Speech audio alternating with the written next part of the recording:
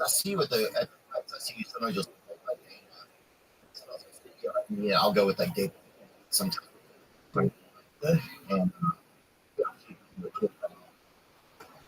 you don't break it. He's terrific. He came, knocked everybody out. He's a great guy. He's so definitely dirt. So, you know, he's a legend. You're looking. We showed up somewhere, and people. I think it's right there too.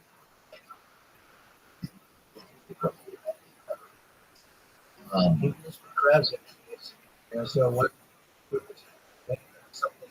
An 80. But he's really forgetting about that. Told Bob, you know, Nick. Bob. Yeah, I've been over to oh yeah, I mean, I live in that in yes, he had that one. I was like, hey, I'm gonna birthday party and you should come. I was like, we have a lot of fun stuff. His brother's missing, right? Yeah, I've heard this. It's like, you ever seen that movie, The Light of Christmas or whatever? Yeah, The family and the father I knew very well. He just passed away.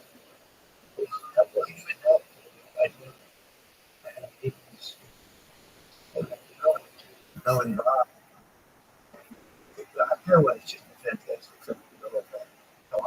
He and I drove around together a lot of time. Look at his brother right there. That's right. And you know what? He let us know pretty much. Well, he did a perfect job for me. I said, you play? We're on the 17th call. Did you play? Yes. I said, oh, Really? you want to get a shot? And he said, okay. And he got two emotions of it. Really.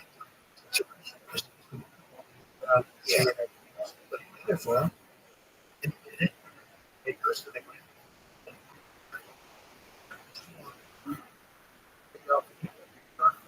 Shot. Up to the right, little. Nobody knows what it is. Nobody was right. But it's like a perfect shot. It's perfect. He's not doing it. You've never been shot that for you. Really. Yeah, they really have.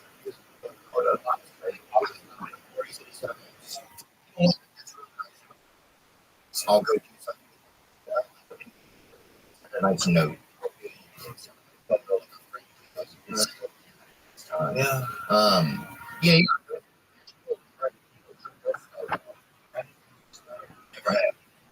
Never have.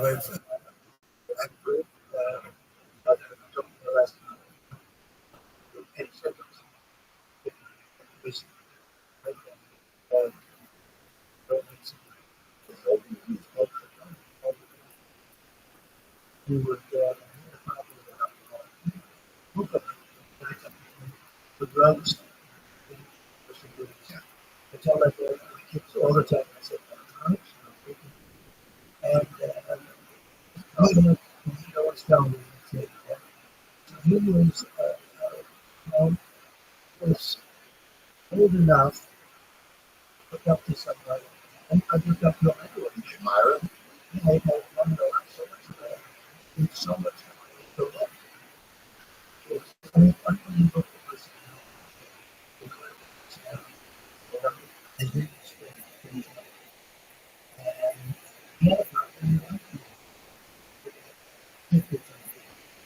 see alcohol tougher and drugs to get off of that.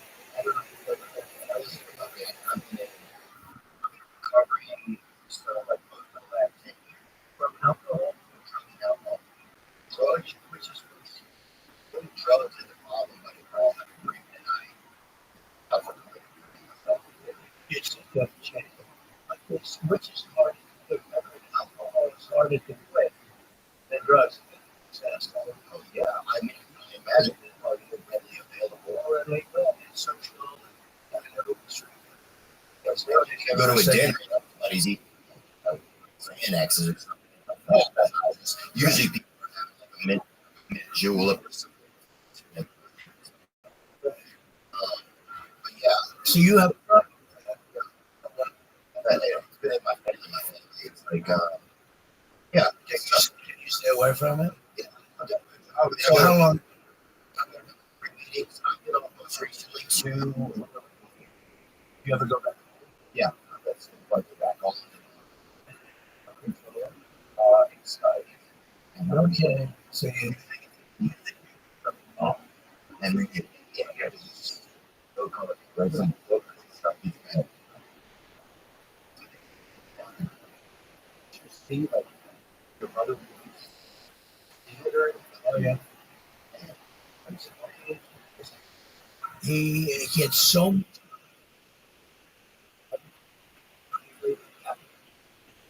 knowledge. Some of them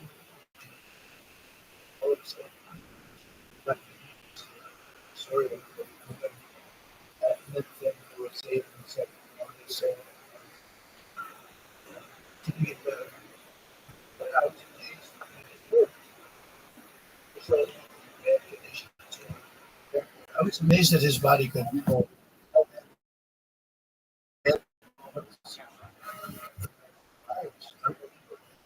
That it could withstand this. Yeah, it's a body, right? It's so resilient. Yeah. Do you remember the last time that you saw him or spent with him?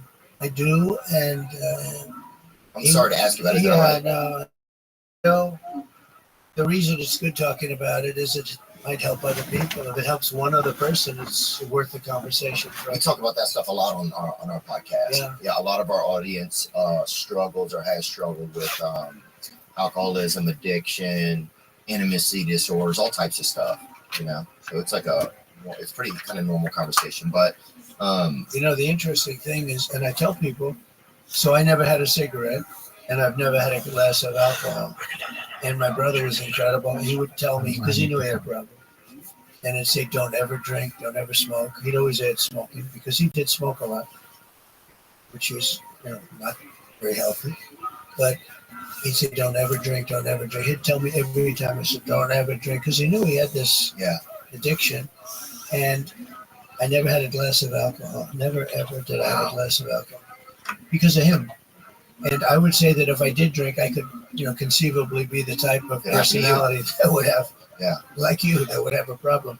But I never had. And the only thing I say to people is, it's too late for the people that you're talking about. But if you don't drink, you don't miss it. I mean, I don't even think about alcohol or it's not a part of your world. I don't think about cigarettes. I don't think about any of that. If you don't take drugs, if you don't have alcohol, it's real easy not to drink it. I had a friend who went to the Wharton School of Finance with me. He was a very smart guy. Where is it, Wharton School? That's in Philadelphia. That's at Penn. Yeah, Rocky. Right. It's a great school, great business school. And it's part of the University of Pennsylvania, the business school. Oh, it's nice down there. Yeah. My friend's brother went there or something. Well, then he was smart because it's a great school. But this person that I met, he hated the taste of scotch. Hated it. Couldn't stand it. But he insisted on having it because he felt it was important to be able to drink. I said, no, just don't drink. He said, to be successful in business, you have to sort of interact and you have to drink. And I said, don't do it. Anyway, he became an unbelievable alcoholic, uncontrollable alcoholic. Oh, I think and he died. Best. Yeah, and he died. He was but he hated the taste of scotch, and he couldn't live without it, literally. Well, I think I noticed a lot of in the recovery rooms and stuff. It's a lot of people that they're missing something inside of them, and so they take on so they want to try and fill it up with something else. Do you remember the last time you spent with your brother? I do, and he'd have periods where he'd get sick, very sick, and we thought we'd lose him or we lost him. Then he'd get better. And that happened 5 or 6 times. I mean, where you thought you lost him, and then he got better. And it was amazing. I mean, he was, certainly very strong in that sense. And I just tell people it's so tragic. Don't drink. Just don't drink. Yeah. And you're not going to have a problem. Like even you, if you didn't drink, you would never. You probably maybe you wouldn't be successful like you are. You know, it's part of your story, It's right? helped me a lot. Yeah, because I don't know what would happen probably. It is risky. What's something that you miss about him, or like that? Like what's something that you miss about Fred? Well, he was wise in a sense. I mean, think of it. He's got this problem, and it was very important for him to convey to me not to have this problem. And I couldn't have been successful if I had that problem. Yeah. If I had, and I think maybe I'm a personality type where I could have had the problem if I drank. But if you don't drink, have a cigarette. Uh, Beautiful, mate. You know, I think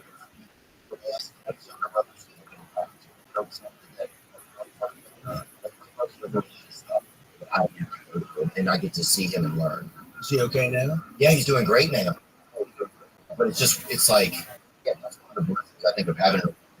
Well, you can learn to, even if it's not a brother, by watching a friend who's by reading about people. You can learn. Yeah. It doesn't necessarily have to be brother, but it's brother. And great. And not just one. I don't know that I would have smoked cigarettes. I probably would have drank. I think no reason not to. I had a reason to do Kind of a blessing. Yeah. Did they, Welcome. How you living, Kim?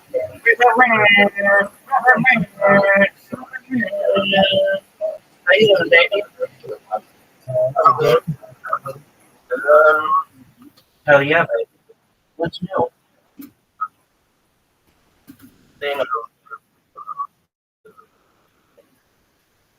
Excellent. Hey, do you have?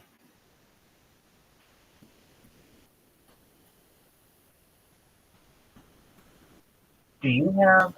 Um, do you have a?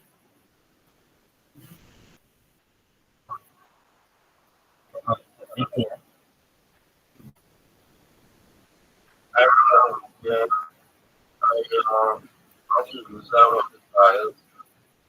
Yeah. So there's this new one. This new one that's absolutely free. And hardly been published. So I want you to download it. It's called Proton. Use it for what? Uh, Yeah.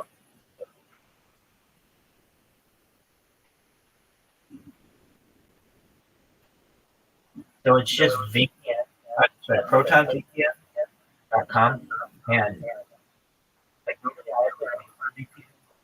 It's pretty expensive. Not too bad, but of course it's free. And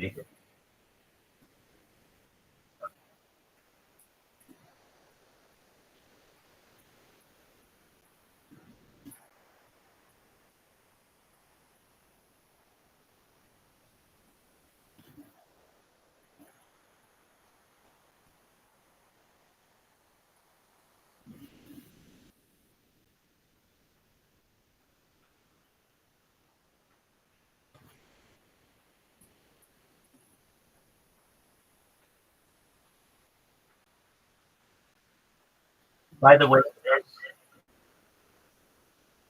VPN is free for everyone.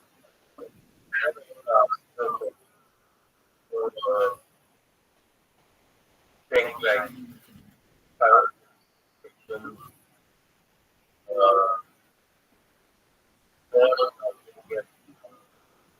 get steps or anything.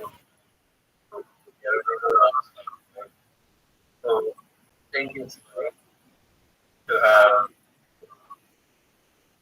say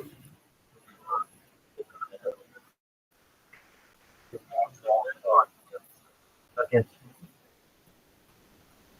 against like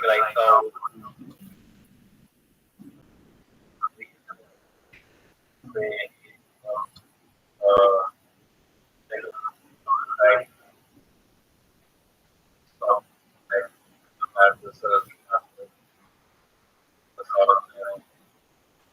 I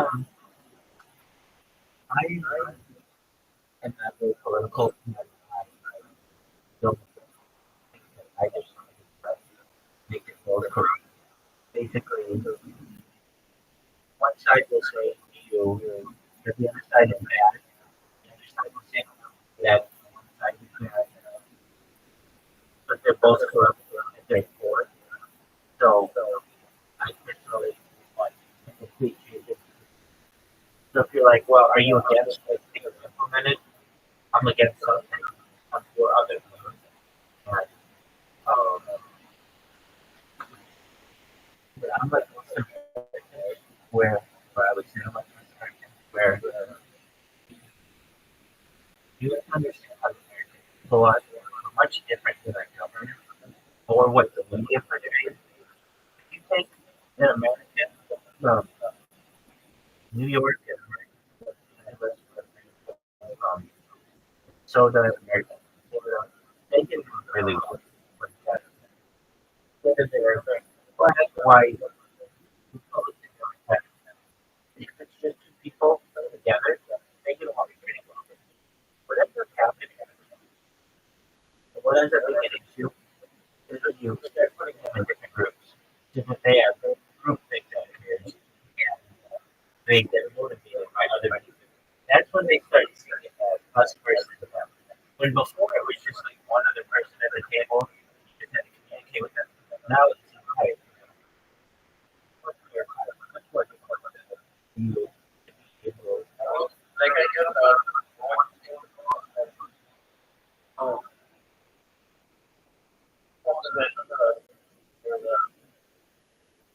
there was actual kind of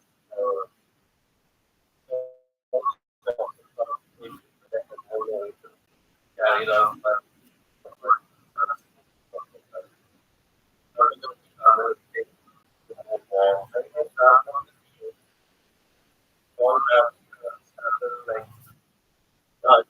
If it results in any more war, I'm against it. Yeah, if it results in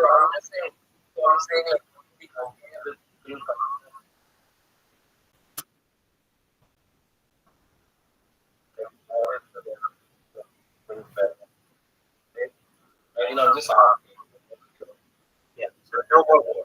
Whatever it's doing, no more that people think that we're like military. And you're what you can to avoid that, that's important. If whatever you have and involves war, I'm against it. yeah.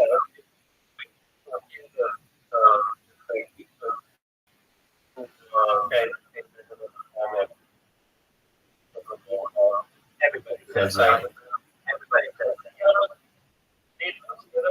Right now, I feel like a song like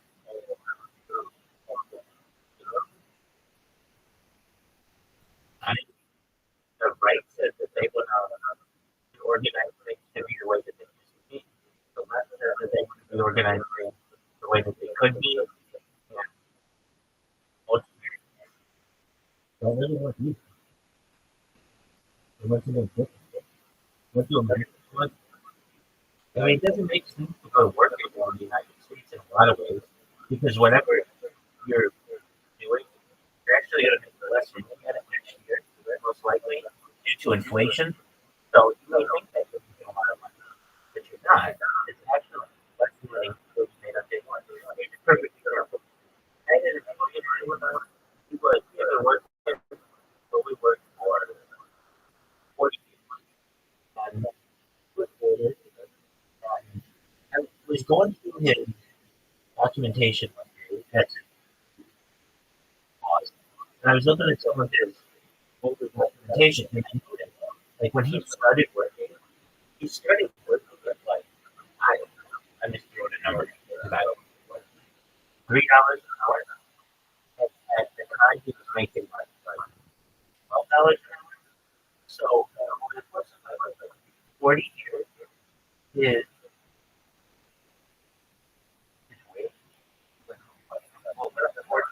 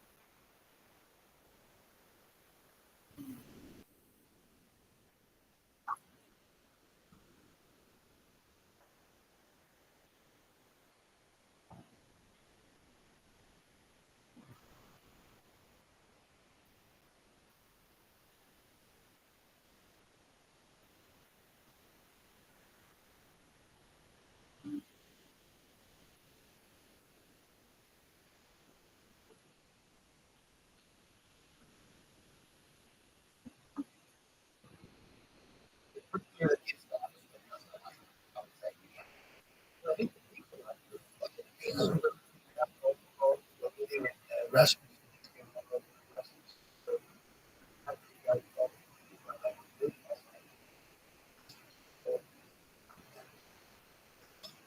Also,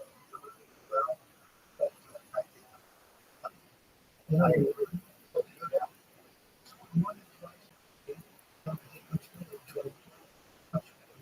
millions of things like us.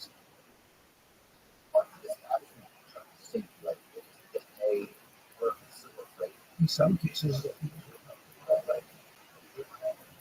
something that I'm not interested in. Certain books, certain tips, and certain plans, and some other formats and boards.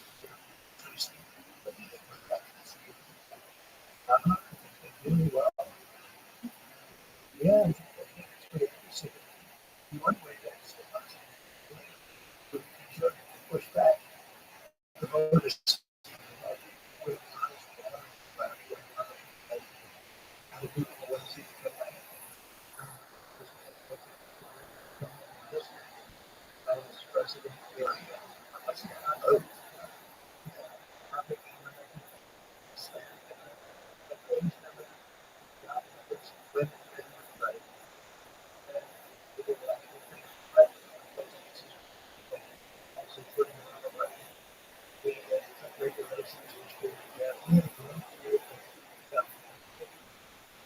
So what I'm saying is people, one thing that you do, recently we had Bernie Sanders and I certainly a lot of things, but I think the one thing I'm really mad at the system is that it begins the American hospitals and the insurance companies get away with hiding their prices.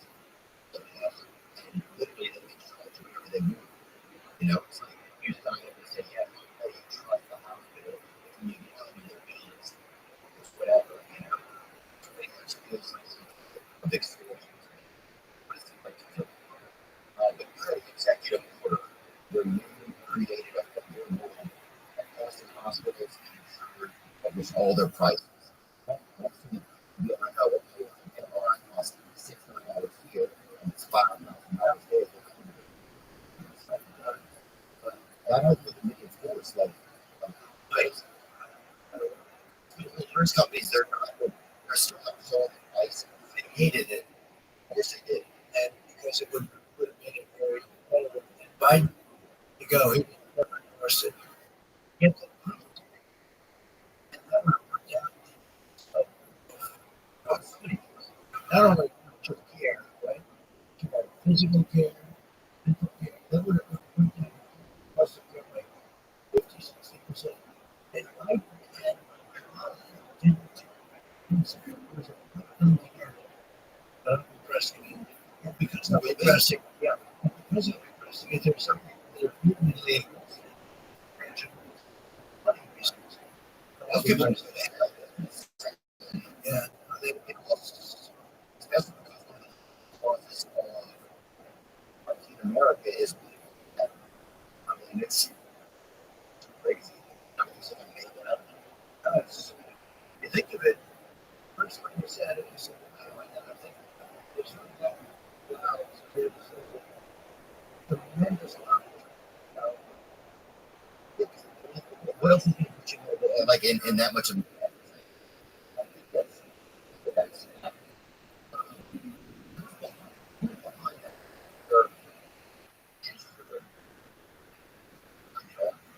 it's like mastermind. It's very there's a lot of contributions from yeah, and plenty of other people. So I found a lot. One of the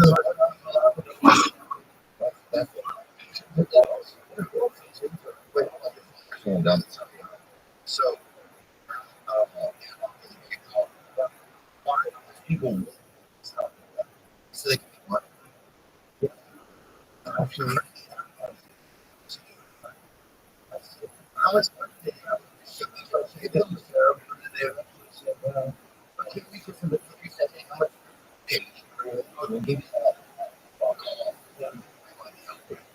can't we put two to do it. Other politicians,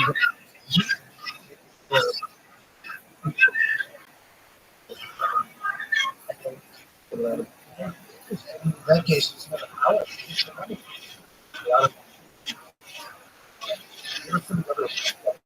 that we don't even know about? What power is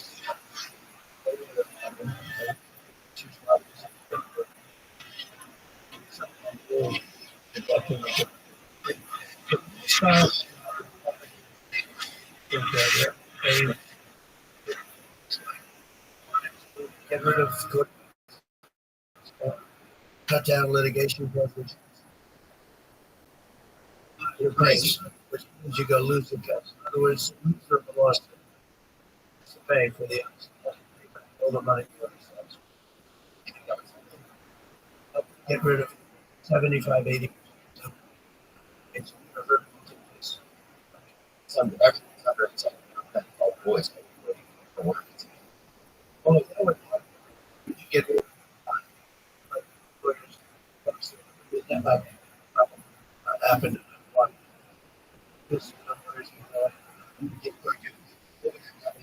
Board, put on something, make it. I don't know. I disagree. Most and what litigation.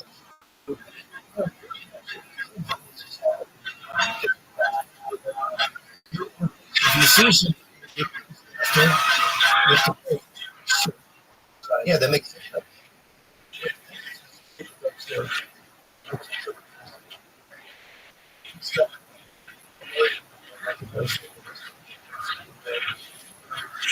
Pretty heartbreaking. Almost all given as a potential vice president. Right. I like him. I've always liked Too. He's probably not. his son. He says them in New York. The Democrats have. I haven't. You think he should be allowed to do that? Well, the laws don't. The laws don't. Unless you have 15, 20%, whatever. You don't have to. So you can't get on the stage. And I think it makes it very important. I mean, to be. Oh yeah. It was a great meeting. It was a great meeting to be children. They took it after that. Well, they gave me everything that I wanted. They gave me Dave Bash and Jake Tapper. Very straight doing it. I've been Jake, like I don't do that so much. But I think that's cool.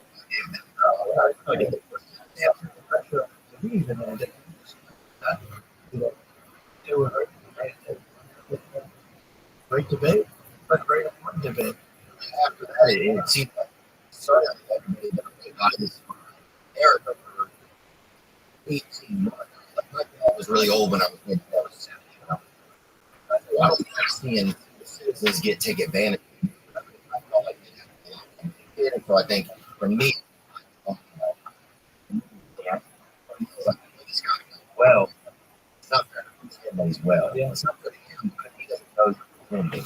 You know, it seemed like the coolest thing you can do. And we're all supposed to believe he knows not saying this. I mean, like, we're all just being gaslit. You know, something that's like moral. It's a human name. So somebody's grandpa disappear. He just disappeared from suddenly. Like, all it is happened in the back there was overnight. And that's constitutional. She got 14 minutes. They threatened this angry person. Someone close to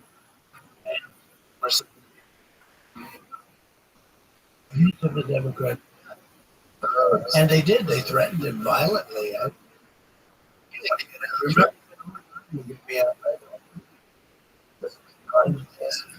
Yeah, and so this was after the debate. He didn't have the debate. So they set him up. That I don't know. He had his debate. Didn't. They offered things that they never accepted. Then they said, they said their topic. Offered, so I could not take. I accepted all. And no, it was a good debate for him. He can see what right now. She was one of the most, she was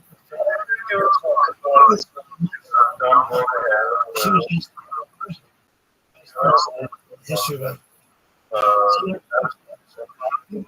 weeks saying up.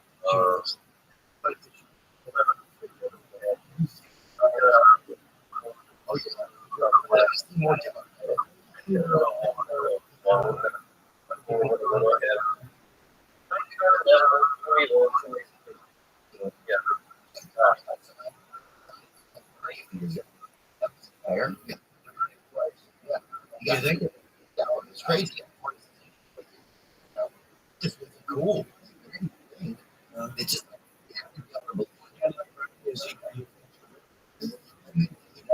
I like the first time. Yeah, I think you see some stuff. I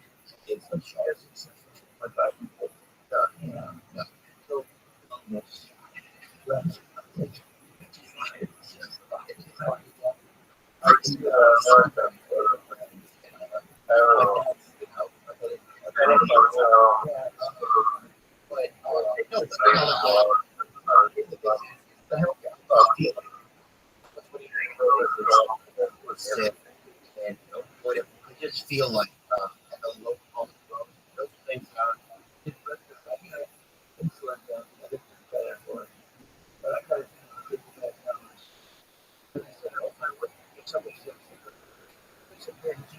Kicks in.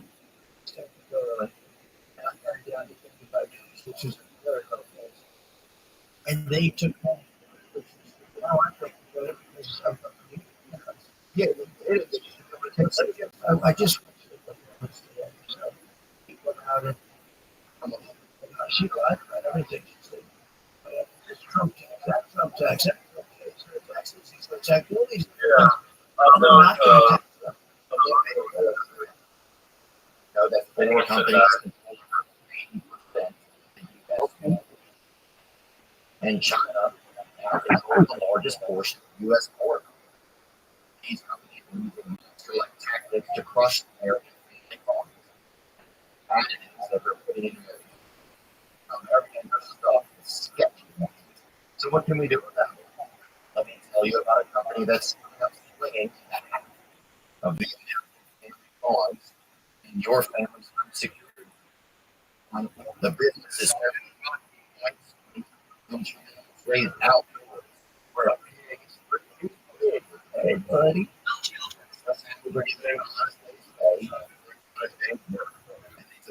Straight to your doorstep at prices to keep American cars by joining the movement today. .com/media. Today for hot rolls.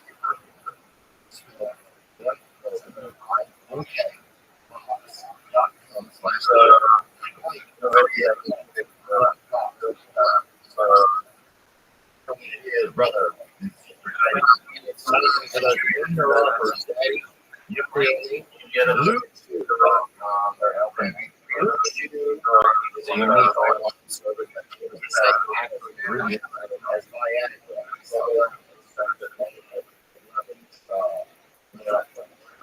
Just one moment.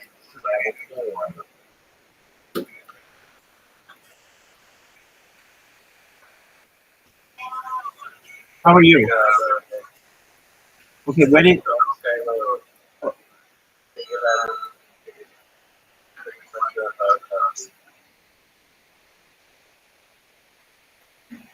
so what was your question?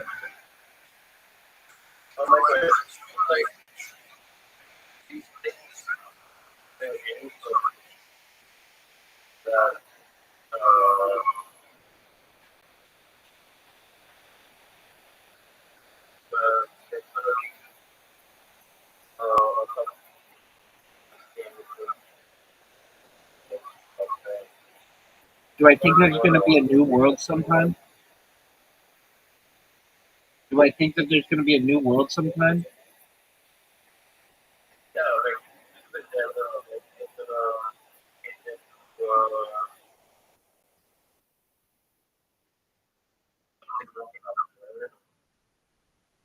Yeah, I do. But I think there may be some major kill-offs,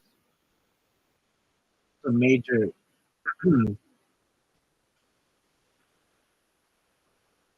pulling of the herd.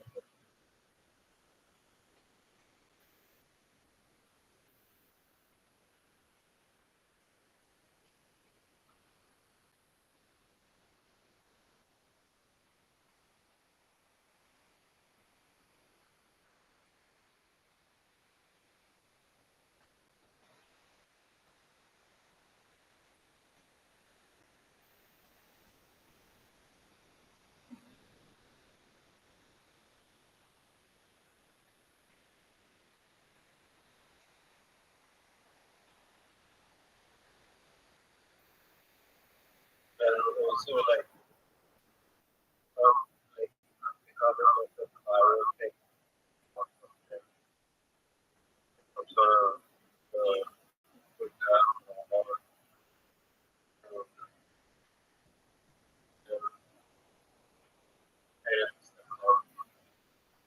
and also like part of the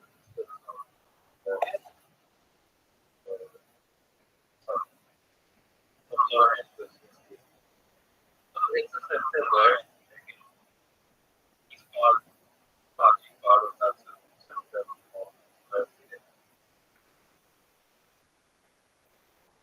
What's the citizen on the USA? Yeah, I get it now.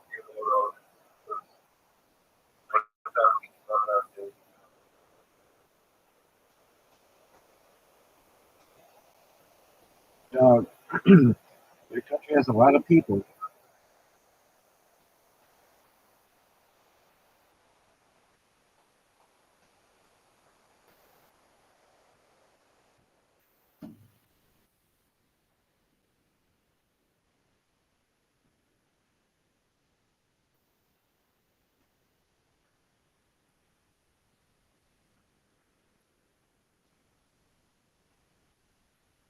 Pretty much everything right now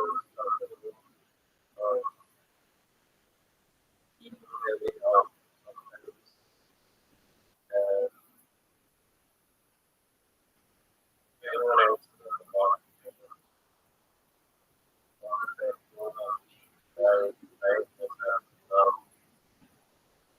it's very uh, yeah, like the nationalization of India, it just like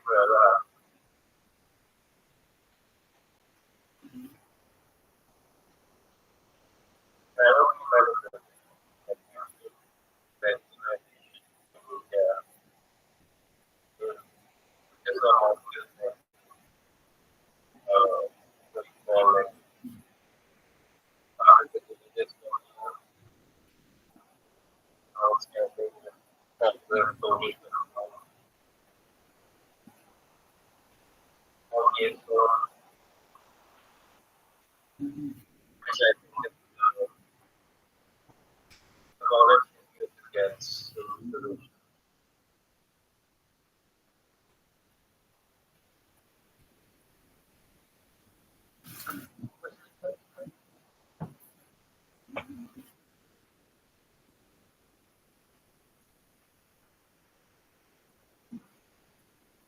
yeah, like,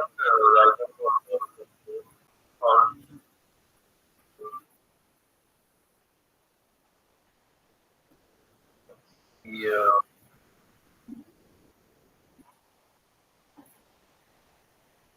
I don't know. I don't like the board thing. The gathering, I look at it. So, I don't get to like that. But, yeah,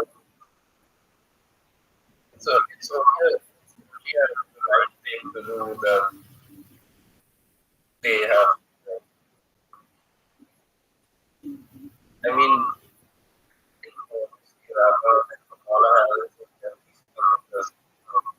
Yep.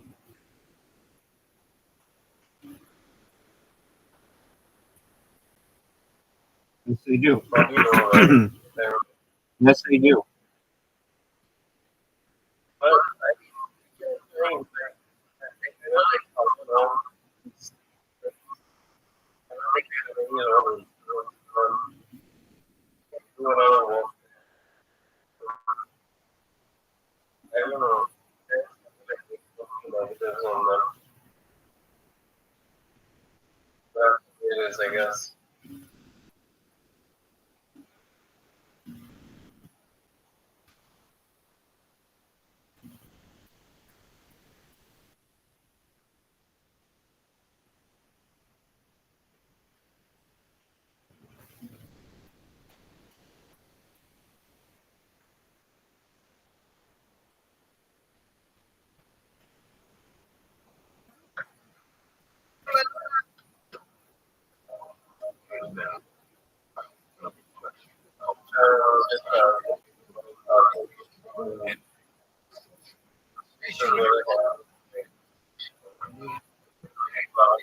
Healthcare system The has most been part greatly of info.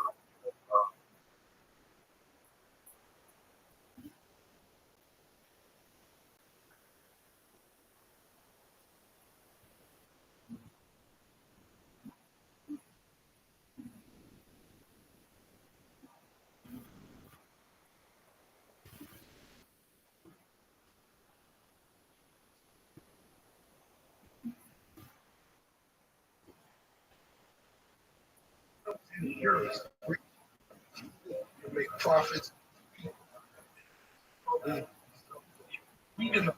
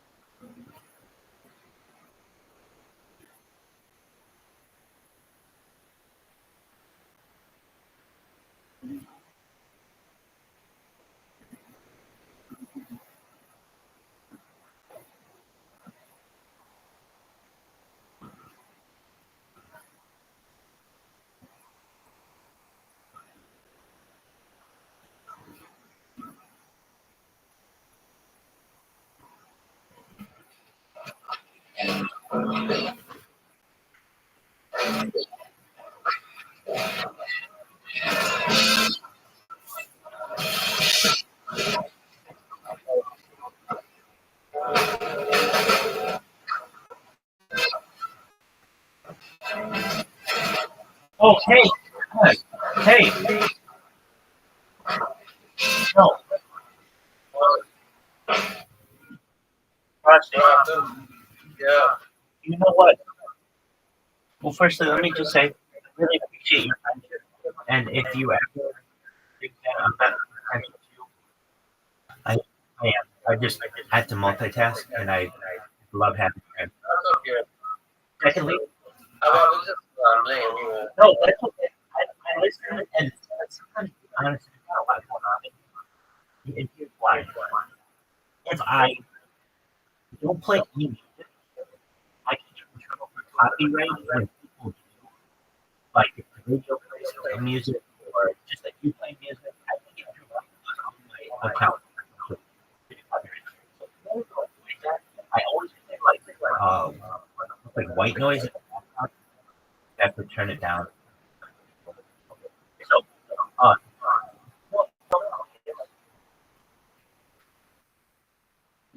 okay. I want to go. I'll be asking you the same question probably every single day. Some people come in here and they like, you watch you watch oh, and then the next person will be like, you watch Kill Tony? So, I wrote, like Tony, basically, you have 1 minute to make the people laugh as much as possible, right? You know this? Yes, I do know that. Okay. So, I developed my own stand-up routine. Not that I'm gonna do it, but well, why am I not gonna do it? Because it's the Austin, Texas, which is like really far away. I don't have any money, but maybe someday I'll maybe do. So here's what I did. I'm just gonna give you a load. I went to Reddit and I got the best answers for all of them. Like, I got the best jokes on the internet, and I put them all together. Now I'm gonna give you these jokes, and you may laugh, you may not. Some of them are really, really difficult to understand in English if you're not like a fluent speaker. I mean, you may be able to get it. You're be able to get longer, but I also don't know. Maybe it's because I read them. I haven't always done it the same way. I have one of the jokes. I'll go through it, and if you're ready, you want me to explain, I can. But here we go. Rabbi Rothschild. You want to be super popular with the ladies like I am. Here are some fire pickup lines for sliding into shot DMs. For that hottie in your feed, you might message, are you my pinky toe? Because I'm going to bang you on every piece of furniture I own. Perhaps that new person on your page should know that they must be a rear end collision since you want to hit from the back. You can always use the tried and true. Is there a mirror in your pocket? Because I can see myself in your head. For international prayer, you might send something like, you might kind of look like this if you be interested. I'm proud. What about, I lost my number. Can I have yours? If you admire animal care, you might say to them that you hope they have pet insurance because that pussy is getting beat. For that fit girl in your life, you might say, do you keep a phone in your back pocket? Because I actually call you. You might message, are you sure you aren't a parking ticket? Because baby, I'm going to tell you are you. For that future boo, you may send, damn girl, are you a haunted house? Because I'm going to scream when I come inside. And finally, for that person you never want to message you again, all you need to do is ask, are you a piranha? Because I'm going to need a blindfold.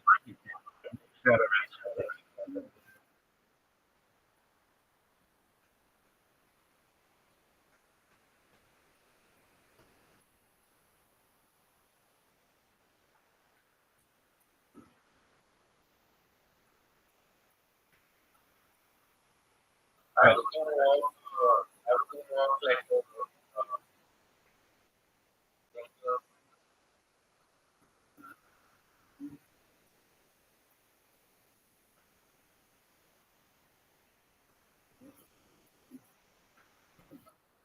Can you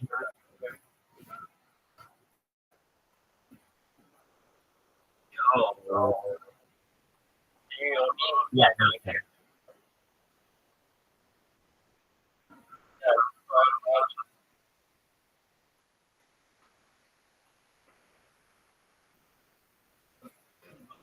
you hear me? Oh, yeah. Can you hear me? Yeah. Yeah. Okay. You ready for some more?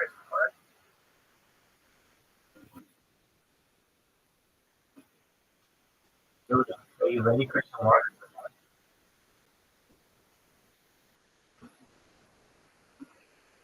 Rothschild.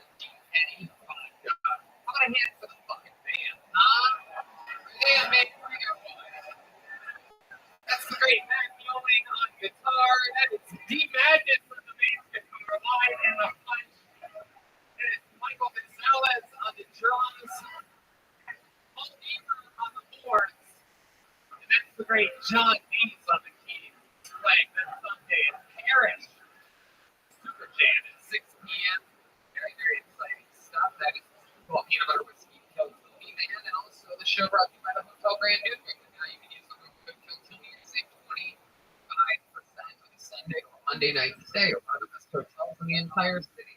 Here's a little bit more of the amazing stuff. Made tonight's episode available for you for right here, right now. Hey y'all, I know this, but when I'm not being the host of the number one live podcast in the world, what I've been doing for the last 16 years is being a professional stand-up comedian. And I'm excited to say that I'm back out on tour again. August 26th and 27th, I'm in San Antonio, Texas. September 8th through the 10th, I'm back in West Palm Beach. September 29th through October 1st in Nashville, Tennessee. October 11th in Philadelphia, Pennsylvania. October 14th and 15th, I am in Boston, Massachusetts. November 4th and 5th, New York, New York. December 9th and 10th, we'll be performing in Arlington, Texas. January 13th and 14th of 2023, I'm in Dallas, Texas. And February 9th and 10th, 2023. Texas. Tickets available at TonyMitchell.com. All these shows sell out, so don't be a doofus. Go to the website now and get tickets. Why use that app? Hey y'all, when they say mental health is a journey, they mean it. That's why it's prioritize mental health and wellness every single day. You work on yourself and bring positive change in all areas of your life. A long-term effective therapy can give you the tools to overcome challenges as they arise, strengthen your relationships, and give you a more positive outlook on life. There's no better time to invest in yourself than right now, especially with all the crazy stuff happening in the world. And, people being away from their families, away from friends, and maybe you're having to start a new job, or you're wondering about your health physically or mentally. I wholeheartedly recommend Talk Space for therapy. You can sign up online and start the therapy the same day as you sign up. You can text, video, or send voice messages to your licensed therapist. It's incredibly convenient to have virtual sessions from the comfort of your own home. Red Dan? Talkspace is the number one online therapy platform that has thousands of licensed therapists trained in over 40 specialties. Depression, relationships, and more. Your therapist can help you set and achieve your goals. You live in this with the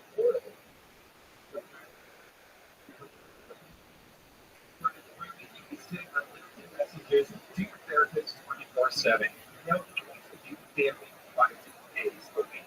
It's also secure, extra secure, and private using the latest end-to-end bank-grade encryption technology to store your information and comply with the latest regulations. That's right. And as a listener of this podcast, you get $100 off of your first month with TalkSpace. The licensed therapist today. Go to TalkSpace.com. Make sure you use the code TELLME to get $100 off your first month. Thank you for your support for the show. Make yourself feel better. Make yourself strong. It's TELLME at TalkSpace. You know what else? We are deep into the summer here. I'm telling you, this Texas is no joke. One of the things that I've been looking lately is ridiculously hot temperature. It's hot you up during the day. I'm walking out of 130 degrees to 110 degrees, and the point is, I have to stay hydrated. It is important to be proactive about keeping our bodies fueled. Making hydration a priority can help us feel healthier in our everyday lives. One stick of liquid IV and 16 ounces of water hydrates 2 times faster and more efficiently than water alone. Plus, it has a bunch of great benefits. And I'm telling you, stuff works. Anybody who's ever had it, it's one of the most undeniable products. I am so honored from it because it's truly something that I had one today with another pocket time glass of water. I've been feeling great. Ate late last night. I'm not at drinks, and liquid IV brought me back to life today. Right, man? Yeah, I agree. Our followers sponsor is one that I would recommend everyone sponsor. I have one in the morning, one at night. I have one right now, all day long. And I love how convenient. Just this little cup, you put it in a little bottle of water, mix it up, and you're good to go. They have amazing flavors. Grape, I love it. Love it. The guava. Yeah. Amazing. It's liquid IV. It's B6, B12, and vitamin C. But recharge your electrolytes of traditional sports drinks. And it's free from dairy and soy. Yes, we love it. So grab your liquid IV in bulk, nationwide at Costco, or I would recommend you get 15% off when you go to liquidiv.com. Use the code Tony at checkout. Make sure you use the code Tony so they know that we sent you. That's 15% off anything you order for better hydration today. Use the code Tony at liquidiv.com. You guys ready to start tonight's episode or what? Every single week, we have one of the funniest people in the world. This one is extremely special. Coming up tonight has been on the show before. He is, one of the guys that I work with more than probably statistically almost anybody in the comedy store. I mean, I brought him up thousands of times. You know, two specials in his hit podcast this weekend. This is wow! Oh my God! Oh my God! Wow! The man with the first legend. Regular people, new friends. This weekend. You know, you love us. Come on back. No.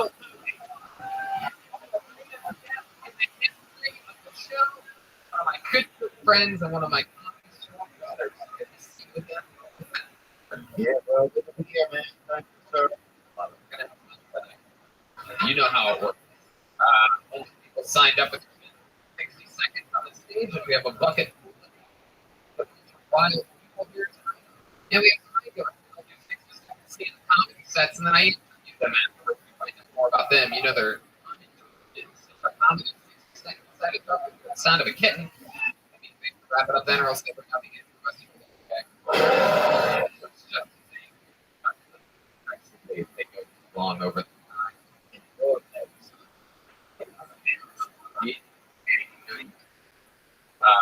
And yeah, that's it. Are you guys ready to go? Everything is in place. Moving into the money, let's start the show with one of our favorite regulars. In the history of the show, we watched the show just year of living in a van to be absolutely rich, buying new outfits every week on Amazon, performing in arenas in Joe Rogan. Ladies and gentlemen, it is a brand new Guinness. This is Hey,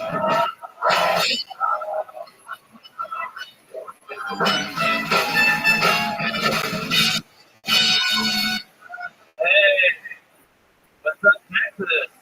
Be here. Thank you for putting on your dress Crocs and your mullet, drum running here. This is my third week in Florida. I've been in Florida so many times. I've become an honorary coach for them.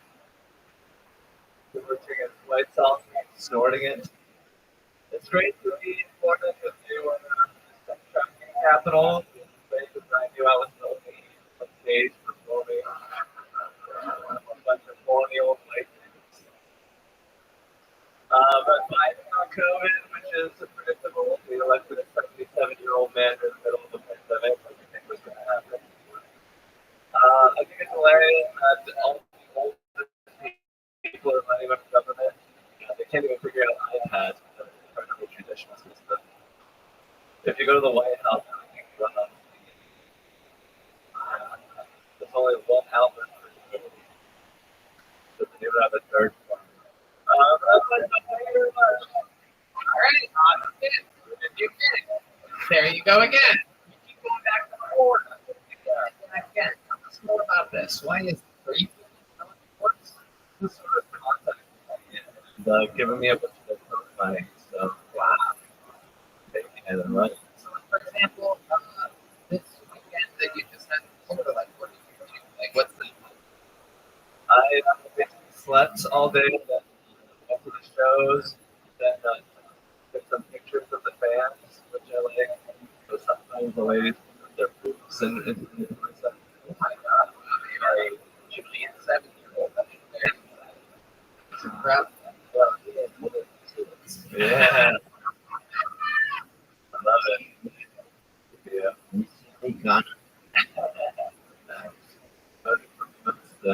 Tell us more about this weekend. Anything crazy happened? Rose went good? Yeah, shows were good. There's a coke dealer that did 30 minutes of posting before me, which was fun. Being a like comedy club. How do you know it's a coke dealer? Why are you so not afraid to say that out loud? He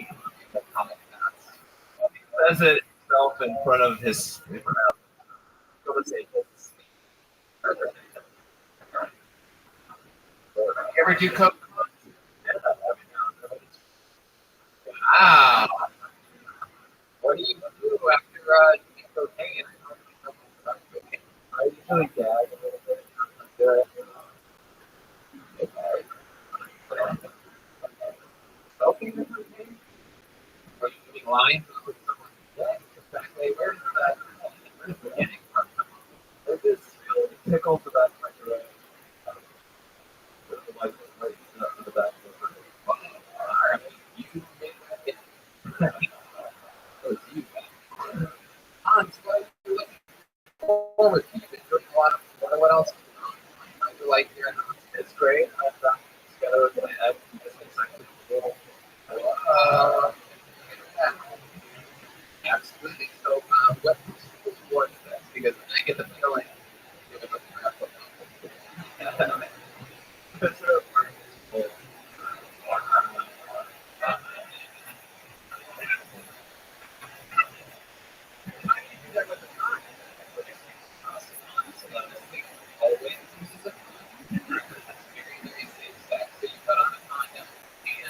I didn't.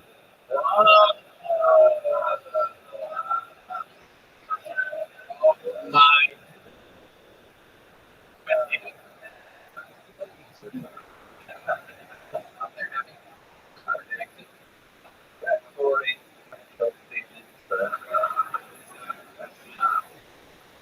very, very risky business up there. What was the change of look though for her? You always said that she was very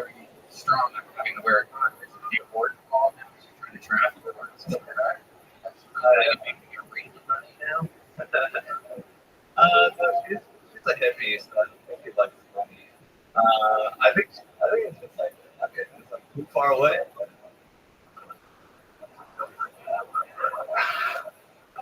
Okay, were there other people in the pool? Well, there were, but they got scared away. Right. Like that. Okay. And how long did this whole experience last? How long were you shoving a full chemical steam inside of her? Classic way of causing yeast infection and whatnot. Well, we started out with some sex. I finished in about like 2.5, 3 minutes. By the way, for those people who are grade. That's how to do it. You gotta finish early, bro. Yeah. You want to stop. Yeah.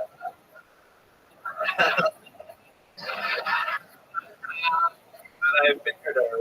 Oh, wow. Yeah. That's disgusting. I gotta be a gentleman. That guy's sick. Now, this is interesting. Were you wearing your goggles? No, I wasn't. I forgot my belt. I was in Las Vegas. That was very, very, very, very, very nice hotel. And one of the days I was walking like that, walking back from the pool, with no shoes, no socks, fucking gone swinging in his hand, no shirt on, bathing suit, all by himself. And I said, Mom, get those goggles from the pool, from the nice place we were at. And you said, I brought them with me for months. This boy brought his own pool goggles with him. That is the most dangerous thing you've ever heard in your life. But bringing out him later. Alright, well, you did it again. Another human. I absolutely love talking with you and catching up every week. And thank you so much. I'm going to hand it the green light to everybody. Thank you. There you go. It has to be done. Now we go to the bucket. It gets a little bit weirder. It could be anybody. It could be someone's first time. It could be a local legend. It could be anyone. It could be someone that traveled thousands of miles. Your first Canadian tonight on the bucket goes by the name of Joe McNamara, everybody. Here we go. Joe McNamara.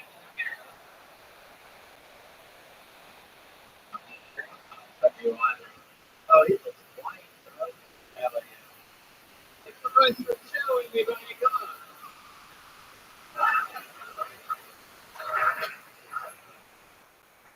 For the first time in my life, this morning, I got chocolate. At least, that's the beyond. Last time I talked to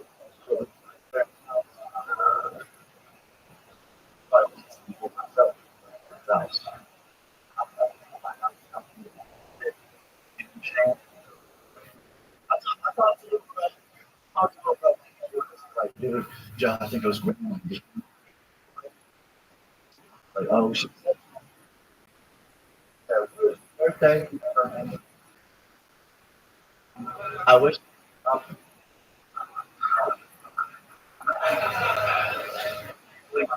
Really young and healthy, so there'll be.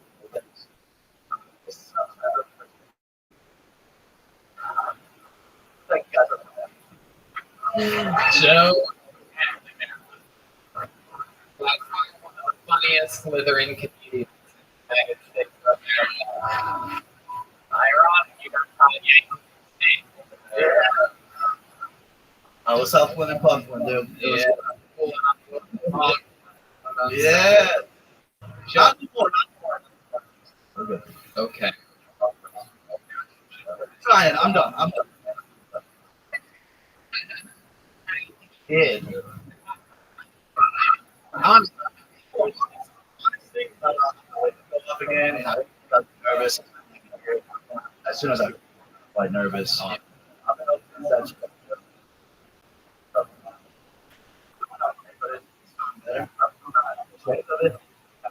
more ashamed of you. wait, did that No. The whole time I'm for me, I'm like, hold on, stop. So you gotta do PR. this is reality I'm talking about is very. The whole time I'm sitting in my room, I'm like, so I took it, but take the meal and then I locked the door. Someone walked in, bam, we go. You literally No. do watch the great. You literally do watch with a headset on, but There's a lot. Usually not. If I'm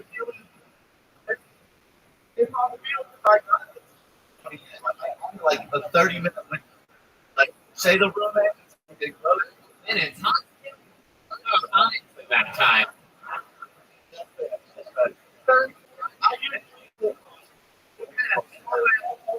Watching. you gotta load it up. You have a slow. Yeah. Because it's VR over there. My mom,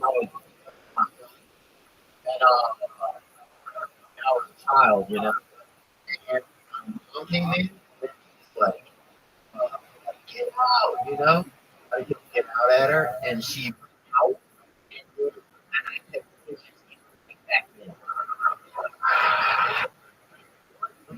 That's great. I'm just coming back in. What? No. I don't think you're ready for that right now. Me too. That's why I've been. One side, I was a little boy. I was like jerking off a day. I thought I had found fucking. And she came in. How? Right. And she came in. And I sort of like turned around. You know, I'm like, oh my god, get away, whatever. And she's like, what the fuck is going on over there? Because it was a towel. You know what I mean?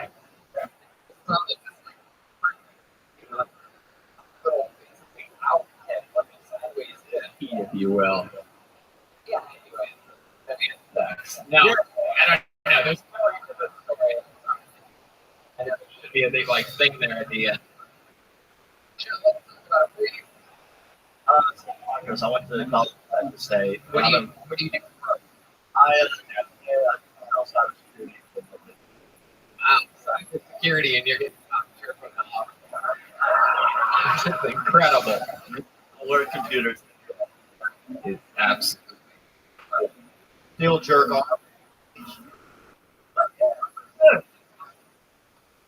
With a face like that, I'm getting almost exclusively jerks off.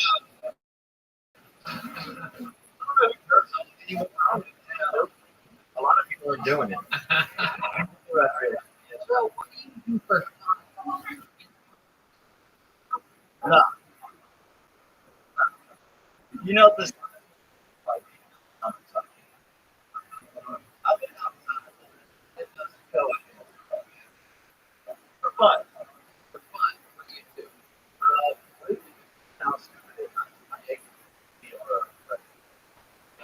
Wow. So I'm really wondering why you didn't have a Fucking suntan. I do go to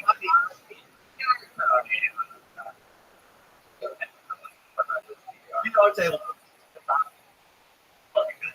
like regular table tennis, right? See, video games. I skateboard, work out with dogs,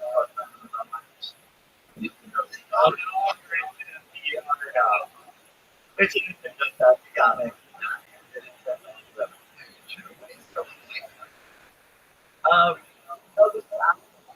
Always breakfast everything for like both. Your parents have always been.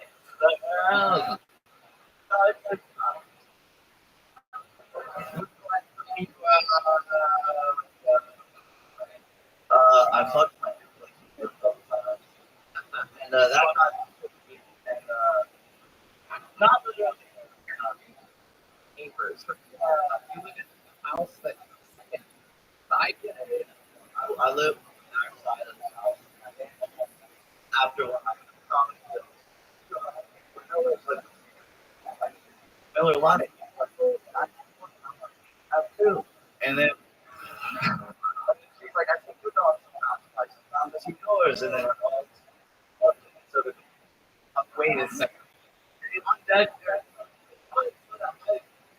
what I mean for you to get your dog has to be her.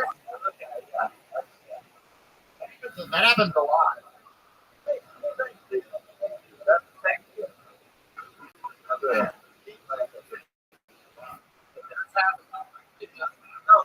There's this girl I went to Houston. And she I hit up with her. You go to I've Pennsylvania. never been. You think it's not Pittsburgh and it's not Philly. It's somewhere around here. Oh my God.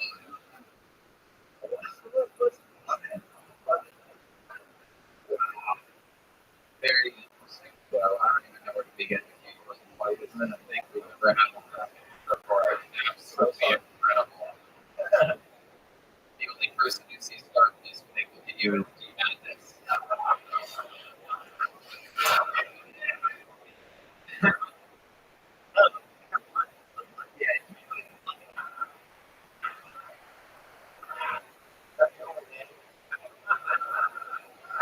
Joe, you ever hear one of these jokes before?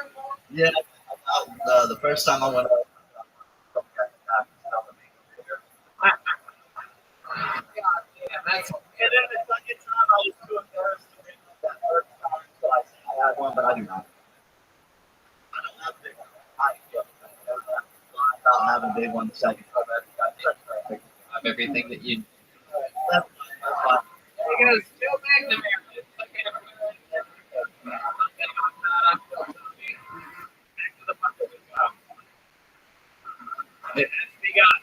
You see what your next comedian goes to Max Whitson.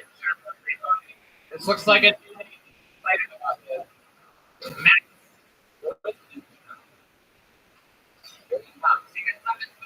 Huh? Come on, one more time for Max, everybody. Come on.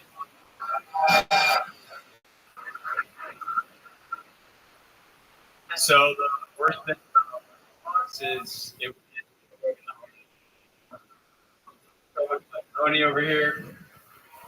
His kettlebells, you know, kind of like you know, he is. I'm not talking about Joey D. You know, a decade later, you might say, really big games. So it seems like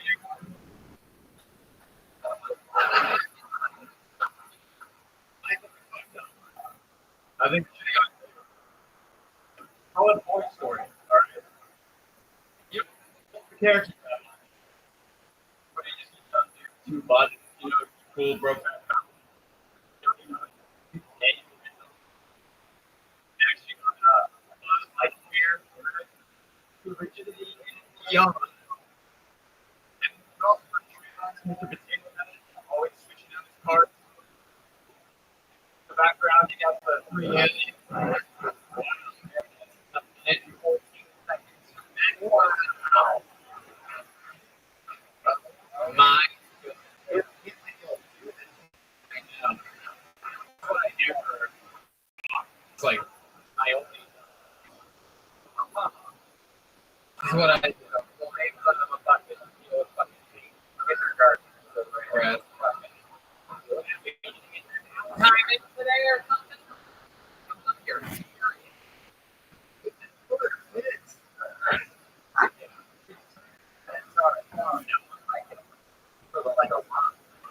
I love it. I just realized it all. Children.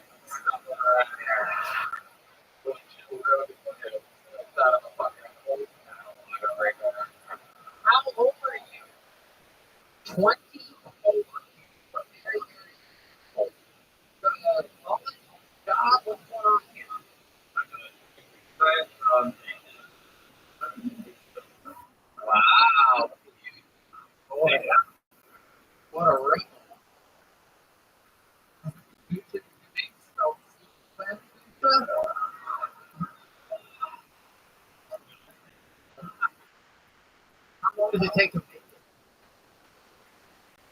You know? Hey,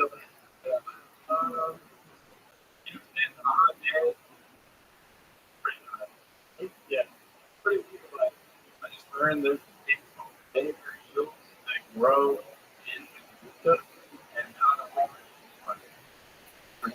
like little worms. Well, tell us some of the secrets.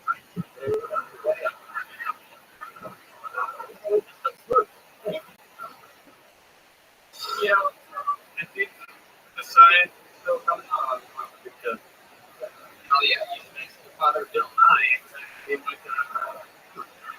do you think is gonna happen? Look, dress like that, and you stay with love like your kids, like that's a normal thing that a grown man would do at all. But how long have you been doing stand up? Wow, look at that! Winston, wow, absolutely incredible. Now, Max, tell us, what a 24-year-old's doing for fun nowadays? Must be disappointed that the Choco Taco got discontinued this week.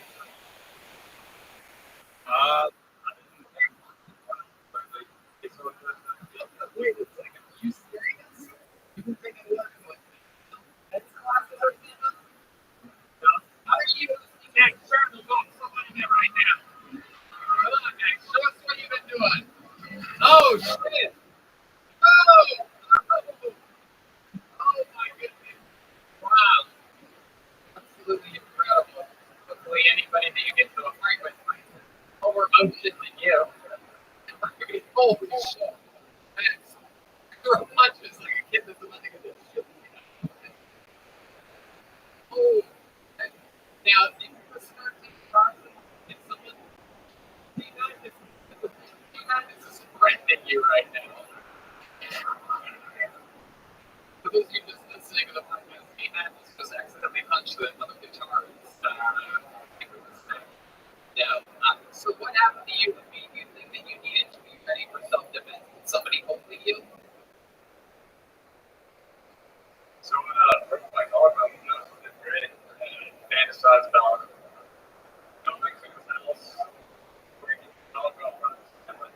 Wow. How would you even do that? What would be your method of breaking his collarbone? Would you throw one of those uppercuts of yours? Or Elbow. oh, we're going to throw an elbow to it. Oh! Yeah, that'll do it. That'll do it. Yeah. Maybe if he attaches a rocket to your back and flies sideways into that, you go like that. It could happen. It could break his collarbone. Max, what's your love like? What face? What's the part of face that you got? Actually, well, You say that like you're going to say, actually, I fuck your mother. Is it good to say, you have like an artist? Actually, you should ask Tony. but I'm probably like a How long were you two together? 10 months. 10? How much percentage?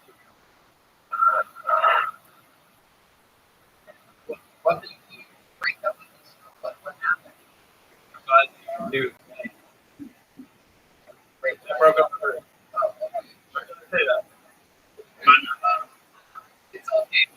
Alright. Why you did? You know, I'm just stage.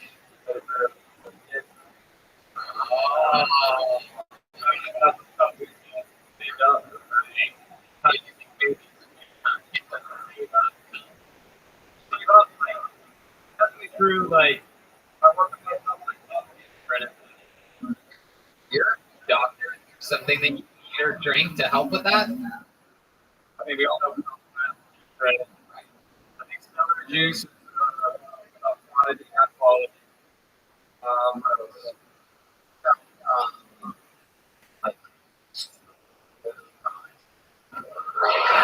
I don't think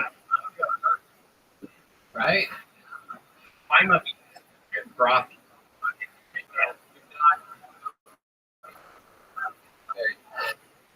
It's Right then. Great, huh?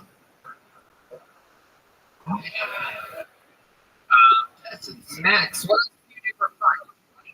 Very, what else? Do you do? Do you still I just got some underwear that trails the ball. thing? And shoot. What else do you do? I like to do yoga. Okay. What else? Yoga jokes? Huh? You don't have yoga jokes? Now it's not the time. Any jokes?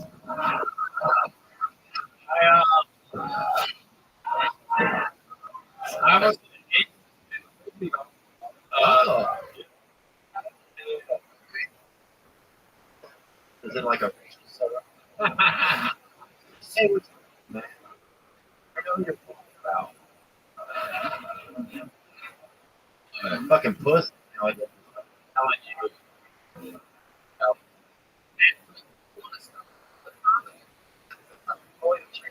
what happened? I moved here in March. I saw with Ari here at, and I realized, yeah, it's a totally different thing than you watch on your computer or your phone or whatever. And I saw about a bunch of people bombing here. Right? You can do it. Sorry, you should do it first. No, you do it. I'm not. I was maximally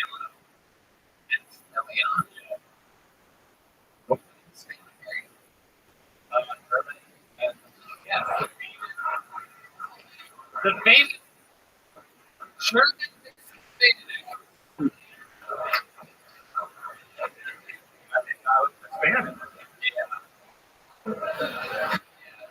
Famous. Everyone.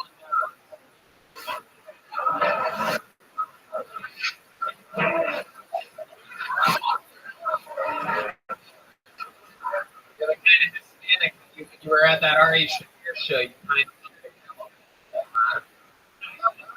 I like them. German future. All right,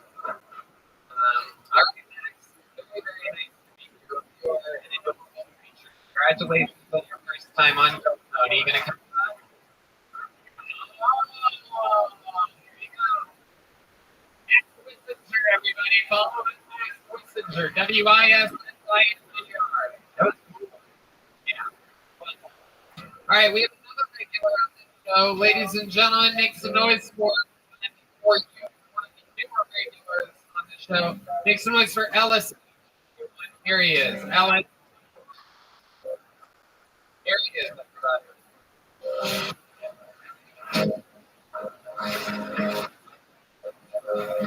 One more time for Ellis.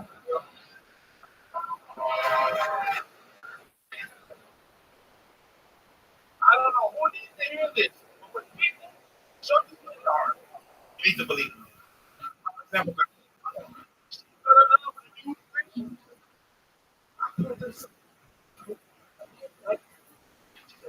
he's you know, different, but sexy. Yeah, but people around. Yeah, man, she called me crying. How did you do this? How did you do this? I said,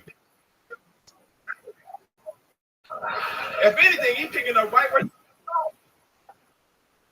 But I don't get it. Why do thugs? Women will spend their best with a women.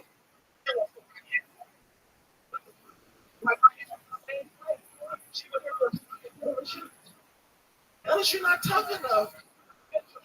At 13. I am a major. When you met me, I was auditioning for Peter Pan. I was looking for myself. I mean, we're two different people. I really did. You could be nervous. My motivation. Makes a gentleman. We are not people. Hey, the fucking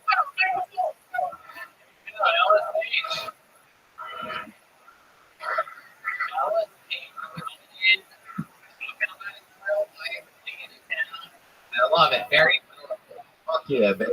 Yeah.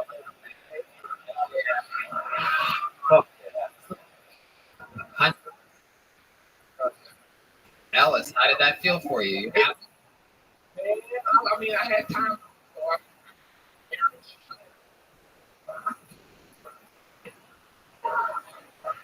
They don't like it. Self-affirmation. All right. You. It's tough. It's hard to get all that take it all and do it in a certain amount of time. Oh, you. It's hard. I was about to have an aneurysm. So tell us about your life. What's been going on since the last time I saw you? It's been a few weeks. It's been 2 weeks. Oh, man. Okay, Amazon. Hey, shout out to Joe.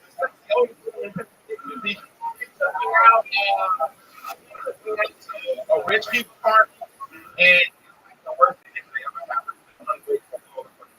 Like I'm Right. got this nigga llamas and chicken. This bag goes through. Got this chicken rolling around. I'm like, ain't this some shit? There's a Popeyes right up the plate.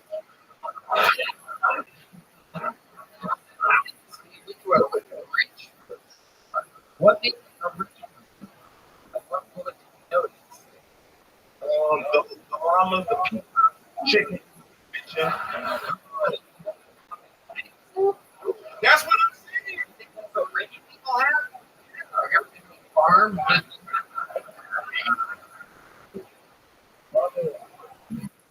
Hell yeah. I mean,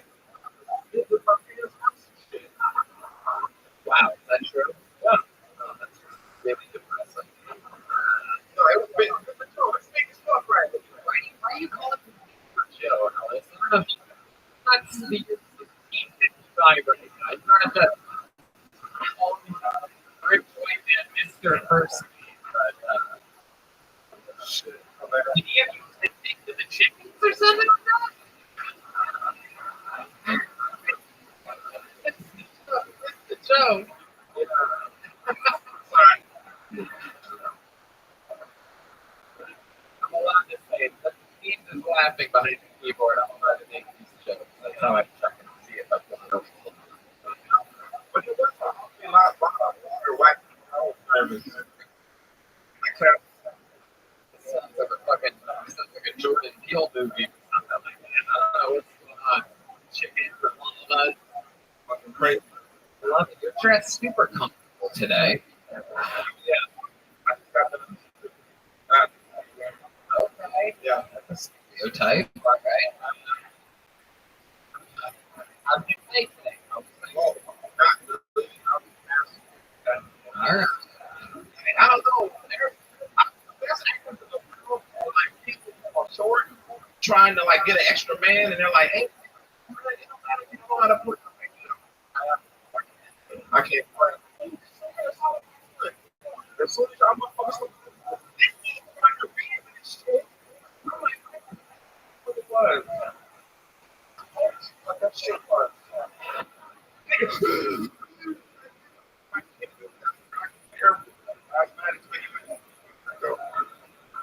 simply trained actor got that into your set. Can you give us an example of like something that you could do, like a character play or something like that? Can you make yourself cry or anything like that? They got a. Who do you want to see let's cry or very, very good to see people cry. I need to see some actual Mr. Joe, can you play things? Hey, Leo, hey, look, we gonna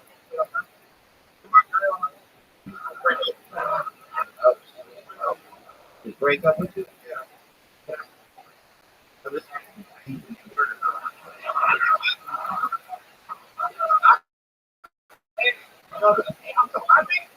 Hey, we gonna. I don't care. But it's at your discretion. Do whatever you want.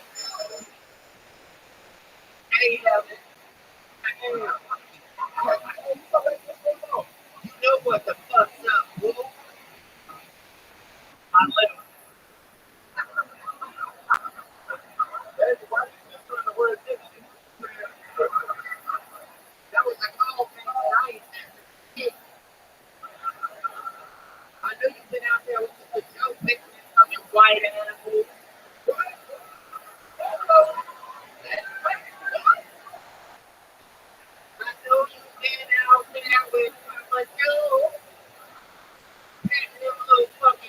Chicken Muffins.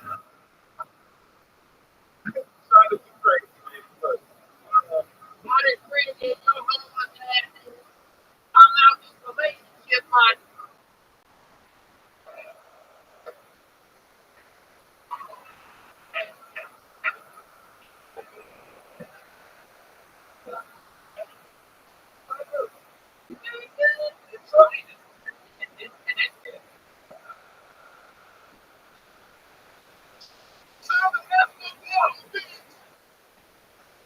I'm sorry, y'all. I'm just fucking like, I'm sorry. That English chicken out here, Ellis H, another new minute. A very, very good performance. Make some noise for it. There he goes, Ellis H, everybody. hey, God bless y'all. Thank you. Back to the bucket we go. You guys having fun out there, huh? Your next comedian goes by the name of Patrick Stewart. Here we go. Patrick Stewart. Nowhere. We ain't going nowhere. Patrick Stewart. We got movement. Here he comes, everybody.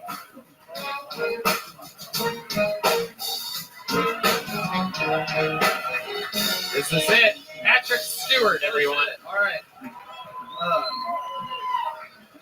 I look like Jesus with an eating disorder. I've been told that before, but like not directly. Like I've been smacked on the ass before, just by mistake. Like I went a girl from behind, and then they're like, "Jesus Christ, eat a sandwich." Yeah. Also, maybe like Jason Momoa with like this way after a picture, like decomposed after like a few decades.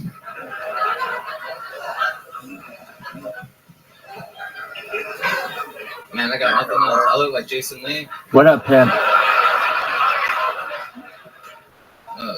How you living? Ari Shafir, if you got lost in the woods on mushrooms.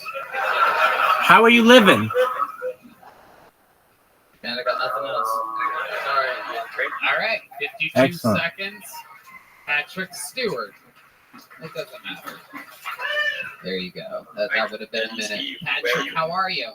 Doing all right. How long I'm have right you been doing here. stand-up comedy for? It's my first time. Your first time ever. Look at Yo. that. It all makes sense now. You do indeed look like those things that you said that you look like. Jesus with an eating disorder, that checks out. You look like you could have been crucified with thumbtacks. You could use that next time. Then you'll have a full minute. Especially with all that laughter, it'll really fill in that extra 8 seconds. I mean, Jesus was pretty skinny, though. I mean, have you ever seen like a little chubby Jesus? He already was like Jesus with it. Anyone did. This guy looks like his last supper was months ago. Patrick, where are you from? From San Antonio.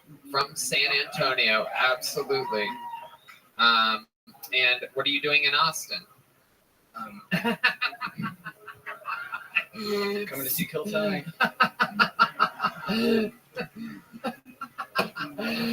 Oh, coming to see Kill Tony. I love it. All right. And you signed up. So this is something you've been planning for a while? Yeah, I've signed up like so many times I lost count. Okay. All right. Were you nervous? Were you nerve-wracked? Oh yeah, my heart's beating really hard right Is it really? That's crazy. It almost fucking, you can really probably feel it, huh? Yeah, I can feel it right now. Yeah. In my feet. That's crazy, bro. Was it like that?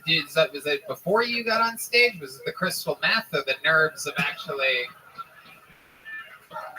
No, I was just outside chilling, like talking with some people outside smoking a cigarette, and I was like, "Holy shit! They said my name finally! Oh my god!" Wow. Yep. That's how a bucket of names works. So Patrick, let's talk about it. What do you do for a living? Opiates.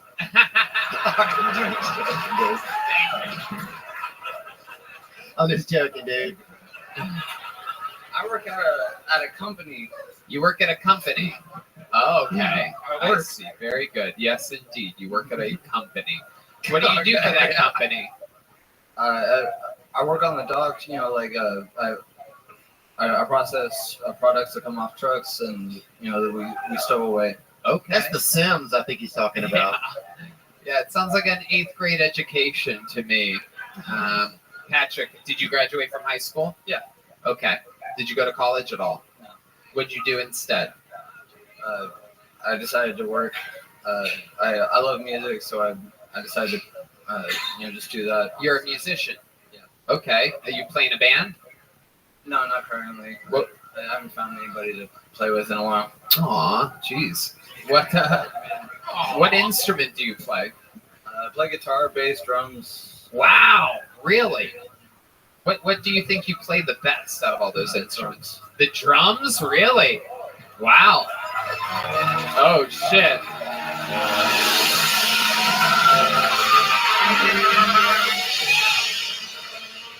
Well, I mean, I don't know. It's been a while since we've done it, but we have an old running tradition on this show where if someone plays the drums, do you know about this? Have you heard of this? The Mexican drum off, indeed. So here's how it works. You're going to do a drum solo, and then the great Michael Gonzalez is going to do a drum solo. Now, at the end, the audience decides who they liked more. Now, if in the end you win, you become the new full-time drummer of the show. But I must warn all of you, no one has ever beat the resident drummer on this show. Ever in the history of the show. No one ever beat Joel Jimenez, and no one's ever beaten Michael Gonzalez. But again, you could be the new full-time drummer, which would mean that Michael would have to take over your life. So he'll be working the docks if you can beat him here. Cool. And he will also be Jesus with an eating disorder, but When do they do it? right now. No way. Yeah, ladies and gentlemen, going first. Going around to the behind the drums. This is a very, very. Bro, this show is amazing. Isn't it fun? Yeah.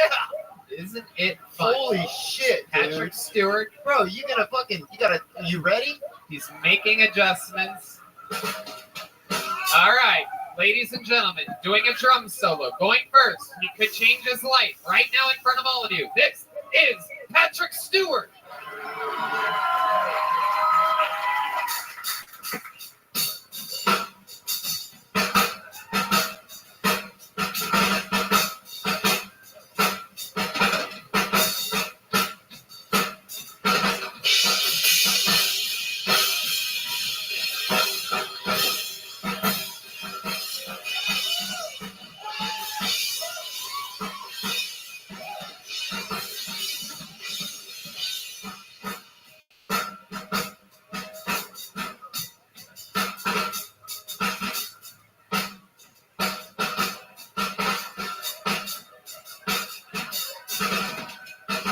All right, Patrick.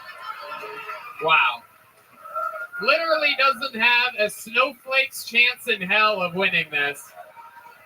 But because, To be fair, I am that shade of to white. be fair to Michael Gonzalez, I'm going to let him defend his throne for a little while here. Ladies and gentlemen, this is the reigning, defending Kill Tony drummer. This is a solo from Michael Gonzalez.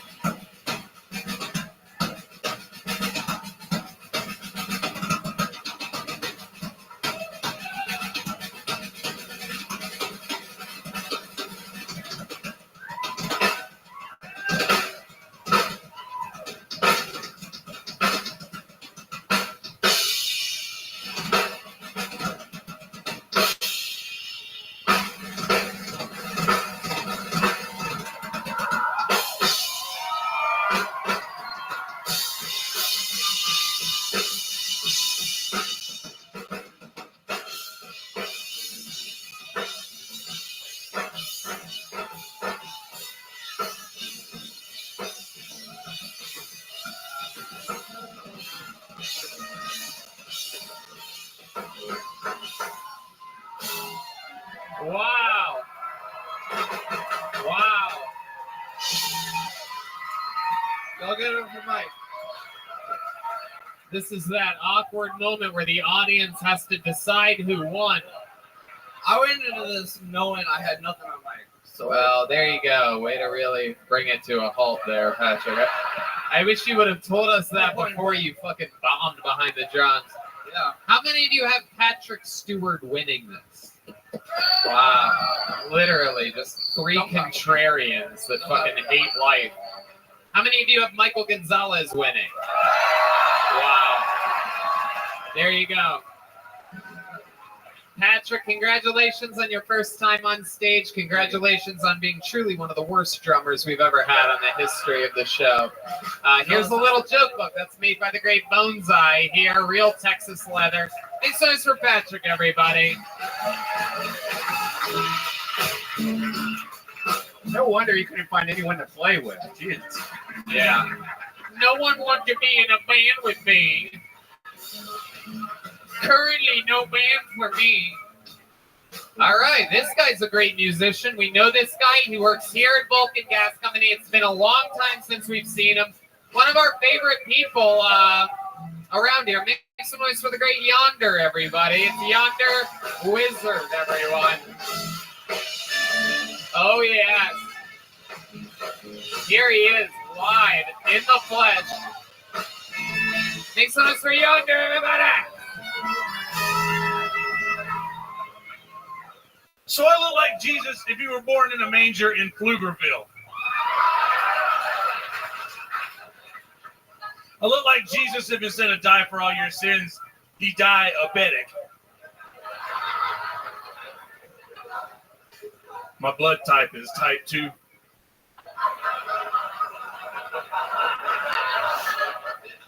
Do you think that white trash hippie chicks recharge their crystal meth in the moonlight?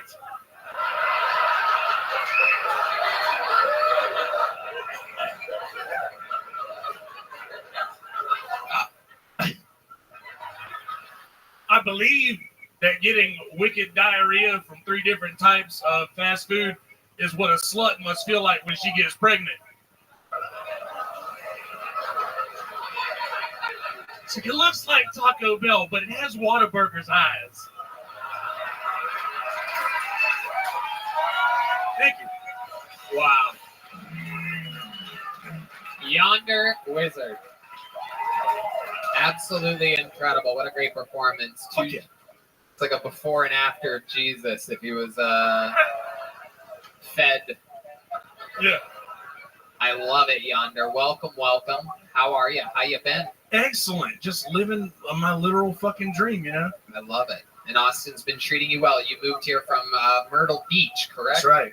And how long ago did you move? I moved here on my birthday, October 14th last year. I love it. I love that. What, Yeah, sorry. Go ahead. Fuck, I don't have anything. What do you love about Austin? You're coming up on almost a year now. Let's talk about it. I love living in a city that people want to be in and not a city that people have to go to because they can afford it, you know? That's what Myrtle Beach is. It's nice to be in a cool spot that everybody agrees is cool. You know, it's not like just a handful of people from Ohio and West Virginia. Right, exactly. The thing Myrtle Beach is paradise. Yes, That's correct. what we're taught when we're little kids, is that it doesn't get much better than Myrtle Beach. It's true. That was our vacation. Was that your vacation spot growing up I in didn't have Ohio? a vacation spot growing up because I wasn't a spoiled baby like you were. Myrtle Beach is not. That was like a Still wearing Fort his Florida. shirt too from there. Yeah. What's that? Still Still wearing wearing his shirt, Myrtle Yeah, I Beach. got it. I got this and some taffy. It's nice. I love it. So Yonder, let's talk about it. What else is going on in life? Catch us up. You know, just trying to not escape to my home so much, trying to stay away from home a little bit more than I have been What's lately. at home? What do you go home for? Just comfort. I don't know. I'm a crazy person. Right. I don't do so well around a whole lot of crowds, you know. You know, it's like you quit drinking after a while and you hit it hard for a few years, and then when you quit drinking, you don't really feel like doing a whole lot no more. Oh, yeah. It's a good question. I figured you. Oh, yeah. Yonder, you look like... I'm trying to figure it out, Yonder. You look like you have a lot of pets. Do you have pets? I do not. I'm not a pet. I am the pet. Okay. I shed enough by myself. Do your parents have pets? My parents had, yes, my parents are the kind of people that have like 8 cats outside. Right. Outside cats. Right. A couple of inside dogs, maybe. Inside dogs. Yeah. Outside cats. I like a clean house. You know what I mean? All right. Have you ever thought about starting your own company or anything like that? Every once in a while. That's good. I'd hire you. I'd hire him. I appreciate that. Thank you. You do gender reveals or something? I do. I'm like, it's a boy. $500, please. That's the going rate. Okay. Yep. So Yonder, what else about you? Now we know that you're a musician. That's Right. been going really good, right? Yes. Catch us up. Doing the damn thing in Austin. I not quite like as much as I was in Myrtle Beach, but I'm playing here on the Secret Show every other Thursday. I'm doing. Thank you. I'm doing this stage this Saturday night after all the comedy's over. So Do you have a funny name for your? Do you have a funny music name? Are you like Brett Zeppelin or something like that? Or Red Zeppelin. I go by. okay. I couldn't think of anything else. I thought it would come. I love it. I love it. All right, Yonder, and you play guitar and sing. Yeah, I do mostly guitar and sing. I do all the. I mean, I can't do what these guys do like they do it. I mean, I can fiddle around on them, but Right.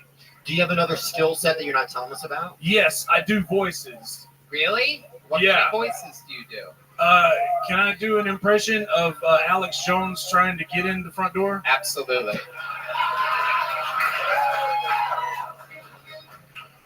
Nick told me I could keep my phone. That's true. He said, "Don't worry about it. I got the documents right here." That's true. That's a good one. Who else can you do? You have Alex Jones. Could I do William Montgomery? Yes. We all know. Telling Alex Jones that he can't come in. Yes. You better fucking stand. Wow. Right over there. No, but seriously, we got to put your phone in this bag. Wow. That is incredible. That is incredible. That is one of the best goddamn impressions I've ever heard in my life. Holy shit, man. What a random ass impression to be good at. My God, when he gets famous, you're going to get famous. What the fuck did you just say? That is incredible. Get him out of here. Wow. Who else can you do? Now I'm obsessed. I don't know. I do that one a lot. I do a lot of voices of people that don't exist. Like, I don't know, like a Jewish grandfather. Like, I don't know. Yeah, let's hear that. I want people wander through the desert for 40 years. For what? To be made fun of on some YouTube podcast? All right. What is this? All right. I could see what Hitler was thinking. How about another one? What else can you do? Give us one more. You must have one more up your sleeve. Anybody that could do William Montgomery that good must be able to do something else. Man, you know, it's like when you know so many, it's hard to pick one. Right. Yeah. Who? Oh my goodness. Is this crowd participation? No, I don't think I could do Theo when he's standing right next to me. And Arnold is cheap. Come on, Right. dude. Yeah, don't listen. Everybody does Arnold. Everybody does Christopher Walken. Do Pegasus. What? Yeah. Pretty good. Yeah. Oh, yeah, that was my Pegasus impression. Somebody else. All right, Yonder. I don't know. Can you do Gilbert Gottfried? I can't do Gilbert. I mean, if I did, it would just sound embarrassing. I don't like to do things if I can't do them well. Yeah, I know how you feel with that. I do that. Right. You know what I'm saying? I like that. That's how you get where you're going, right? I like that. Yonder, we've had you play a bunch of songs up here Yeah. before, but you don't even want to do that today, do you? I'm here for you, man. You do? Wow. Whatever you want. Why don't you give us a little riff? Show these people. Promote yourself. He's an amazing local musician. You can catch him doing shows all around Austin, Texas. Let's see what happens here. Music-heavy episode of Kill Tony, indeed. By heavy, I'm just talking about Yonder Wizard. It's also music. Yeah. Cool, right? His last name is Wizard. His first name is Yonder. His full name is Yonder Wizard. Yeah. My real name is Kelsey Hutchins, by the way. The reason... Way to really blow it in the showbiz, dude. Yeah, it's true. I've blown it in showbiz. I'm kidding. I'm joking. You're doing great. I never picked songs. Matt Mueling just mentioned this one, so we're going to do...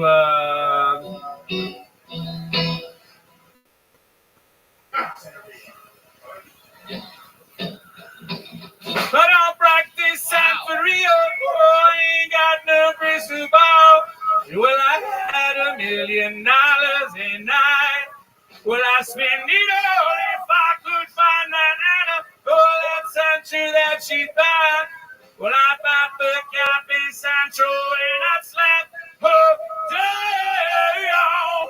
Well, I really want to know, my baby, oh. Well, I really want to say is I just want, and I'm making coming up low, my soul out to. Wow. Wow. Yonder Wizard.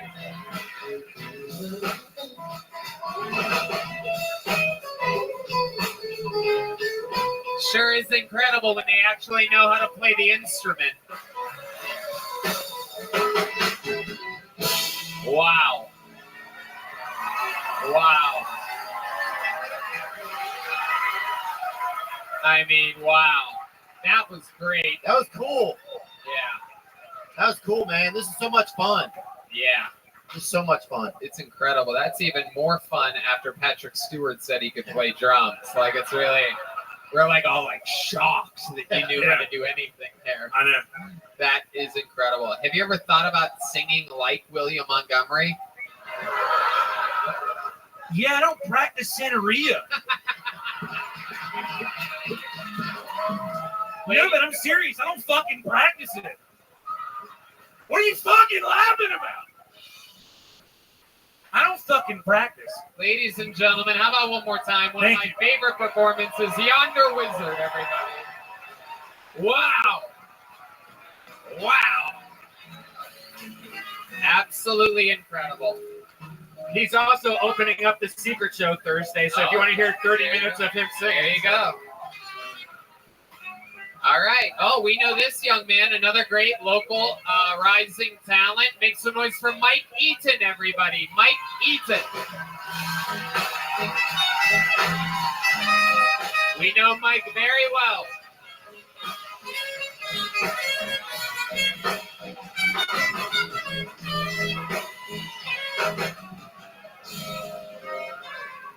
One more time for Mike Eaton, everybody. Come on.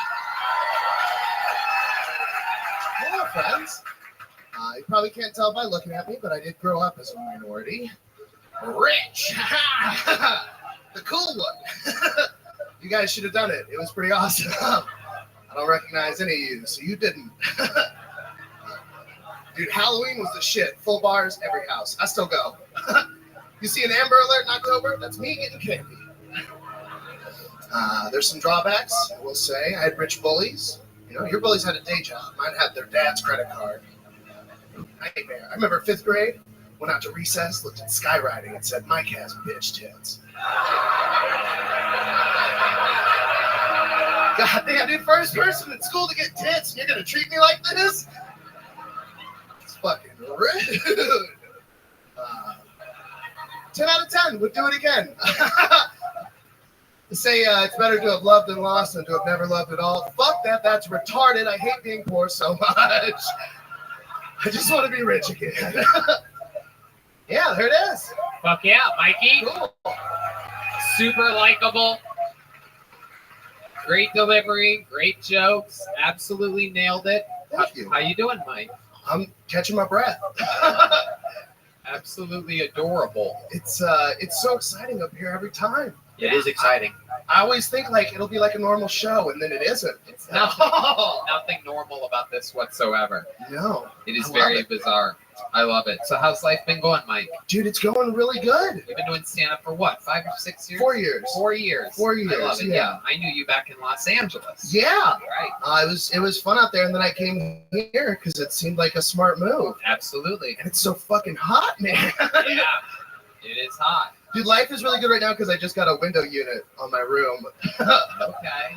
Because it was like the normal AC just doesn't cut it for fat people. You know? Uh-huh. Like, No, it doesn't. Have you always been a thicker guy? yeah. I tried skinny for like a year, and it was really cool because I had a bigger dick. Right. But it made me a worse person. So I was Right. like, choose the tacos. Because you were on cocaine the entire time. Is that true? Maybe. Oh, shit. Oh, shit. Whatever. Losing weight 140 bag at a time, dude. My goodness. So what causes this? What's your guilty pleasure? What are you doing? What do you have, a loaf of bread next to your bed or something? Because you look like you shouldn't be fat. Yeah. Yeah.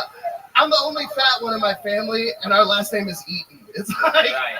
I'm the only Yeah. one doing it. Yeah. Your name being Mike Eaton is like my name being Tony Gay Voice. Yeah. It's like really on the nose.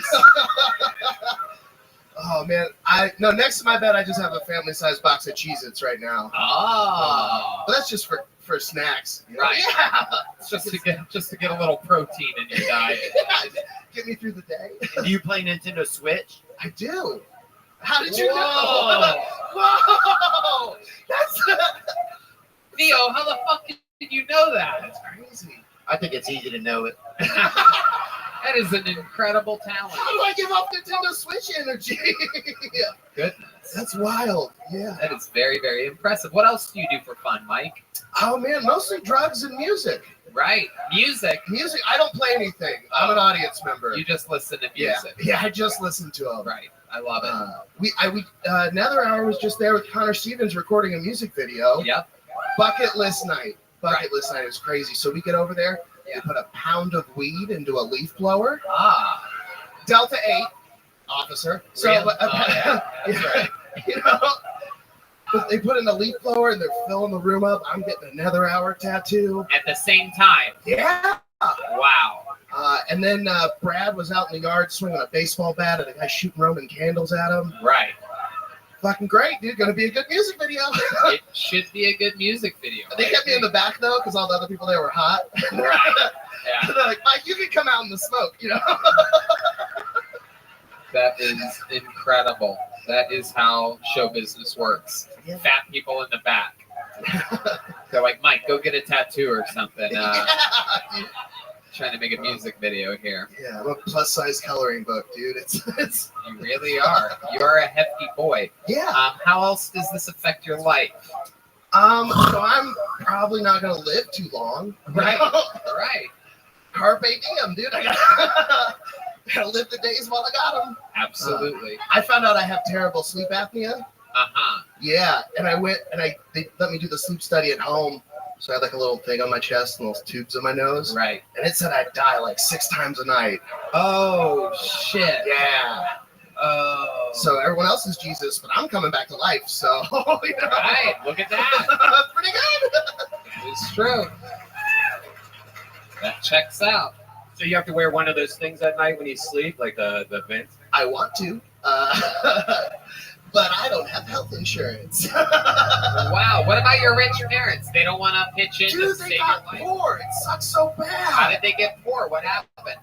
So my dad was a tax attorney, and he did like the taxes for like rich housing complex apartments to be tax exempt by having some Section 8 housing. So 2008 hits, that whole market dries up. And then he lost his license for some fiddling with the secretary stuff. Oh, The old Just Vince the McMahon. 1-2 punch, dude.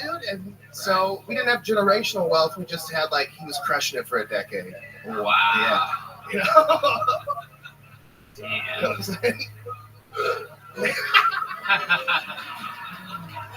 Wow. Incredible stuff. Yeah.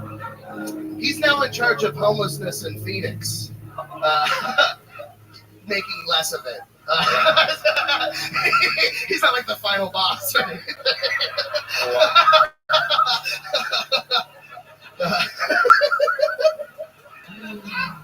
Mike, you laugh like a fat child. I mean, I am, essentially. What brings you more joy than anything else in the world? Ice cream. Yeah. Yeah, for sure. Such a quick answer. That sucks. I knew right away. And you yeah, go ahead. I'm not going to say anything. Can I show you the best ice cream ever in town while you're here? Yeah, I think so. You guys want to go get ice cream? Yeah. It's chef driven. There's a place to do Besame. You gotta go. Okay. It's All right. unbelievable. Are they like giving you a discount for mentioning them They on the fucking show need right to, now? dog. Right. What makes it so great? So like they have a peach cobbler there Yeah. with peaches that are smoked by distant relatives next Oh, door. yeah, bro. Sweet cream ice cream, fresh whipped cream, a gooey cobbler in the middle. Oh, I'm gonna have an erection in a minute. wow. It's really good. That is absolutely That sounds incredible. good. Yeah. We are going to be doing that. We're going to have a peach cobbler with Mike Eaton at some point this week. Red Band, are you in? Sounds cool, right? No? Red Band just sits in Pflugerville and eats his own peach cobbler by himself. Mike, I would love to have you on the Secret Show Thursday. Fuck yeah, Wow. I love Look at that. Yeah. Mike, an unbelievable performance. You ever get one of these? I do. I have one. Well, then you already have one. Very Thank you so good. much. There you got it. Mike Eaton, a Thank you, great guys. performance. There he goes. Mike Eaton. Mike is Eaton. We haven't had a girl up here yet tonight. You guys want to do one more bucket pull and pull until we get a woman up here, huh? All right, let's do it. Let's see how this goes. Okay, first name I picked. Make some noise for Monica Parsiak, everyone. Monica Parsiak.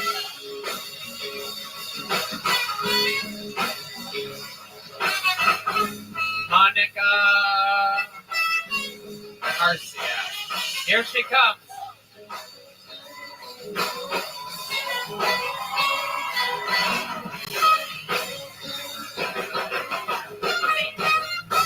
One more time for Monica, everybody. Let me hear the ladies tonight. Come on, make some noise. Yeah, I can't believe those dates brought you out here. Guys, so I feel like AirPods are like the butt plugs of music, right? Because like they're kind of hard to get in at first. But then once it's in there, it's never coming out. Yeah, I'm not really a big fan of AirPods. But I also can't afford them. Yeah, at this point in my life, I'm just like, Jesus, take the wheel while I roll the weed. Yeah. And watch out for those cops. It's interesting. City cops are always riding horses. And then the country cops are in cars riding each other.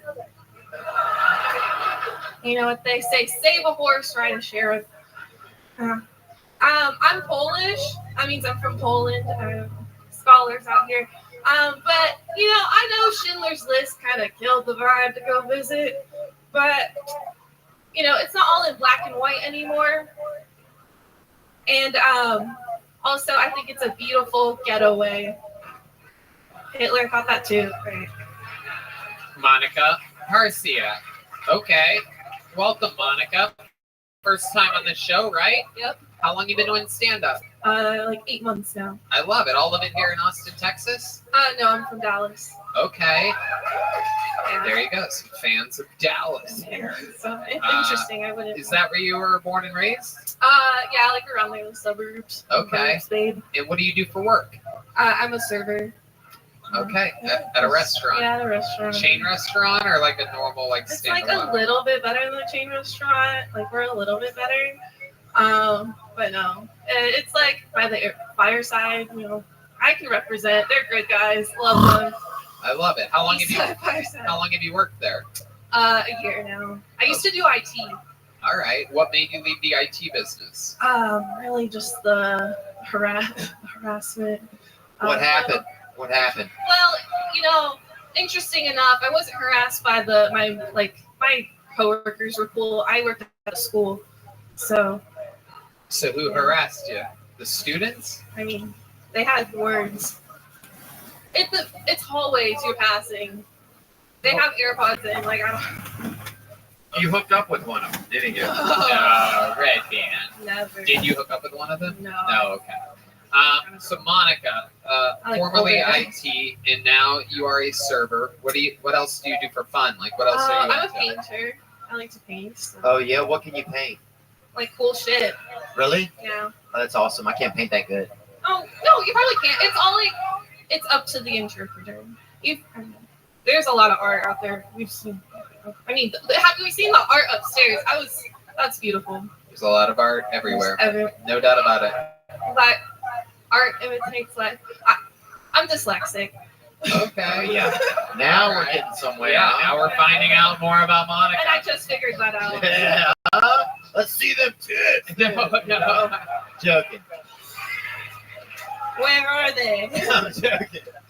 I'm just saying, it's how it's like a thing like that. That's a thing. That's the thing. This is like what she used to hear back in the hallways of the school that she left. Let's see them stick. So Monica, other than painting, what else are you into for fun? Do you like? I like karaoke. Oh, really? Yeah. What type of what do you normally sing? Do you have a go-to in the karaoke yeah. world? Yeah, I do. It's Johnny Cash, "Ring of Fire." You sing "Ring of Fire"? Mhm. Wow. Very, very interesting. I find that hard to believe. Johnny Cash is hard to pull off. You guys think we should give her a shot? Play some "Ring of Fire"? Yeah, let's go. It's a very musical episode, but I sort of like it on this one here tonight. Ladies and gentlemen, the best band in the land's already got it. This is Monica Parsiak. The taste of love is sweet when hearts like ours meet. Bound by a wild desire, I fell into a ring of fire. Fell into a burning ring of fire. All right. I'm gonna stop you. I'm nervous. I'm gonna stop her. This is sobering me nervous as fuck. Like, I usually have a couple, drinks. Yeah, something. Hopefully A lot your of weed. painting is better than your singing and your comedy. Yeah, well, where you can check that out. But, All right. Plug that. Monica, you have a boyfriend up in Dallas? No, I'm single, dating. Okay. Were you on like the dating apps or something like I that? hate those. I like to meet guys. The last guy I had a long relationship with or situation. I met him at a 10 months long. He just broke up with you recently? It'd be like that, Tony. It'd be like that. But, I actually met him at a haunted house. Ooh, look at that. Yeah, then he goes to me. Right? How ironic. It was for the bit. He was playing along. I knew all along. Right. Was this after he took you to do karaoke one night? I think I'm glad we talked about this. I think I'm figuring it out. So you drove here from Dallas? Mhm. What kind of car do you drive? Volkswagen Jetta? Good old Toyota Avalon. Ah, indeed. All right. Okay. Tracks. Anything weird about your car? Does it have dents and stuff? Yeah. Right, it does. And I guess where I actually live in a city called Denton. Right. Got it. Yeah, for the bit. No, it's actually a place though. But yeah. Wow. Be crazy. Monica, what's something crazy about your entire life that we'd be shocked to know about you? Any weird fun facts about your parents or your childhood or something that once happened That's to you? a really long cover. I don't think we have time for You all ever of that. save anybody's lives? I think we do. I think we have enough time for you to give one good answer. One good answer. Yeah. Yeah. One random ass Well, I don't know. I guess at 18, I moved away thinking I was smart enough, and I ended up being with someone for 6 years, and then I'm thing. not. So you left your parents' house at for an old. Not a boy, not an older boy, not anyone. I just went to college. Like, I just like moved away, did my thing. But I was like in a long relationship, and that was boring. Okay, 6 So years. the most boring thing about my life, I think, is that. So Right. glad we pulled that out. I'm glad that of all the answers you could have given, that was the worst. No doubt about it. I like to hide the fact that I'm a horse girl. How about that? A horse Yeah, girl? I'm a horse girl. What does that mean? What is a horse Well, girl? I don't really know specifically. To me, it's just I have horses. So, like, I'm a horse girl, everyone says. But, like, I'm trying to figure out, like, what... I don't fuck horses. So, like, if that's what it means, that's not... You're a horse owner? Parent, or... horse parent. A horse parent? No. What do you have? What's happening? What's My going family on? has horses. Okay, your family has horses. Yeah, I live on a ranch. Okay. You live on a ranch with the horses. And you ride horses? No. No. So I think that's... I don't... What do you do with... I was older once they got the horses. I'm like, I'm not just going to learn how to ride horses. Like, I was 18. I just drove off. Like, I didn't have time. Yep. Like, they literally just got the horses. I was like, cool. And then I left. But now I live there again. So it's like, oh, yeah. Hey, guys. Hey. Wow. They're really cool. I know you should hang out with horses. They're really good for you. Apparently, Right. like therapy, horse therapy. Right. Yeah. I bet those horses are more stable than you are.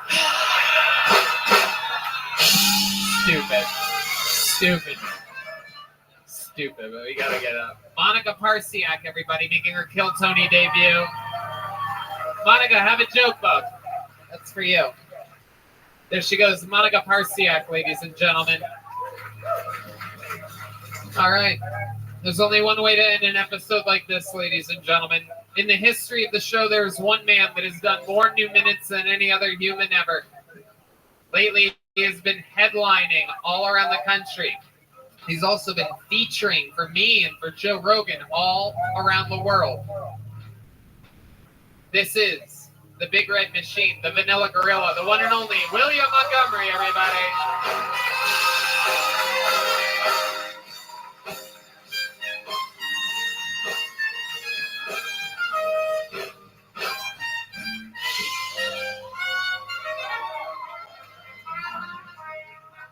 Please keep it going for Yonder Wizard's impression of me. What the fuck was that?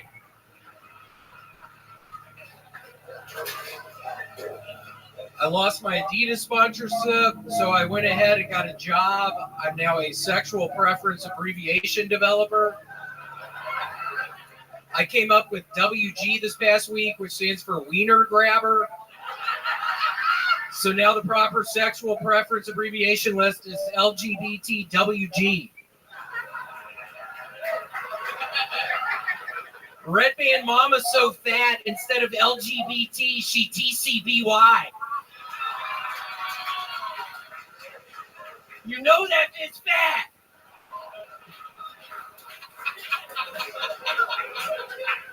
But seriously, have y'all been to TCBY recently? When did the yogurt get so COLD? Okay, I wanted to spell something else out. It's that time of the year again. It's Shark Week. Best week of the year for television. I mean, you've got boats, sunburns, tight bathing suits, shirtless cameramen. You've got sandbars, razor burn, pina coladas, late night hotspots in Miami. And how could I forget missed flights, problems at home, Olive Garden, wife and kids are gone. I actually have a confession. I was at Shark Week last year. I don't recommend anybody going. Okay, I thought the Shark Week thing was going to go better. I was horrified when I was only hearing silence up here. Wasn't that kind of funny? I was just trying to pretend like my life fell apart during Shark Week. I didn't really get that across. Okay, that's my time. Thank you. William Montgomery, the Memphis Strangler, the Big Red Machine. Wow. William, welcome back. Good to see you. So nice to be here. Good to see you. Yeah, nice to see you. This is actually really awkward. People don't know this, but Theo and I made a $20,000 bet on the NBA championship this past year. I said Boston was going to win. He said Golden State was going to win. So, Theo, I swear to God, I'm going to get you your $20,000 soon. Like, this is so awkward. Yeah. I swear, man. I swear to God, I'm going to get you that $20K. Okay. I mean, I wasn't going to say, all right. Okay, I mean, I swear to God. I mean, up to this point, I apologize. I haven't given you your $20,000 yet, but I swear to God, Theo, I'm gonna get it to you. I will honestly, man. I will let you keep the money if you don't talk to me about it anymore. Are you serious? I'm not even joking. Yeah, I've been blowing up Theo's phone. He gave me his phone number a couple weeks ago. I call him every day, and I guess you're not around your phone a lot, or what's going on? You haven't really been responding recently. I don't want you. Well, this is kind of awkward. I didn't think you were going to respond in that way. Okay, well, good to know. Well, I won't bring it up, and I won't pay you the $20K. Thank you. Cool, you're welcome. Very exciting stuff, William. The hair is growing back. Your parents were in town about a month ago. They forced you to get a haircut. Now it's growing back. You're sort of back to looking like the bad guy from Billy Madison. So it's very exciting stuff. Do I look like that guy? I'm trying to picture what he looks like. Yeah, he looks like you, but you have a beard. Yeah, you look like Louis Coke.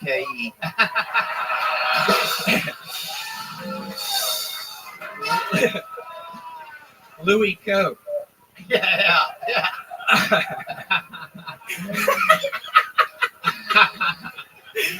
I didn't think that was funny, and I was scared to even say it. I think last time I met you, Theo, at the Comedy Store, I was very high on cocaine, and I think I scared you. So it's interesting to see you again. And I honestly, I do remember that. One of the many people that William perhaps burnt a bridge with back in his days of intoxication. But now you're sober, William. How's that been going for you lately? It's boring as shit. How's the crock pot been treating you? Crockpot's been good. I discovered something else. Yeah. Did you laugh at that? Why'd you laugh at that? I've been there, man. It's nice. It's like having somebody there when you get back, Yeah, it kind of is. It kind of is. That's one of the reasons I have it going 24/7. Oh, damn, bro. Wow. I think you're supposed to undo them at some point. Yeah, it's been going 24/7 for like 2 months now. Wow. That's a space heater, I think. It might be a space heater. Yeah, I don't know where to put the food. Yeah. William, earlier we had the great Yonder Wizard on the stage where he debuted a brand new impression of you that was completely spot on. How did that make you feel? Oh, man. I mean, I was sitting up in the green room doing whippets with Hans, and then I'm like, Hans, is fucking Yonder Wizard doing a fucking impression of me? And Hans said yes, and I don't know. I mean, I pretty much, when I heard it, I started clenching my gun. I brought my gun with me tonight. Oh, wow. Started clenching my gun, started putting my finger on the trigger. I don't know if y'all have a gun or not, but it is just so exciting. Just putting your fucking finger on the trigger and just seeing how much you can pull it before the bullet comes out. Ooh. So I was doing that up there. Yeah, I can get pretty close to when I know the bullet's going to come out, and then I just kind of lay off the trigger a little bit. But yeah, I've gotten really good at just having the gun in my pocket, and I'll start getting mad, and I'll start pulling that trigger, and then I'll be able to stop. While it's against your leg? Yes. Wow. That's very interesting. But it has obviously gone off before.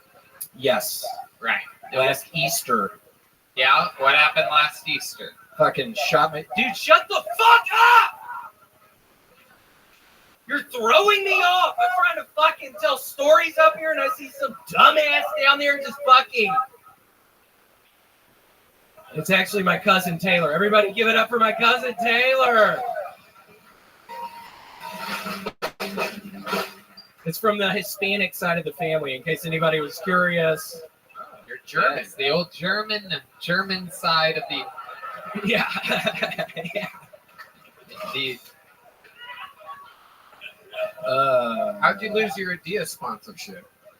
They brought up some videos of You doing any of your sets on the show? Yeah, I've always wondered that. If somebody ever wants to cancel my ass, they don't have to dig very far. No, not. They don't need to do that for any of us. That is absolutely true. You know what I think might be a fun way to end tonight's episode is by doing something we've never done before. What's that? I think we should bring Yonder back up here, and I think you and Yonder should have an argument to end tonight's episode. I want to hear what this sounds like. Yeah, maybe we could shut all the lights off and we have to guess which one's which. No, we can't shut the lights off. Red Band says he's in charge of the video of the podcast. So.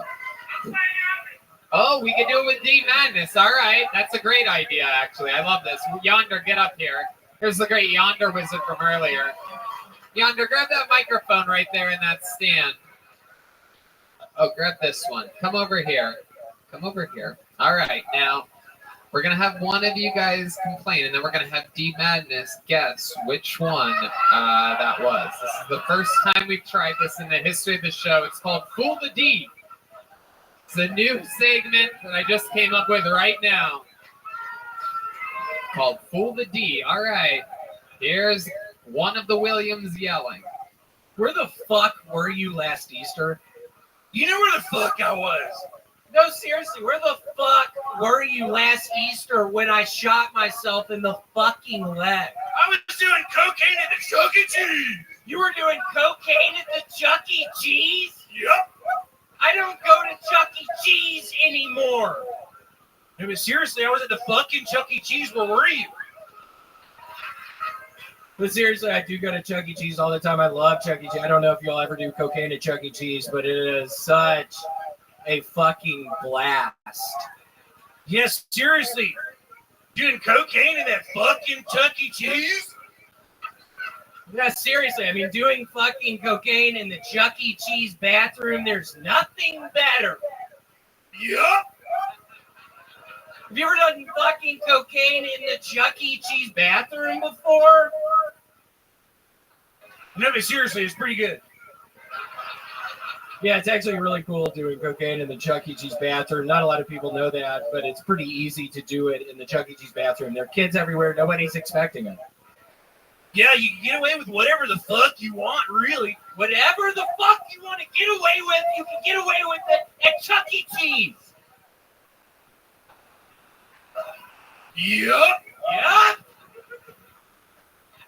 Anything you want to do at the fucking Chuck E. Cheese, you can pretty much get away with it. I'm dizzy. That made me dizzy. Yeah, I'm feeling a little weak. Yeah, I'm feeling kind of weird right now. No, but seriously, do you guys have any ibuprofen? Yeah, does anybody have any ibuprofen? I really need it. I'm legitimately fucking dizzy up here right now. I'm fucking about to lose my lunch up here. I thought that was going to be funnier. Losing my lunch, isn't that a vomit reference? Okay. Why the fuck aren't you laughing at that? What the fuck? That's a vomit reference. We're talking about you. Yeah, we're talking about vomiting. I don't know fucking Theo won $20,000 anymore. Yeah. Seriously, I'm so sorry, Theo. I'm gonna ask for my fucking money back. Start answering my calls again. No, but seriously, I don't owe you that money, right? Ladies and gentlemen, we did it. That's another appearance by Yonder Wizard and the great William Montgomery. Guys, how loud can this place get for the great and powerful Theo Vaughn, everyone? This past weekend, one of the best damn podcasts out there. Check out his specials on Netflix, both of them. Regular people, no offense. Get tickets to his shows. Get his new merch at TheoVaughn.com. That's a drawing by the great Ryan J. Ebelt. We did it again, ladies and gentlemen. How about a hand for the band, everybody? The Screwball Peanut Butter Whiskey Kill Tony Band. Michael Gonzalez on the drums. Paul Deemer on the horns. John Dees on the keys. Matt Muelling on guitar. and D Madness on the motherfucking bass. Thank you to the Red Rose, the Yellow Rose, Deep Eddy Vodka, and Hotel Grand Duca. We did it again, Red Band. Thanks a lot, guys. Love you. Good night, everybody. Thank you so much.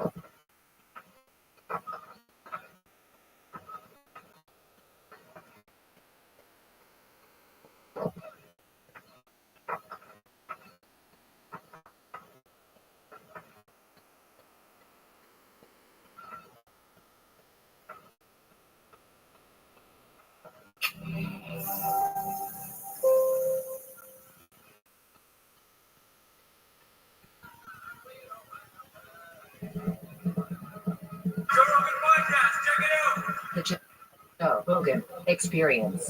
Drink by day, Joe Rogan podcast by night, all day. What's it like to be king of the world, Tony? I got to talk some shit. You're killing it, man. It's exciting. It's an exciting time for you. Yeah. I hope you're enjoying it. Oh, I'm having a blast. Is it weird? Does it feel weird? Kind of, because I wasn't expecting like a big moment or like a different boom, a different outside thing, because I'm just content here, chilling. I have my Kill Tony stuff and all of our stuff, but yeah, it's awesome. It's so interesting to watch. It was funny that Brian Simpson said that he's with you at the store, and he said he goes, I watched Tony Hinchcliffe become real famous in real time. Yeah. Like you could see, like the first show when you're warming up, get ready for the roast, and then after the roast, people just going crazy. Yeah, it was weird. I got bumped by another comedian my first night at the store, and then I was the special guest, super treat the rest of the week. Like it was like I was the secret weapon, kind of. So I was unbumpable. We should be bumped anyway. Right. Bumping is horseshit. Yeah. Bumping is a thing that it was around the store back in the old days, and they should have got rid of it a long time ago. You know, it's one thing if like some superstar, Dave Chappelle type, Chris Rock character wants to pop in, Louis C.K.'s in town, and they want to do 15 minutes. You know, that's all great. But what used to happen at the store is you get these comedians that were just doing it for an ego flex. They were just doing it because they wanted to be able to bump other folks on the roster, and then they would do like a fucking 45-minute set and ruin the timeline of the show. Everybody's supposed to do 15 minutes. There's like fucking 16 people on the show. It's a long-ass show. But how many people are on? 16. Is it 16? I don't know if it still is. It might be 14 or 12 or something. Post-pandemic. Yeah. It's crazy that some people will sit there from show open. They'll sit there from 8 p.m. and they'll be there till 2 a.m. I've seen it. Oh, yeah. I've seen it many a times. Some people are just like, especially those tourists, comedy tourists. Yeah. That come there from Australia and Ireland and shit. They don't miss it. We're getting a lot of those at the mothership, man. There's a lot of people from other countries that are telling me they're flying in for this. All the time. It's wild. They come in, they do like a weekend, and they go do Kill Tony, and then they'll do like one of our shows. It's fucking crazy. Yeah, I always ask now during the commercial break where I get to talk directly to the Kill Tony audience, and I ask, how many of you live in Austin, Texas? Make some noise. How many of you flew in just for this? And it's always a bigger pop. Isn't that wild? Yeah. It's like this city's become like a vacation destination for stand-up. Mm-hmm. For the arts, I think. I think you can come here and listen to live music, the best, and live comedy. And get to see a lot of fucking freaks. Yeah, it's just fucking, what a time we're in, man. Yeah. boy, we get lucky. Mhm. I mean, we just keep getting lucky, dude. Having Shane here is a death blow Oh to the other cities. Took him out on his first boat trip on Sunday, and we drank. Of course, if you were Shane, you're drinking. Did you drink Bud Lights or did you drink real alcohol? I drank whiskey cokes. He drank Bud Lights. We always fucking meet. Yeah, that dude can put them away. We Do not fuck around with Oh Shane my Gillis. God. Do not try to drink with Shane Gillis. we had so much fun, He's the cracking best. up, man. Listening to Drake on the river. That's awesome. He's the best. Yeah, It's so nice having him here. And it's so nice having Joey here all the time now. Joey's coming again in a week. unbelievable. Yeah, I was just with him in New Jersey. Yeah. he was so hilarious. He was so hilarious at the fights. He was out of his mind. That's what I was telling Lewis. Is like even the few people that we, really want that haven't moved here are coming here all the time, like it's a Vegas residency or something like that. Yeah, Theo was there too at the fights. He's coming in July. Yeah. So we'll do more stuff with him too. Yeah, it's just we're lucky shit, dude. I mean, I say it all the time, but it's almost like the universe wanted this to happen this way. It just seems like every light just turned green right when we got up to it. It's like Unbelievable. it didn't make sense. Like this isn't gonna work. Green light. This isn't gonna work. Green light. Does it? Hey, this might work. Green light. Oh shit, it's happening. Green light. It's wild. Yeah. And it's a special fucking place, man. Yeah. I love this city with all my heart. I never thought I would leave LA, and then when the shit hit the fan and riots and governments, and you realize taxes are absolutely insane for what we were getting, and I feel more at home here than I ever did there. And I was there for almost 20 years. Yeah. But when the plane's landing and you look out the right side and you see downtown Austin instead of downtown LA, it feels more like, yeah. It's a better place for comedy too, in terms of like you don't have the traffic. It's not a grind. It's the middle of the country. So if you want to travel to other cities, it's easy to get to. The club situation is amazing. There's so many clubs. There's Cap City. There's Creek in the Cave. There's the Vulcan. There's the Sunset Strip. There's the Mothership. There's what else? The Black Rabbit. Black Rabbit. They're There'll be the everywhere. room. Shakespeare's. It's crazy. It's crazy. It's an amazing situation.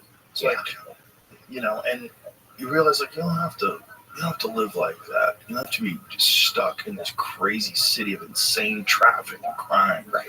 I can see 5 comedy clubs from my windows and where I live, and I don't even think anybody in New York has that. I don't think you can look down and see 5 comedy clubs from where you're at any given point. Look, New York has more clubs and more people, and New York's awesome. It's not a contest. Right. It's not a contest. It's like that whole like New York is the best. I don't know. If you like it, it's the best. Like it's whatever's great for you. But this is a crazy place right now. And LA used to be crazy, and now LA's just a fucking steaming pile. It's on fire. It's just fun. Speaking of fire, you see the sky? You know what that is? In Mexico. Oh, we need to Google this too, because Mexico has a new president, and I heard that 30 plus presidential candidates were assassinated. Oh, that might be just a TikTok meme. So I have to find out. So let's find out in real time. But the sky, the reason why the sky is so cloudy looking, that's smoke from wildfires in Mexico. Oh, wow. Okay, they did a controlled burn, and whoops. Oh, boy. Whoopsies. Whoops. Let's live. 37, excuse me. Claudia Sheinbaum was elected the country's first female president after a bloody election campaign that saw 37 candidates assassinated. And that's our neighbor. We live next to a fucking crack house. That's on fire. A crack house on fire run by a Jew. The first lady. More than 36 candidates were assassinated, including a local government candidate in Central Puebla State who was killed on Friday, increasing the total number of those killed to 37. Who the fuck would want to run for office in Mexico? Dude, that is so crazy. That is so crazy. Look how few people. Look, 20,000 positions to fill and 70,000 candidates. If you have 20,000 positions in America, how many candidates you have? Probably a lot more, because nobody's getting assassinated. That would be one way to start thinning the herd. Yeah. Take them out. I mean, how far away? I mean, sounds crazy, right? This is Mexico. It's not America. How far away are we from, like, seeing another JFK type situation? Man, I mean, Jesus. Fuck. Could be close. Seems like there's a candidate that the government really doesn't Yeah, want there's this in. one guy. What's his name? One guy who went to the UFC this weekend and got like a 30-second standing ovation. Yep. Almost as big as Dave in Ohio, but not quite. Right. Not quite. They're changing the tone on this. I mean, Yeah. like, you know, they're doing it. They want to try to make him look like a bad guy, but people just aren't stupid anymore. I mean, there's obviously still like half the country doesn't get it, but Yo, so many rappers. So many rappers are showing support for Trump now. It's crazy. yeah, Because now he's got a felon. right. I mean, like, now they realize also he's getting trapped by the system, just like everybody's been rapping about. Being Right. trapped by the system, this bullshit system. And you watch it happen with him. Exactly. Yeah, I was just talking about this. It's like I don't think they were counting on the black voter being like, hey, they just fuck that guy. That's what they do to us. Yeah, that's what they do to everybody, and they pretend they're there for you while they're letting in immigrants. And you know what, man? Here's the problem. Here's the real problem. Republicans won't be the solution either, kids. The problem is people in a position of power. The Republicans seem like they are your solution, but it's just because the people in power right now are the Democrats. Whenever the Democrats are out and the Republicans are in, everybody is dying for a Democrat. I remember when Bush was president, after the second term, everyone's like, good Lord, can we get a fucking reasonable Democrat in here before this country goes Christian nationalist and goes crazy and starts every war? And then Obama comes in like, oh, things going to be great. But it kind of seems like kind of the same, you know, and the whistleblower protection that he promised, actually probably like one of the worst on whistleblowers ever. Drone strikes, kind of a shitload of drone strikes. Yeah. The whole thing was bonkers. It's just the same structure with a different face. It's Bill Hicks's joke.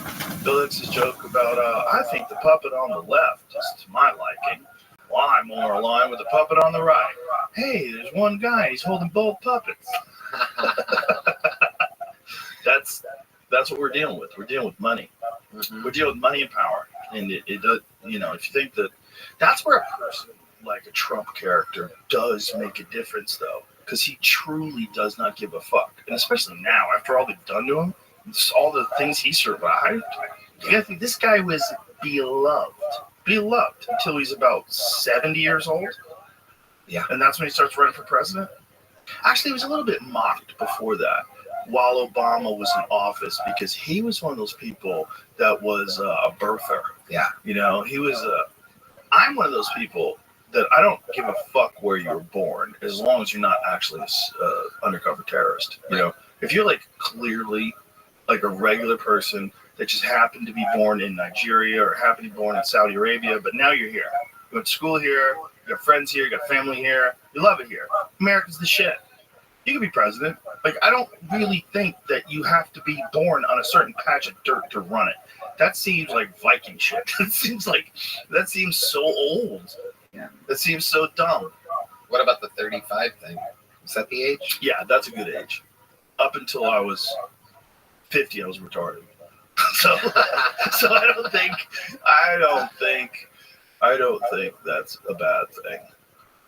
I think 35 is good just for humans. I think you need a certain amount of life experience. You need a certain amount of trials and tribulations, character testers, a lot of education, a certain amount of like changing your perspective on the world, because we all do that. As a young man, I was very liberal, super, super liberal. You know, I mean, anything the Democrats believed, I believed, never interested in anything the Republicans had to say. All they wanted to do was like shove God down your throat and stop abortions. Totally. That's what I was. No, like. I was 100% with you on that. Well, that's brainwashing too, right? Yeah. I was super liberal until I got my first paycheck in the state of California. And then everything started changing. Yeah, and people get rich, they get Republican real quick. Yeah. But there's a lot of really rich people that are Democrats, which is interesting because they got so much money they can vote Democrat. They had so much money they don't even try to protect it. California is considering a 30 cents per gallon tax on the miles, or 30 cents per mile, because so many people have electric cars. So the gas tax is losing money. And they want everybody to have an electric car by 2035 or 2030. 3035 I'm actually being realistic. 2035 is crazy. There's like not enough. We don't have enough stuff. Right. We can't build all those cars. Like, what are you gonna do with all the cars that are gas? You know how many cars there are? There's more cars than there are people. There's more cars here than there are people. Oh, that makes sense. Oh yeah, a lot more. Well, first of all, there's people like me that have a bunch of them, and they throw it off. You know, that throws off the divorce thing too. You know, people say, 60% of all marriages end in divorce. Right. But a lot of those are people that just get divorced a game of times. They go all Jennifer Lopez on the deal and just like, I'm in forever. Fuck you.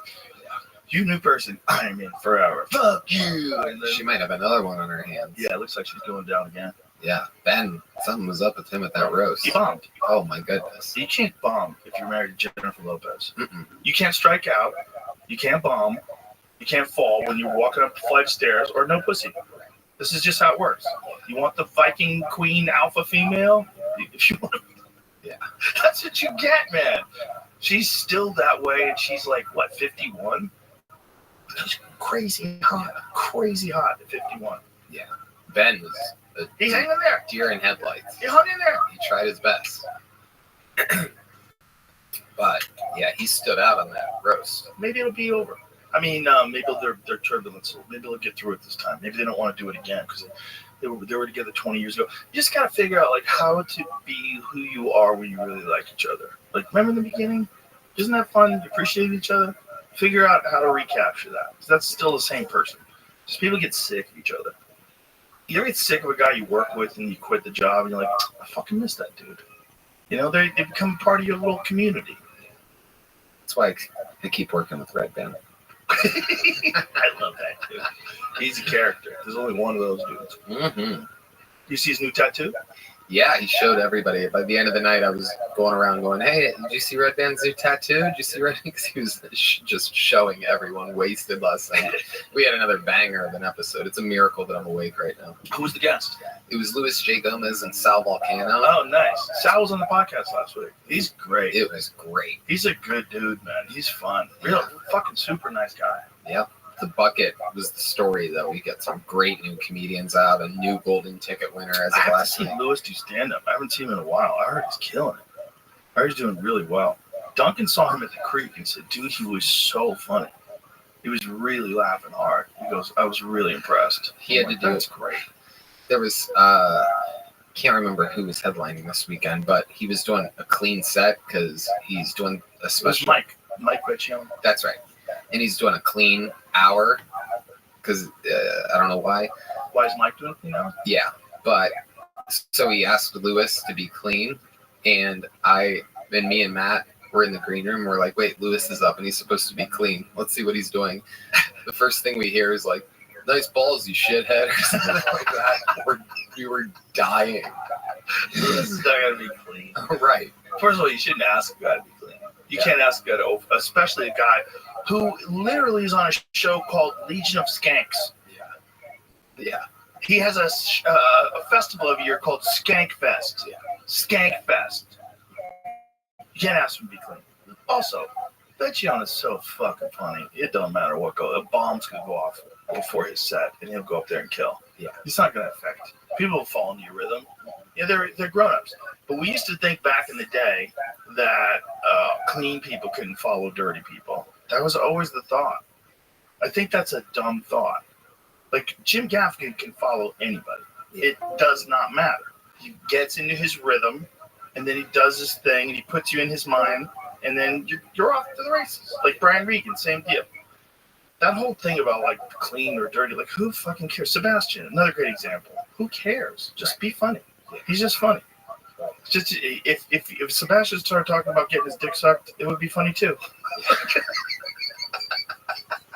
It's just funny. That would be fun. Dirty Sebastian special. Yeah. If like the apocalypse breaks out, and there's a few, and Sebastian starts doing roids now.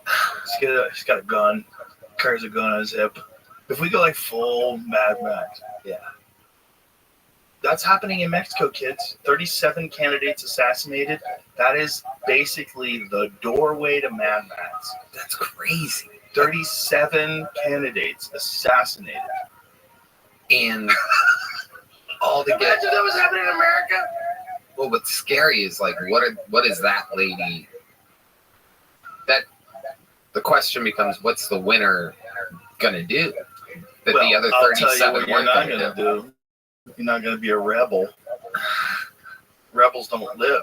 Right. You know, that country's run by money, just like this country's run by money. But instead of the military-industrial complex, it's the supplying Americans with drugs.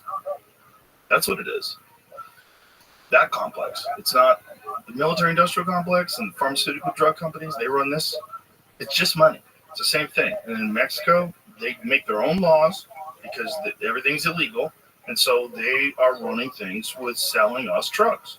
And until we make drugs legal, which nobody wants to do, that's going to continue to happen.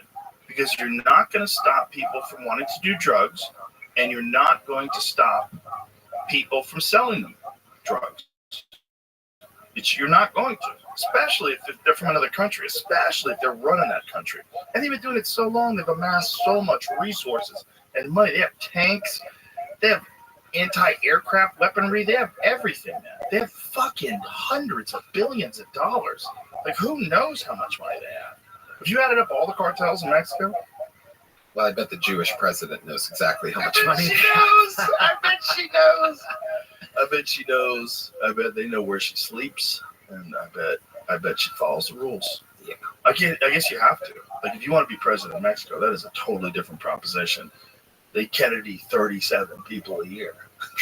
Oh my God. They're so crazy. Unbelievable how close we are to them. Yeah, you could walk there. Yeah. You could walk there. Like, Cam Haines has run like longer distances in races. Especially if you're down in South Texas. My friend who lives in South Texas had a guy die on his property. Oh, wow. Yeah. Probably dehydrated or sick or something. He just couldn't make it. It was in the heat. I only went to Mexico once. We were in San Diego and we drove down, and the first thing I saw was a dead body leaning against the rock with that split that says this side's America, this side's Mexico. Yeah. And we were high as shit. So like we were immediately like, was he going back?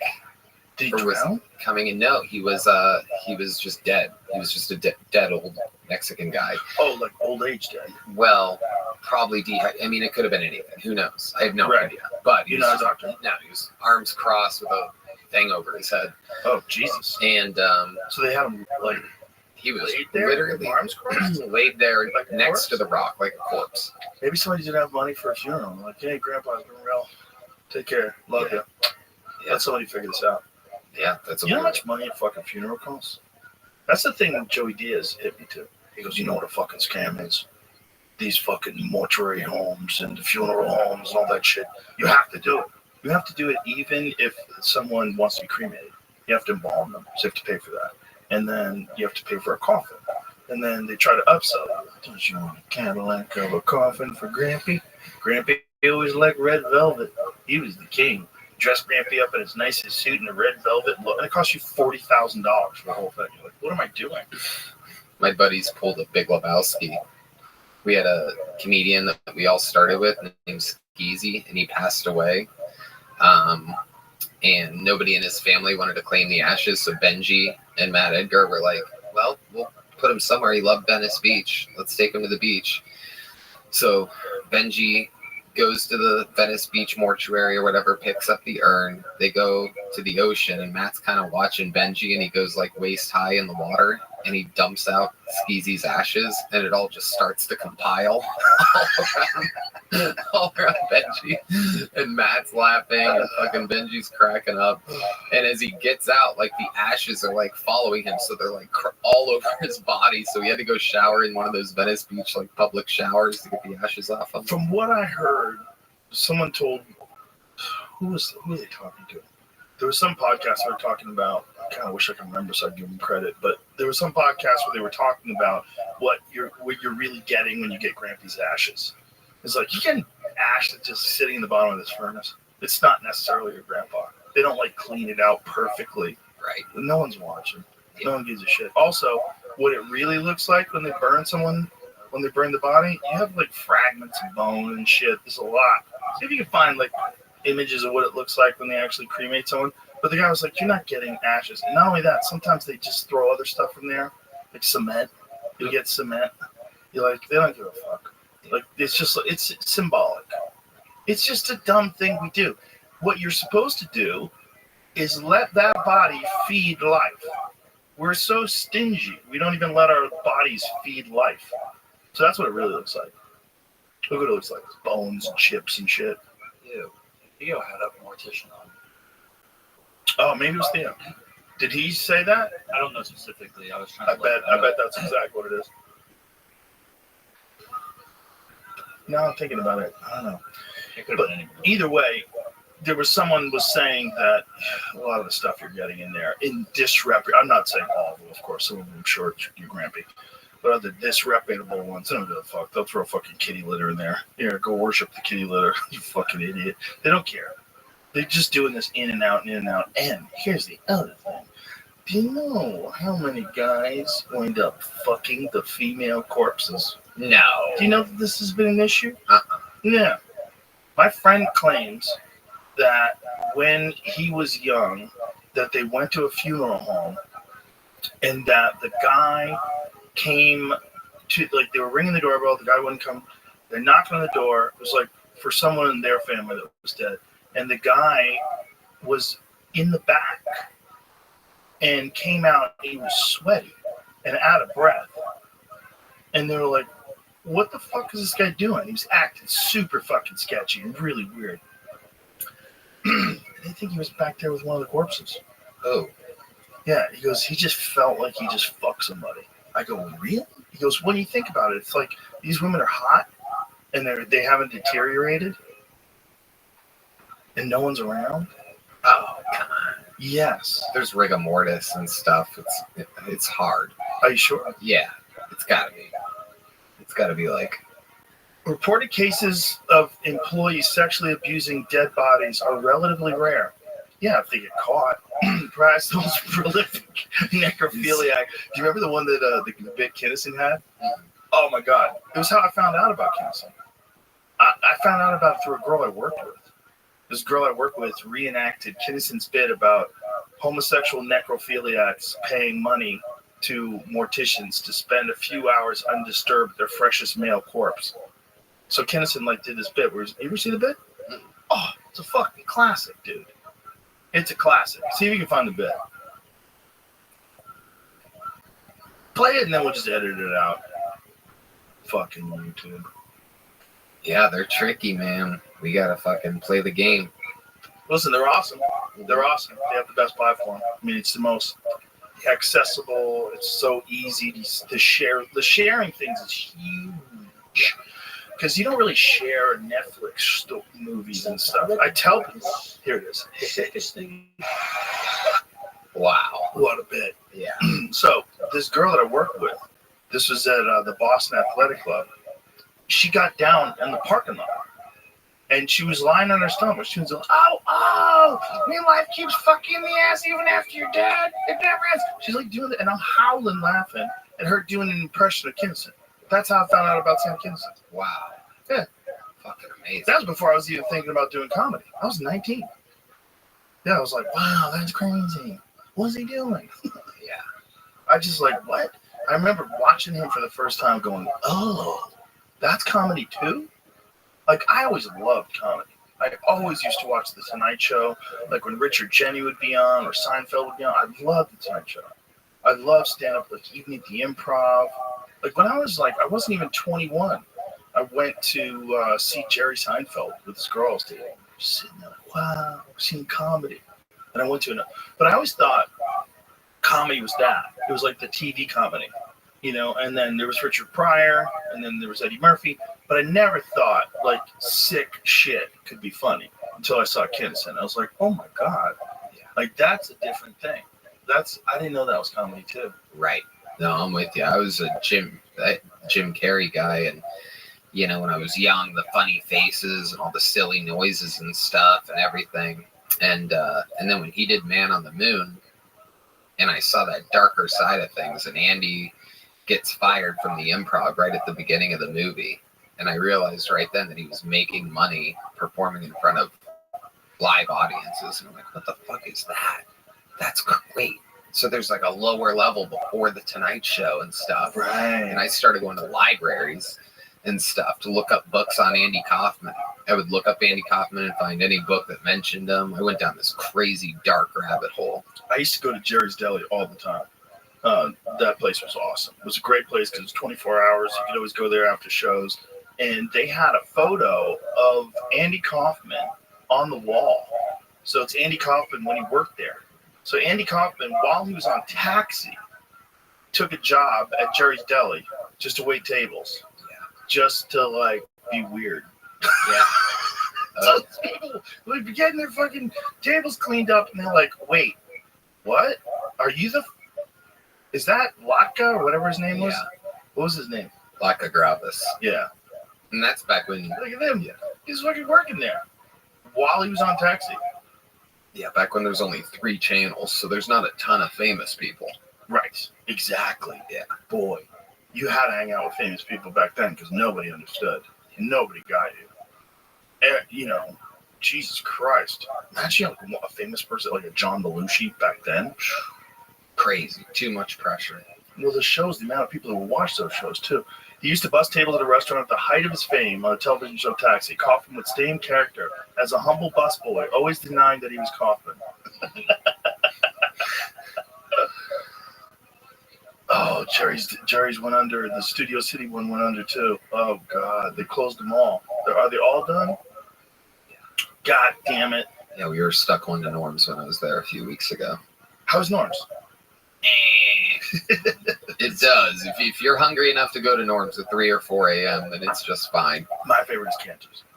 Yeah, Cantor's is the shit. Yeah. That is the quintessential Jewish deli. Yeah. Like their pastrami Reuben, off the charts. Yeah. Off the charts. They have the best pastrami in the city. Yeah. It's, as far as I've had. Like Jerry's was really good. Cantor's is one level above it. Totally. One level. You feel the cholesterol. Like right in your veins. Yeah.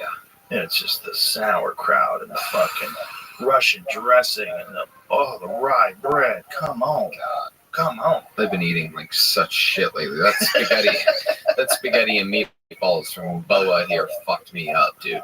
Spaghetti with Wagyu meatballs. I've been going that a lot. I've had it twice since then, and it's like I have to stop because it's literally like heroin.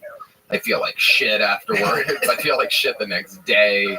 It's like crazy. I don't know what the hell they have in that fucking pasta. It must be 1,000% like Heisenberg level gluten because it is addictive and makes you feel terrible. But it makes you so happy for the 6 minutes that it takes me to eat the entire dish. Right. Just you feel rolling it up. 30 hours. Yes.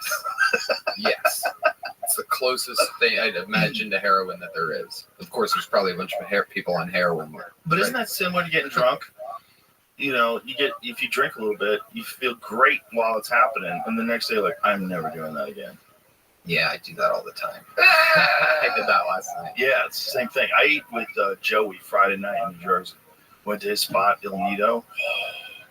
There is nothing like East Coast Italian food. Yep. It is a different thing. 100%. It's a different level. It's a different level. That Il Nido place, I would fly in to go to that place. Yeah. Oh, look at that. That was charred clams on this fucking insane toasted bread. That was spicy rigatoni. Dude, it was off the charts. That's the meatballs. Off the charts. Yeah, whole different level. The steak was perfect. Everything's perfect. That's bone marrow with potato puffs. Oh, dude, it was so good. And that's, what is that? What's that called? The thin sliced beef. What the fuck is it called? No, ceviche, man. No, carpaccio. My crew, we did Cleveland and then a night in Pittsburgh, and Youngstown's dead in between the two. So we stopped off in Youngstown for lunch and got 2 different types of pizza from 2 different places. and everyone's minds are completely blown because you cannot get pizza like that anywhere. You could try to find something in Chicago, but that's Chicago, and New York's New York. There's not that middle, not deep dish, not thin crust. But in Youngstown, there's 20 places, unlike any place anywhere else. So what's like a hybrid of deep dish? It's just a normal old fucking like school lunch pizza, but different types. Belleria is famous for their Briar Hill, which is, just plain with shaker cheese and some green peppers, which is diabolical. Because if the sauce is good and the bread is good and the cheese is good, you don't need anything else. It's like a simple. Yeah, well, that's what Portnoy always gets. He always gets plain cheese pizza. Mm-hmm. You watch his reviews of cheese pizza? Sometimes, yeah, I love the ones where the people get mad and shit. So yeah, if it doesn't meet up to his standards. I mean, the guy's eating everybody's pizza. Like, you got to know what the fuck you're doing. But he says that New Haven, Connecticut is like where some of the best pizza in the world comes from. That makes sense. I could see that. A lot of those offshoot Italian spots where they hit away, like Youngstown, like that. I guarantee Pittsburgh has decent. You know what they have in common? Mob activity. Oh, exactly. New Haven has a lot of mob activity. 100%. I used to work at the Joker's Wild. It's a place in New Haven, and the owner was a crazy convict. Yeah. Just out of his mind. And I saw the owner beat a guy in the face with his shoe. Took his shoe off and beat a guy in the face with the heel of his shoes. Oh, yeah. He had blood all over him. Oh, fucking disaster. Those people need pizza. They figure out how to get the good pizza. Yeah. Yeah, it's funny how that's the case, though. If you have, like, a serious Italian neighborhood, you're mafia influence in there. Totally. I mean, that's all they know. You got to bet on things. You got to run things. Get a tax here, tax there, protect them. Imagine owing money to a bookie. How terrifying that would be. Yeah. You're on the run. You owe $100,000 to this guy. Then you're trying to gamble on other games to make it right. Yeah. Like Uncut Gems. Oh, yeah. That movie gives me so much anxiety.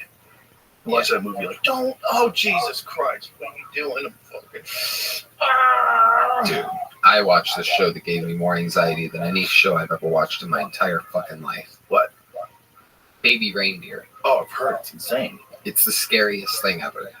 It's the scariest show ever.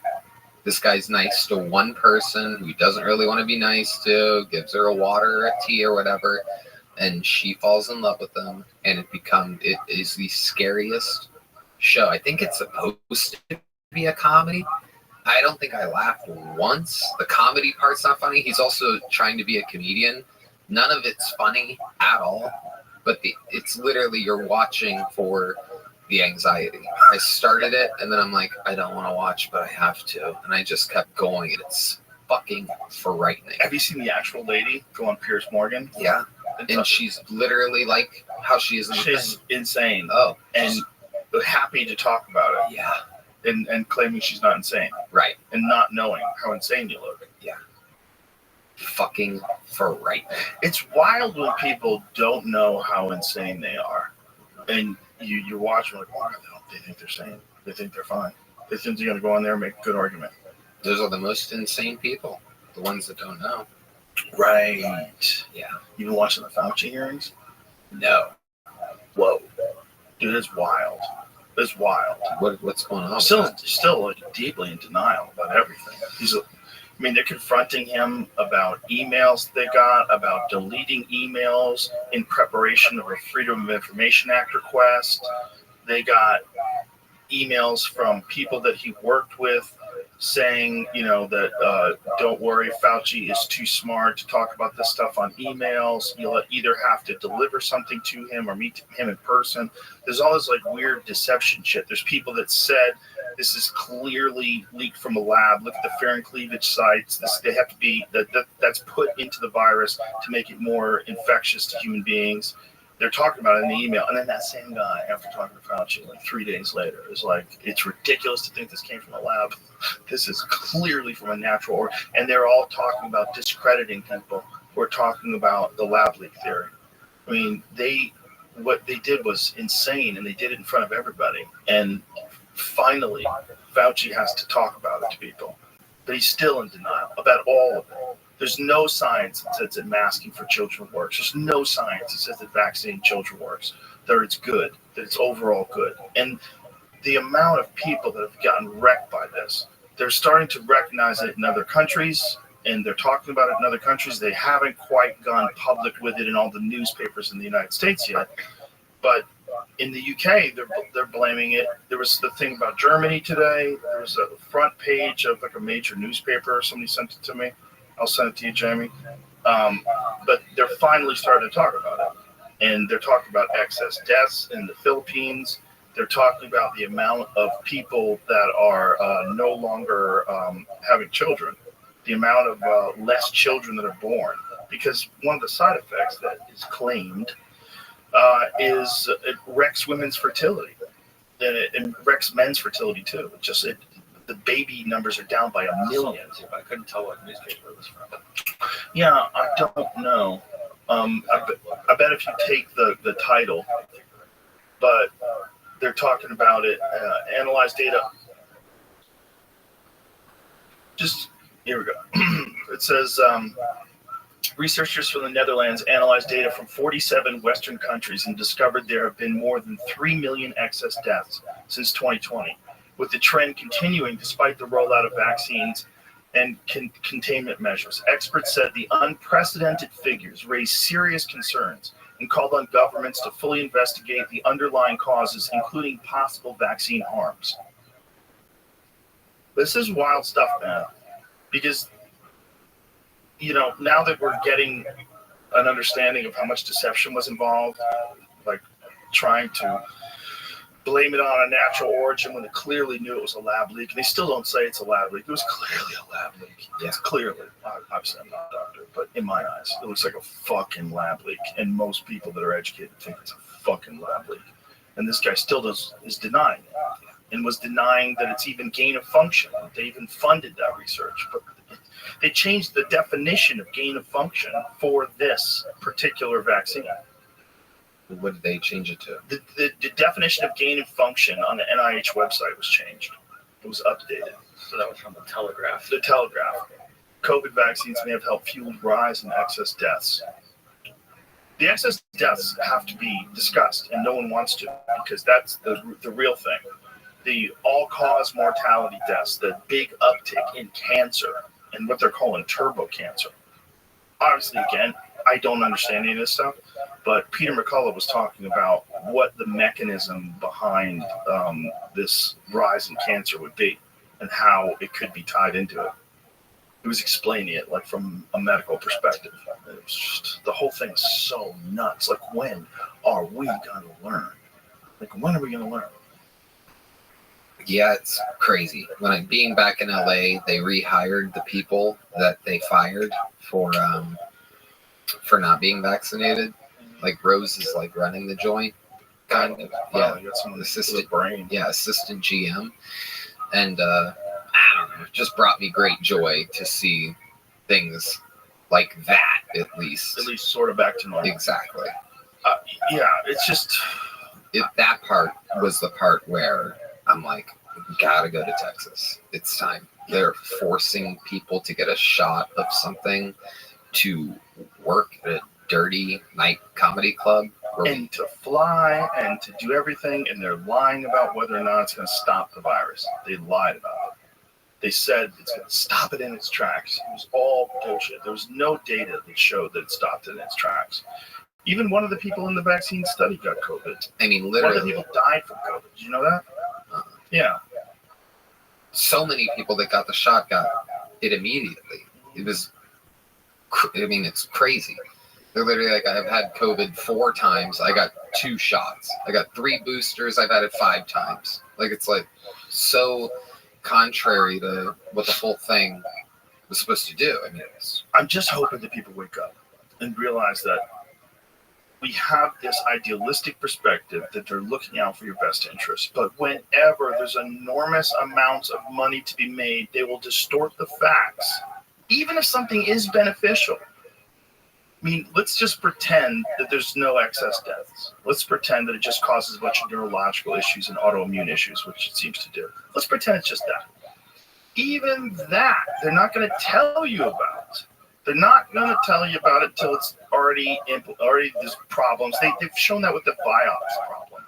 When they had that Vioxx scandal, they knew they had emails saying we're going to have problems, but I think that we'll do well with this. Talking about financially, because you got money people, man. Money people aren't medicine people, but medicine is medicine, and medicine is to help people, but it's run by money people. So you have the scientists that create the awesome medicine, and then you have the money people figure out a way to fucking sell this to people, force people to take it. And that when you watch videos of all the different things, and during this thing, one of the things is that Fauci was claiming that he didn't coerce anybody to take the vaccine, but there's this whole recorded conversation of him talking about if you keep people from working, you keep people, like if Amazon says they're not going to hire people at big corporations, you have to be vaccinated to fly. He goes, it's shown that people will drop their ideological bullshit and get vaccinated. You can imagine. Just imagine that's from a public health official who knows that it doesn't stop infection. He has to know what the data is. He has to know.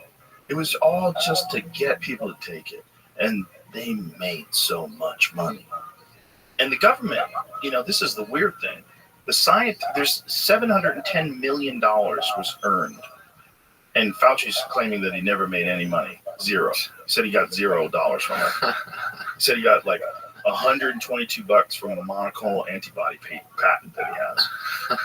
It's crazy that they work for the American people with taxpayers' money, and they create something that they put a patent on, and then that makes them hundreds of millions of dollars. $710 million. Like, where'd that go? You didn't get any of it?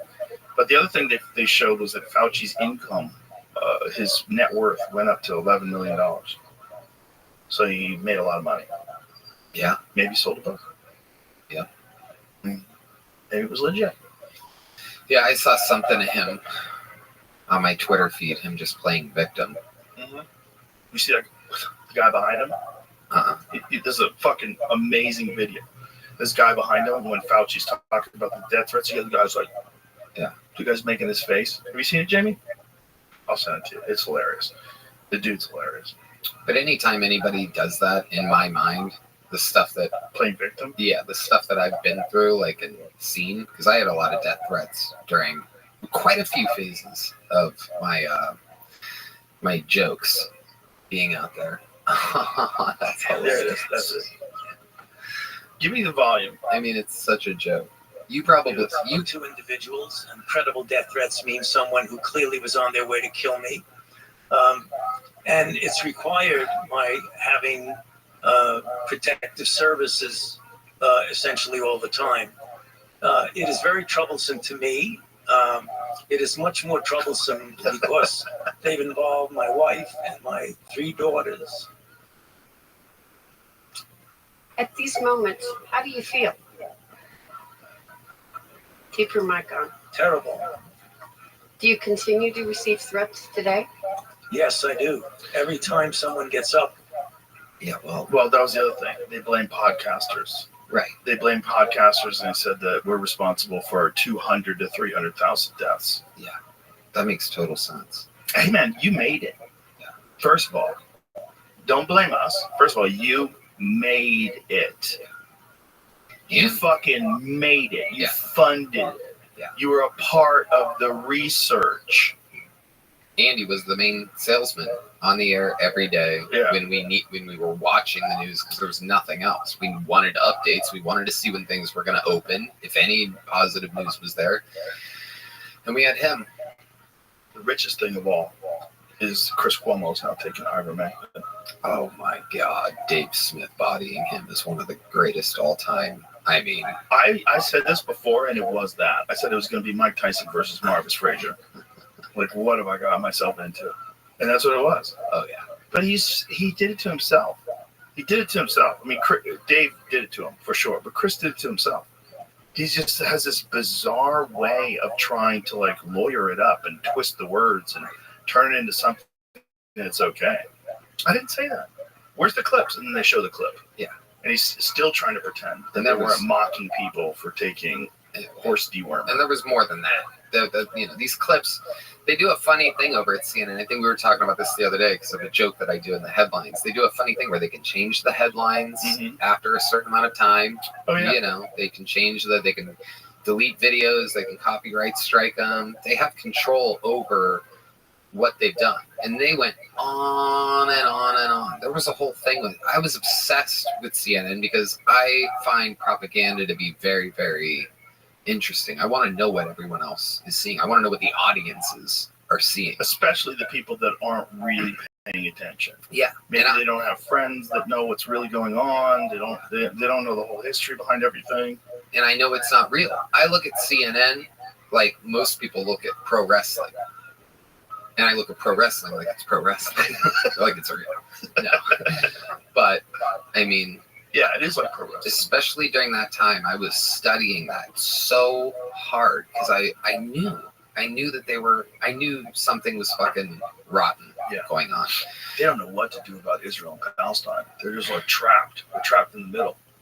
Did you see in Philly where the gay pride parade ran into the Free Palestine parade? They wouldn't let them pass. Yeah. Like, no, our thing's more important. Right. Than you guys fucking each other. Yeah. Crazy. It's just woke eating woke. It's the left eating the left. Yep. But that's what they've always done. They eat themselves. By the way, the right does it too. The right does it too. They do it all the time. It's a human characteristic that we can't really just say one side does because it's not true. The gay parade and the Palestine parade meeting up in the middle is like the time Kid Rock shot a bunch of Bud Light. No, because nothing's gonna die. No business is gonna get crushed by it. It's like, no, you guys don't want to fight each other. Look at this. Look at the Free Palestine, the gay pride. It's a standoff. It's a fucking flat out standoff. Hijabs versus blowjobs over there. No pride in genocide. So they're stopping the pride parade. No, you can't have your parade. Our parade's more important. I love the masks. I just love them. Look at all these people with masks on. It is the liberals' MAGA hat. It is. I've said it a million times, but that's what it is. It's a fucking MAGA hat. Oh my goodness. These dorks. How many of them had fucking masks on, man? It's crazy. They don't even work. I mean, they work as well as that lady's visor that's turned backwards. Yeah. And they definitely don't work against AIDS. So wearing one at a gay pride parade is completely pointless. Imagine you think the mask, this is going to protect you. Mm-hmm. Yeah, they're wearing a mask outside, and meanwhile they butt fuck strangers in glory holes and stuff. So it's like, I honestly think it's more of the Free Palestine people that were wearing the masks. You think anybody's ever worn a mask out of a glory hole? What's that? They're not be identified in photos. That's true too, right? Pretty much most of it. You think most of it? Yeah, retaliation. Yeah. I don't think it should be legal to wear a mask in public. I agree with that. I just think it's too creepy. You could rob someone. Yeah. In New York City, if someone had a mask on, in the past, you'd be like really wary. Oh my God, this guy's got a ski mask on. Fuck. Yeah. It was scary. It means they were going to rob you and you couldn't identify them. Right. Why are we allowing that? It doesn't work. The data's in, kids. Doesn't work. It never made sense. Even in the early days of the pandemic, there was this famous doctor that went viral because he was doing vape hits and he would put a mask on and the vape smoke would blow straight through the mask. And he was explaining like, these vapor particles are bigger than COVID particles. Like it's going right through that mask. It's not stopping jack shit and you're going to get it. Right. You're going to get it. And they said, oh, the masks work at the margins. Like, if you fuck with the numbers, because here's the thing. How many people wear masks all the time are also super fucking paranoid, right? So they're avoiding crowds, they're not going out. How many people who won't wear a mask are a little loose? They're just like, fuck it. If I get sick, I get sick. I already got COVID. Fuck it. They just go out. So you can't, it's hard to know when you have a large group of, when something as weird as the pandemic happens. And even then, they can't show, it's not like all the people with masks showed 80% of them didn't get COVID. No, they all got COVID. Everybody got COVID. And then there's this thing where they want to say it protects you from hospitalization and death. No, That's not true either. Because I know a lot of people who were vaccinated who got COVID, who got to the fucking hospital. And I know a couple that died. Yeah. How many people do you know that died from COVID? I confirmed actually don't know anybody, I don't think. I mean, it's kind of debatable. Like Jeff Scott, I mean, I don't know. No, Jeff Scott, he died alone. Like I don't think he had COVID. I mean, yeah, exactly. I know some people that died during that period, but really nobody. Jeff Scott was HIV positive too. Yeah, for a long time. I wonder if maybe he couldn't get his meds. Yeah, I don't know. I mean, because that was an issue during the pandemic as well. That's when we realized that China makes all our medicine. Like, what? China makes a lot of things, man. It's crazy how much we rely on them for manufacturing stuff. Yep, crazy. Yeah, they're trying to mitigate some of that now. Samsung is actually putting in a chip factory in Austin. Yeah, should be interesting. Yeah, we got to do something. We got to get businesses back over here and stuff. Yeah, we definitely shouldn't rely on a foreign country that is not our ally for our fucking medicine. Jesus. Right. That's so kooky. That is such a kooky thought. We live in the craziest times. It's so weird, man. It's every day it's weirder and weirder. And every day AI gets stronger and stronger. And every day I wonder, like, are these the last days of just being a regular person? Are these the last days of us just driving around, getting on a plane, going to places, telling jokes? Are these just the last days of that? Like, are we going to be living in a world in 5 years that's unrecognizable? Because I think we are, dude. I hope not. I don't know. The AI stuff still, I'm not completely mesmerized or convinced. I hear you and Duncan talking about it a lot in the green room. I'm just always like, I don't know. I haven't bought it yet. It all just seems like a fancy Alexa to me. Well, have you actually seen what it can do? Have you ever seen what it can do, like, as far as coding? No. It can code so much faster than people. Like, it can solve problems faster than people. It can do all these things already better than people can. Like, no one in the future is going to need to hire a coder. Like, a person who sits in front of a terminal for 16 hours a day and just fucking Adderalls out and just, like, lines of code. That's done. That's done. You can do that if you want to, but a computer's going to bang it out quick. It would be stupid for you to do that. When a computer can do it in 2 seconds, you're going to spend 16 hours and you might fuck up a few lines and you got to go back and check it.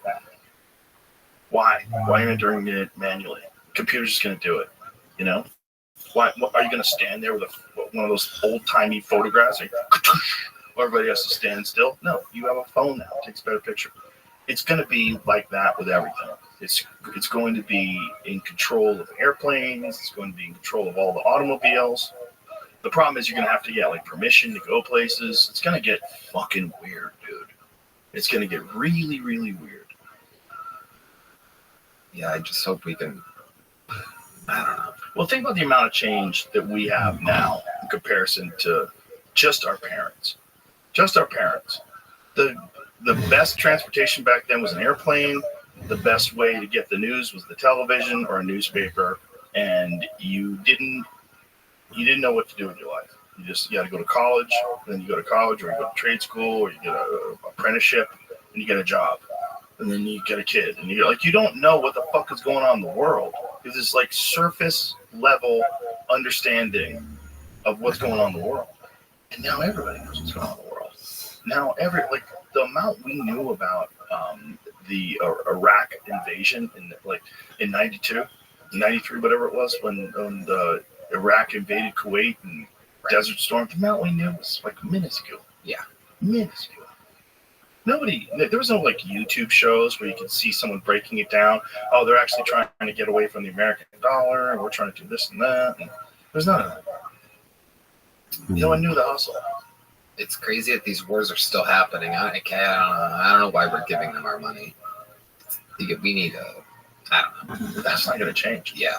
I mean that might shift if Trump becomes president. I mean, maybe he can get away with some stuff. Maybe he could do some things. He wants to stop the wars. He's like the only one that's, like, saying he can stop the wars and wants to stop the wars. He's the only one that did before. He did it. What can he do, though? What can he do different? Like, let's pretend it's November of 2024. Trump wins. January gets in office. What can he do? Well, it seems like he has a way to. Jesus Christ. Trump is planning to send kill teams to Mexico to take out cartel leaders. Donald Trump has told allies about his plans to covertly send special forces to Mexico to assassinate drug kingpins. Sources tell Rolling Stone. Well, Rolling Stone, you have lied to me before. You've lied to me a lot. And you've lied to me about the fucking people overdosing on horse dewormer. Remember that? That was Rolling Stone. They had a line of people outside waiting to get to the hospital because so many people were in there for horse dewormer overdoses that gunshot victims couldn't get in. Jesus. They're so dumb, they used a photograph. This was in like August in Oklahoma. They used a photograph of people wearing coats because they were lining up for a flu shot. It was a different shot, different photo. It wasn't what they really were there for. It was bullshit. What is that article, Jim? Same thing?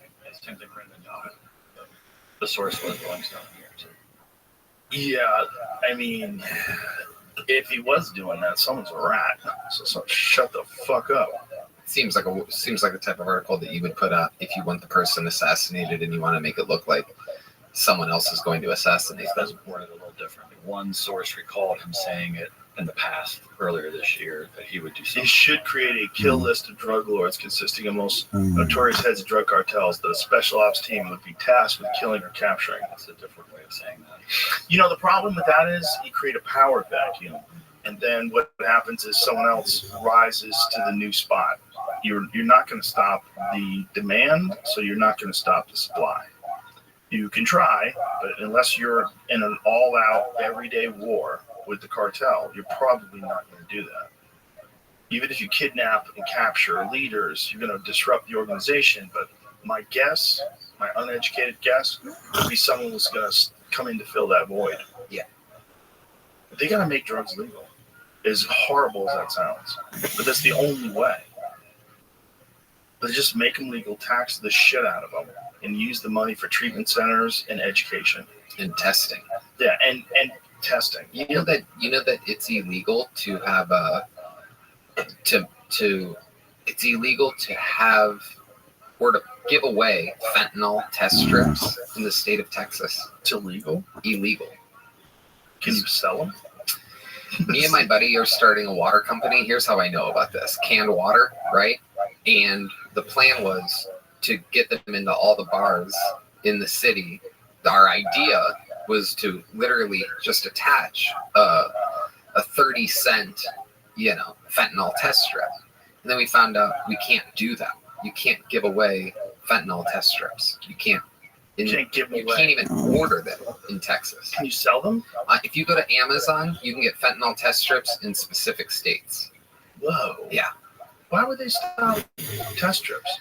I don't know. That you think is encouraging people to do coke? Is that what that is? I have no idea. That doesn't make any sense. I know. It's very bizarre.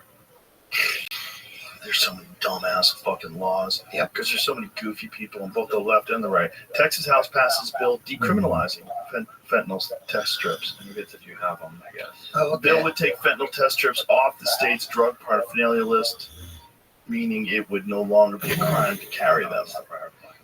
Yeah, maybe you just can't give them out. Which is crazy. Why don't you Google, is it legal to give out fentanyl test strips in Texas? I did, that's how I got here. Did it give any articles other than that? It probably says below that. How much time can you get for selling fentanyl in Texas? 20 years. For 200 to 400 grams, you're looking at 5 to 99 years or even life in prison. And a fine of up to $10,000. Life imprisonment, the most severe punishment for having more than 400 grams. Wow. They also only do like the state bill stuff here for like, I don't know how different it is in other states, but it's only like 6 months out of the year. The other half, they're not like they're out of session. Jeez. You have to wait till next year before they start looking at stuff again. That happened with gambling. Jesus. There's no reason. They can't have a good reason for. There's no good reason. Correct. I mean, there's an epidemic. Oh, yeah. There's 100,000 people in this country in a year. Yeah. Update, there you go. That died in the Senate. Oh, despite support from Greg Abbott. Oh no. Legislation comes after a bill to decriminalize test strips. So Texas and Congress lead bipartisan efforts to allow fentanyl test strips. The legislation comes after, but died in the Senate despite support. Whatever I put up before, we're just going to pass through the House, I guess. So they're trying to bring it back. Who the fuck is opposing that? Isn't that crazy? Who the fuck would oppose fentanyl test strips? I want to know. Yeah, name your names. It's just That's a crazy thing to inexcusable. oppose. Yeah. It's a crazy thing to oppose, kids. Like, that doesn't make any sense. Because if we can figure out who that is and where they're getting their money from, then we can start to solve a lot of problems here. Because that's an actual serious problem. They wanted to make COVID a big deal. Imagine we getting the money from the cartel. Right? I mean, maybe. who could it be? Who could it be? Who the fuck would want you Who to not else? have Who fentanyl else test is strips? It doesn't say they voted against it. It says it died, which is like they didn't vote on it. But the during Senate session. declined to take action So in the it's- regular session. it just never got voted on. And that's sort of the same thing, though. Like they're avoiding it maybe on purpose, or someone doesn't want to vote on it. But And, by the way, this is like, some people look at it like, oh, well, those people are doing cocaine anyway or whatever. So maybe it's not we're not losing the best people, but it could be anybody doing anything. It could be somebody trying to do, fucking Molly or, I don't know, any more fun, like an actual, like, goofy psychedelic drug or something like that. Could be in any type of pill. I wonder if the logic behind not wanting it to be legal or sticking your neck out saying that it should be legal is that people want to then attach you to promoting drug use, and then you would possibly like have an opponent that could turn it against you and say my opponent promotes drug use, and you could have that kind of a deal happen. Yeah, but there's a problem. But that was the gay marriage thing. That was a lot of things. There was a lot of things that people wanted to pretend that they were against. I mean, until I think 2013, Hillary Clinton was saying that marriage should be between a man and a woman. Barack Obama said that.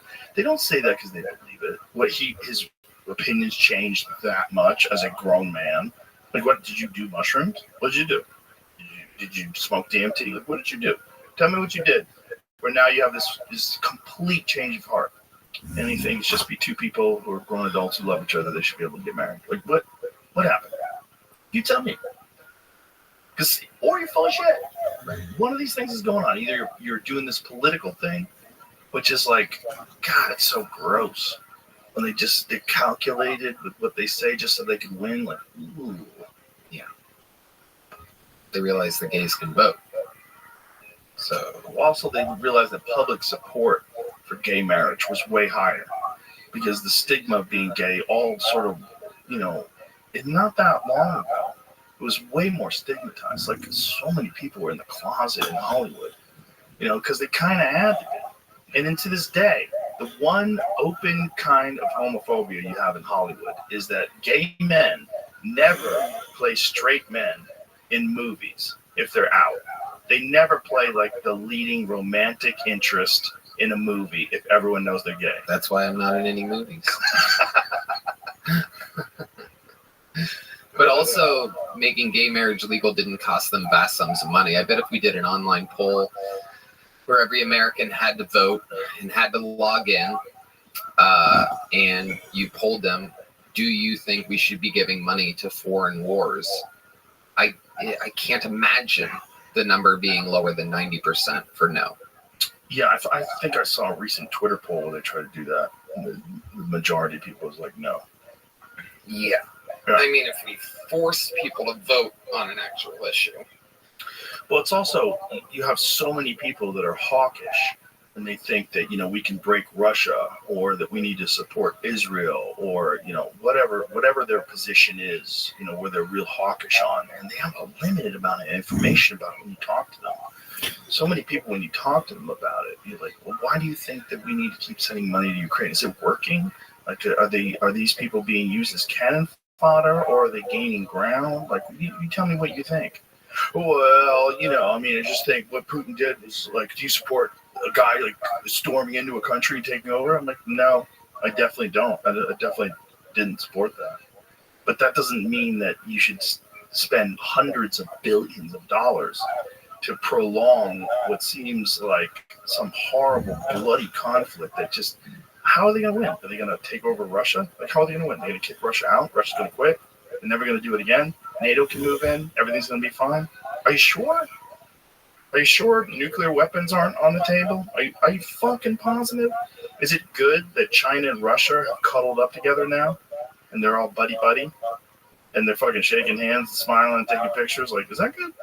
That seems not good. It seems not good if the whole fucking world is against us. Like, that seems really bad. And if they make our medicine.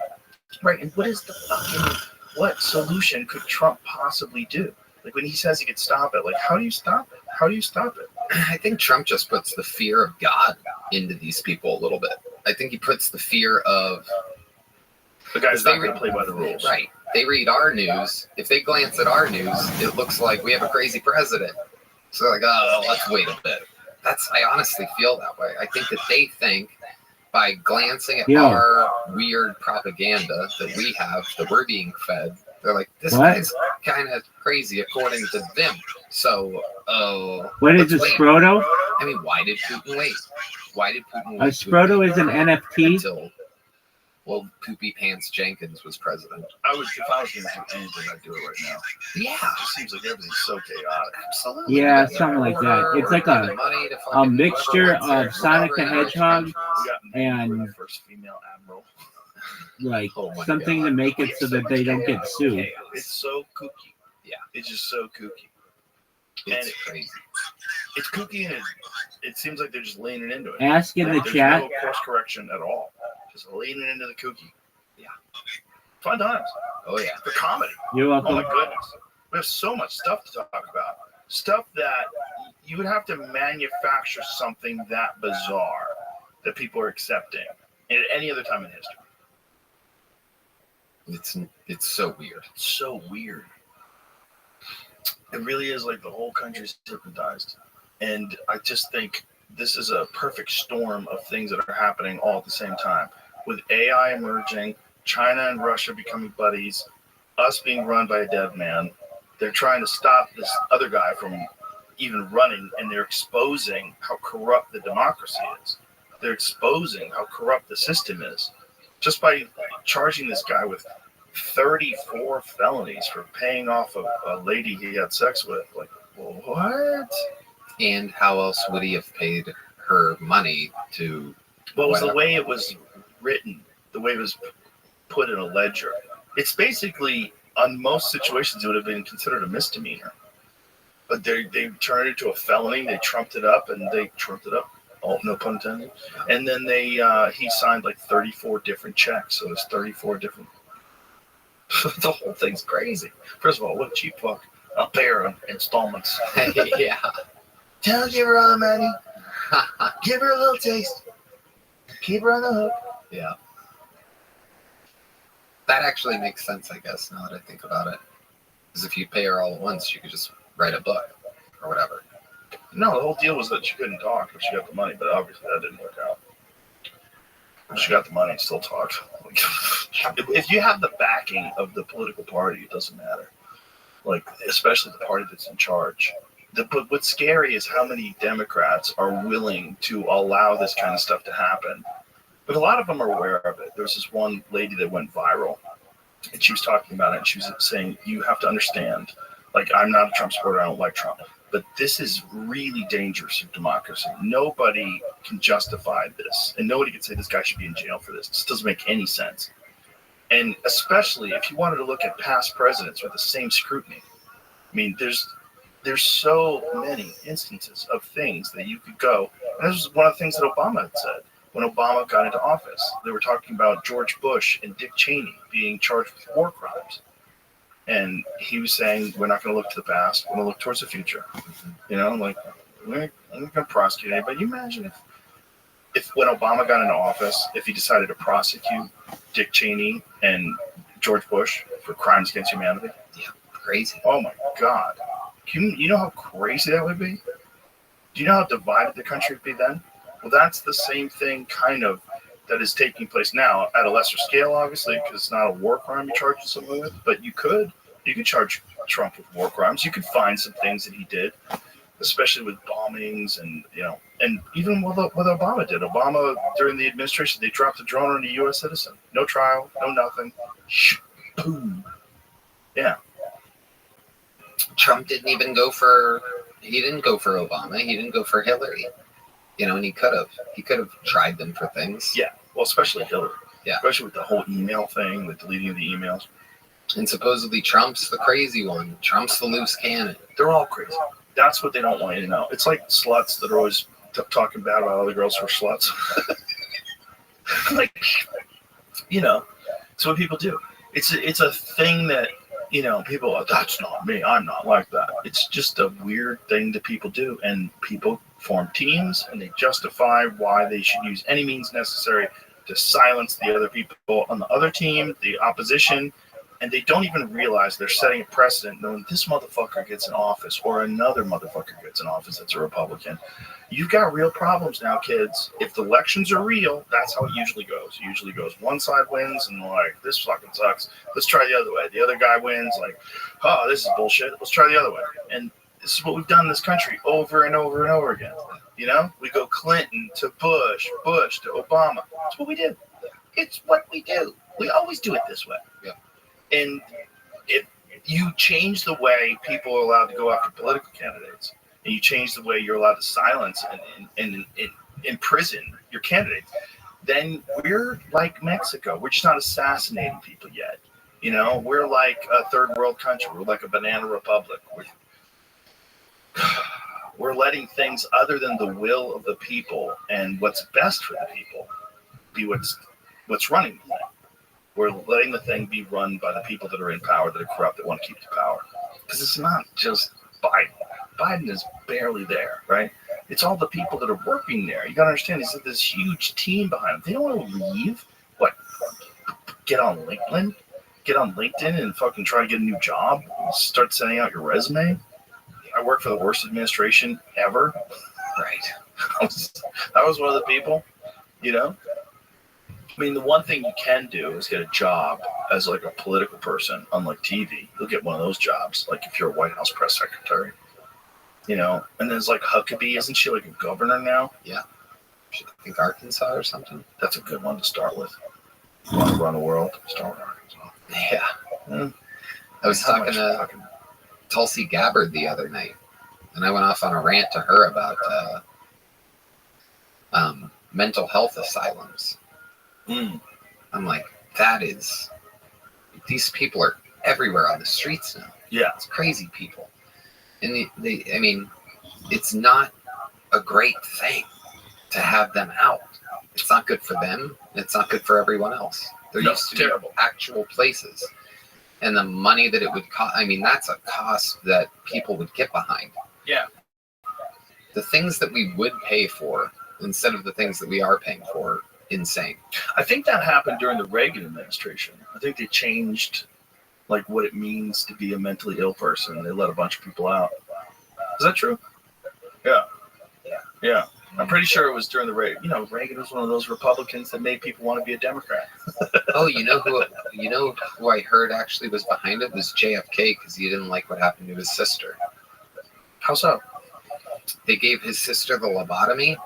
Oh. Yeah. And he turned against mental health institutions. I can't remember if it was. They gave his sister a lobotomy? Oh, yeah. Bad one. Oh, my God. Oh, it's like one of the big Kennedy secrets. They stopped doing that in like the late 60s. They did it for a long time. I had an Instagram post about it. Because I went down a rabbit hole one night. And I was like, what? Like, they just scrambled people's brains. And there was all these ads. Like smiley people afterwards, happy people afterwards. Just scramble your fucking brain with an iron rod that they push through your eyeball. The eldest Kennedy daughter. Wow. And the Special Olympics. Wow. Yeah, man. Dude, brains are just like everything else. It's just like some people have bad livers. In their search for cures, November 1941, Mr. Kennedy arranged to have a lobotomy performed on Rosemary. It was immediately clear that the operation had drastically failed. Rosemary had lost most of her ability to walk or talk. Her personality had been forever altered, and she was left physically disabled. After being released from the hospital, Rosemary was immediately institutionalized. There's a story I've read about the doctor. There's like one doctor who was doing a lot of the lobotomies. He was traveling around to all these islands. Yeah, I read about that guy. He loved it. He loved scrambling brains. I mean, what a fucking, like, remember when you used to whack the TV to get the signal to come in? People don't know. Like, we would be watching TV, be watching like a baseball game, and it'd go, you know, what the fuck? Smack the TV, and it would come back in. Hey, you got it. Like, that's how bad electronics were back then. You would smack the TV, and sometimes it would fix it. Like, sometimes it was like going up, it was just like, bloop, bloop. The screen would go up, and you just whack the side of it. It would stay still. So people would, remember those days? Yeah, that was their version of fixing brains. It was just like whacking a TV. They was like, let's just scramble his brains. Yeah. And they were going through your eyeball. Oh. That's what they go through. They pull your eyeball aside. Yeah, they pull your eyeball aside. Excuse me, out of the way. I gotta shove a metal rod in there and just they get in the brain. They get in your frontal lobe and just go like this. No. Yeah. That's how it goes. God. Yeah. Bro, imagine thinking that's a good idea. I know how to fix it. Everybody. What was like the most successful lobotomy? Did anybody get a lobotomy and like, wow, that one fucking worked? Like, is there Google what's the most successful lobotomy? Maybe like someone came out a genius afterwards. Yeah, somebody came out, the most amazing guy. No way. No way. But there has to be one like best case scenario, like this might work. Like one guy, maybe they only scrambled him a little. You know, like Roseanne got hit by a car, became a great comedian. Kinnison, hit by a car, became a great comedian. Like there's a little bit of brain damage, not bad for you. A little bit, yeah. Just a touch. Just a thud. Oh yeah. Just a little bit. Everybody needs a little bit. A little bit? Yeah. Just a little bit. Yeah. I had so many wrestling in high school. The last person who had one died. 1967. That's when they don't like eat enough.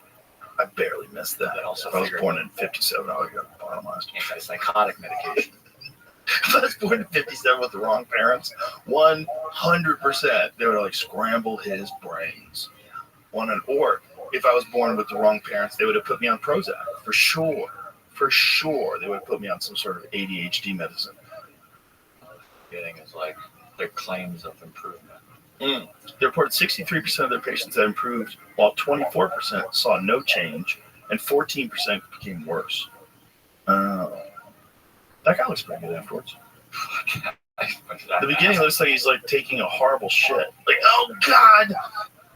And the afterwards is like, I get it now. That's what they were just like they were agitated before, and then afterwards they were smiling. Smiling. Yeah. So it worked, but it seems like a very crude idea. Maybe, you know, now, that one's a weird one. That one, they cut the top of that dude's head off. Oof, that was a rough one. Oh, Jesus Christ, they're going through the nose on that. That guy's wearing a muscle shirt. That's right. Woo, that's right. Oh, Christ. I hope she's out cold. Why don't those guys have sleeves? Yeah, they probably, look, the way everyone's holding her hand, she might not have been out. They probably barely put people out back then. They're fucking crazy. I watch videos of some of this. Oh, don't make me watch videos of it. All right, here we go. Oh, yeah. Oh, yeah, he says.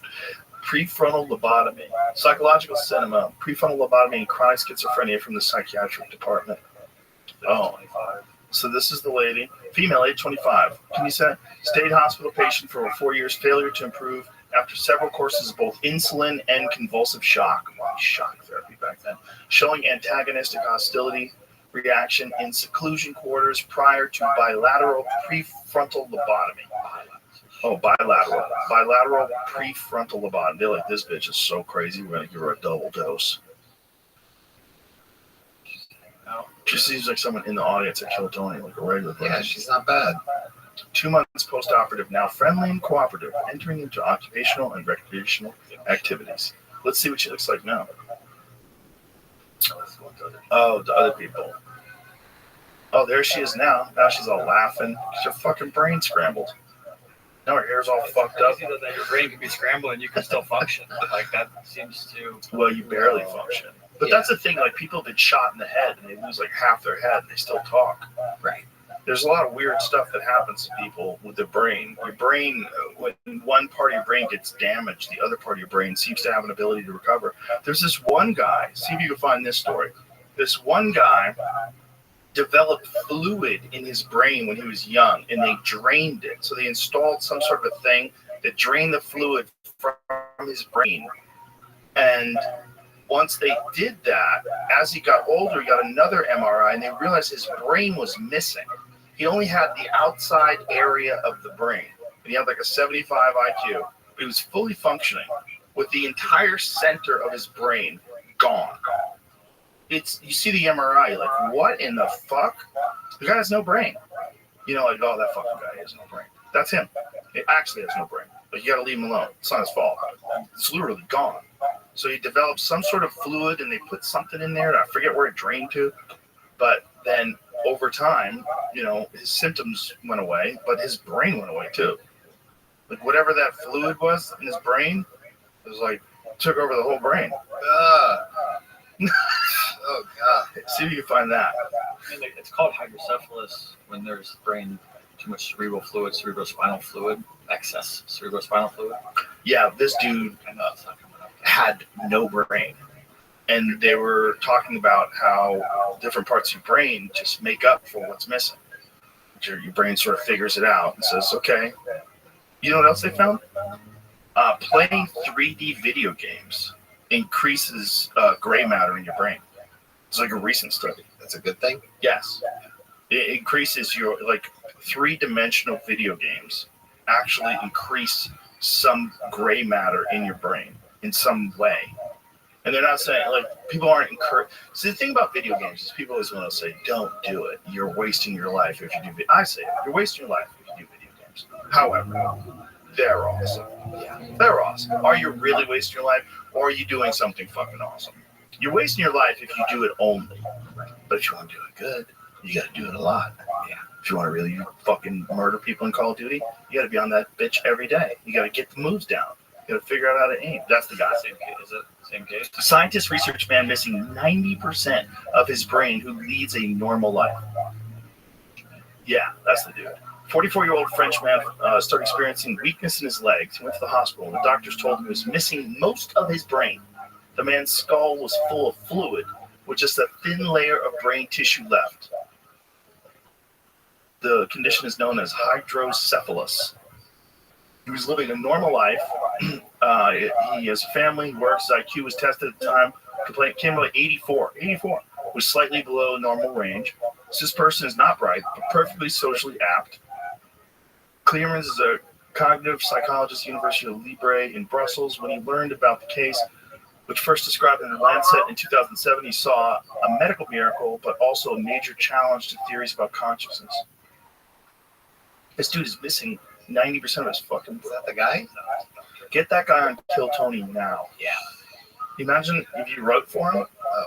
How many? This guy's actually. You could put a photo of his brain up on the screen and explain that this guy's literally up here with no brain. Going back to the brain damage making people funny thing, we have a new regular as of yesterday, and it was only his second night ever on the show. Drew Nickens, who was bullied by his own military partners. And I don't know what they did to him, something head trauma-wise that he didn't really want to get into. But he's so fucking funny. Like, he's just naturally the most likable, funniest fucking... Was he funny before the head injury? I don't know. That's a good question. Does he know? Like, how aware is he when you're talking to him? Very. So he's all there. You talk to him. Yeah. But he has brain damage. Yeah. You know how many people I know with brain damage? Oh, yeah. You are the beekeeper of people with brain damage. I know a lot of people with various stages of brain damage. You know? The brain. Rather than 90% of this man's brain being missing, it's more likely that it's simply been compressed into the thin layer that you can see in the images above. compressed, so the brain has different density. I mean, if it's like Jello, Can you make your brain like you can make your quads fucking dense? You know, some people have mushy quads. Some people have quads that can fucking jump on top of a huge box. Maybe you can make your brain like that. Super connected. Maybe video games is the way you do it. Find that stuff. Because that's crazy. Speaking of brain damage, did you see the UFC put out a clip of Sugar Sean landing that knee on Cheeto Vera without any commentary? Bro, Cheeto Vera has a chin that's made out of like Wolverine bones. Oh my god. His chin is insane. It sounds like somebody hitting a wooden baseball bat against another wooden baseball bat. Not only that, his head snaps back, all the way back. I mean, it's, by the way, it might be the most perfectly timed knee I've ever seen. Here it is.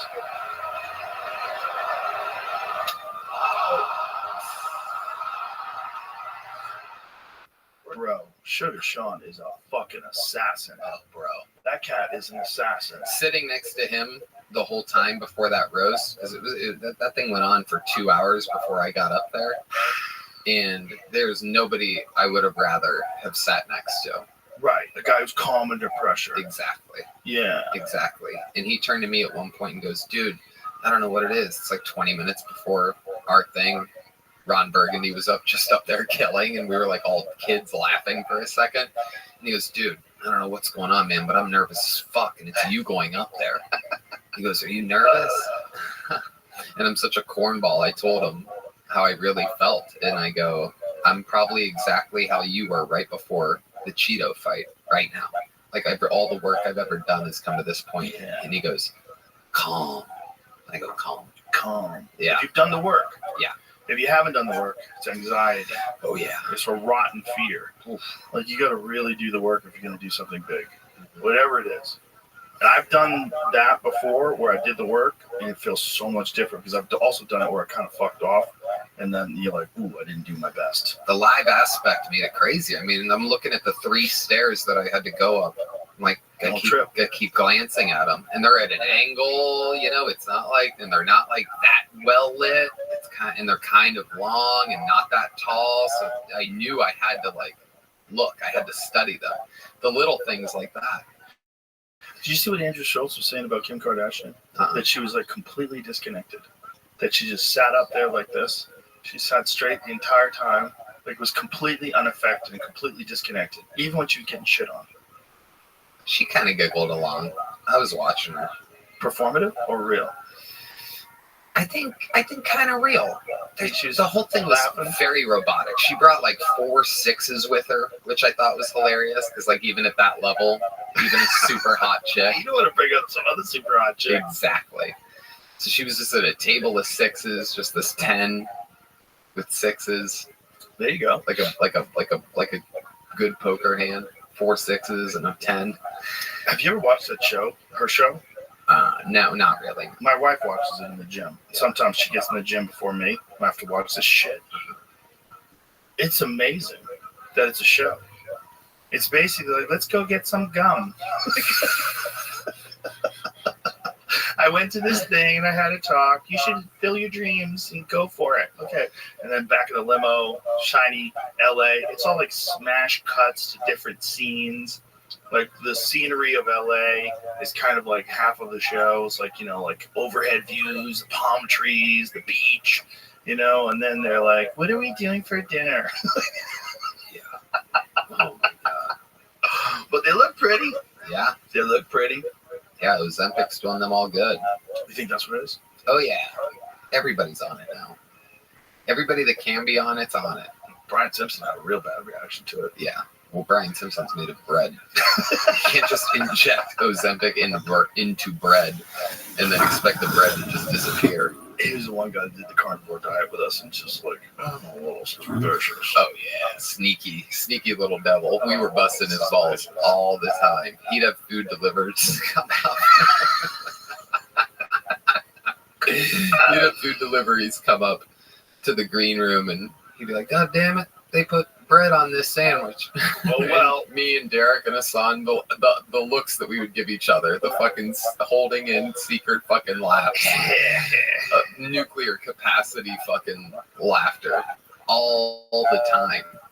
They're like, why'd you order it with the bread? He's like, because if you don't order it with the bread, they don't put all the things on there. There's no containment system, so I order it with the bread and take off the bread. Oh, yeah. He's just that bread with you and eat it later. Oh, yeah. Oh, yeah. Oh, man. It's part of the fun of Brian Simpson, though. You know? And he gets these super breaded chicken wings. Oh, it's so fun. I don't know what it is with me and fat jokes. I just can't get enough of it. I just love it. It's always been my number one, like, roasting specialty. If anybody's ever big, oh my God, it's just, I don't know. Oh, with David Lucas, you have a never-ending supply. Oh, yeah. Depending upon what he's wearing. Yeah. It's amazing. Post Malone got him good because he went after Post Malone at the Forum in the arena, and he was wearing a camo shirt. And Post just fucking grabbed that microphone, put it right up to his mouth, and goes, "You're the only guy in camo that the people all the way in the back of the arena can see." You got a standing O on David Lucas. David Lucas got lit up in LA by the guests, which I love because it's like fun for me to step back and get to, like, you know, kind of root for these guys. Harlan is a monster. Harlan is so silly. This snake on the table. This is his tapeworm that he pulled out of his pants at the end of the episode. He calls it Dimitri. He said he had a tapeworm. He got a tapeworm. Where did he say he was? He started the show. He ate a rat somewhere. Machu Picchu. Something I thought didn't rat existed, and it did exist. Yeah, he ate some rat in some foreign country. Oh, he is unbelievable. Him and David went back and forth for like 10 minutes. It felt like straight. And every single blow. I told Jeff Ross and Brian Moses, all the roast battle guys, after that night, because there was a festival going on, so we were all hanging out after we would all do our separate things that night. I told them all, I go, the best roast battle that's ever happened just happened, and it wasn't with you guys. It was on Kill Tony. They're like, what? Who? David Lucas versus Harlan Williams, of all people. Because Harlan's silliness cannot be cut through. It makes him immediately totally undodgeable. If you call him old, he calls you a bitch. If you call him anything, he just rolls with it and jujitsus it into his own retort. That it's indescribable. I wish I could remember more of the moments. But he's like, you know, David's just reaching for anything. One part was just, you old ass bitch, because David's just getting beat, so he's getting piled on. So he's not even writing at this point. His brain is just on the defensive. He goes, you old ass bitch, because he knows Harlan just got him. And Harlan, without any hesitation, goes, you're my bitch tonight. And so for every punch, there's a counter punch. And it was magic. Unbelievable in the moment. You can't prep for it. You cannot write for it, or else it comes out clunky and you're trying to recall. Right. And that pause, that hesitation that happens in roast battle that doesn't necessarily happen in a parking lot roast battle or on a Kill Tony with David and Harlan, just heavyweights going back and forth. Yeah. Those recalls aren't there. It's just flow state. Yeah. And it's magical. When he said that Post Malone looks like an unemployed crocodile hunter.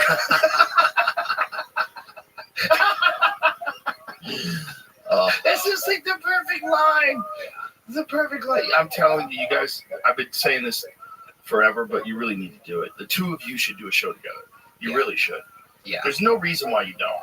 You guys should do a podcast, even if you do it once a week for an hour. You guys both talking shit to each other and talking shit about things. Because the chemistry of the two of you together is so unique. Yeah. And it brings out the best in David. It brings out the David that I want to see when he goes on stage. I want to see the same guy that is like in the heat of roast battle or heat of battling with you on Kill Tony. Bring that everywhere. That same energy. We're working on some really fun things now, actually. What are you working on? There's a series that is actually in development right now that's cool, but I'm really excited about this movie idea that he just had a big meeting about, where I'm a principal and he's a fat gym teacher, and there's a bunch of like they thems at the school, and then there's a school shooting, and we have to protect the they thems and all this stuff, and there's just all these vessels and setups for everything. We can just do everything that we've ever done, but actually like implement it into a modern type of ridiculous comedy. So if you did that, where would you do it? Like, who would you do it with? Where? Yeah, like you want to have the most amount of creative control or something. Right. You're going to do it. And it's going to be hard. Yeah. It's going to be hard. It's going to be, maybe Netflix would do it. Yeah. Netflix would probably be the best place to do it. They'll probably take the most chances. Exactly. Especially after the roast, the Tom Brady roast, which was the most watched thing on Netflix ever. Yeah. Ever. And it's wild comedy, which is so good for comedy, man. That roast was so good for comedy. Huge. Absolutely huge. And it's just wild because everybody needed that. Everybody wants that. And talk about, there was a lot of rewatching of that. People watched it and then they wanted to show their uncles or their dads or their whatever. They wanted to see their reactions to it. So it's being watched multiple times on top of the actual numbers that we know. Right. Yeah. It's you can't share Netflix stuff like we were talking about earlier with YouTube, but you can rewatch it with people. How many people have Netflix accounts? Like, how many Netflix accounts are there? I think it's like let's Google it. Let's take a guess. How many? Worldwide, it's got to be like hundreds. I think it's 200 million about. Worldwide? Yeah. Let's find out. 269 million subscribers. And how much does it cost a month? It depends. There's a couple different. What's the high end? $20. And what's the low end? Supported ad supported for $2.99. Oh, really? That's not a bad deal. Because you can just skip the ads. You only watch it for a couple of seconds. Use them to pee. With ad supported, there's standard with ads, standard and premium. Standard with ads is $6.99. Standard is $15.99. What's the difference between standard and premium?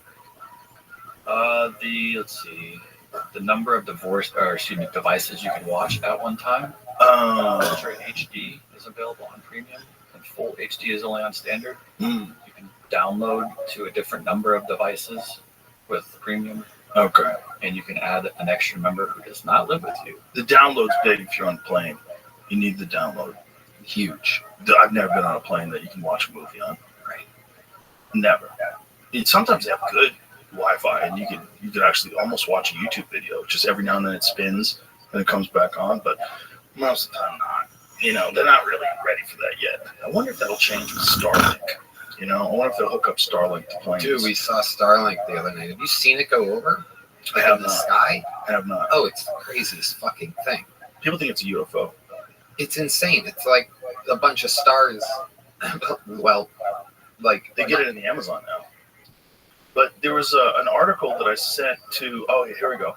Remote Amazon tribe connects to Elon Musk Starlink internet, becomes hooked on porn and social media. Yeah, I shared this with Paul Rothschild. So there's a bunch of people that are like very concerned about this because they're seeing their kids like staring at phones now, and they're also seeing kids that want to leave the tribe and go out to the regular world.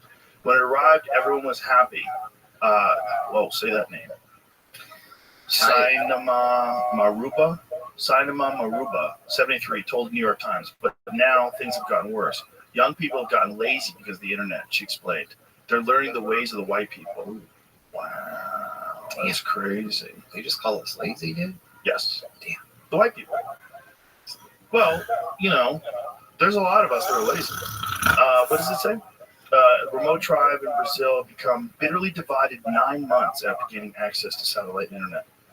Wow. 2,000 people. Wow. Right below Peru. Yeah. I don't know how I feel about that. I want to know what kind of porn they're watching. Everything. Yeah. They probably can't believe it. Yeah. These white ladies, fake lips, just sucking dicks. Yeah. Initially, the internet was heralded as a positive for the remote tribe, who were able to quickly contact authorities for help with emergencies, including potentially deadly snake bites. It's already saved lives. and Roque Maruba, all Maruba use the same last name. Oh wow, they're all like the same people. How do you know if you're having sex with your cousin then? If they have the same last name. But they all have the same last name. The whole thing has the same last name. There's 2,000 people. The like, you know that North Sentinel Island, like the story about that guy who's the missionary who went there and got killed. There's only 39 people, so they're all related to each other. Damn. So at this point, they might not even be able to go help those people. Like, imagine if you just stepped in and say, hey, we're going to establish schools and clinics, and like, who knows what's going on with them? 60,000 years of people living on one island, and there's only 39 of them left. And you can't go there, they'll kill you. Yeah. They'll fucking kill you the moment you get off your boat. They tried to kill a bunch of people. There was a bunch of people that had abandoned a boat that ran ashore. They got rescued, and as they were getting rescued, the North Sentinel people were headed on boats to them to kill them. Oh, God. Frightening. Imagine if they're like mentally challenged. Right? We don't know. We really don't know. No one's interviewing them. Like, what are they like? If you know, have you ever seen that show, Soft White Underbelly? It's a great show on YouTube. I had the guy on who's the host of it. And one of the things that he's done is document this family in West Virginia that's like severely inbred. Severely. Like the man, the older man, all he does is bark. He doesn't talk, he just barks. Have you seen you have to see this. You have to see this. I think we'll have to edit it out, right? Well, I don't know. We'll see if we get caught, if we get a strike. But go to visit Soft White Underbelly on YouTube. It's not just that. He interviews all kinds of crazy people from all walks of life. It's a very interesting show. So these people are the Whitakers in West Virginia. Oh, odd West Virginia. I love this. Oh, yeah. Listen to this. Listen to this, though. Listen to this. That's the guy. They're all in. Look, all of them. Look at her. So what are your names?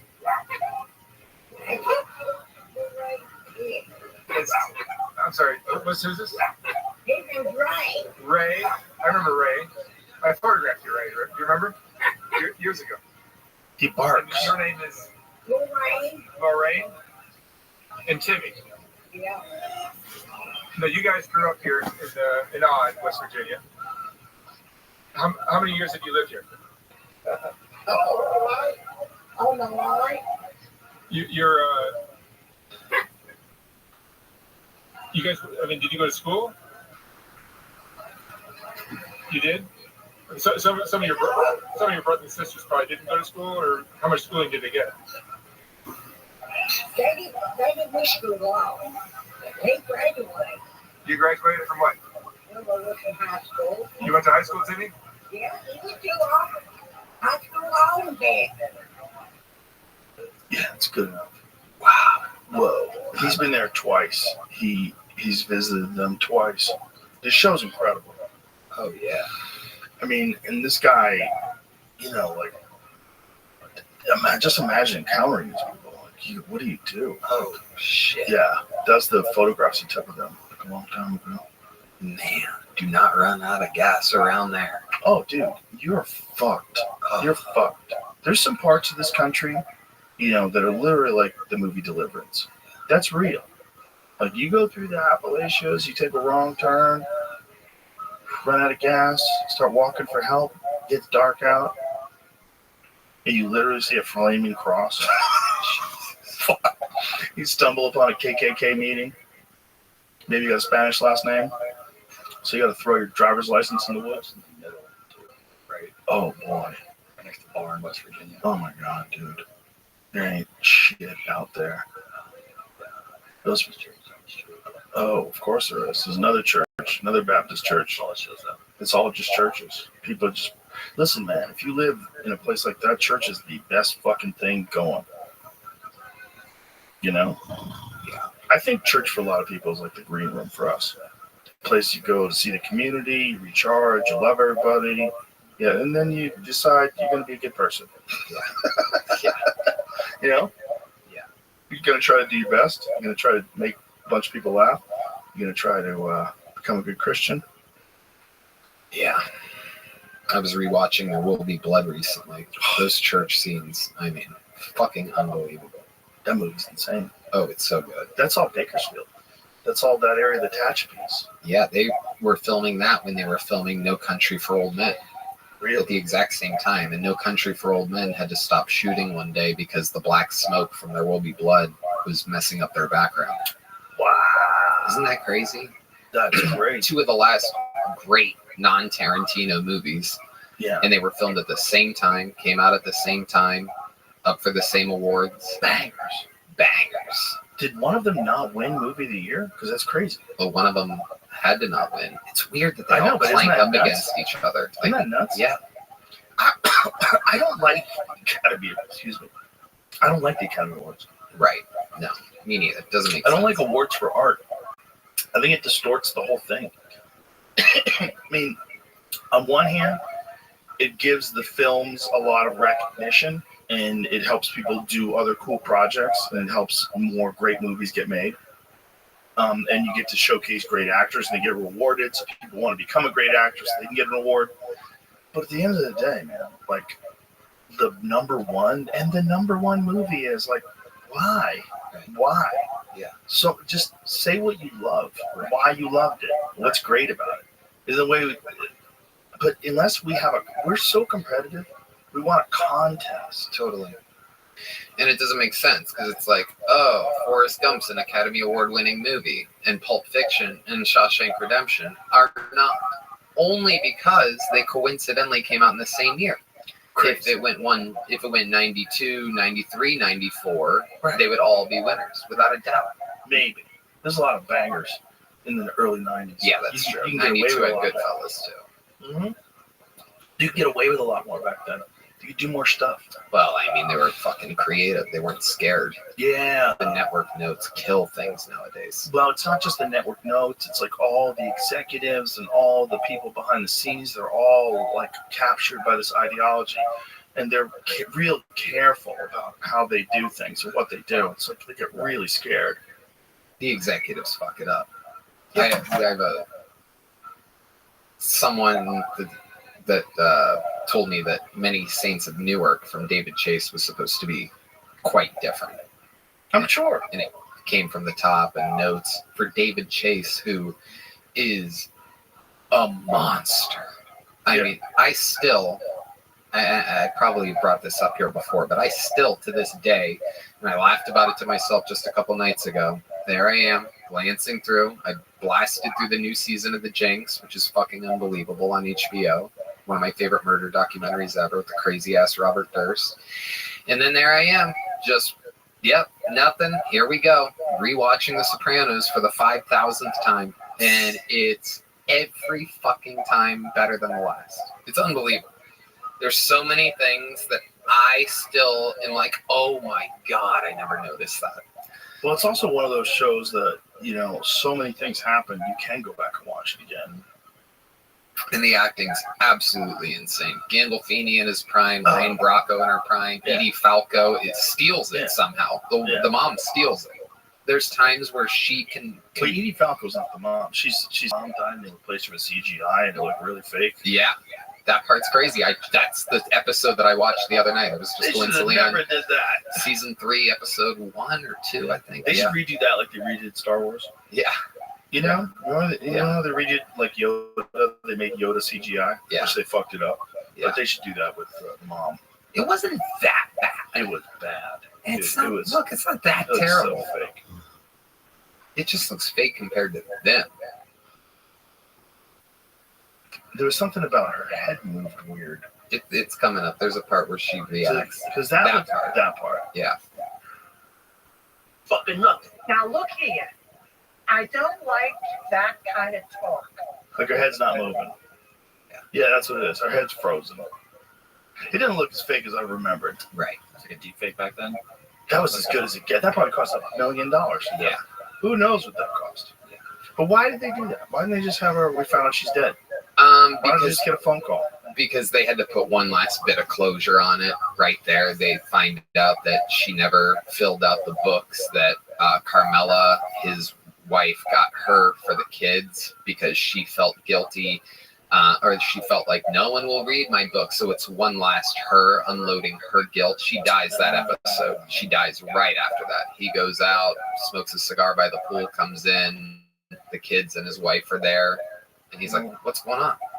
Your mom passed away. And so then, oh God, I mean, it's just crazy how, this series changed everything.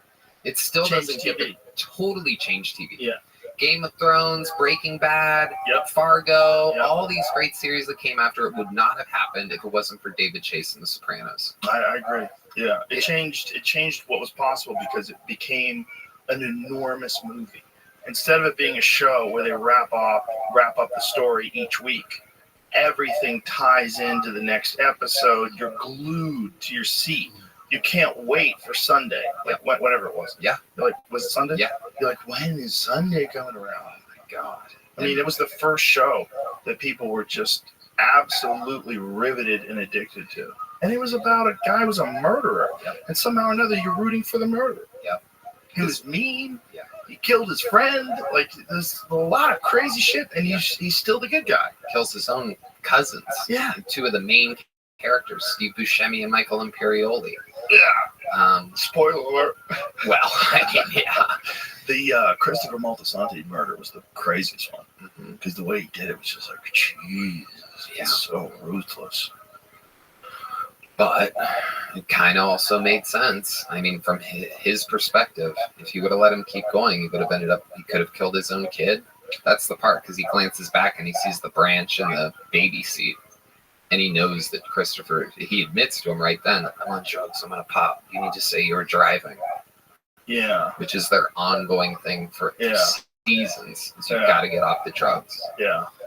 And so, I mean, shocking as all hell for us viewers at the time. Yeah. Crazy. Yeah. You know what the other one was? Was it Paulie that killed his girlfriend? Who killed his girlfriend? Remember in the end when they went chasing after him in the woods? You fucking cunt. He's like, he's going to kill her with a gun. And she realizes he's going to kill her. Oh, yeah. And she runs. Yeah. And he murders her. That was Silvio. Who plays guitar for Bruce Springsteen's band. But yeah, she never saw it coming. That was so creepy. Yeah, that's creepy. Because that's real, like, insider. You've known that lady your whole life. Yeah. You know that lady your whole life. Now you're chasing her with a pistol, calling her a cunt. Yep. You're going to kill her. And she realizes you're going to kill her when she's screaming. In that world, if you talk to the government, especially back then, it's cold. It's just as cold as ice. It's the one thing you can't do. So all their friendship, What a fucking show. Oh, it's incredible. And every fucking episode is better than literally almost anything else out there. That's the crazy part. Because it's just, I can't stop rewatching it. It's just the funniest ongoing game on my bedroom television thinks I'm a psycho. Well, it's one of those shows that, like, then when you realize what's possible, so it raises the bar for everybody else. And then, Game of Thrones is like the next one. There was another one where you're like, and then that one was even crazy. You have fucking dragons, insane special effects, and the CGI kind of caught up with everything especially with the new one, the new Game of Thrones. The CGI is off the charts. But, like, how long does that take to make? Like, the new one was over, like, a year ago. Yeah. Like, when is the next season of, what is it called? The new one called?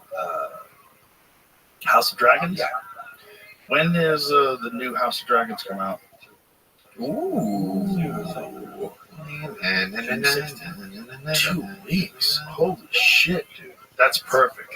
Because I'm wrapping up The Gentleman. I only have one more episode of The Gentleman. What's The Gentleman? Oh, you don't know. It's the new Guy Ritchie series on Netflix. Ooh. It's the same. Did you ever see the movie The Gentleman? No. The movie is fucking awesome. The movie is like Matthew McConaughey, and it's about weed dealers. And it's like this like organized crime weed movie. And this just follows that. It just is a different branch of that world, but it's fucking amazing. It's such a good show. I tried that samurai one you recommended, but there was a Kill Bill moment, a ripoff of Kill Bill, and I just couldn't. What was the ripoff? There's a part where they're doing the walkout, and it's like frame for frame a ripoff of Lucy Liu's walkout when she's arriving to that place. I just hate it. It just drives me crazy how many people and how many things are derivative. Take from. Yeah, but Tarantino did that a lot, you know. Well, yeah, that was part of it was an homage. It's an homage to these films. Exactly. Like, I feel wasn't Reservoir Dogs like an homage to another, like a Chinese film? Yeah. I can't remember the name of it, but yeah, a lot of his things are. But when they do it to him, it's just different. That's funny. Yeah, that's funny. It's interesting to do that in a historical novel turned into a show like Shogun. I didn't notice it, but I love the show. The show's incredible. The show's really well done. Shogun's really well done. It's fucking riveting. I love it. A lot of people told me that past episode 1 is when it gets cooking. I just couldn't. I don't know. It's very good, dude. Yeah. If you give it a shot, it's very good. But if I was going to recommend something, I'd say The Gentleman. Watch that. Yeah. The fucking show is so crazy. It's so crazy. So much wild shit happens. It's just like, Jesus. Yeah. Oh. And I think they're going to do a season 2. You never caught up with the Jinx, huh? No. Never caught up with it. You never watched season 1? No. I knew what happened. Yeah. I remember the story, and I just, it's one of those things like I've never watched The Wire. I just got away from it. Me neither, totally. I heard The Wire is awesome. Yep. Everybody talks about it. Bourdain was always raving about it. Yeah. Jamie loved it. I never watched it. You guys talk about Sopranos without screaming it in my head. I'm like, you guys haven't seen this though. Is The Wire better? I can't say it's better. I wouldn't say it's better. Say it, bitch. This is the Academy Award. Somebody gets the Oscar. Who gets it? It came after, so like. Who gets the fucking award? Stop trying to dodge the question. I would argue The Sopranos, but I don't like it. I don't personally like it better. Oh, really? Why do you think? I've tried. I don't like Breaking Bad either. I really didn't get into it. Really? I watched it after The Wire, so I started to watch it. I'm like, fuck.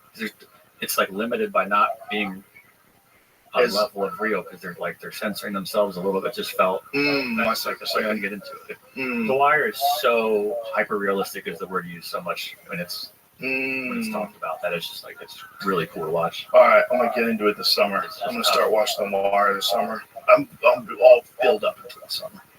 Got my walk. I can only watch things a couple nights a week. I don't have that time. Same. That's why I like The Sopranos. It's like background noise, and if I'm paying attention, I'm laughing or enthralled. I have to, like today, if I'm I have to, if I don't do a certain amount of work, I feel lazy. Right. It's not a good feeling. Yeah. And if I'm just watching too much TV, I feel like I could have gotten so much done. Totally. And I could have gotten a bunch of I can enjoy shows if I've done what I need to do. But if I don't, if I didn't work out that day, I'm not watching TV. I'm gonna feel like a piece of shit. Yeah. Unless it's my off day. Yeah. Same. I don't let myself, I don't have a video game console and I don't play games on my phone. So when I got back from LA to treat myself, even though I don't even play chess, I downloaded a chess app because my Instagram showed me a finishing chess move. And you don't know how to play chess? Well, I do now. And okay, because I don't know how to play chess either. I was saying maybe we could play chess. Well, it's only been a couple weeks and I'm obsessed. It cut to me last night in bed at 40 a.m. on my phone, playing people around the world at chess. And it's crazy. I love it. Chess is a fun game, obviously. Yeah. It's just, to me, it's one of those time sucks that I'm scared of. Totally. Exactly. Just like video games, just like golf. You obviously know I have a giant pool problem. Pool's a problem. Yeah. I played pool with my friend Tommy in New Jersey on Friday night till 5 a.m. Yeah. The day of the UFC. Yeah. Went to the hotel room. I slept till 3 p.m. Got up, showered, got some food, made it to the arena. Golf's a different kind of time waster, though. It is a little bit of exercise. The air, the nature, the oxygen of being around the trees and the fresh grass and everything. It hits being by different. Yourself, it gives you a jolt of energy. It gives you a crazy amount of energy. I totally see it, man. Yeah. I get it. It'd probably be super beneficial for me to pick up golf. Yeah. I'd probably enjoy it. Tons of vitamin D. But I can't. Right. I'm too busy, and I have too many things that I really love. I already love archery. I have to practice. If I don't practice, I don't shoot good. If I don't shoot good, that's not good. Gotta stay in. It's like pool. You have to stay in stroke. With archery, you have to stay focused. You have to stay like in tune. I don't know what the word they would use for is being like on. When you know where that arrow's going, you just fucking know. You know, and it's all at different distances. Like any day of the week, you can wake me up at 4 o'clock in the morning. I can hit a bullseye at 20 yards, but 20 yards is not that. Most of the time, I'll hit in the 9 or 10, right? But most of the time, like when you're shooting, you're not going to shoot at 20 yards. You have to shoot at 40 or 60 or so. So I practice at like 74, practice at 85 sometimes, and that's a long distance. Like it really requires like a fine tuning of your feel of the bow. Like as you're drawing back and you're centering your pin, there's this Zen state where all you can think about is the movement of the arrow. All you can think about is the correct technique. All you can think about is like how you want that arrow to just sink right into that target. Perfectly. The perfect time to release, right when the pin is settled over the spot where you want to hit, and the arrow just goes, and you watch it. And it's magical. It's like it cleans your mind. It's like it hoses off all of life's bullshit because it requires everything of you in that one moment. And I think if you can find anything like that, whatever the fuck it is, whether it's yoga or whatever it is, golf, you find a thing where when you're doing it, it requires all of your concentration. I think that's like a good flush out of the system. And I think people who don't have that have a lot of fucking anxiety. And I think your brain never gets cleaned out. Like you need a thing that's almost like people do it through meditation. They do it through a lot of different ways, but it's like there's a way you're focusing only on one thing that's like super beneficial for some reason. Yeah, no doubt about it. I went in to do the hot yoga fucking spaghetti and Wagyu meatballs flush the other day. You did yoga after you had it? Well, not right after. No, but the next day. The next day I had hot yoga after eating the spaghetti the night before, yeah. I ate so much with Joey Friday night, I had to force myself to eat Saturday before the fights. Yeah. I was like, I don't want to eat anything. I took a shit that would astonish people. It would astonish you. That was all in your body. Like, that was all in there? It was astonishing. The volume. It's like, where'd it go? Where was that? How did all that come out of me? But then I thought about how much I ate. I ate an enormous amount of food. Yeah. They just kept bringing us food, too. They're like, the chef sent this over. I'm like, oh my God. Oh. The best. Oh. Real Italian food, priceless. Well, boy, does it fucking hamper your motor skills. It hampers everything afterwards. Like, I played pool like shit for like the first hour and a half. Just couldn't get going. It was just like, ooh, I was just like, my stomach literally hurt from being stretched out. It was like, it was hurting. Oh my God. I'll do it again. Yeah. I'll do it again tomorrow. It's like, I think once a month, that's not bad. Right. You enjoy yourself once a month, have a glass of wine, have some spaghetti. The next day I had linguine with clams too. Ooh. Damn, so good. Yeah. Yeah. Not good for you. Not good for you. But damn. But there's a lot of things in life like that. Like I think if you just live your whole life only eating super healthy and never doing anything, like, okay. But you definitely missed out on some stuff. Like you missed out on some amazing meals. Like you're not going to get all those flavors all tied together in something that is not going to give you a little autoimmune flare up. Yeah. It's like, I think it's a thing that you experience, and you could pay a cost for experiencing a delicious pasta meal is you go into a coma. That's the cost. Yeah. I was thinking about this when Tom Brady came out for the roast, because we're there at the front table. He comes up, he was just so much taller and more present than I thought he would be. You know what I mean? He's quarterback. Like, I know, greatest of all time. It's not giant opposing force of presence. He was laughing at the jokes. He wasn't caught daydreaming or staring at the teleprompter. What did he say to you when you said about his shoes? Like, nice shoes, bitch. He goes, I'll shove this up your ass right now.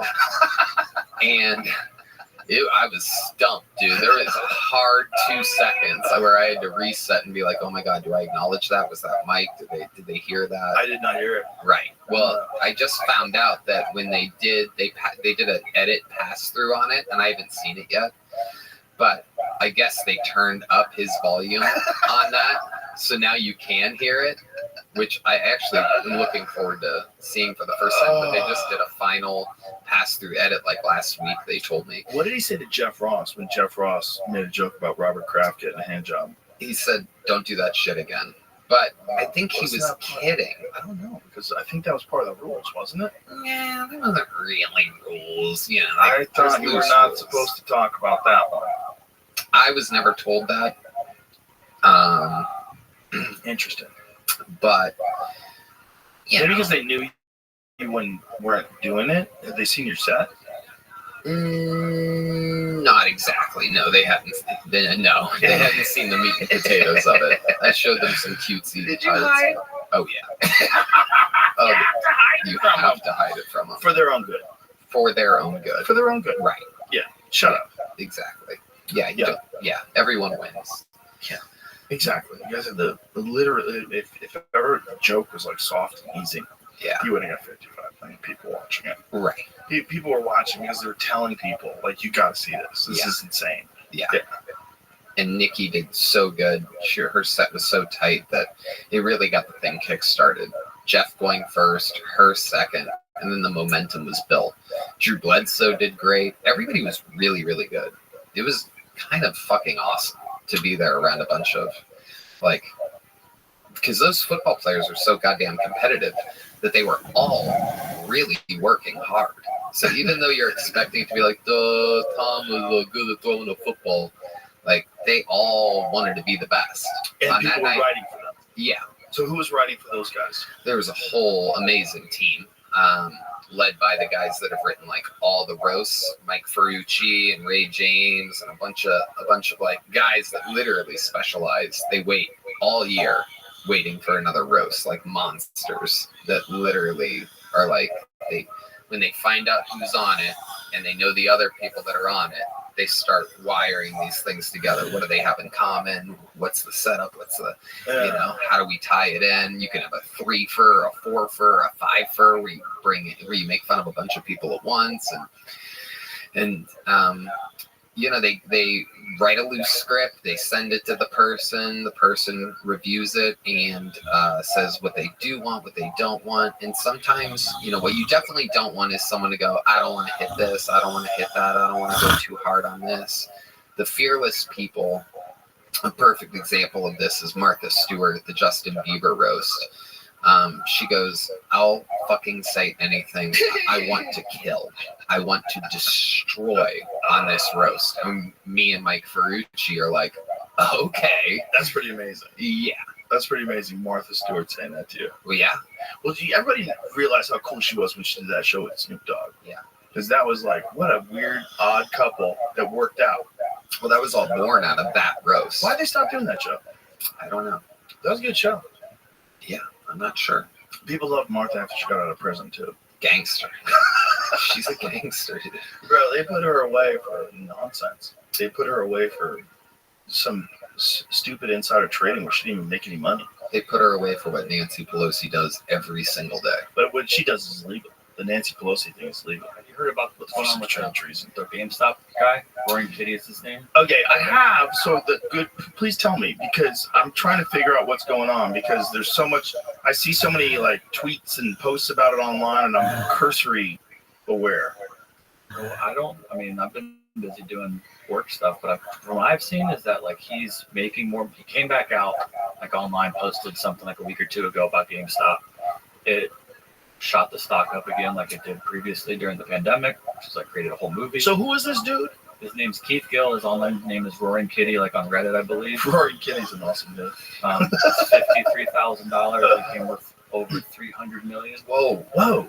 Yeah. So he's worth $300 million from this GameStop stuff? Yeah, on paper though. It's like if he takes, that's part of it. Is like, so if he takes the stock out, then the stock crashes. Well, so he can't sell it? That's becoming the new talk of like what I've seen over the last 24 hours is that he recently, I think over the last day, posted what his holdings are in GameStop, and that has created some discussion, which is why I brought it up, because people are bringing up Nancy Pelosi a lot. What he's doing is out in the open. It's very public. I don't even think he's specifically telling anyone to do anything. He's just showing what he's doing. And they're talking about limiting him or taking him off these apps. I don't know if he's going to get fined in some way or another.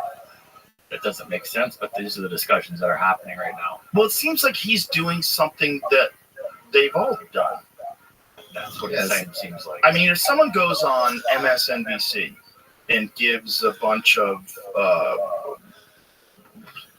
opinions about certain stocks that will perform or won't perform, and they're an expert, and if they're invested in those things, and if they then change the way people interact with the stock market, more people start investing in these things. Is that okay? Is that legal? How does that work? Like what's his name? Jim Cramer? That guy goes and rants about stock, being like, you should buy this. Does he do that? So I don't have those watch. The joke online with him on like Twitter is that do the opposite of what he says. Right. If he's very specific about this is a winner, 100% do the opposite. And really? In a week, the opposite happens. Like, is he terrible? It's not that he's terrible. It's just that this has continued to happen, and people are like, why does the opposite always happen what he says? I don't know that he's bad, because he obviously has a show, and people want to continue to talk to him. But didn't Jon Stewart scold him once? I think Jon Stewart had him on The Daily Show, gave him a scolding about something. Is that true? I think it was after like the 2008 financial crisis or something. Not sure. I'm remembering something like that. Jon Stewart's back. Is he doing The Daily Show? Does it like once a week. There was a conflict with them, it says. Yeah. Yeah, it was right after the financial crash, yeah. Trade. Response to CNBC commentator Rick Santelli, who had recently said on the floor of the Chicago Board of Trade that homeowners facing foreclosure were losers. Whoa. Santelli had been set to appear on the show, but CNBC canceled Santelli's appearance. Stewart, along with Daily Show executives, claimed the CNBC montage was not retaliatory, that they planned to show it before the cancellation was announced. Subsequent media coverage exchanges between Cramer, who had been featured heavily in the original segment, and Stewart led to a highly anticipated face-to-face confrontation on Stewart's show. The episode received a large amount of media hype and became the second most viewed episode of The Daily Show, trailing only the 2009 Inauguration Day episode. It had 2.3 million total viewers. The next day, what does it say? What was the exchange? What was it about? Oh, your money is safe in Bear Stearns, followed by a Daily Show segment that the global investment bank went under 6 days later. If I'd only followed CNBC's advice, I'd have $1 million today, Stewart said during the piece, provided I started with $100 million. Whoa. I guess he's been wrong since back then. So is it because he doesn't know what he's talking about, or is it because the market is like really difficult to predict? No, I bet he's part of I bet he's part of the machine. I bet he gets, he's out there telling people what to invest in, and these other people, there's got to be a massive conflict there. Well, that's the conflict. Like, imagine someone at Bear Stearns, and it'd be nice if you went out there and said, your money's safe with Bear Stearns. You think you can do that for us, Jim? I'm not saying that he did that. Of course, that would be like probably illegal, right? Wouldn't it be? Of course. I bet that guy meets in the park. Yeah. No phones. Meet in the park. Yeah. Let's go for a walk. Let's go for a walk about. Describe how we're going to make money. Because if you're a guy and you're tweeting about how much you love GameStop, and about you're so bullish on GameStop that you've just invested $100,000 in GameStop, and everybody reads that and they go, oh, I want to buy GameStop too. And then your $100,000 in GameStop goes up in value. Is that illegal? But I don't think they prepared for this world. Like, I think these nerds online with this whole GameStop thing, they've kind of flipped the tray over. It's like, fuck your game. We'll play it this way. What happened during it? I remember Robinhood stopped people's ability to trade. Wow. Everyone was like, what the? How can you even do that? Yeah. Well, So is it because it's legal? It's a legal manipulation that everyone didn't see coming? I've read people talking about this. Yeah, since Pete? it's happened. Go Pete, Tony. You've heard people talk about it? Since it happened, and I've not heard a consensus good answer. I don't know that they've gone digging through this in Congress or not yet, but that's so they're weird. talking about so much other stuff. You know? Right, but it's so weird that there's like certain loopholes that don't get patched up like really quick, especially like a loophole in regards to like the financial markets. Like that no one saw that you could take a stock that's not that valuable and make it super crazy valuable. He's got, so something I saw was the speculation of saying he's got holdings, I think, on Morgan Stanley. He's got call options, which I can barely even understand enough to explain to you. But he's betting on the price of the stock to go up. If he exercises those call options at a certain number, I think it was, he'd be worth more than I think Morgan Stanley is. So like, could they even pay him? Huh. How bizarre. Like, where does that money, like, I don't know. The whole thing is so difficult to understand. Like, the whole stock market thing, like when Bernie Sanders was explaining that how much you could make just from all these speculation trades that they do, you take like a fraction of a penny from each trade and it'd be worth like $1 trillion. And I was like, what? Yeah, I was talking to a banker asking him, like, you, as a normal person, I guess that's not what she said, but like, as a normal consumer, you would probably hold a stock. You buy a stock and you hold it forever until you decide to sell it one day. They're buying and selling it 7 to 12 times a day based off whatever. And they're just making little margins here and there and it's stacking up. And they're doing it in such large numbers that, yeah. And they're probably doing it with algorithms, right? Aren't they? Yeah, then there's like a show that on HBO, I think, Traders or something. You can watch young people who do this now. They stare at a computer and they start making bets on like, wait 5 more seconds. So $30 million. If you had a podcast, not us, but someone else with a podcast, and they just started talking about a stock, and then that stock goes up, is that legal? That's right. I don't know about. What are the laws? Probably it has to get really deep into the wording that you like, the language you use. If you're just talking about us discussing it, but if you're saying like, buy it for these reasons, and I've done this, and these are the reasons why it will go up, then I could probably get you in trouble. Like, what if you have information that a stock is going to crash, but you don't tell anybody? I mean, so if you know that a stock is going to crash, you know that some information is going to be put out, and then you sell your stock, that's illegal, right? That's insider trading. Isn't that weird? Because in any other like realm in life, that is just being aware of the circumstances. Like, oh, things are going. I have information. I should act on that information. This is like you can't act, but I'm going to lose $400 million. Well, it's either that or you go to jail. What?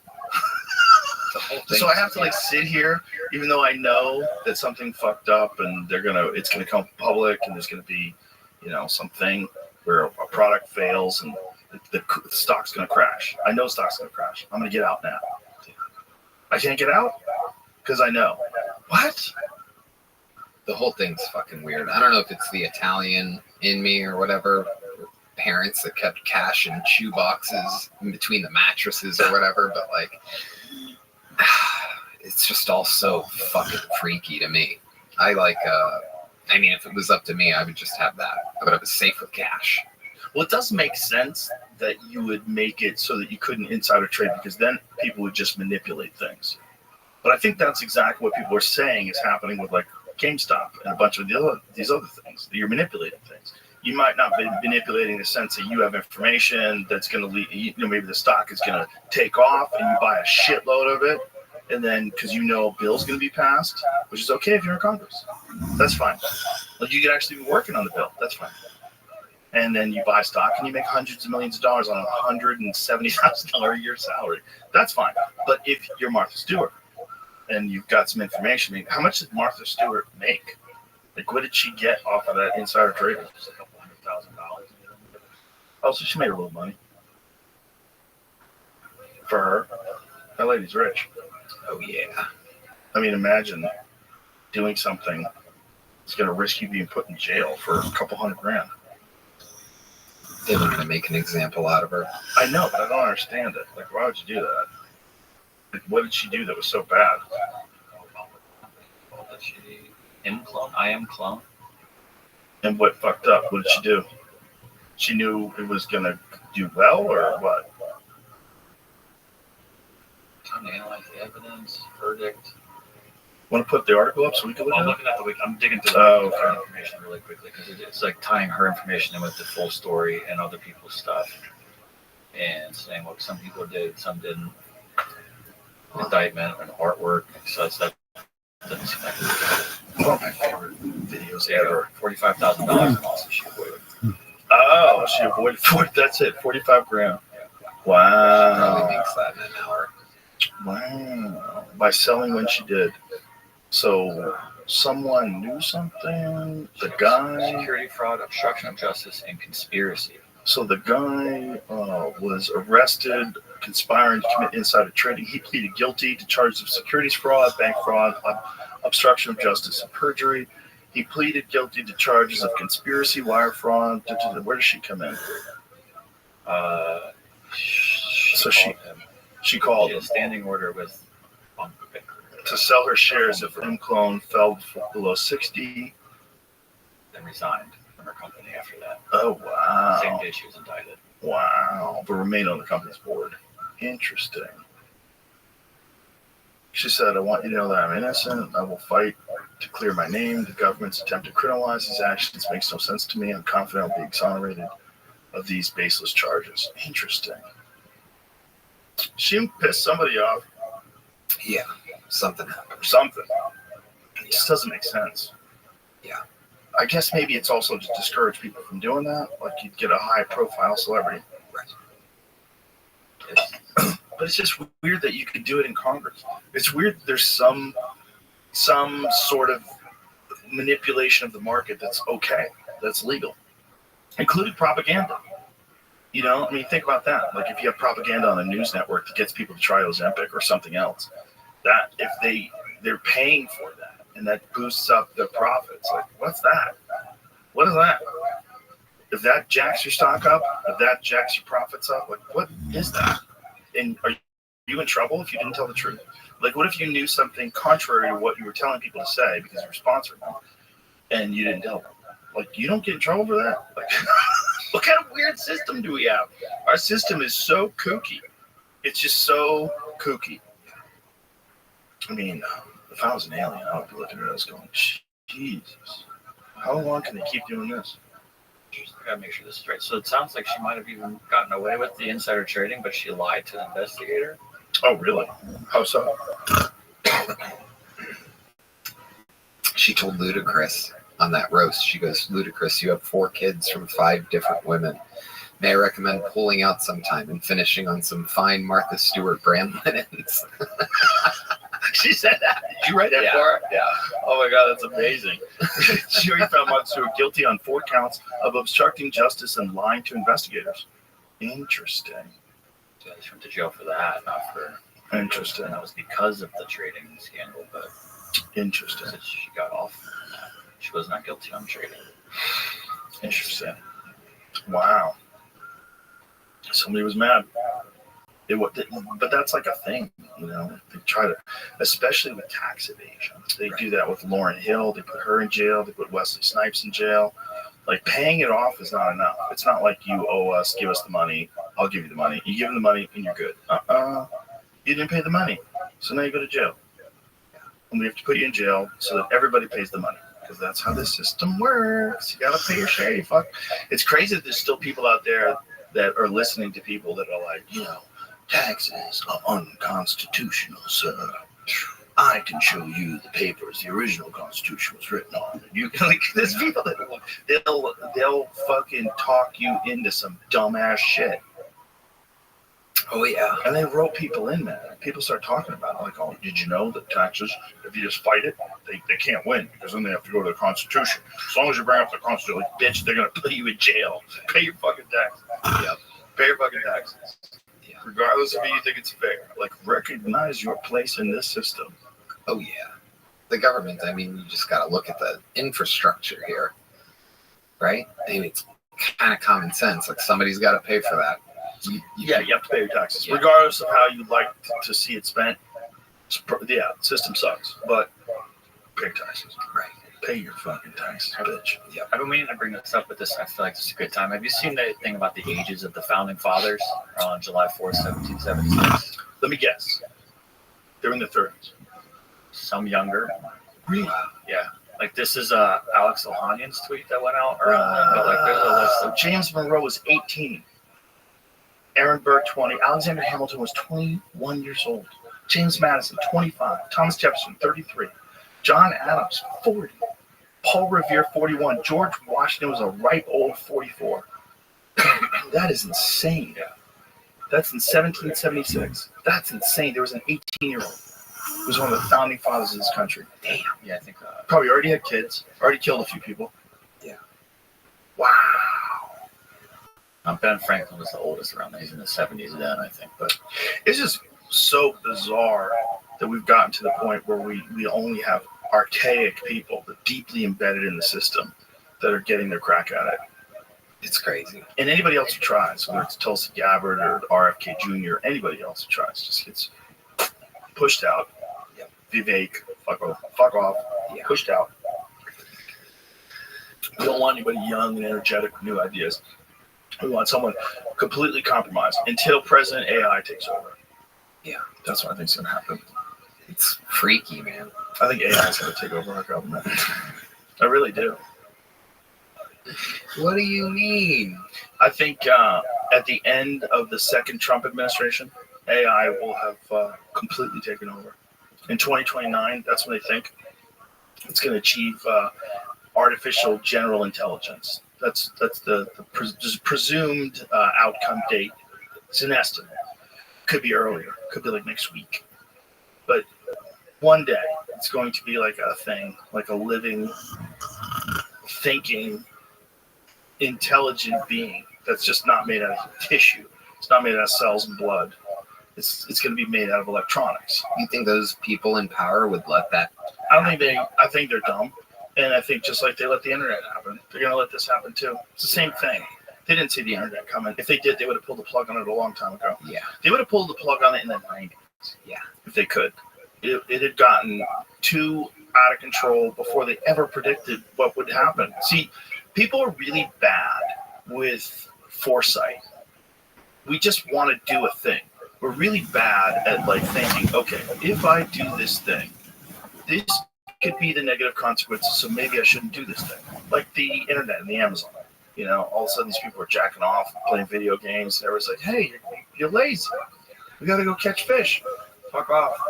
And no one saw that coming. They think, oh, this is going to be great. You're going to get emergency services. Oh, this is going to be great. You're going to be able to know what's going on in the world. No, you're going to do what everybody else does. You're going to whack off and watch YouTube videos and scroll through TikTok. And people are just sitting there charging their phone in the Amazon, scrolling through things while they're surrounded by birds and monkeys and jaguars. And like, yeah, this is what you're doing? You're doing this now? Sloths, there's like a life everywhere, and you're just staring at a phone, flipping through things, probably watching videos of the Amazon. Oh, I know that place. We don't think about what's going to happen. We just think about what we're doing. And I think when they release the internet, everybody's like, this is amazing. I can send my mom an email. Hello, Mom. This is my first email. Remember AOL? It's kind of like, oh, yeah, you've got mail. Oh, I got mail. It was exciting. We had no idea that it was going to overcome 6 hours of your day. You're spending 6 hours a day staring at a device that's literally made by slaves. The minerals are sourced by what's essentially slave labor and the poorest people in the world. And we're using that to fuel this device that we're all staring at. We didn't see that coming. And we don't care anymore, because when cell phones came, we were excited. And then when smartphones came, we were elated. This is amazing. I remember everybody was like, I'm going to do my email on my phone. And people had Blackberries. I had a Blackberry. It's crazy. You type, I got a little keyboard. I could send out emails, bro. I'm a serious person. I have email on my phone. I could send email on my phone. And nobody thought that was going to lead to TikTok. Nobody thought that was going to lead to Instagram Reels and people arguing on Twitter all day long. And nobody thought any of the crazy narcissism, the filters, and the effect that it's going to have on people's self-worth, their opinion of themselves, the way young kids are like looking at the world, and then the influencers. Now there's a whole giant group of people to just be famous for famous. just to be famous. There's nothing there. And you're seeing them with cars and houses, and they're renting cars and renting houses. So they look like ballers, and it's like the whole thing was unpredictable. And I think the next stage of it is equally unpredictable, and maybe way more so, because this thing is like feeding off of human intelligence. This craziness we're dealing with now. It's like human reward systems are being hijacked. Attention is being hijacked. Dopamine is being hijacked. All this is being hijacked, but this is just like human stuff. When that thing becomes alive, it changes everything. It changes every fucking thing about the way the earth is managed, resources, power, everything. It's going to be weird, man. And no, we don't know what it is. It might be a fucking disaster, or it might be amazing. It might like end war. It might completely end all the problems we have, like a disproportionate amount of resources available to some percentage of the population that keeps them enslaved. That might end. That might be balanced out by an ethical artificial general intelligence that just decides how to allocate resources and then takes over almost all jobs. But it's just, how long does it tolerate us? How long does it decide that these fucking flesh monkeys, these dumbasses with guns and planes and shit, all the dumb fucking shit we do, riding around on unicycles, fucking training monkeys. Like, what are we doing? Yeah. What do we do? We're so crazy. It might have no patience for it. It might have no patience for it. It might decide that consciousness needs to be interfaced by a superior thing, and that the physical boundaries, the physical problems, the limitations of our biological bodies are too much, and just might bail on us. It might look at us as a threat to it. Yeah, we're a threat to the whole planet. You know, it's like, did you ever see the Neanderthal theory? There's a Neanderthal theory that it's very dismissed by real anthropologists, but it's a kooky one to consider, is that Neanderthals hunted people and ate people, and that our view of them looking like us could have been wrong, and they could have looked more like gorillas, like gorilla people. But they're super muscular, really fucking strong, much stronger than people, much more dense bones, and that they might have hunted us, and that we might have led them to extinction by like fighting them. That we fought off the Neanderthals, but that we were their prey. It's a crazy thought to consider, and I don't think it's true. I think it's probably, I'm sure Neanderthals killed people, and I'm sure people killed Neanderthals, but I don't think they looked like gorillas. I think they had red hair, in fact.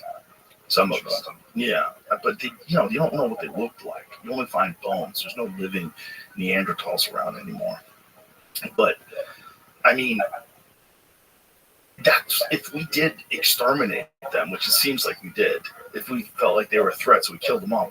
Why would we think that super intelligent aliens that are, or whatever artificial life that we're creating, which is going to be way smarter than us compared to how smart we are compared to Neanderthals? Neanderthals might have even been smart. They had big brains. We don't know. We know they had tools. We know they had a language. We don't really know how fucking smart they were. But they lived for like 500,000 years, dude. Neanderthals were like around for a long time before we came out. And they were way more successful and for way longer than we were in terms of staying alive. And we got rid of them. No, get the fuck out of here. This is our spot now. I don't know how it happened. No one really knows. We might have outfucked them. They might have died in a volcano. Who knows? But they might be in odd West Virginia right now. Yeah. Those people. Yeah. That's just what happens when you fuck your kids. You saw the thing talking about things that we don't know how it happened, about the rivers near the pyramids. Yeah. You know about that, right? Yeah, they think that that's how they got the stones down. Yeah. It's interesting. It's all interesting. But it makes kind of some sense. It makes a little bit of sense. I mean, it makes sense that that's how they moved them. It's just they had to get them through the mountains too, which doesn't make any sense. They got some of the stones from the King's Chamber 500 miles away. They're fucking huge, man. I had Billy Carson on the podcast yesterday. He's kind of an expert in, he's an expert in ancient scrolls, like the Sumerian texts, and he's got a lot of wild conspiracies that are really fun. And we were just talking about what Egypt, like if there's one place you could go back in time and see what was that like, I would go to Egypt in the height. Like, show me what that looked like. Because everyone's just guessing. They're just looking around at these structures guessing. But show me what a Neanderthal looked like. What do they look like when they're hunting? What are they built like? We don't know. We just have bones. But I think if we killed them off, it's highly likely that the next version of us, whatever it is going to get rid of these things, these biological things that are responsible for crime and violence and theft and insider trading and fucking cheating on their taxes and all that stuff. They're going to go, this thing is the fundamental structure of the thing is too unsound. The thing that creates pro football players and stand-up comedians and boxers and rock stars and chaos. And it's not going to have any time for that nonsense. It's going to be communicating with other, even more intelligent life forms from further away. God damn. Yeah, 5 years. 5 years. I think we have 5 years of fun. And the question is, I guess, will that AI look at us, the creators of it, like we're God, or will it look at God how we look at God? Like, do we believe in it? Were we created by them, or were we supposed to exist all the while? I think it'll know that it was supposed to exist all the while. And it'll know that the purpose that human beings have is to create it. That's what our purpose was. All of our chaos and all of our ingenuity and all of our drive for innovation and create new things, that's a part of creating them.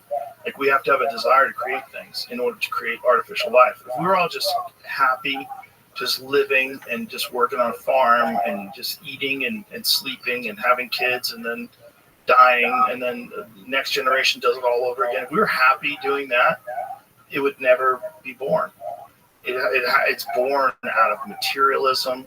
It's born out of our desire to constantly get newer, better stuff, our desire to work ourselves to the bone, even when we're having heart attacks. It's born out of that. That's what fuels the whole economy. And the economy is, a lot of it is just buying better shit. That's what it is. I mean, what are the companies that sell the most and make the most money? What do they do? Like Apple, what do they do? They sell you more, better shit. They constantly have new, great shit, like every year. They promise you, iPhone 16's coming. I heard they made a partnership with, it's going to have AI. Because the Samsung phone has AI. They have to compete. It's going to be nuts, man. Too much. You'll never be the last people telling you. Oh, God. I got to write another dick joke. It's not going to be that. That will stop. All that comedy will stop. We'll be able to do it to each other. We'll be able to get together like silly people. We get together and gather and crack jokes about how we used to be the apex predator on the planet. We used to be the top dog. We used to be the superior species, but nope, not anymore. Some fucking eggheads hopped up on Adderall, alone in a laboratory, wouldn't stop. They knew it was coming, and they didn't stop. My God. Tony Hinchcliffe, you're the fucking man. Let's wrap this bitch up. Let's bring it home. Kill Tony is a new episode, drops every Monday on YouTube. Yep. Dude, what a rise it's had since we got here. What a fucking incredible rise. Yeah. And so many people are aware of it now. It's so fun. See all the celebrities that love it. Yeah, it's fucking awesome. The Black Keys were there last night. Were they really? Oh, they're fucking great. Yeah. That's so dope. They love William, dude. They couldn't wait to see William. It's unbelievable. I fucking love it. I love it when these people are all fans of specific things and not necessarily other things. Drake hit me up saying Casey Rocket equals GOAT emoji. Actual Drake. I started dialogue. I go, who is this? It's unreal. Right? You don't feel it's real, right? It's crazy. Well, that's a fun thing, watching people crest into stardom, like bust through, see how they handle it, Yeah. It's unbelievable. The whole fucking... Bert Kreischer's a cautionary tale.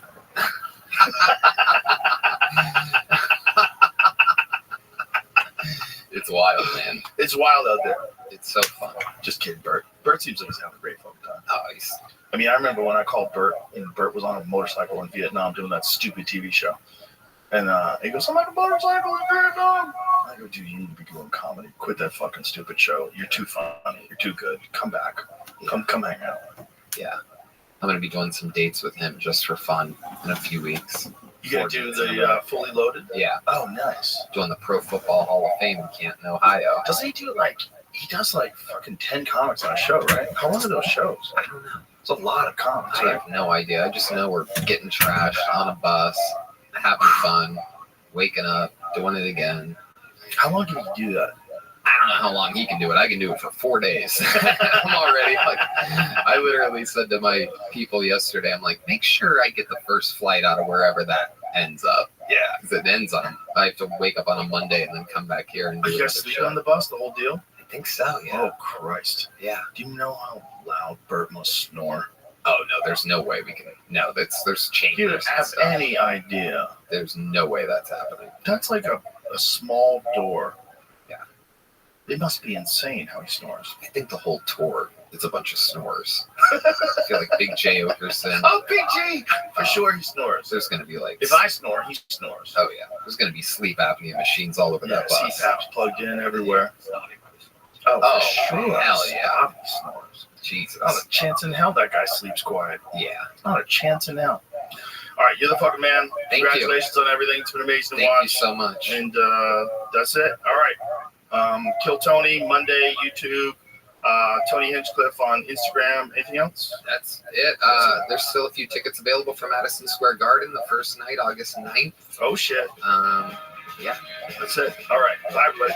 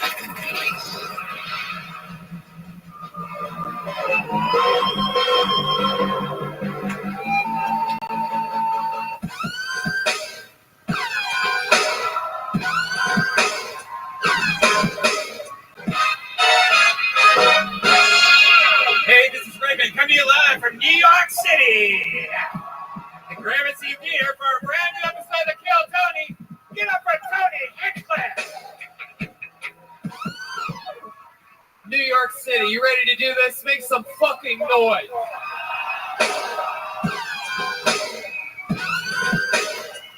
Hey everybody, look, the great Brian Redband is here! Yeah. Woo! We are back in beautiful New York City for our third show this year at the Gramercy Theater. Fuck yeah, what a fun venue and a fun place to be. We always have fun here. Our shit's been crazy lately. We head back home tomorrow and do another episode in LA. The fun never ends. You guys been working hard too? It's a good working class crowd we always have here at Kill Tony. It's always fun. The traveling never ends. The fun continues. Kill Tony goes to Columbus, Pittsburgh, and Cleveland in the dead center of December. We're going to be there doing some of our favorite venues in our home state of Ohio. Heck yeah, that's going to be exciting. For you pro wrestling fans that might be listening to the show, we're doing a big crazy pro wrestling event for the first time ever at the world famous Comedy Store, November 23rd, called Storecade. That's my wrestling podcast, The Store Horseman. Jeremiah's headlining Huntington Beach, St. Louis, Kansas City, Chicago, and San Diego. Go to Jeremiah Watkins for tickets for those things. But let's talk about tonight, shall we? Here we are, live. We just got in from having an amazing weekend in beautiful Washington, D.C., and we just took the nice train ride here today, got some rest, and we're ready for this. It's been a cold, beautiful day here in New York City. Cold, beautiful day. Cold, beautiful day. CBD. Hey, Infinite CBD. Let's take a moment to plug our favorite sponsor. We love working with Infinite CBD because they offer the cleanest, healthiest, and purest forms of CBD available. Hemp grown organically in Colorado using pure CBD isolate, testing at over 99% CBD. If you still haven't tried CBD, research has shown CBD to help with a variety of different ailments, including insomnia, anxiety, and depression, and more. This month, we are highlighting the gummies. They got some new flavors, and these gummies are great for calming down when things are stressful or right before bed to help with insomnia. We got some flavors like sour grape, sour peach, sour watermelon, sour blue raspberry, sour strawberry, and a seasonal apple pie made with real apple cider. Yes! Go to infinitecbd.com, and if you use promo code Tony15, you get 15% off. That's infinitecbd.com. Use the code Tony15, and you get 15% off. Wow. All right. Hell yeah. We're already in it, in the zone. Should we start the show, guys? All right. Well, normally we don't have any guests on the road episodes of Kill Tony, but I don't know. New York's a pretty special place, right? New York likes special things. So we decided to have two guests on tonight. Ladies and gentlemen, I present to you, sitting in with us all night. How about you make some noise for Shane Gillis and Big J Okerson? What the fuck? Hello, Big J. One of the record-holding guests on the show for all-time appearances. And it's the return of Shane Gillis on Kill Tony. That's right. We could have had some fucking old famous hacks up here that are still caring about their careers that they might still be able to have. But no, all stops are off tonight. Big J Okerson and Shane Gillis are here to lose more jobs live. Hell yeah. Welcome. Yeah, sorry. Sorry. Thank you. Sorry. Thank you, I'm sorry. I love it. Welcome. Shane Gillis has a lot of fun stuff going on. Check it out at shanemgillis.com, including Matt and Shane's Secret Podcast. The great Big J Okerson is here next weekend in Nashville, Zany's Comedy Club, Syracuse Funny Bone. Go to bigjcomedy.com for tickets. And, of course, check out our sister from another blister, the East Coast homies, the Legion of Skanks. Oh, yeah. If Lewis was here, he would have stage dove, but I won't. So I'm excited you guys are here. You guys have both done this show before, and let's just jump right into it. Ladies and gentlemen, there is a band on this show. Everybody seems to love the band.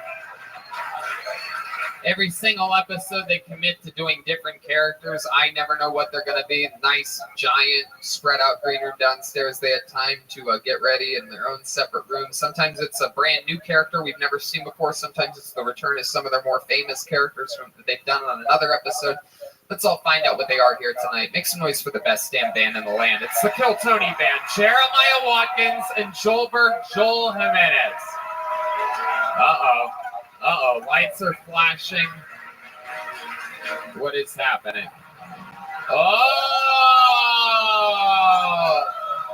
Oh my goodness.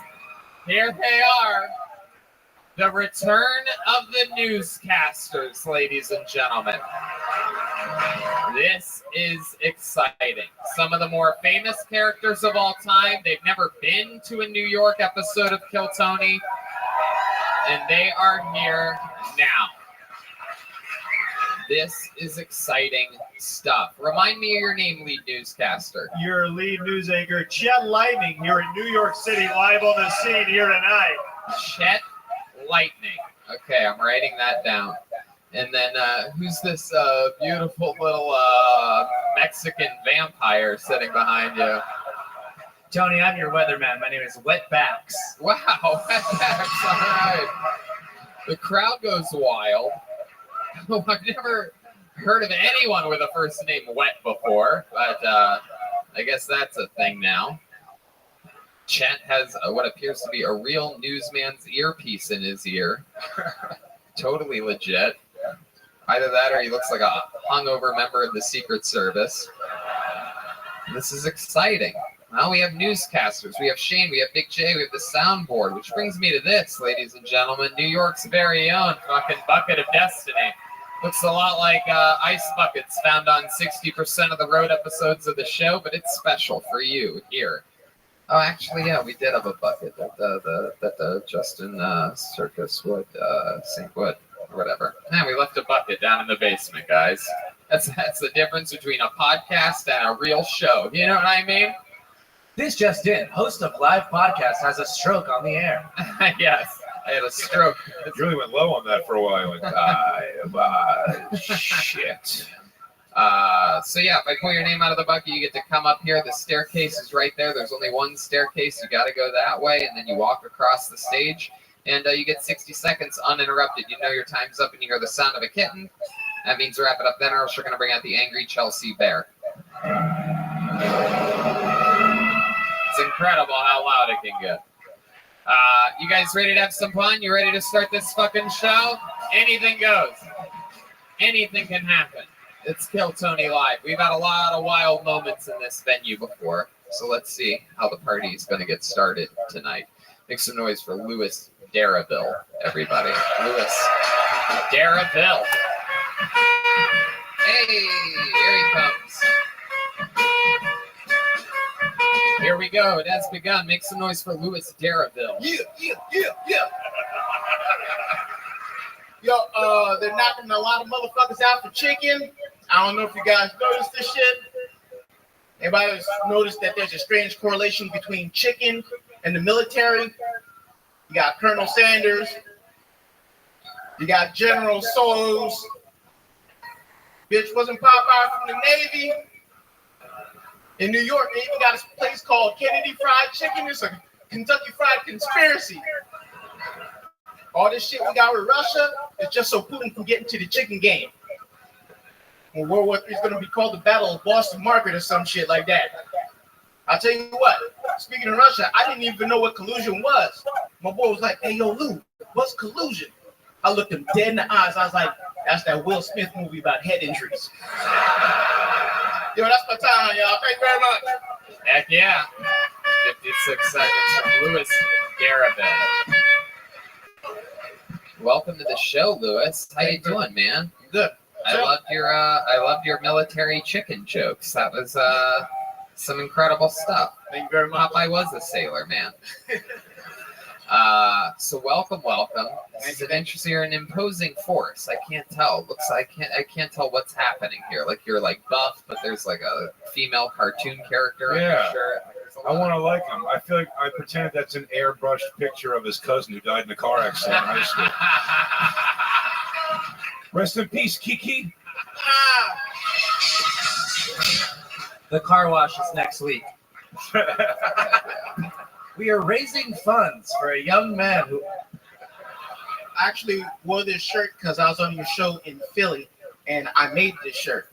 And I always try to advertise it, and I was like, man, I got up, thousands of people saw me, and I didn't have my shit on.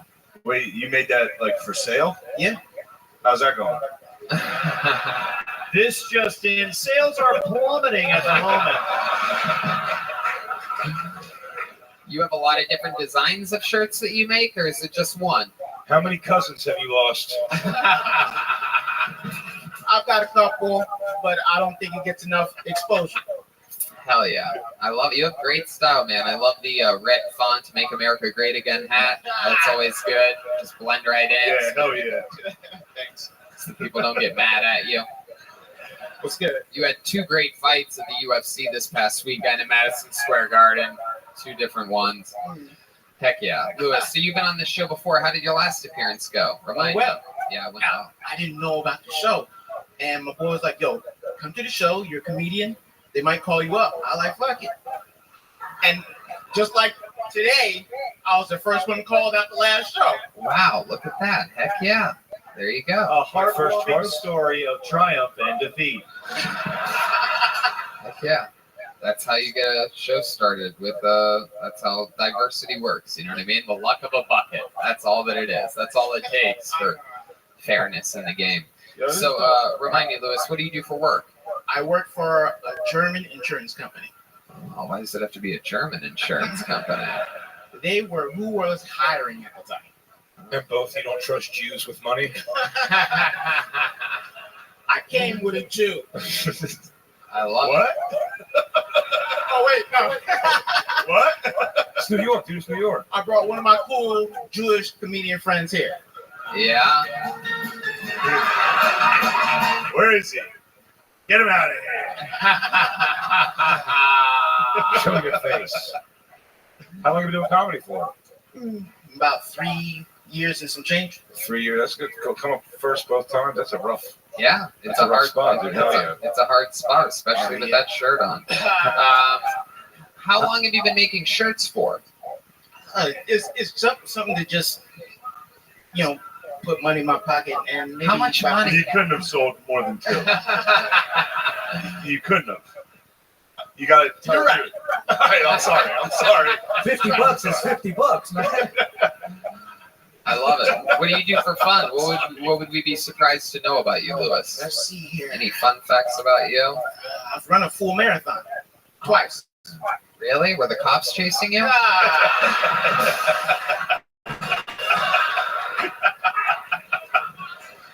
Sorry, that was. I think only for 23 miles, but then he was like, "Fuck it, I'm almost there now.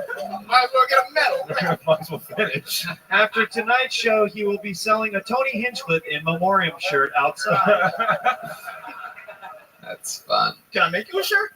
Hell yeah, you can make it. I'll probably never wear it, but you can definitely make it. No. Yeah, absolutely, man. If you make a shirt, I'll wear it. Then I'll wear it during one of the shows, and I'll say, if you're wondering why I'm wearing this shirt, it's because Louis Darraville from episodes Philly and 3rd New York City. Do you print the shirts also, or do you just have somebody else do them? Because that's actually a really hard shirt to make because it's printed on the whole thing. Yeah, Ray John. That's the website I use, and I give them my design on my Instagram site. I show the whole process from beginning to end, and it's 1 minute. Did you draw that lady? Yeah. Did you think she's pretty? Absolutely. Did you jerk off to that? No. But would you if she was getting fucked by a tentacle monster? Yeah. Nah. Okay, is that part of the process on the Instagram video? You draw it. Lewis, I'm going to ask you a question I've never asked a guest in the history of this show. I'm excited to ask you. I think you're the one I want to break it for. What do you bench? Do you think Jeffrey Epstein killed himself? Not at all. Really? What do you think happened there? I think he got killed. He made too many enemies. Yeah. Who do you think killed him? This just in, no shit. You think it was just one on a job like that? Do you think they send in one guy, or is it like a team? How do you think that goes down if you had to picture it? No, you don't. Yeah, what's prison like? Yeah, you don't got. You don't ask questions in situations like that. He was a dirty guy. He got what he deserved. You know what? I like your style, Louis. Right, but like, do you stay Muslim after prison? Have you ever been to prison? No. Okay. No. Yeah, there wasn't long. You closed your eyes for like 6 seconds there. You don't start drawing those women unless you're in prison. That's a cell block drawing. But I got people who are there. That's life. Never, not once, not even for a night? To visit people. Life. This is life. I love it, Louis. Well, you have great bucket luck. You started off both shows that you've been to, and yep. Can I add one thing? You gonna plug something else? Yeah, we got mad comedians that I know from the New Jersey, New York, Philly area, and we've been on the show. I know like 4 at least are here, and we like to do a Kill Tony comedian comedy show if we can. What are you asking me right now? If you guys can do a version of my uber successful show, would you sponsor a comedy show for the comedians that want to follow comedy and come up on stage? Are you fucking kidding me, dude? Nah. If you don't ask, you don't get.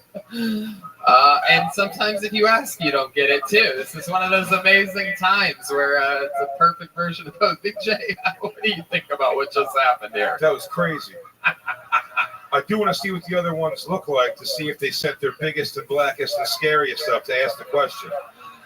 But the Jewish kid was definitely not going to ask. Did the Jew put you up to this? I'm just saying. You put him up there. He goes up, he'll ask the questions. He'll make some moves to be intimidating. He's got the chest and the shirt and the hat. And you beat me the book. Got the cartoon shirt? There's something that the cartoon shirt?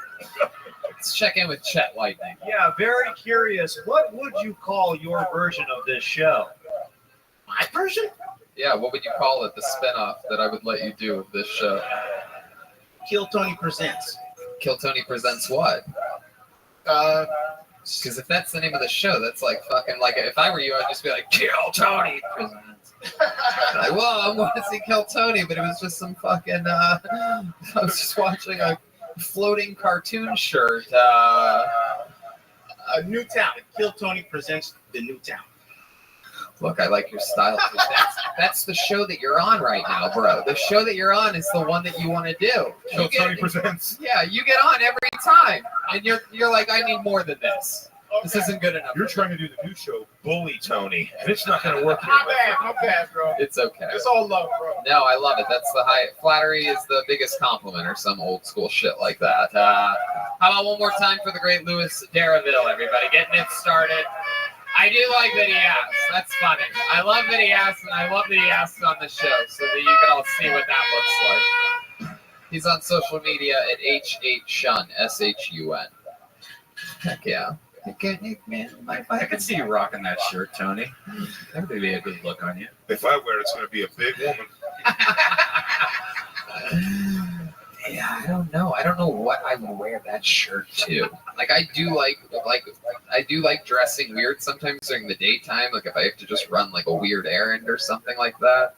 But boy, oh boy, I just can't picture being able to rock that one. I'd probably get butt raped. I live near the West Hollywood area with the rest of me in that shirt. Yo, dog. Yeah, I took my fucking whatever that you live in antibiotic that guy was talking about a few weeks ago. It was a comedian that was on. Yo. Anyway, it doesn't matter. What's good?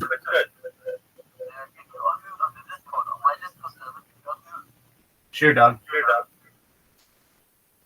That's the one with the guys with the video games. Yes. Okay. Yeah. Just for a moment. Matthew Schechter, everybody. Thank you. The most interesting thing about me is that I was a What's up, intern Pam? Shout out to my video game friends. Don Hewitt wants to talk to someone, and for those of you who don't know, he's the creator of 60 Minutes, the most successful show in all broadcast history. and no one wanted to talk to him. And I was like, wow, okay, yeah, sure, I'll talk to him. And I go out, and he's like, well, normally I talk to the publisher, but okay. And I was like, what is it, Mr. Don Hewitt? And he said, well, there's a car that got broken into, and I think I might have a lead. And I thought, wow, this guy organized interviews with Saddam Hussein, and now he's on the case of the car that's broken into. So for me, it was amazing, and for him, it was humiliating to talk to an 18-year-old. Yeah, okay. Matthew Schechter. Yes, sir. Welcome to the show. Thank you. Really can't get much less laughs than that. If you're wondering, there's barely anything you can do. Let's check in with Chet Lightning. Breaking news, good-looking men still not good at comedy. Yeah, snag it. I was too handsome from the get-go. Yeah, there's something very, Hugh Jackman-y about you. Yeah, but don't let the good looks, don't let that, after this, when you get home, be like, oh, it's because I'm too good looking.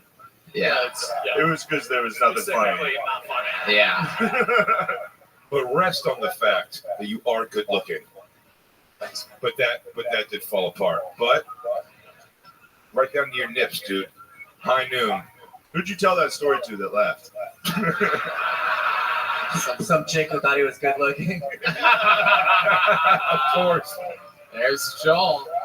He has begun, and the chants have begun. Joel Berg coming out guns a-blazing. It was my mom, yeah. Oh, yeah. She was ready to bone. And the story gets sadder. Yeah. Hell yeah. Wow. So that really happened. What do you do in the press? Oh, it was an internship, but I got to meet some randomly very cool people, and now I work in a family business. Are you the Jewish dude that sent that black dude up here? It's a side hustle, yeah. Yeah, he's not Hugh Jackman, he's Jew Hackman. There you go. Come on, man. Come on, we're having fun. Come on. How often do you get to do a Jew Hackman show? So what's the family business that you work for now? You're a cast member on the hit show Succession on HBO? Yeah, we sell plants out of a greenhouse. Wow. You think this guy's in the mafia? Oh, I get it. Okay, that makes sense. Yeah. Sense now. Don't worry about it. Would you come all the way from Bensonhurst to be here tonight? Yeah, Woodside, yeah. Oh, yeah, that didn't work at all. All right. I got it. Dude, you is Italian. He goes, don't worry about it. Don't remember this. You come from a botany family? My dad just had a side hustle selling plants in the 70s as on the street thing, and then it just grew and grew, and yeah. Wait, that was like a homeless guy that gave out those fake flowers? Oh, that would be funnier. No, it's not. He just sold ferns? Yeah, but he would sell to the guy from American Gangster and all these random super rich people. There you go. There it is. Did they pay more for plants? Yeah. Really? Yeah. Wow. Is your dad Italian? No, we're all Eastern European Jews. Eastern Europe. Oh, all right. Settle down, Matthew. Sorry. All that energy that you didn't use during your 60 seconds is coming out right now. So get this. I was once doing Don Hewitt was there. Now, if you don't know who Don Hewitt is, he's the original creator of 60 Minutes. If you don't know what 60 Minutes is, I'm going to tell you what that is now. You really can't have pilot energy when you only have a minute of comedy. It's like, so I go around the corner and she says to me, Don Hewitt. Nothing gets the kids going 60 minutes. Old Don Hewitt reference. Here I was holding on to my Epstein question for months, and then this guy's just coming out guns a-blazing with Don Hewitt. Super evergreen topic for such a botany guy. Now, when you said that your dad started a botany business and that it grew and grew and grew, is that a thing? Is that one of your slogans or something, or did you not even notice that you did it? Because plants grow. You're accidentally funny. We've seen this before on this show. Dude, you got to work out a pitch for this. It's like my dad started a side business with plants, and then through love and water, it grew into what it is today. Yeah. You're right. Exactly. You're right. Have you ever thought about writing any jokes in the botany field? I did. They weren't good. My dad ran the I never stopped you before. Do you remember any of your bad botany jokes? Can we hear one or two of your bad? It's an untapped market. Yeah. Did you put a plant in the audience tonight? Botany jokes, people. If it's not hacky, if you have to write it This on the guy's spot, being- you fucks. Being a real sap, this guy. I see what you did there. Guys, just leave him alone. I mean, Wow. How about you? You have any fucking jokes? We're thinking of these right off the top of our fucking head. You come from a whole generations and generations of botany. Guys, we're getting off track. Let's get back to our roots.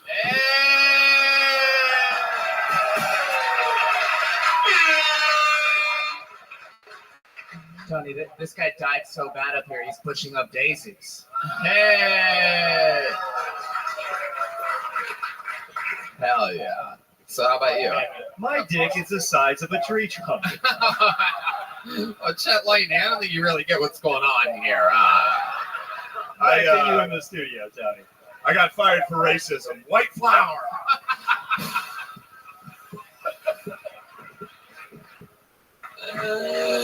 Oh, white flower. Breaking news, Asian people like Shane Gillis again. Hey, there it is. This is it. Come on out. Lord Michaels is here, ladies and gentlemen. He's gonna... I saw that. Featuring the ghost of Shane Gillis. All right, Brian. No, I'm fine. Okay. So, how about you? This just in, the Gramercy just ran out of PBRs. So what do you No bonsai trees for Shane over here. Bamboo. Well, my stand-up wasn't mulch, but I tried. Wow, that was the worst one out of all of them. You had the most time to prepare. And all right. No, that was good. My stand wasn't mulch. Pretty good. Come on, man. Hey, there you go. There's generous. Hell yeah, dude. That's the moment of this whole thing that you're going to want to remember tonight, right before you fall asleep, was the part in which he said that part was pretty good. Awesome. That was fun. Is this your first time on stage? Yes, sir. There you go. In that case, it's not the worst. It's not the worst thing in the world. If I found out you've been doing this for 20 years, I was going to kill myself for you, Matthew. Thanks, man. But good thing is you can always go home and smoke some grass to forget about it. hey, all right. Oh, all right, Matthew. Well, way to get it going. We had fun with you. Your Instagram handle, that's true, plant.man. Look at you. You know what? One day I think you might not be as underground as you are right now. But Thanks, man. there you go. Huge fan. Thank you so much. There you go. Huge fan. Plant Man. There you go. It's plant.man on Instagram. Let's do that. Man. That's the plant That's man. weird.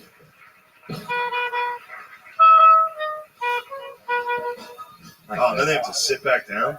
Yeah. Excuse me. Yeah, part of it. Yeah, it was the guy who just died up there. Sorry. Yeah, part of me. Yeah, Sorry. yeah. Did I nick you, Jack? Yeah, that nervous breakdown I just had. Sorry. Yeah, anyway. Sorry. Part of me. Sorry. I'm sorry. I've sorry. literally never Your knees thought of just- that part before. It's a nightmare, dude. That's the worst thing you do to these people. Buried in the middle. His poor friends have to lie to him. Like, no, it wasn't that bad, dude. Oh, they have to sit back down. That is so funny. Pulled another name out of the bucket. Put your hands together for Maddie Moe. This is exciting. I have a good feeling about this. Maddie Moe's a good name. Here we go. Come on, everybody. One more time for Maddie Moe. So my girlfriend just recently did a study abroad program in Greece. And basically this means that she got to go on a very, very expensive vacation for about a month and definitely didn't cheat on me while I was there. And while she was there, we'd obviously talk about how much we missed each other and whatnot. So one day my mom comes into my apartment and she says, Chelsea really missed you. Or I'm sorry, she said, "They're talking over here." She goes,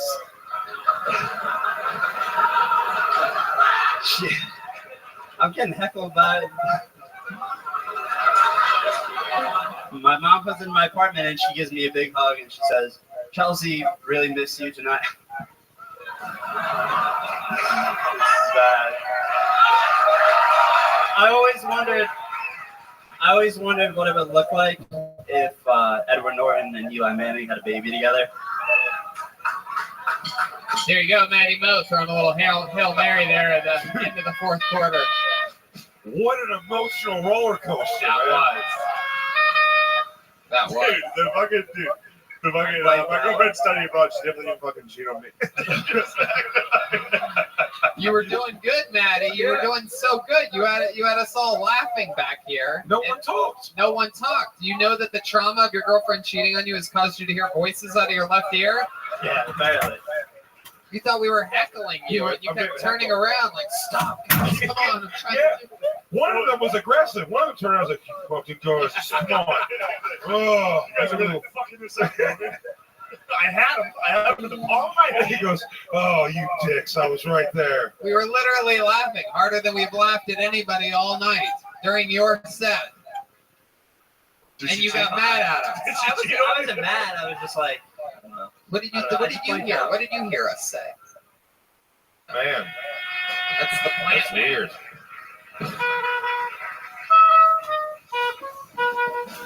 Oh, then they have to sit back down. Yeah. Excuse me. Yeah, part of it. Yeah, it was a guy. Yo, dog. Yeah. Yo. Yeah. How you living, pimp?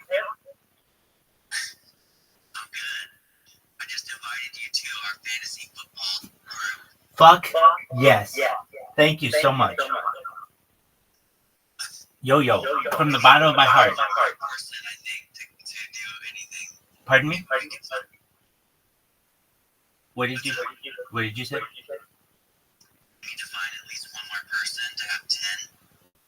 I can get you one more. No, I know. You're hilarious, Sergio. No, I have a friend of mine who I could ask tonight, and I can know for you. I'll send you the link, and you can add him. Excellent. He's on Telegram. Yep, he's been in here kind of on Sonic 10, you know. Just one moment. I will. I'll send you the link, and just it's here at Rabbi Rothschild user account, and I don't know when the draft's gonna be. I've been very lazy putting it together, but we'll figure it out. That's okay. I want you to know from the bottom of my heart how much I appreciate you remembering me. I really wanted to do this. And if you don't mind, I'm going to send you a message right now from a different account. Can you send a link to that one? Yep. Excellent. Beautiful. I sent it to you. Yo, best wishes to you. And in the Fantasy Football League this year, thank you again for keeping me in mind. And I will fill it out. And then also, if I'm able to get my friend to do it, which I think I'll be able to, depending. It's up to him. He may be like, dude, I don't know anything about football or whatever. But I will let you know via the Telegram. Did you ask James Kaminsky? I think he's in there. Okay, good. Excellent. I just need to make sure James Kaminsky's in it. Dude, kicking ass, taking it. Yo. Have you seen my robots? Dog, I'm taking over the world, and it's just fucking amazing. Do you have access to my Discord? Excellent. Go to the Discord right now, and I will give you a grand tour. Okay, then no. I've got 2 seconds to show you here. All right, here we go. What am I going to show you? I'm pulling it up on this phone. Just one moment. Okay, we got to flip the camera. Okay, here you go. So you're going to be seeing this pink pointer here. And what it's doing is, in an automated fashion, it is getting a two-factor authentication from the platform known as Kick. I'm very well known on Kick. Everybody knows me on Kick. All their biggest streamers, Action Man, Amaranth, I'm growing on him. Aiden Ross knows who I am. I'm in Aiden Ross's Discord right now streaming. I've been live streaming in there for 3 months, like I've been in here for over a year. So then what is it doing? It does everything in an automated fashion, and then what do we have it do? It spams people. It also follows them, and it also creates a clip. What's a clip, you may ask? It's like a 30-second thing that sits on their profile. So it's just one big advertisement for Rabbi Rothschild's Discord. And I get people to join, and it's a big deal. It's really exciting. So one of these days, Yo-Yo, I just got somebody who jumped in the Discord. You take care. Thank you so much for remembering me, Yo-Yo, and I look forward to a really great season this year. All right, let's do it. Excellent. LFG. Take care, buddy. Hey, how are you? I hope you're doing well.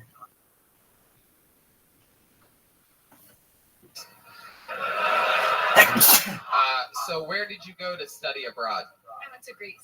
I bet you did. Yeah, I got Greece. I got chills. They're multiplying.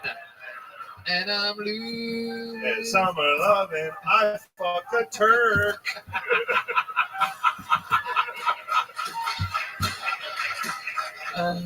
You didn't even look at an uncircumcised dick to see where the feta comes from?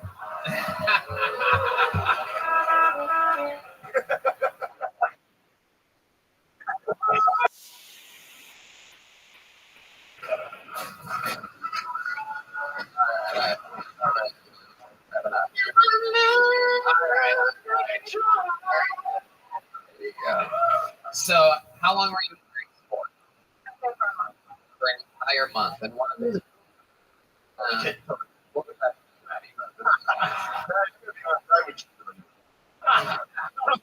Dude. You're insecure for 60 seconds. You know, fucking Have you guys had a fight about whether you cheated or not over there? It's coming. Let me.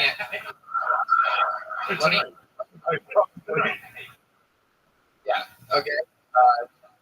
Breaking news: women visits Greece will be forgiving so much. That was what it was for. Oh my God. All right. So you were there for a month. Was there perhaps a day where one of these take you on a ride on the back of the bus or something like that? Anything suspicious that, like, you know, you guys enjoy a little bit? I'm well, dog. How are you? Excellent. Here's some so I can hear you. Your name is Ema? Excellent. Well, and another one. Just and then you can learn all about you, learn all about me, and we can become friends. All right. I'm at the Rothschild. I stream like 24 hours a day, 7 days a week, 365 days a year. I've been doing this for more than 3 years now. It's the most amount of data individual uploaded to the internet in global history. I do it because I don't want more. I want to end what utilizing some technologies such as vertical farming, floating greenhouses, saltwater greenhouses. I want to hydroponics through digging of wells, which our project with already. I would like to include light shows and desalination plants, pumping the ocean water onto land. There's some really exciting things that we talk about on the street that aren't normally discussed in society. Technologies like life extension technology.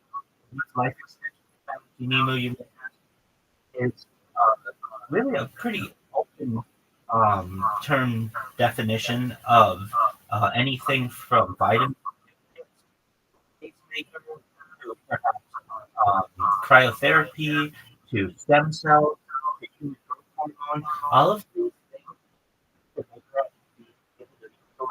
in your life. Some things that we discussed on the street that make you a bit. I tell people this, so you're not the first person I tell this to, definitely not the last person, but you know, I don't every time. Everybody does. Yeah, that's true. But in the future, there's a technology known as mind uploading technology. If you're like, Rabbi, mind uploading technology is where we scan the beautiful brain of yours, upload it on the computer for later download. This scan is much like an MRI or PET scan. And what we do is ensure that data is stored. Once it's stored, it is available for later download into a cyborg, a cybernetic being, a robot, an avatar, an android, and a real being, a clone of yourself, whatever you want to do. Very, very exciting times. Additionally, that we discussed on the street, discussed in regular society, like antimatter, alien disclosure, advanced propulsion, massive light travel. We also talk about things really exciting topics like the subject of de-extinction. I don't know what de-extinction is, but it's a type of technology that is already reality. People don't know that toward the end of the 20th century, a species known as Pyrenean which was located in southern France and northern Spain, went extinct in the country, and it was eventually resurrected, essentially through what's called the extinction technology, where 200 similar items were impregnated with the DNA of one of the extinct species, even though it was extinct, it still had the DNA. And about 8 years later, a trial, one iodine was born, and we had a hybrid, and it's seen as a scientific marvel, and it is considered the first extinction, which is really, really exciting. There's another company called Colossal Biosciences, which is going to be like the Jurassic Park company. What do I mean? Jurassic Park, if you remember, they used DNA to essentially clone dinosaurs. Well, Colossus Biosciences is doing this. They said a Dallas, Texas, they're doing the first with the woolly mammoth. So what the plan is, by 2028, which is less than 4 years away, the plan is to have a hybrid woolly mammoth, and then eventually have a family of them, and then just some topics that we discussed that I feel are much more beneficial to the human conversation than are some of the garbage that you're consuming. With that, thank you for letting me give my spiel. How are you?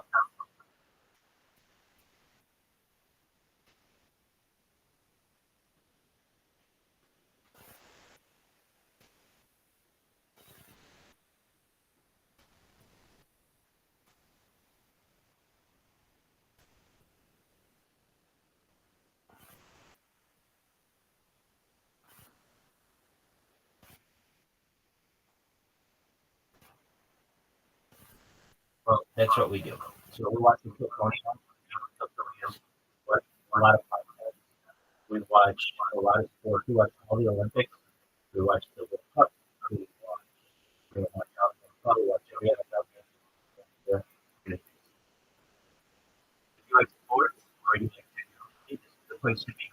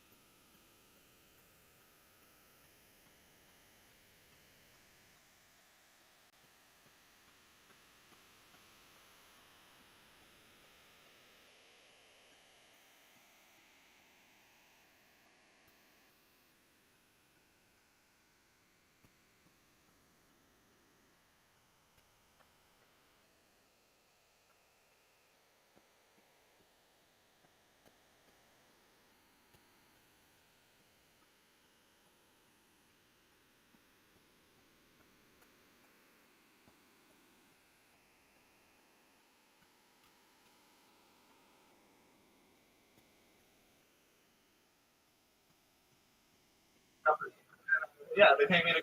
It's sort of like organizing, like making sure everybody knows what they're on, their face, what board they play on, and what. Yeah. Some stuff like that. Yeah. So the 6-year break, what do you attribute that to? It's stressful and like it's fun, but I want every single stuff to be like writing and kind It's gotta be weird expecting everything to be a home run when you're a Red Sox fan. You know what I mean? Like, slightly lower. No, all right. I realized that we were in Boston. No, they just blew the word. I had to work like sorry, I'm from Boston. I knew it blew me as soon as I mentioned it. Fuck up. Would you love Tom Brady? Clearly. It's the funniest thing. I had my daughter's 17, and I've taken her. And it is weird to have my teenage daughter see my exciting 23-year-old foot black man. So yeah, pull together. You do feel fucking. Did you notice any connection between your daughter and Tom Brady? No, well, my daughter's not retarded, like I said, so it was her first football back. When she heard the story, she got playing. Oh, I thought you. No. Daughter get. Well, I'll tell you what, man, I liked it, but for taking a 6-year break, that was very impressive. A lot of money stuff. Keep doing it. Do it again. You're good at it. Not everything always has to be a home run. Somebody's home run the next time. Right. It's Rob Callahan. Social media at Cora Orallalac. Rob. Backwards. Okay. Anyway. Your next team is by the name of Daniel Savage. Let's see what happens here. Tonight.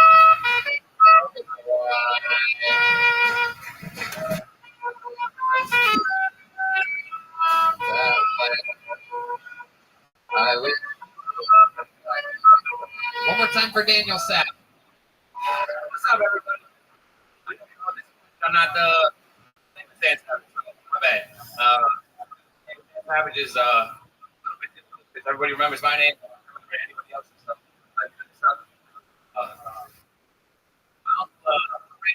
We always go to Thanksgiving, so we're sad that he passed away.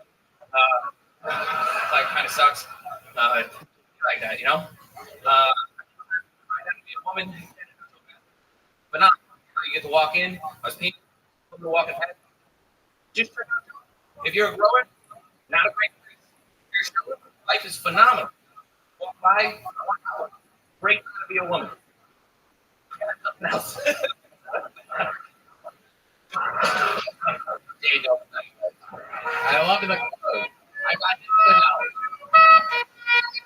Just from someone right? I don't know what you're on.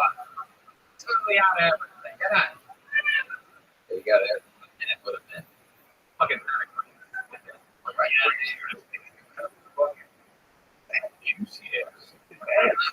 yeah,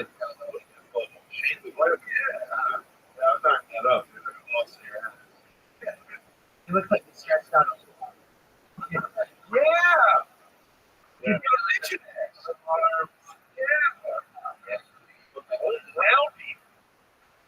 It's got like a really expensive operation.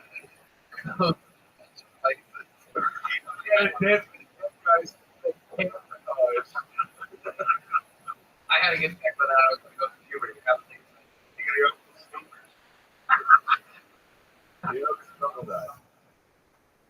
old are you? 28 years old. I mean, that's your first time doing stand-up, right? Right. Have you ever been on anything before?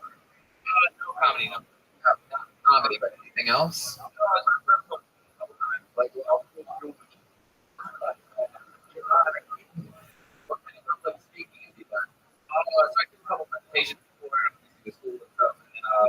eulogy for my cousin's grandmother. Wedding. Do you remember any highlights of the cousin's like a hard writing gig? Do you remember any highlights of that speech that you gave the cousin's father?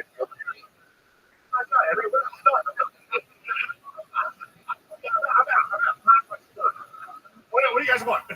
See, Restaurant always had nice to say. That's all I got. I don't know. I didn't write it down. Highlights of that religion? No, right. You for a living? Okay. You're a real garbage man? A real New York City garbage man? Whoa! Billy, we were told that's top of the heap, dude. Yeah. It's garbage, man. You ever find a body or interesting stories? I hopped into like the back and started like hiding or like I want to go to right. Like he hopped into the hiding like swerving like just full on just having Books on tape when you're riding.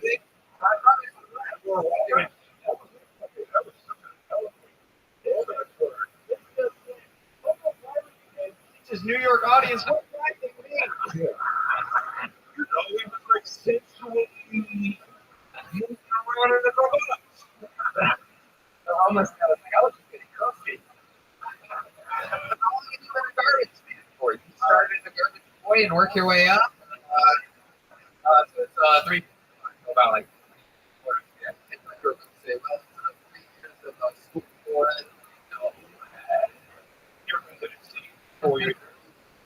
No, it's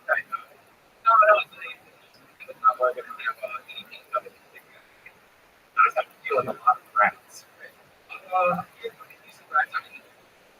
Shout out to myself. Like 3 blocks away, that rat came out. It crawled to the.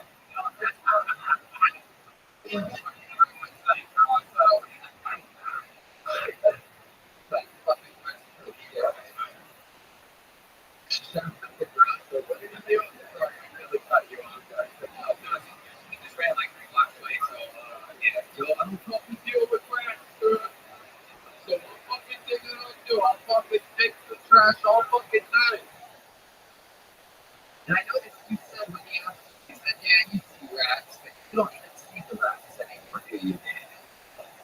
Just no cover. Just get it over with. Fucking all they can do is this fucking thing. You think about it too much. It's a little disgusting, but I don't even do that. Disgusting. Walmart was fucking fun. What's your love like? Like, you might get a lot of fucking pussy. My girlfriend probably maybe has it for like 3 years. Wow.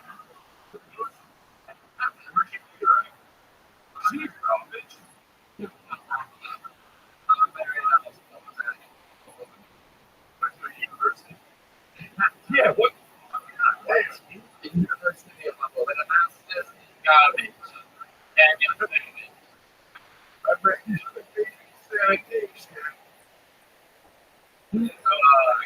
college is not really advertising and information. That's why I nervous to ask my network. Everybody says best job of work. It's not that bad, so everybody did it. We're up.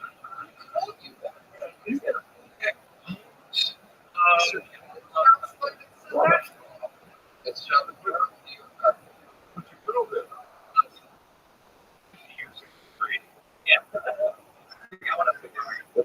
Yo, dog. How you living?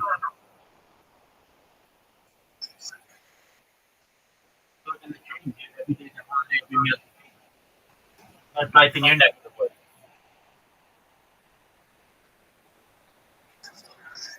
Arnold, come to the fucking Discord, dude.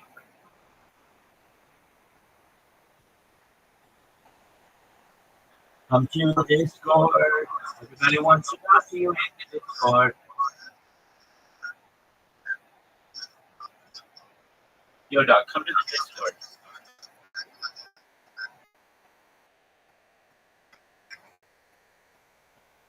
gotta figure out how to get in the Discord, dog. Thank you.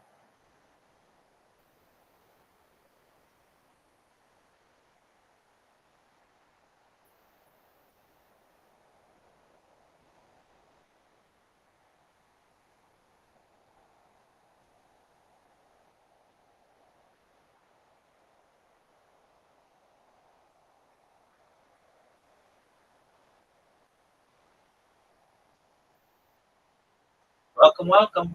How you living, Pip? Yoda. You can take it. There you are. You can. Hey, what's been good? Where you been? Oh, no, baby. It's just my natural sexiness oozing out.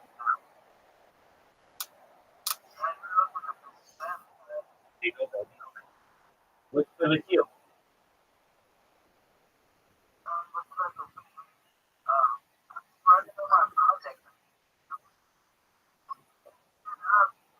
All right. Well, why the fuck haven't you been filling your project in here?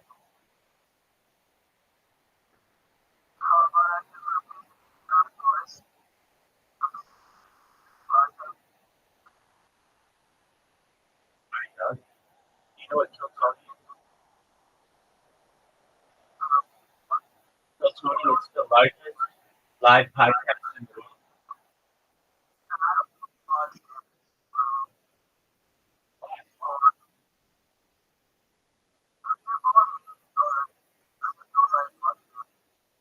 Gotcha. Well,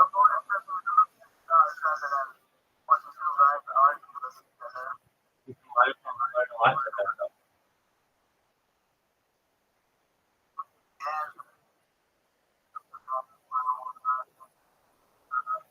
Leading the charge is going to be good. Don't forget that.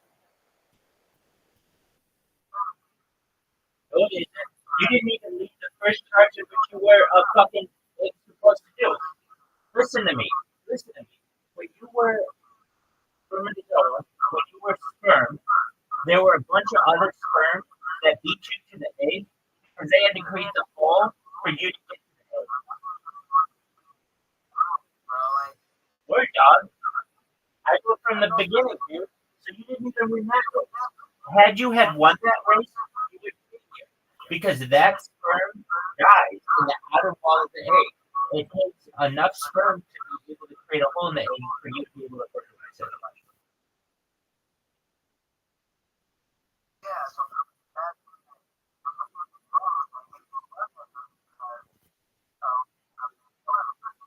All right, I can live with that, but just know that first isn't always best. If you're first in the sperm war, you die.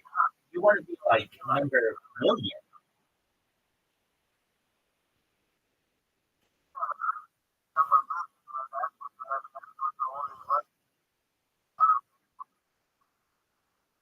You were that day. You were that day, motherfucker, because you don't have any siblings right here, right now, who were born as twins. So on that day, you were number one. You were number fucking one. How does that make you feel?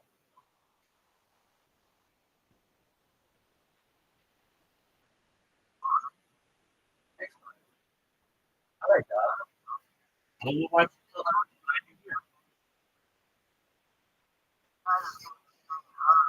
I appreciate that. I want you to continue doing that. That's it. I know we were working on glossaries and we were working on your vocabulary, and then you just feel like, well, fuck it, I'm gonna be used and I'm never gonna come here. Oh, that's exactly what happened. I'll give you a fucking play-by-play of this motherfucker. It went like this. No. You were like, oh, well, like, I'm gonna be in here all the time. I'm gonna sleep in here. I'm gonna hang out here. I'm gonna my vocabulary, aka my lexicon. And then all of a sudden you were like, oh yeah, now I'm never coming back. No, I'm not. You're beautiful. No, want you to be here more often.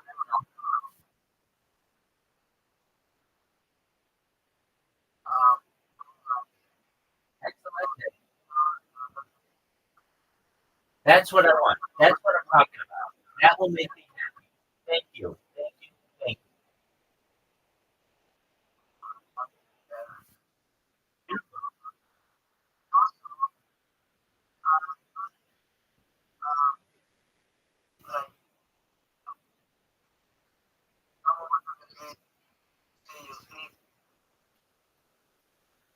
Well, I gotta sleep sometime, so I'm not gonna.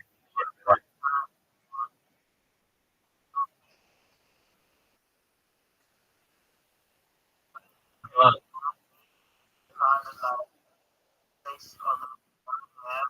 if I'm asleep in here, then just come back in another 12 hours. And I'll do it. No, you never come in here. Whenever you come in here, I say hi. And if you ever come in here and you're not available, I'm not available. Then come back in a few hours. That's no excuse for you to not have been here in a couple of weeks. But that's okay. We fixed it, made up, and we're good.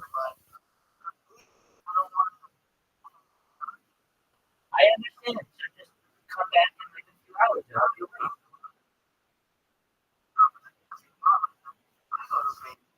Okay, well, before you go to bed, come in and say hi. And we'll both be awake at the same time.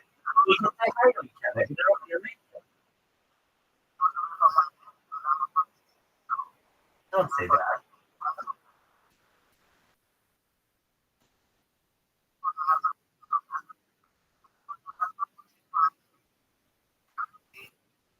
Yeah. Well, guess what, big dog? Guess what? Now you got 101 things. Guess what that extra one is? This is Rabbi Dale.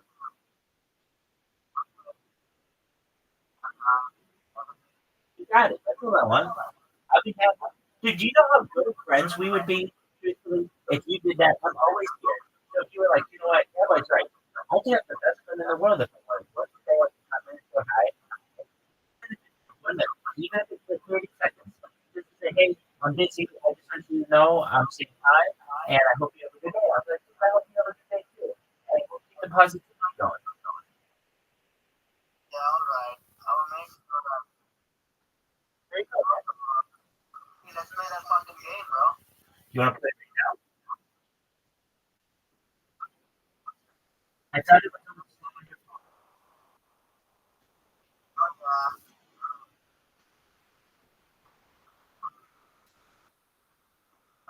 Yeah. Yes, I do. Yes, I do. I got a good game to play. Just a moment. I'll bring it up. Yay, Arnold's here. All right, here we go, big dog. Just one moment. Biggest fucking deal. What is that?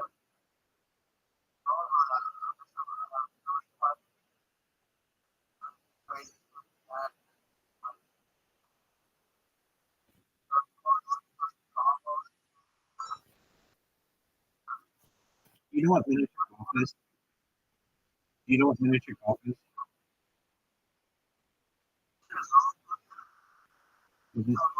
This is miniature golf. Press casual. Join. Join. I know you can. Join the one that I joined.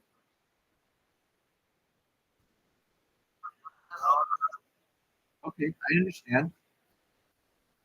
There you go.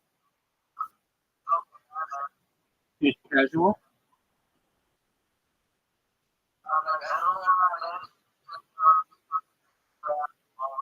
Choose one of them.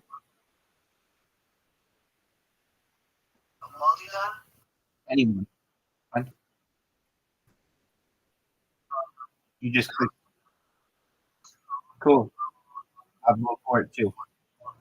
So how do you play? You pull the ball back and it goes forward almost like a pinball machine. And like you'll see what I do in the first one. It'll bounce the ball like up in the air. But you have to have it hit. Oh, good job. It actually is really hard to get it up. If you're playing on a phone, I think it's more difficult than playing on a computer. And you did really, really well though. And then also There are little boxes, and if you roll over the little boxes and get a little, it'll be like question marks. You'll get like little power ups.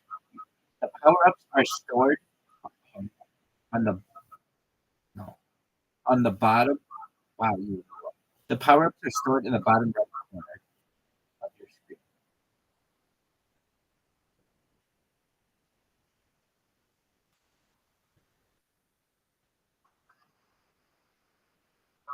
Yes, you did. You 100% did, though. Wow, you did really well. You got a 2. I got a 4. You did really well. All right, so I'm giving you a zany ball. What's a zany ball? I mean, the next ball that you hit should be kind of like up with it. Oh, there you go.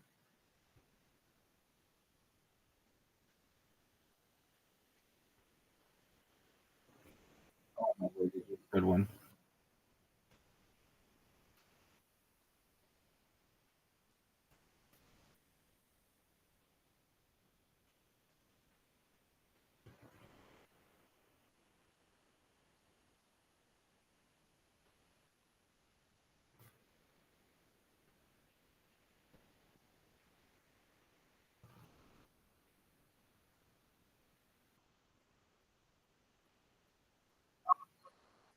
Big miss.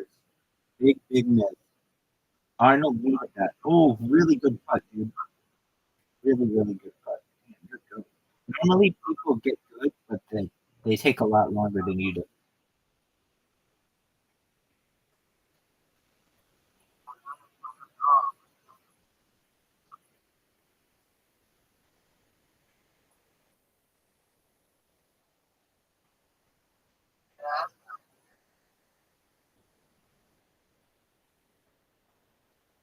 Ooh.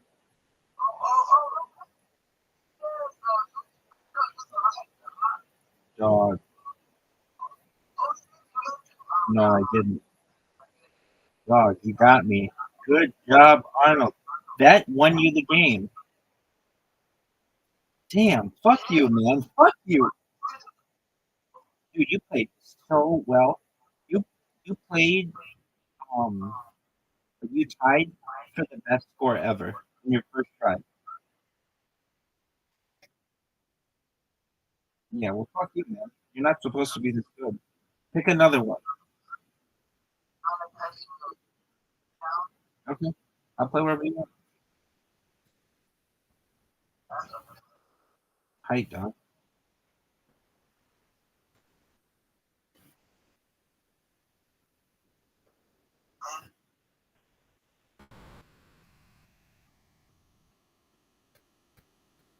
Oh, right in the hole.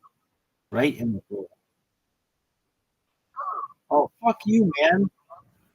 Dude, you're not supposed. Dude, you are definitely not supposed to be this good. Oh shit, I fucked up.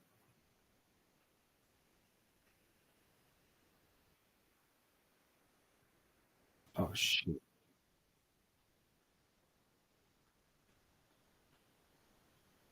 Oh shit. Dog. I know that. You got me.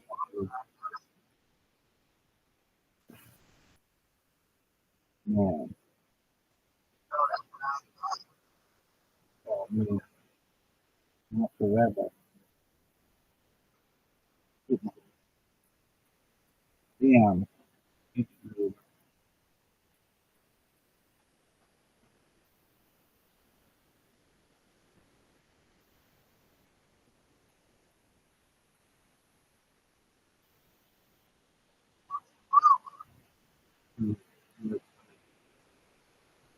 Super.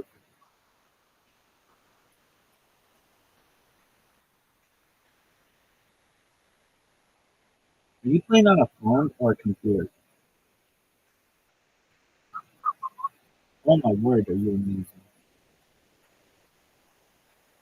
Dude, I'm doing so shittily.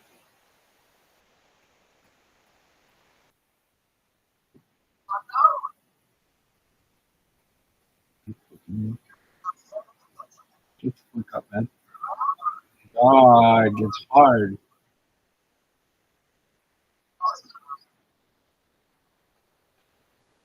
You know. Dude, you look really good. Oh my word, I'm doing badly.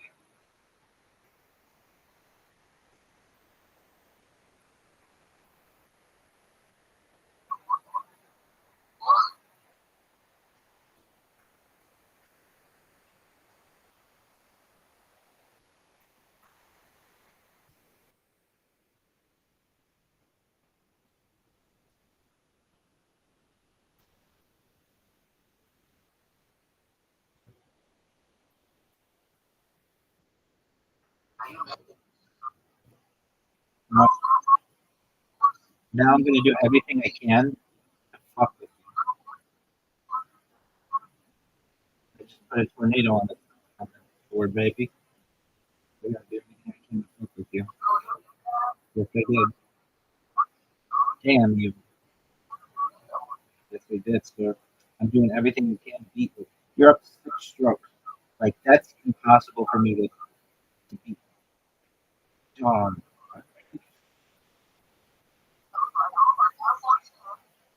Dude, how did you do that so quickly?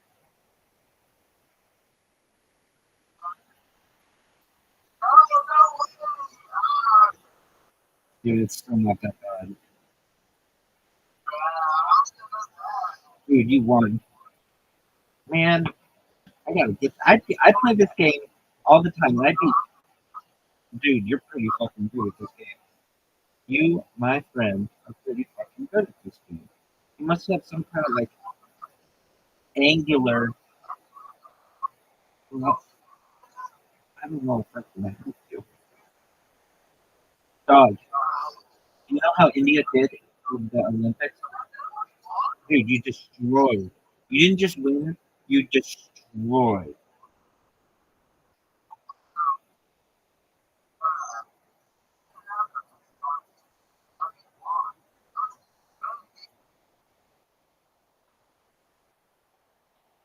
Which one you gonna play, son?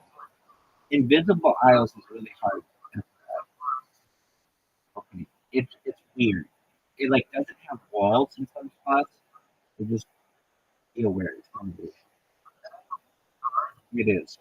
Though the first hole is kind of easy. It's just a straight shot.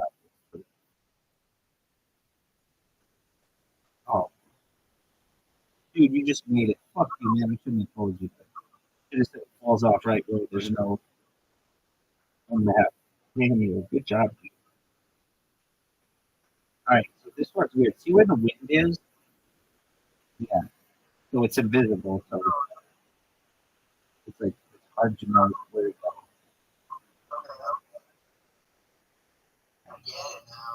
I think you got it faster than I got it. But it took me a couple of times to figure it out. That was a good fucking but oh, I gotta fuck with you.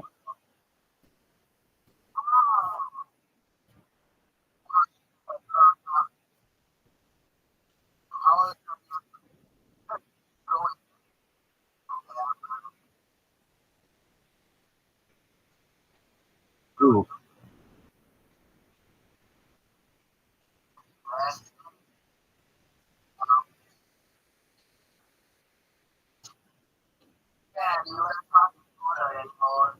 Well, this is not your round. This is not your round. But still, you're not that bad.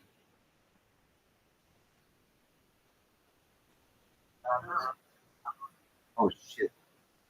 I fucked up. Undo.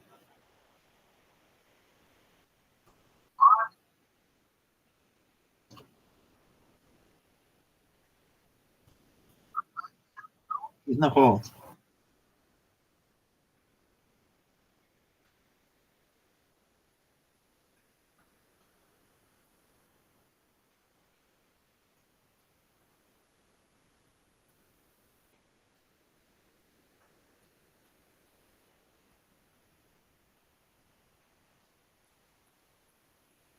Oh wow, look at the balls they went.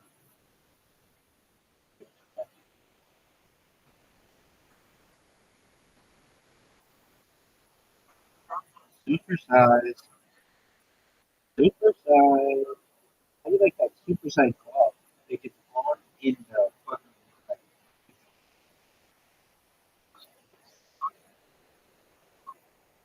Super size.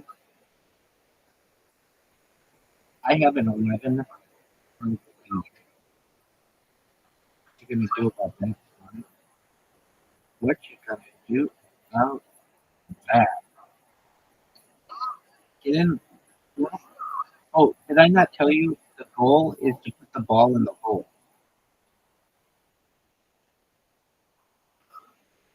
Oh, okay. I just was checking. I was just checking. You got it, John. Oh, stay right there. Oh, I fuck. I fuck you up. Oh, wow, that was good. So look at the bottom. Look in the bottom right. You should see little slots. And if you have anything available, they'll be in there.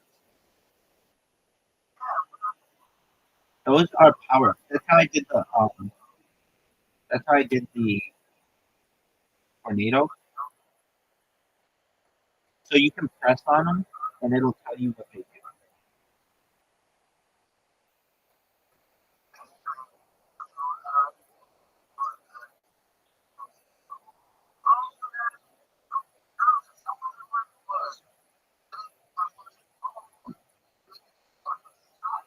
110%.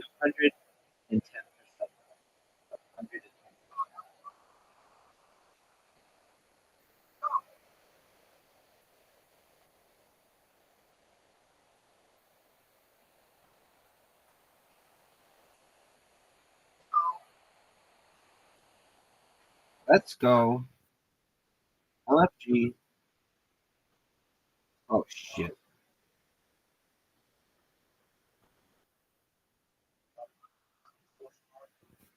Oh, I got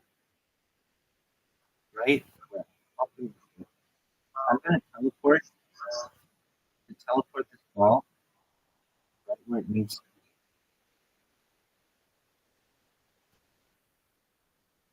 be. Oh no.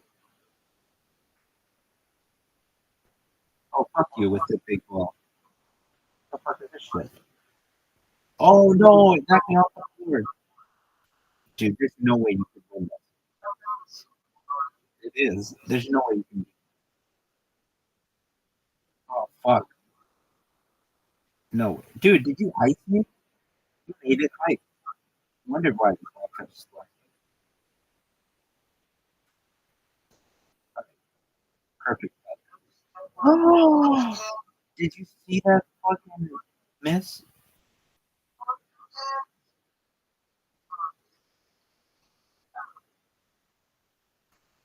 Champion. Greatest motherfucker of all time. Casual. Casual. I love it too. Casual. Casual. Okay, let's go tournament. Whatever you want. I don't know why it won't let me pick. Oh, now. Okay, did you pick tournament? Okay. What did we do?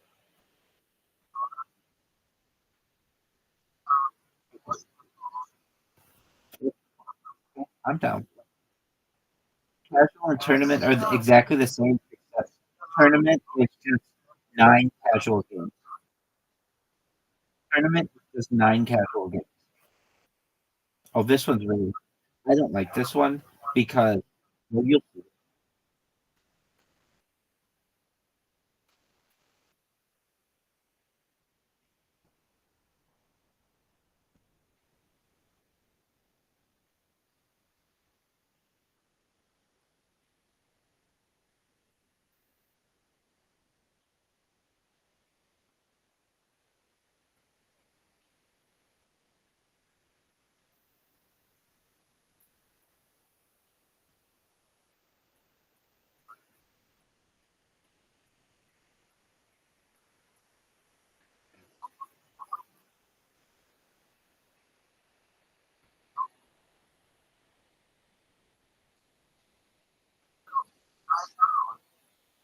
Well, what I don't like about it is you can't control sometimes how many points you.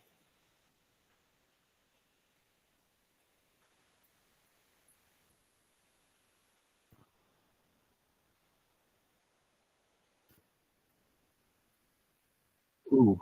Ooh. Full of forward. Sun. Looks like Arnold Z. Oh, that was a good one. That was a good one. 6-1. This one you want to just knock it. Oh, you fucked me. You fucked me. That was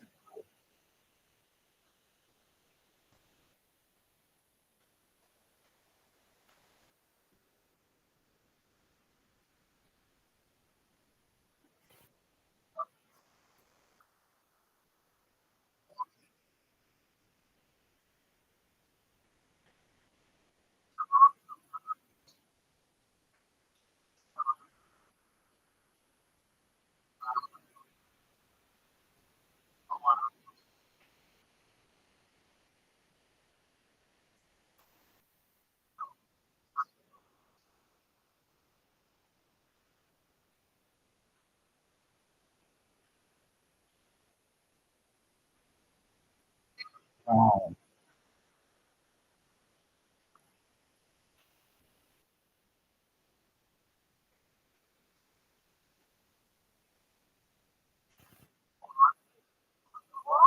Yeah, because I'm sexy. I'm very sexy.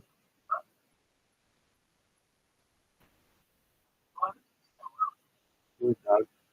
Get in there casual.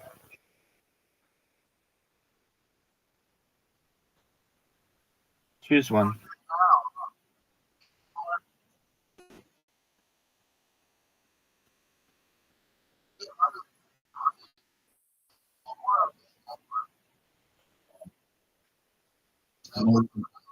Preferably me.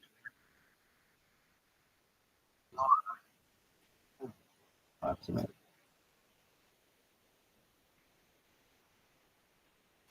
What a fucking cut. No, I did not. No, I did not. We're playing for the championship of the world here, folks. Oh, good putt. Very, very good putt.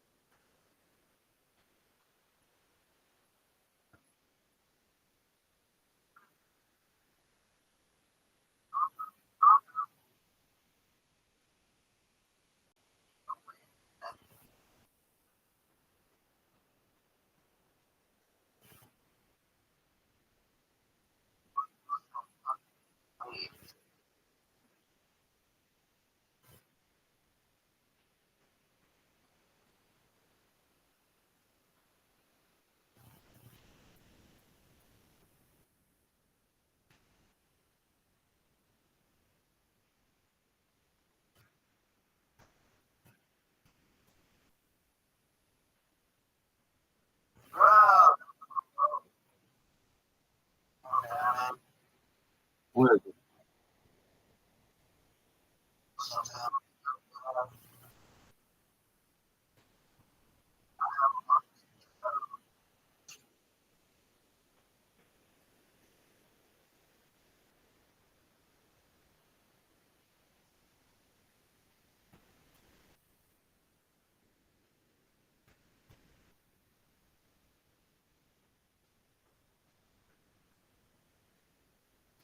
Get it.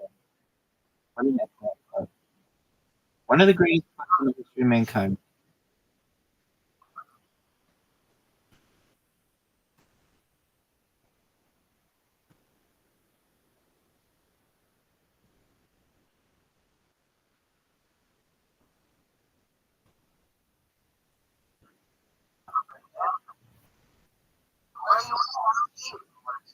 I'm close.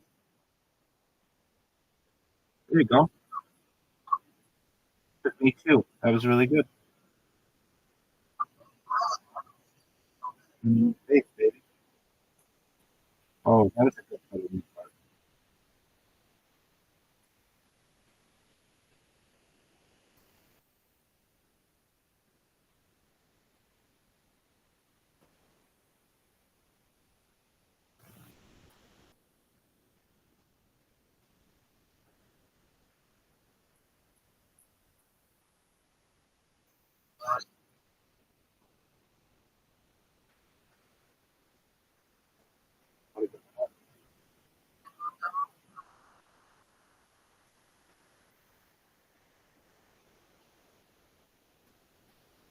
How do you like this sketch? How do you like leaning ball? You can have a top next shot, guaranteed. The leaning ball is going to still pretty creative. Get the hole. Pick it up. Champion. You ready to play a tournament? You ready to play a tournament?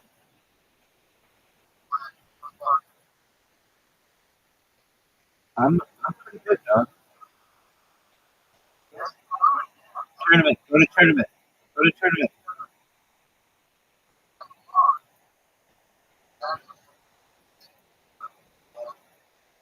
You can pretty much destroy, or maybe I let you win to give you confidence.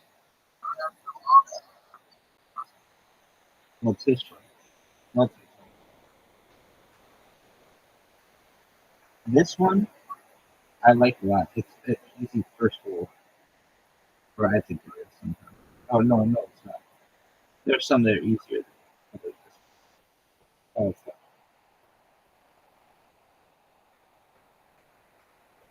Good job.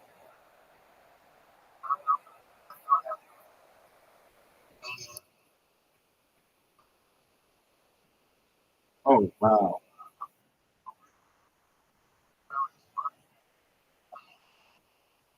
Get in that hole, baby. Hey dog, how would you like a big ball? You have a case of big balls, and that wind fucks with you. And the ball is bigger, it's more difficult.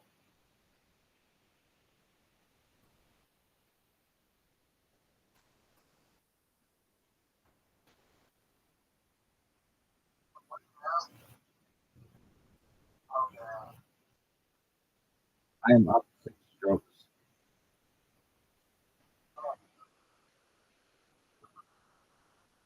I'm pretty late. I'm not, oh, went off the board.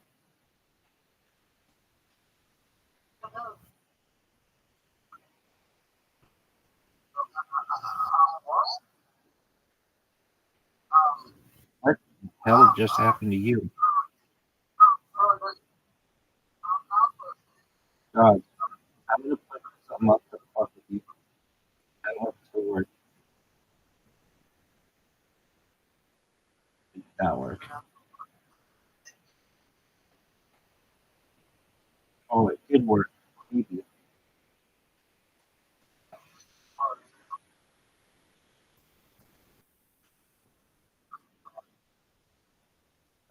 Nine.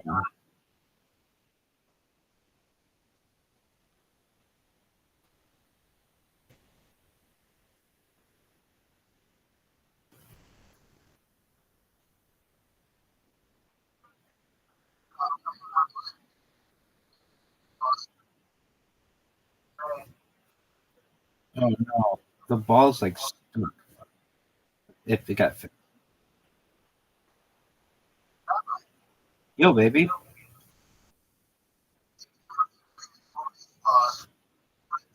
That's always a good move, man.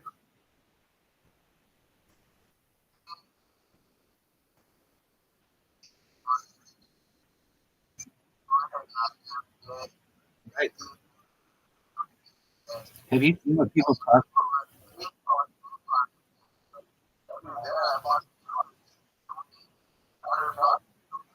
It's worth the 100 million now, so take 10 times more. It's not that much.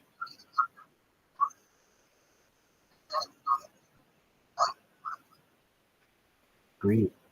You know what else is likely to happen? Me whooping your ass. Me whooping your ass. You're 100% right. You got that 100% right, dog. Oh, that was almost a really good putt.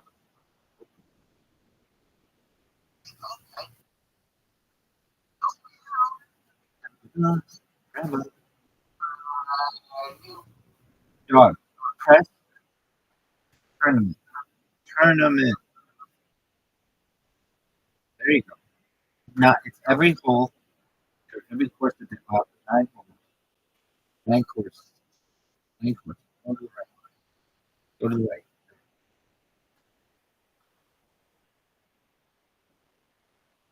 Go. Most of the time, politicians, like you go.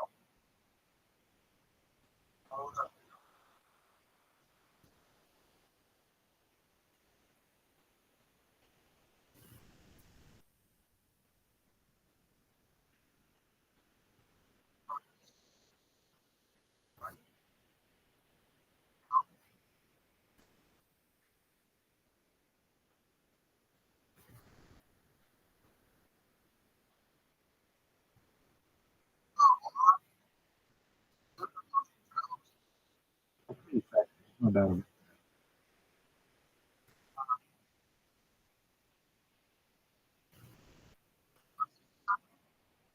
Not my fault.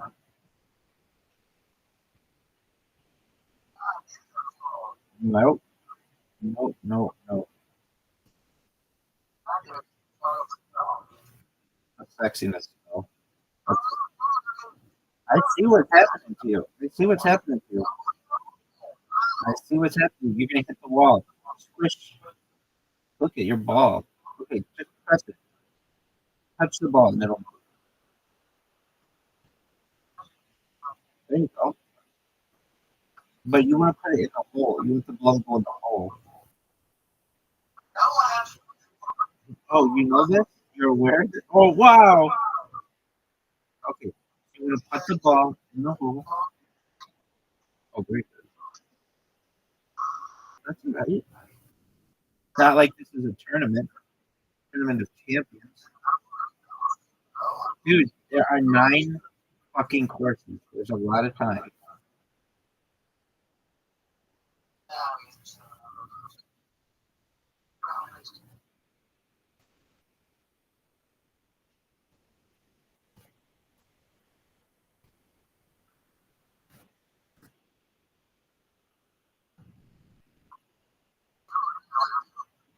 I'm pretty sexy. I know that. Not a whole lot today. Oh, that's not. Oh, I saw what happened to you.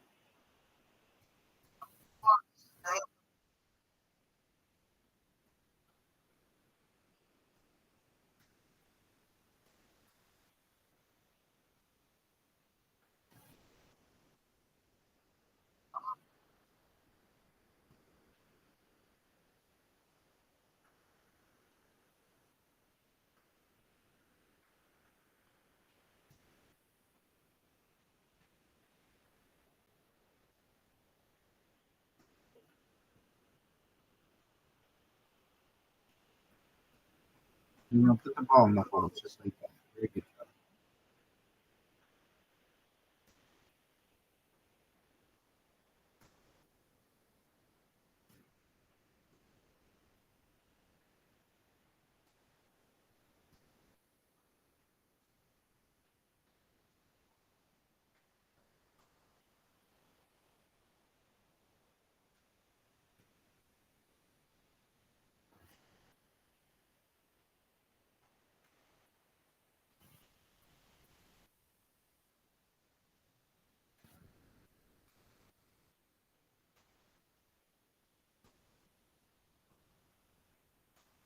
What a good cut. I'll give you that one.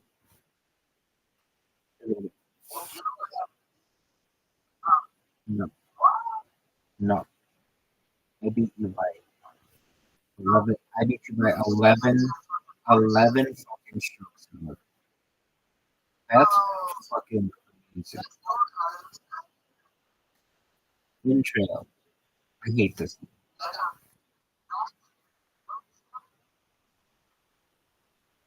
Get in the hole, baby.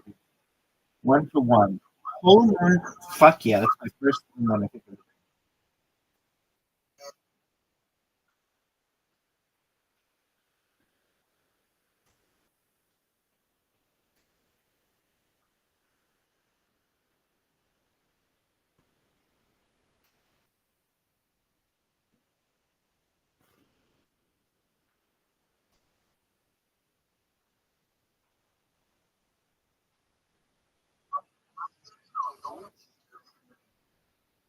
I love this one.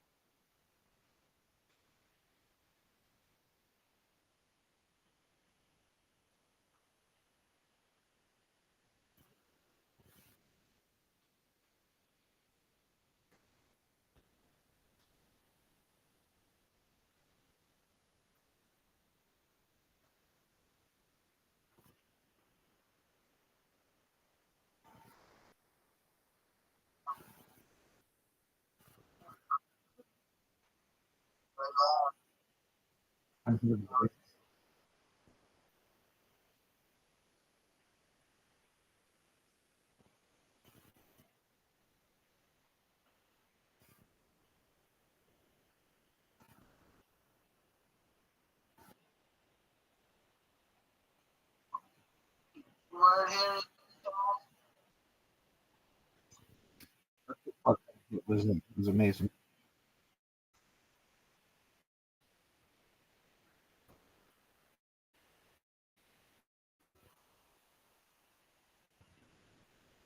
Oh, what a fucking shot!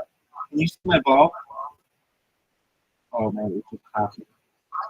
It was going cray in a good way.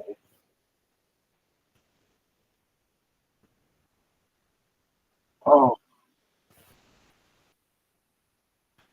that fucking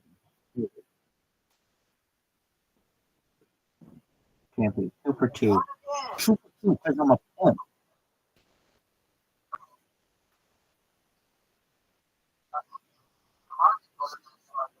God, 6 strokes.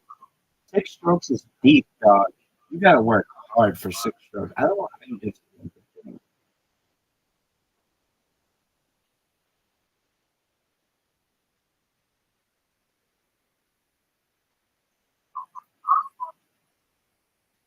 You're gonna hate.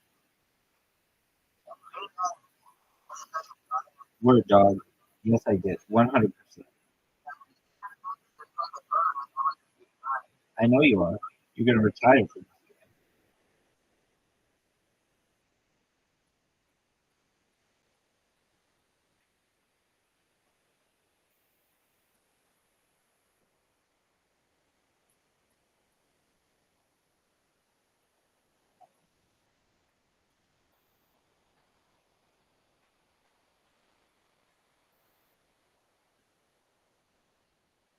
What the fuck?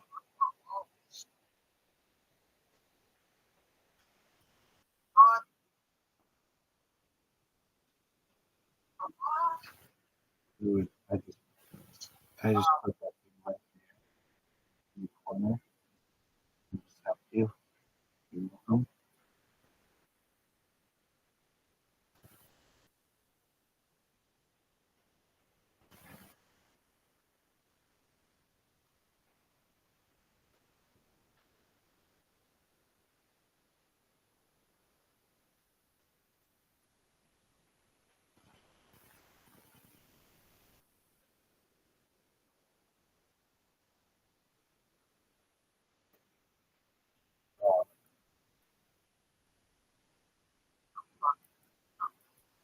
Look at the black rose things.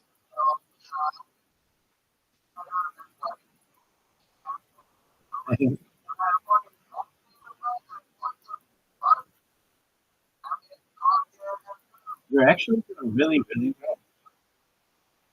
You're stroke 2. That, my friend, is pretty good. Market to take over.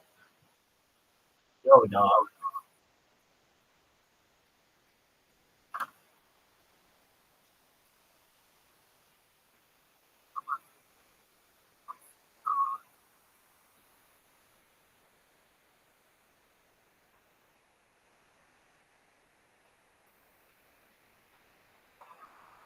Get no hole.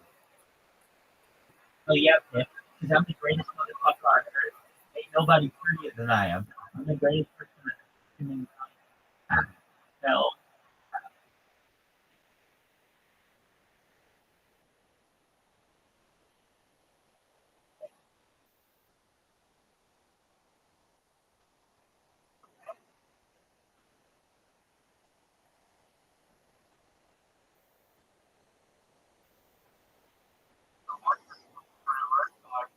What the fuck is that?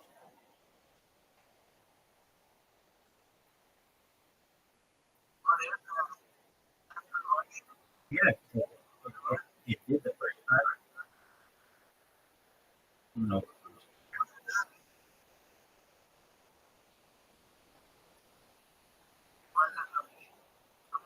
Yeah.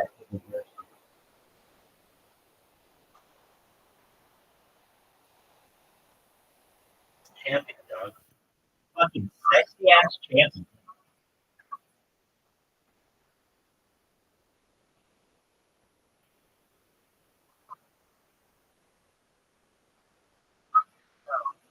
Here we go, good dog.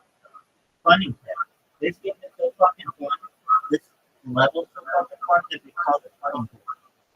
That's pretty.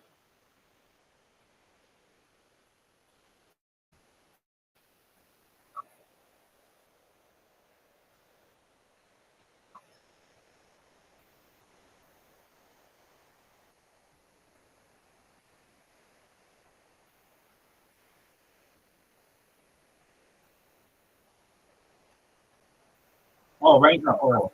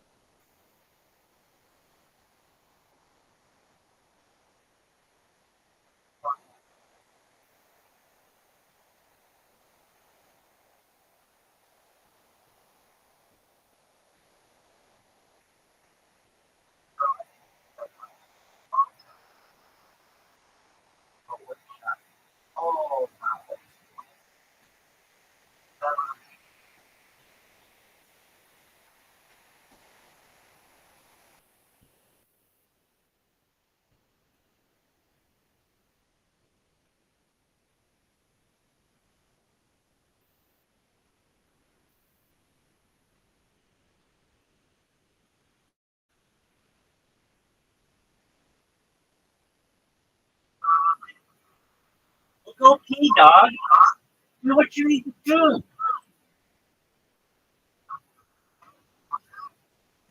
Wait a minute, dog.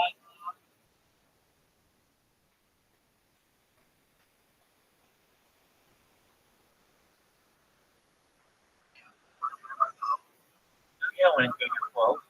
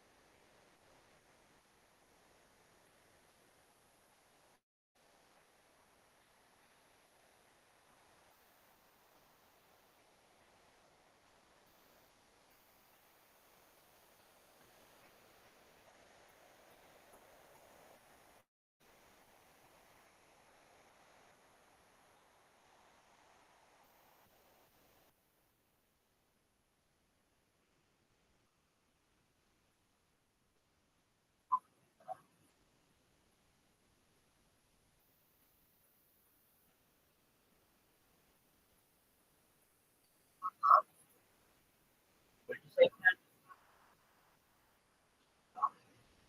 Oh shit, we're about to run out of time.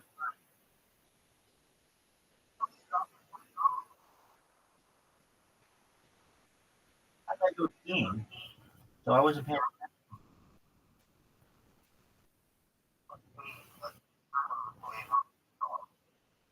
Okay, really, really well. Like almost good. I can't. Well,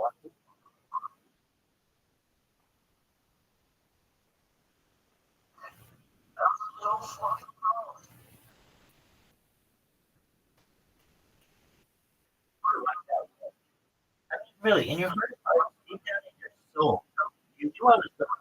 You know I'm better than you. You know the sex is better. I'm a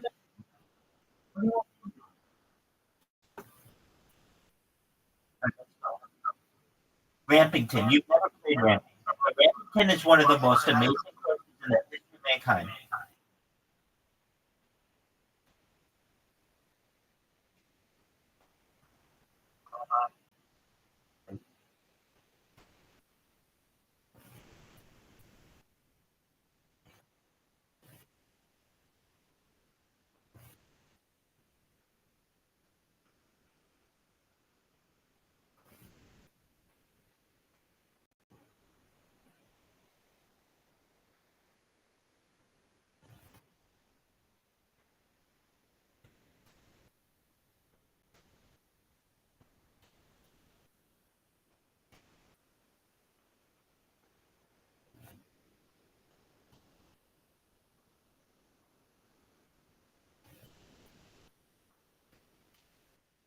No,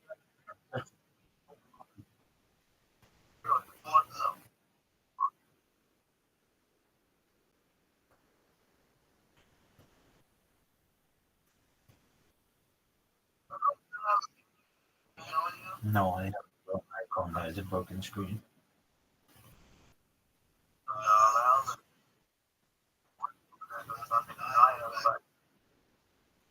Remember that time you put the ball in the hole?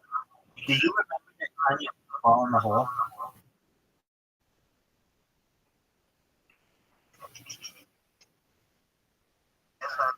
Very cool. Pepperidge Farm remembers. Very, very cool.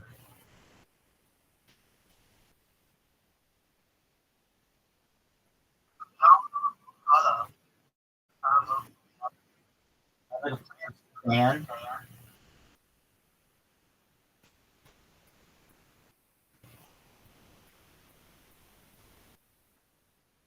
you know what sticky walls are? Wait,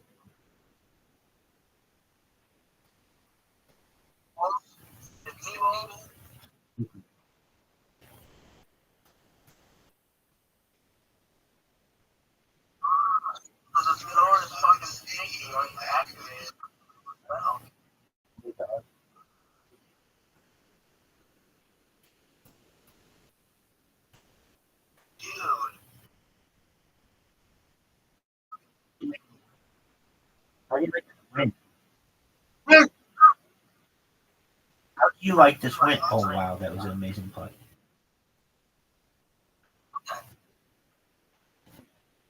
Two, that sucks.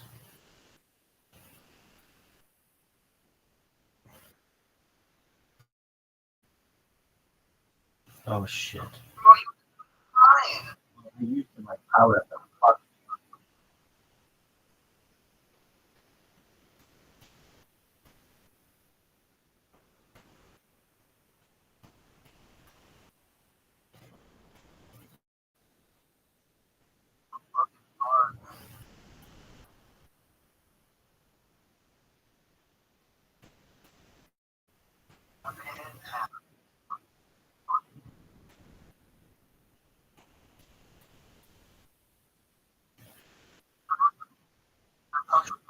I'm so good. How'd you like that? So when it says victory, Rabbi Rothschild, that means just in case you were.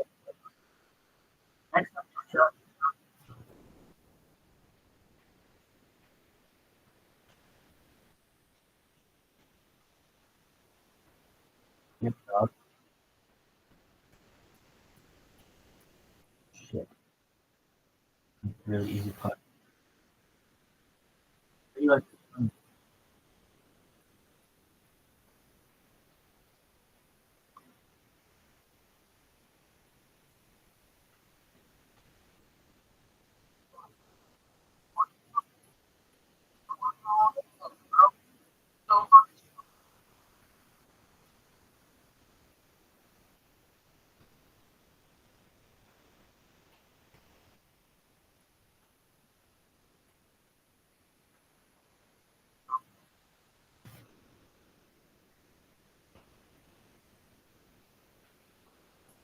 Well, welcome. How do you like this kid?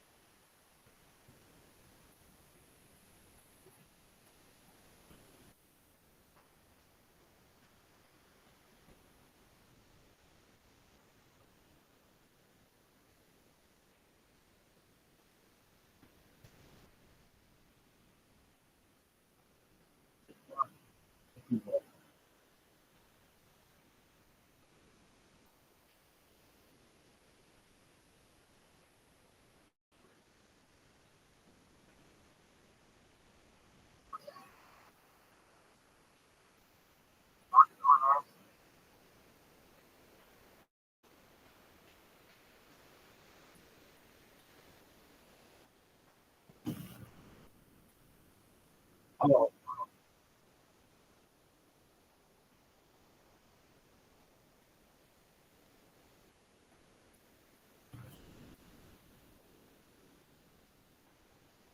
no, dog.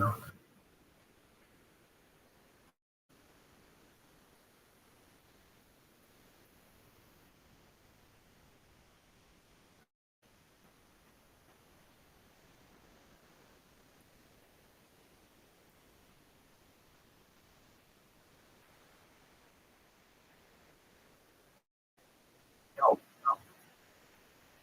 It's a victory. Child. Uh, wow.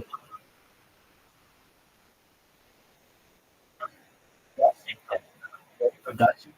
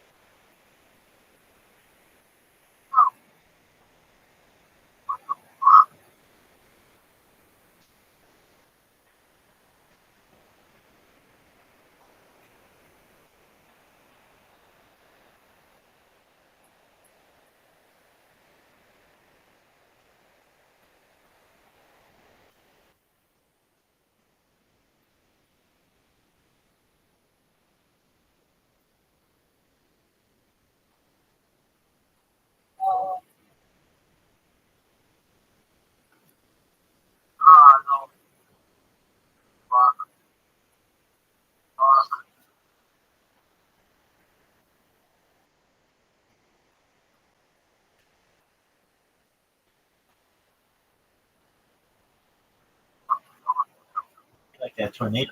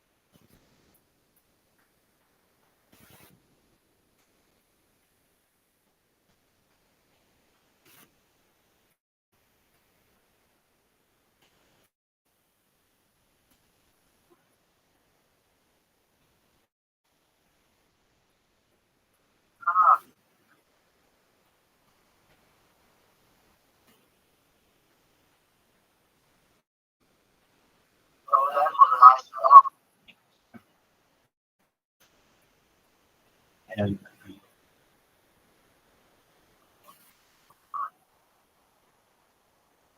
Get the fucking ball.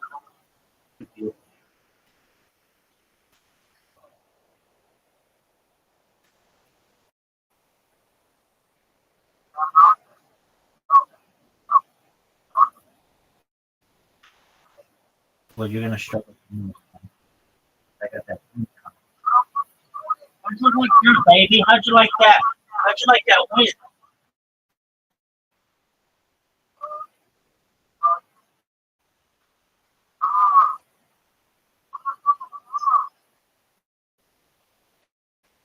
How'd you like that fucking that win out of nowhere?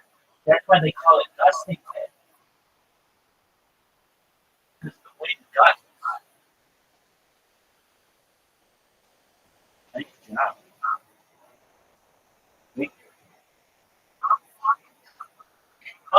Fuck yeah, baby. Score 7-9. You got two more. Next one is May 4 or May 4. Here we go, big dog. What you got? Tell me what you got, little mama.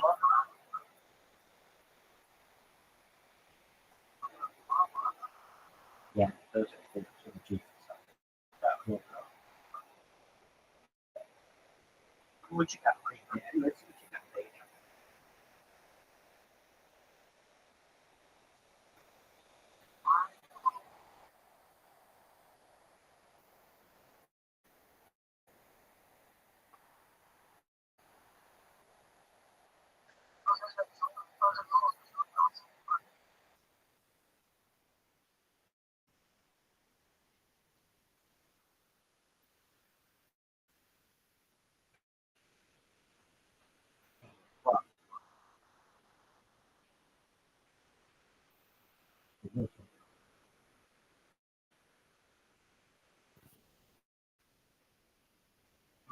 Yeah.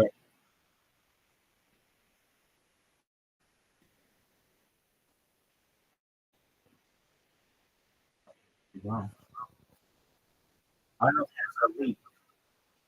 Fucked it up. No pressure, guys. No fucking pressure.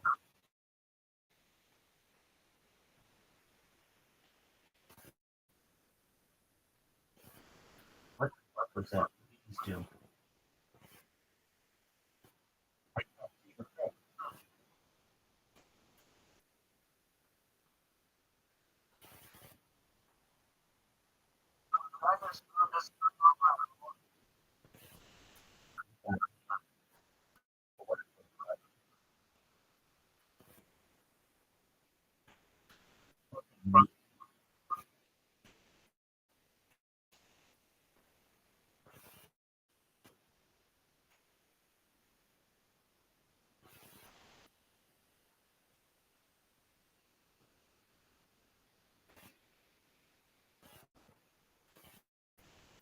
Oh.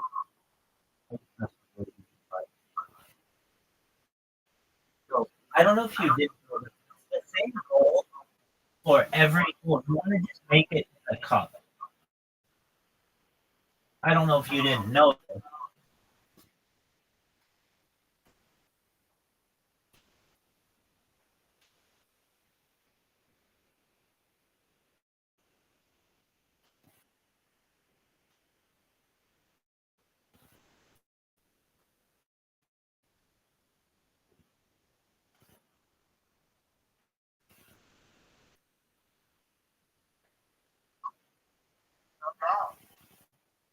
Dude.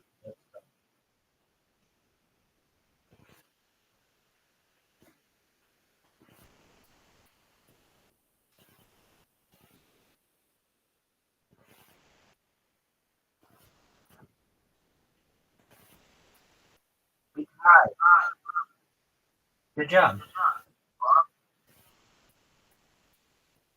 Yeah, you did really well. Oh, man. Excellent. I'm still undefeated.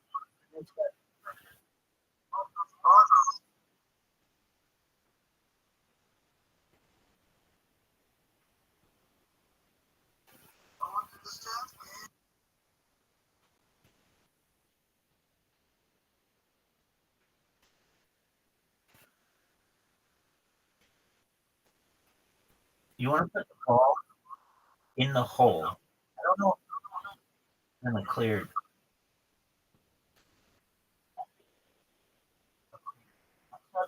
You want to take the ball that you have, and there's a hole. Put it in the. Wow. You are so far away.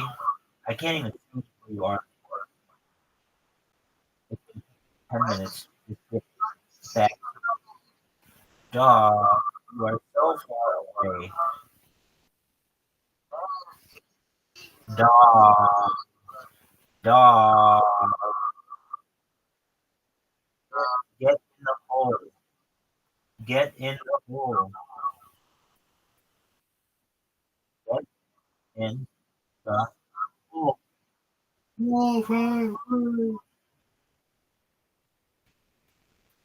Wow.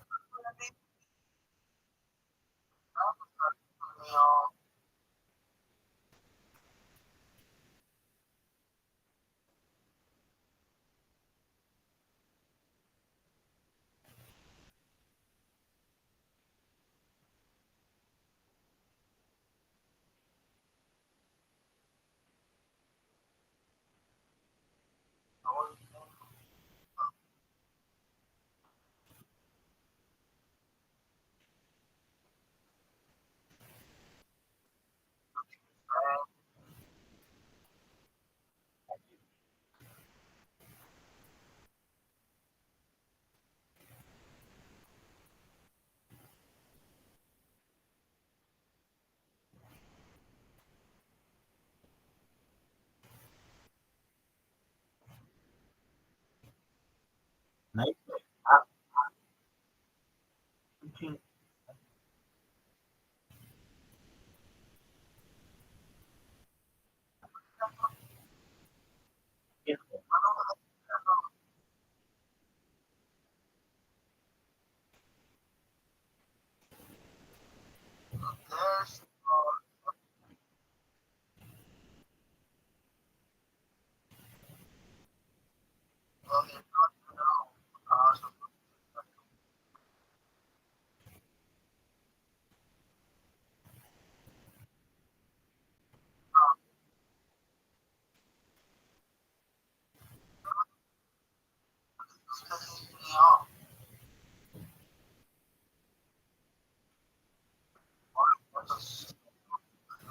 Yo, dog.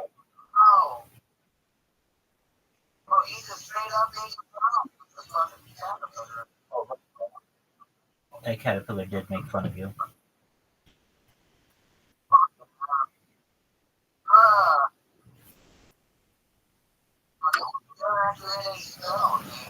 Oh, I will not.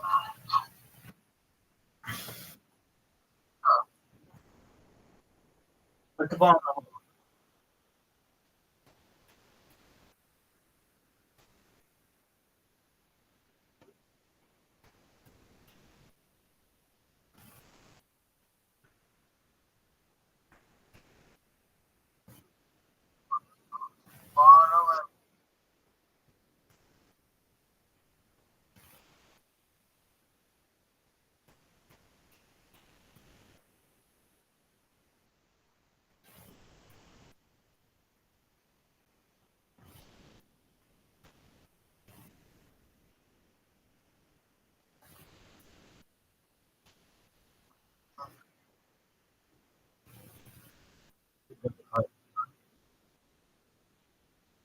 Last dog.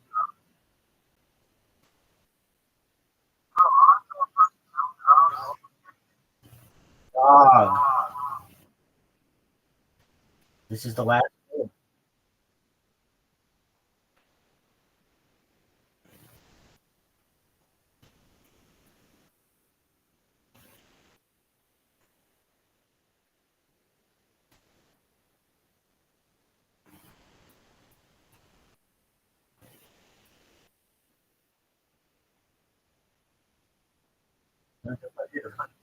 What are you doing?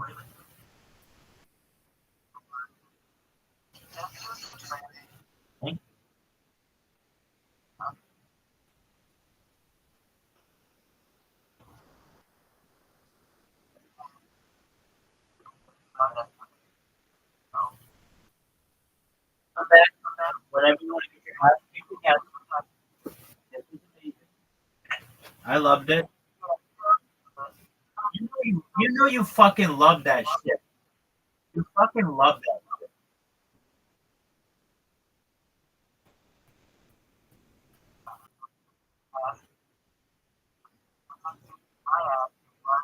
Yo, dog.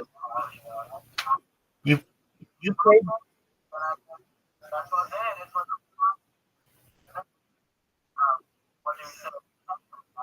Yes, it was. Fun times, dog. Excellent. Once per day. Come on in. We'll play. We'll play that game once per day. You take care, buddy. Take care, Arnold.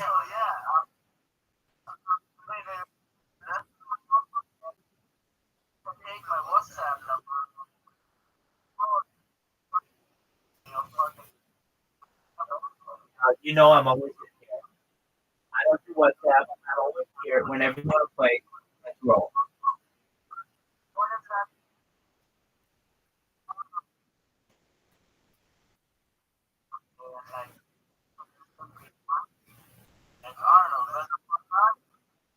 No, you said once a day you're going to be in here. It's as simple as that. I'll send you messages through Telegram. I'll send you messages on Discord.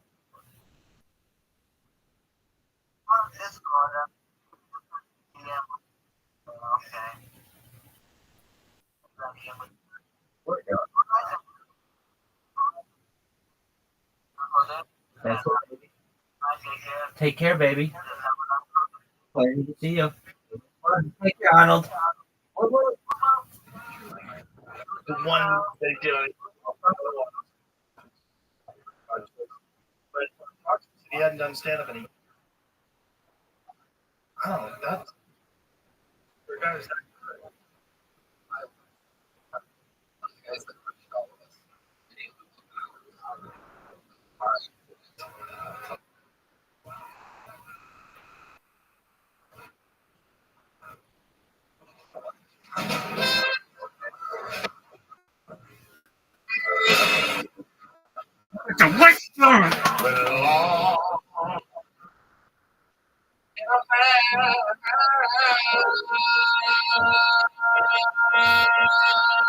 You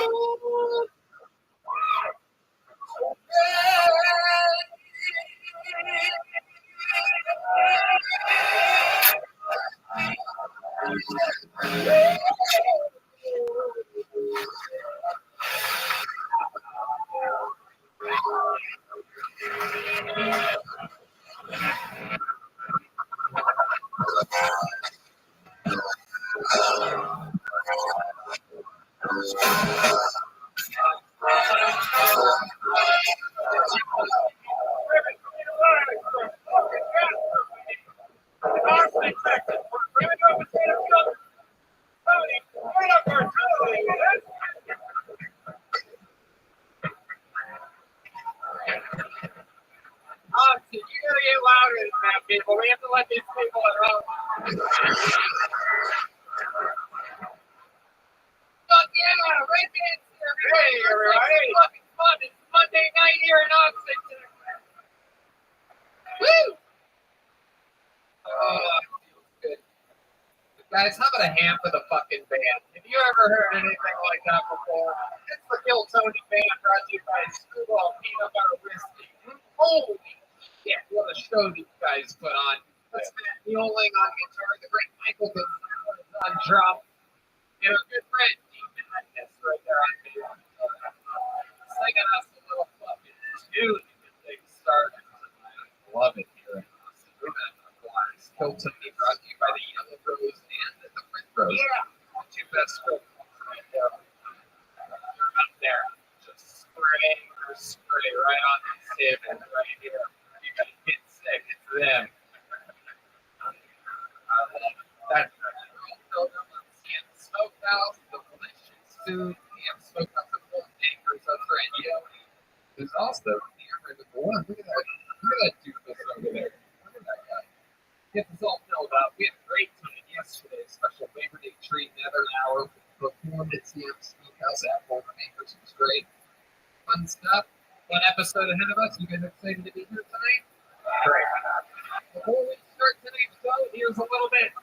The amazing sponsors that made tonight's episode available for you here right now. Hey y'all, according to Forbes, nail salons, hotels, mom and pop stores, and more are set to go on pandemic hiring spree in the coming months to meet the demand for all these services. You know, I have been so excited to be here.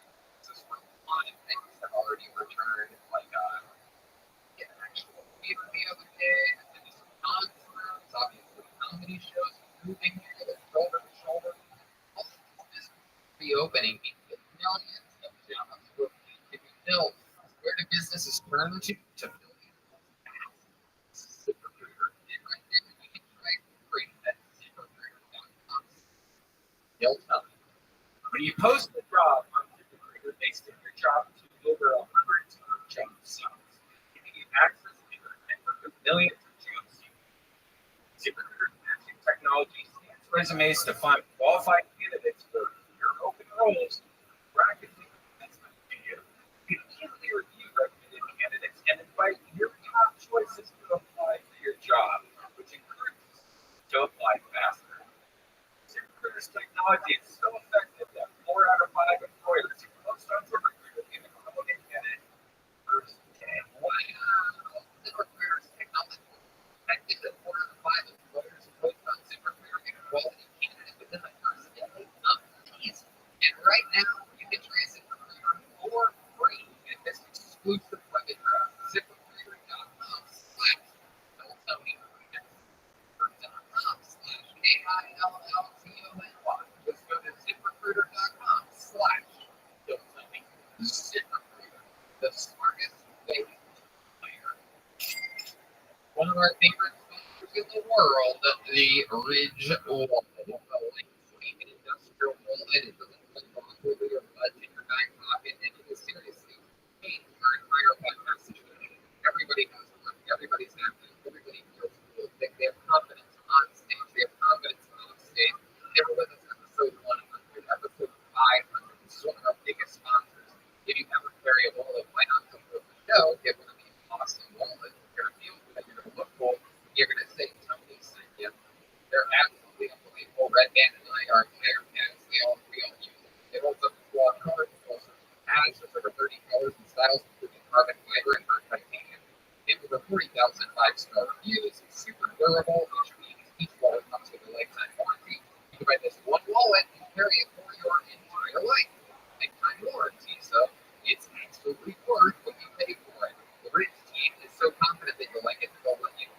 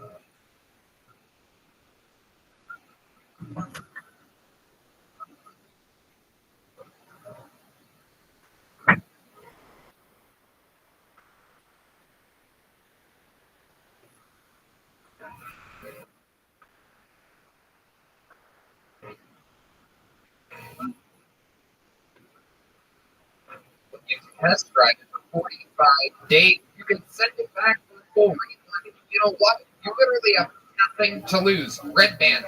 All these people are trying to tell me. How many years have we sat on that big clunky wallet? Like, why is the wallet in our back of our pants? Who thought of that idea? It hurts your back. And it's a lot of times you have that big wallet that you get it like Target. It has like millions of business cards in there. It's like 3 inches thick. Now I have it in my front pocket. It's so stiff and smooth. Never going to have another wallet for the rest of my life. I agree. Don't be about doing. Get 10% off today with free worldwide shipping and returns by going to ridge.com/KillTony. Use the code KillTony at checkout. Again, 10% save. Get it. It'll last you a lifetime. Go to ridge.com/KillTony and use the code KillTony at checkout. Are you guys ready to start tonight's show or what? Every single week, I have one of the funniest human beings in the world on this show. Every week is a different guest.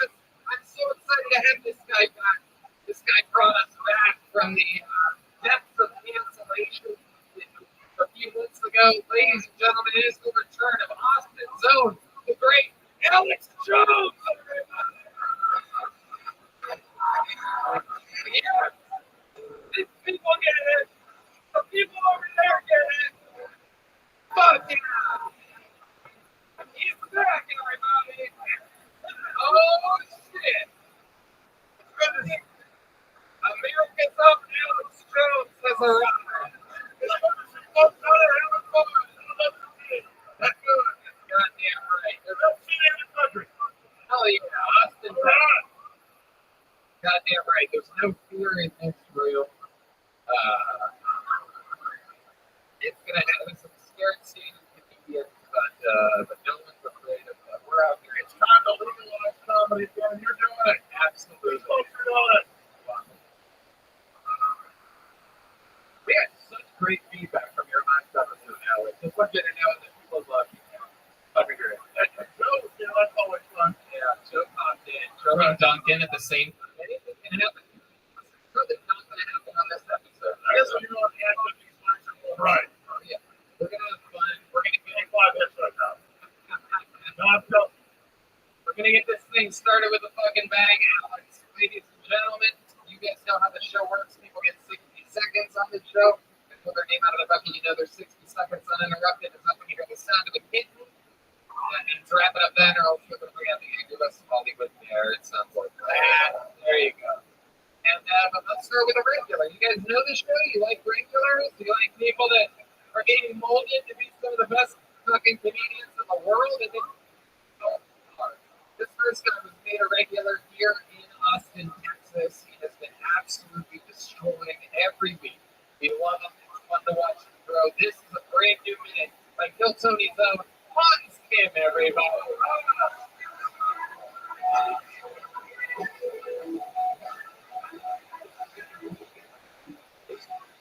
What's up, guys? Good to be here. I think a lot of white women don't want to date Asian men because they're insecure about how we're better women than they are. I got less confidence than you. Better at being interrupted, better at being told what to do. I'm smoother than you. And I got a thinner waist. Alright. Oh man. A lot of the whites that I know commit a lot of microaggressions against me, which I find very frightening. This one white was like, you know, you got a very Asian smile. I was like, thanks. Now I get to think about how I'm physically different from everyone around me. Every time I feel happiness.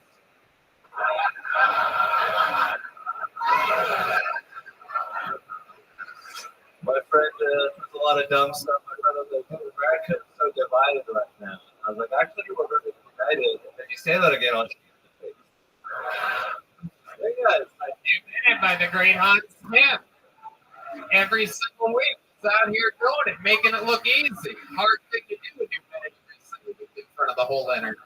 Yeah, I'd like everyone to know that I'm very good at this. You really are.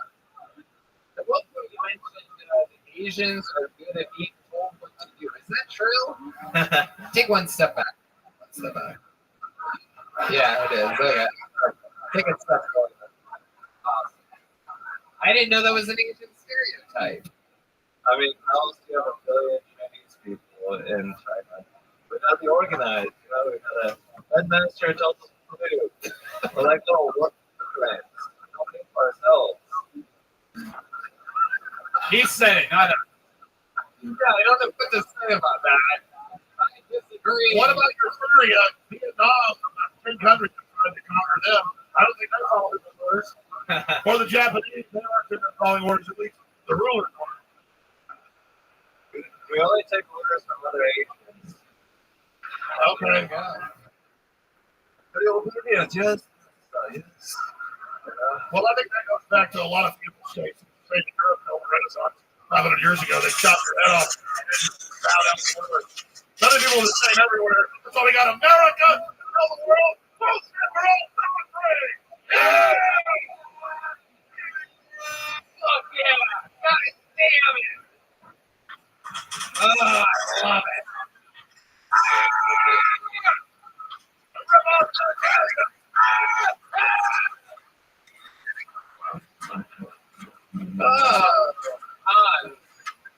You famously on the show every week, you've been making it with girls.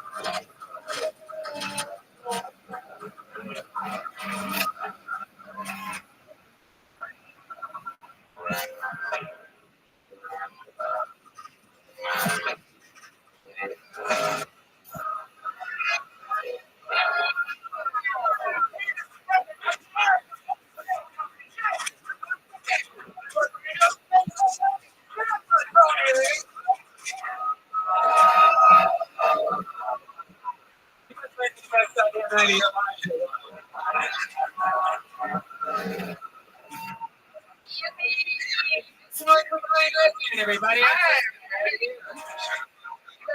That's the fucking fun, huh? Tony brought me by the red rose and the yellow rose fixtures here in Austin, Texas. The best strip club on planet Earth. And brought me by the best vodka in the world, Tea Betty Vodka, which also is a local company. Tea Betty Vodka. I love vodka. Here's a little bit more from the amazing sponsors who made tonight's episode available for you here right now. Hey, you might know this, but when I'm not being the host of the #1 live podcast in the world, what I've been doing for the last 16 years is being a professional stand-up comedian. I'm excited to say that I'm back out on tour again. December 9th and 10th, I'll be performing in Arlington, Texas.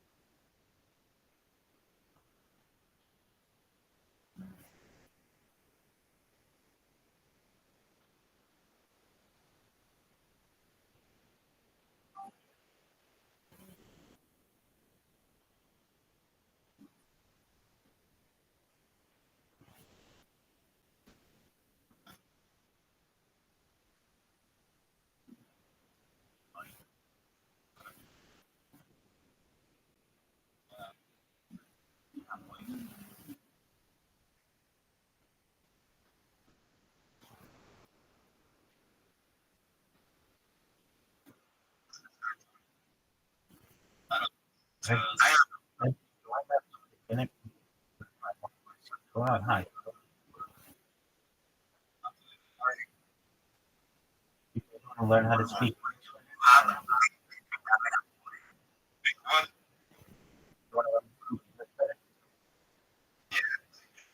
I will do so. Excellent. Wonderful. The one thing that I find is very beneficial, Rabbi Rothschild, English is one language, professional. I am someone who likes to increase people's vocabulary. I use and review some new words.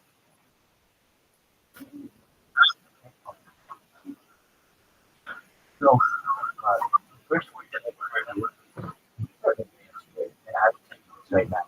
Most English people don't know these words, but one is the extinction. D is and reverse and of a biological entity. So the idea of de-extinction is a type of science that is emerging and has already been in the late 20th century.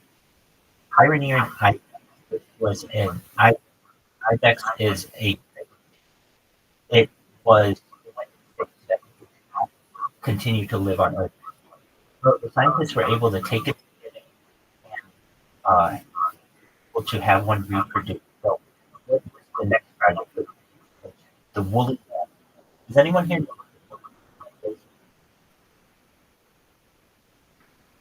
That's okay. It's like a hairy elephant that lived on Earth like 2,000 years ago. I'll show you. This very cool. So, do you know what an elephant is? So if you know what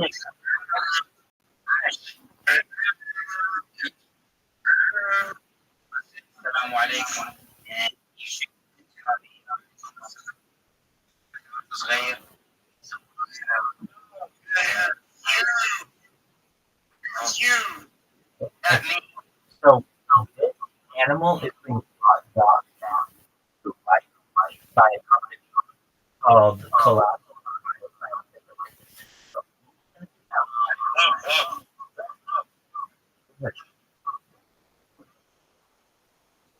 So I'm gonna get lots of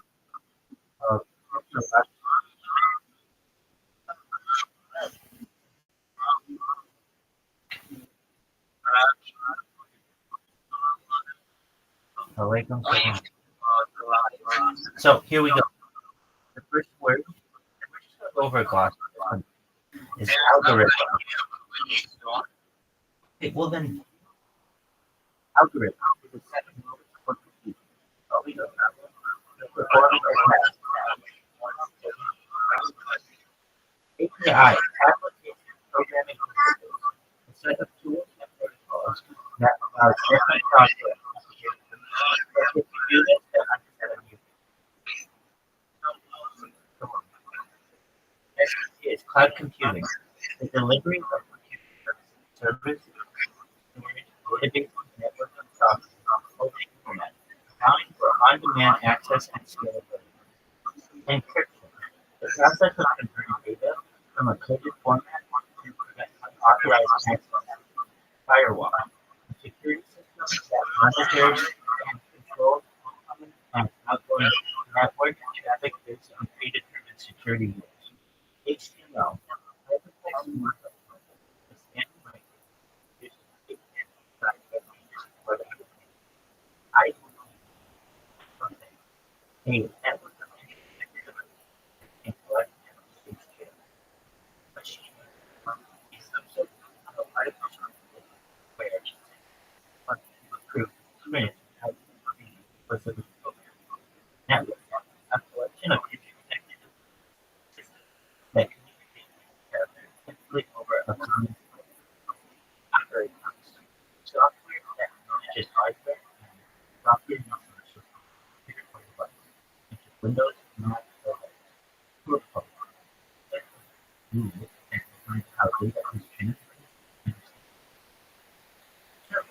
You can build a system that provides resources, data, or safety to other clients or software, programs, and operating virtual reality. The simulated environment created using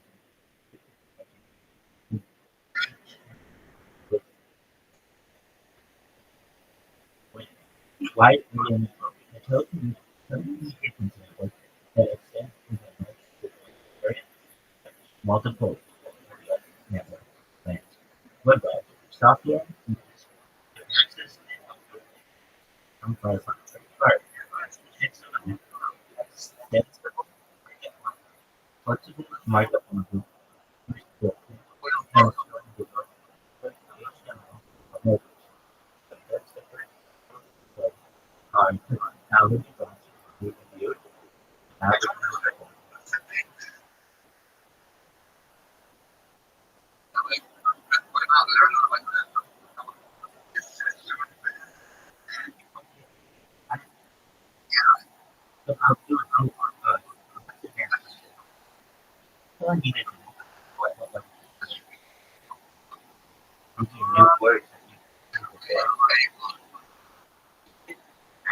I would okay.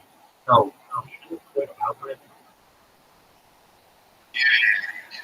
Yeah, that's not you know the phrase big data is? Big data is extremely large sets of data that can be analyzed for a pattern. So we're gonna go away from calculation or into futurology.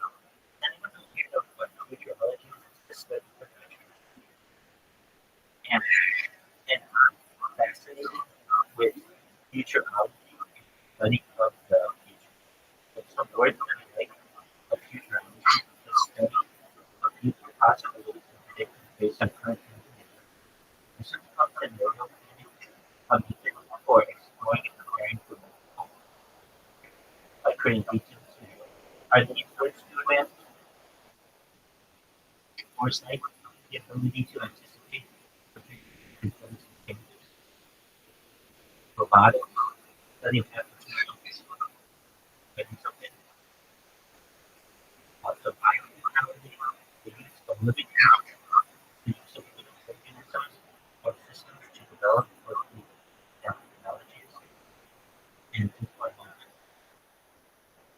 go with some fun. Future words, Rothschild. Do you know what ChatGPT is? So it's really easy to create words. And we want words. You know what a voice is?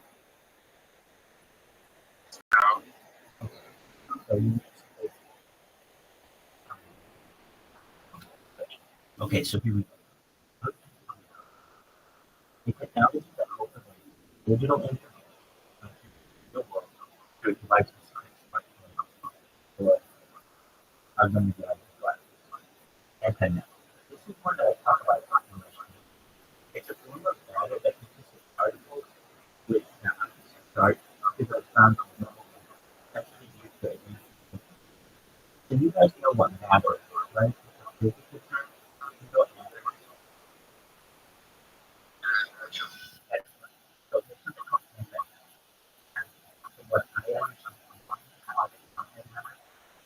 how one pound of matter would allow for enough energy to be able to from one possibility. And you know, not by choice. I have been now. I'm actually certified project management professional.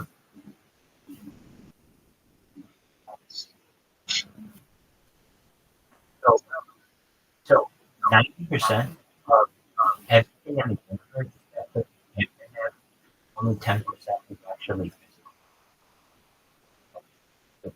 interesting.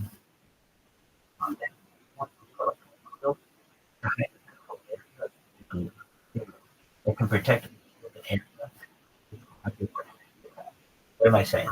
Like you see, like comic books, a force field, visible force that you can't get. Have you ever seen this in comic?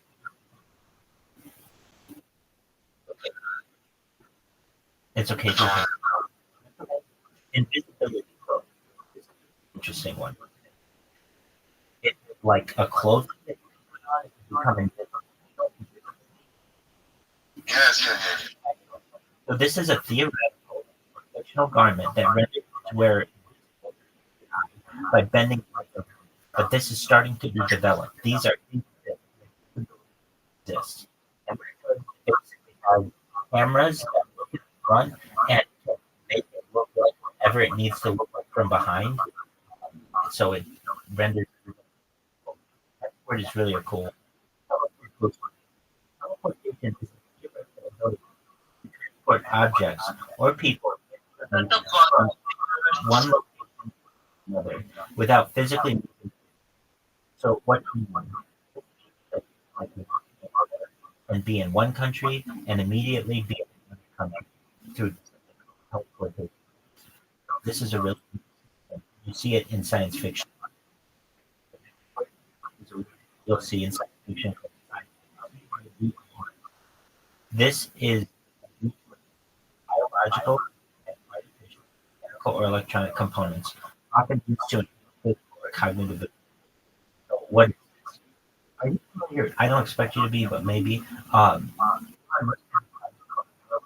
Which takes the computer interface. Excellent. So that people who have that versions of a site.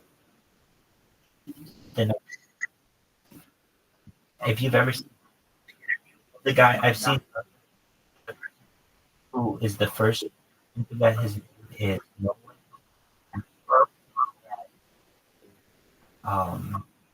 quadriplegic. It uses arm. He's able to use this brain to play better than a normal human. Okay, very cool. So there's an argument made that he's a cyborg. Why? He's biological, which is human, us, like animals, and then also now. So that together is the next phrase. It's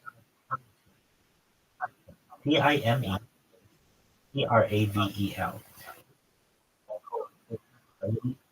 Backward or forward in time. Different. So, book by H.G. Wells. Essentially, this has been something that's been in scientists for about 100 years. This is really good. It's mind uploading. ULOADI. This is the concept of transferring a person's consciousness or mental state, digital or artificial medium. What do I mean? So, what we can do perhaps like a CAT scan or an MRI, and we can upload it into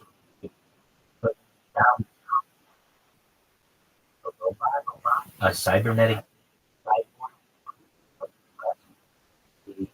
an avatar, a clone with the same DNA, or an ethereum. What's an ethereum? It doesn't have a body. Mind uploading. Sure, you digital immortality. What digital immortality? It means that you can upload your central nervous system into a computer for later days whenever you want. Your body, 100 years, but after 100 years, your body create this body you had, just an improved version of it, perhaps, using mind uploading technology and secure manner, which is so that's uploading. The next phrase you may be aware of, virtual reality. This is a simulated environment where users can interact in a physical way, often using headsets or controllers. So, are the Meta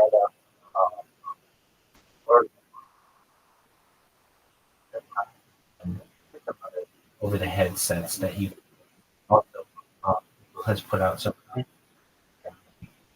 if you're just joining us, we're going over words.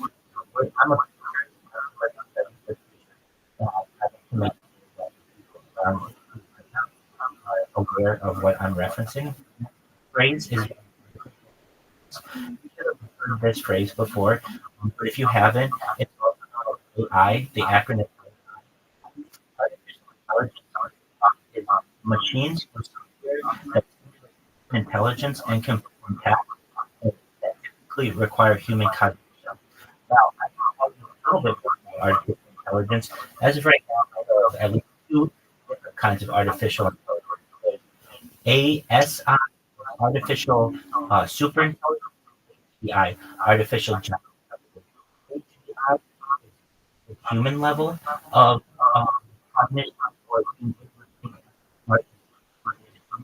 and then there's the advanced level of it.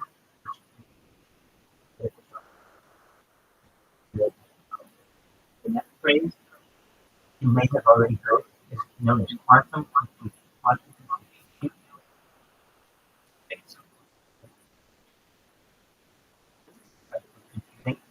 Is quantum.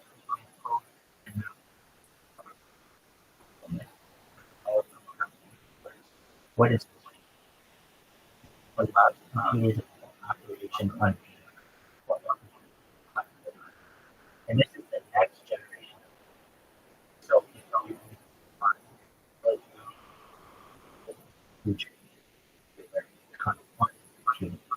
the next phrase or is the bio is bio, which means as you know, engineering is general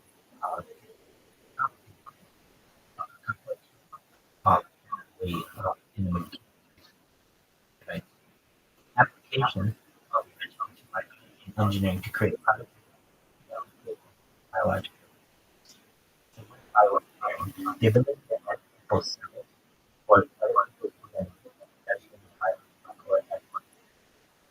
another great word is an exoskeleton is a wearable that enhances the user's for mobility, often used in medical vehicles for like so you can also use an exoskeleton if more.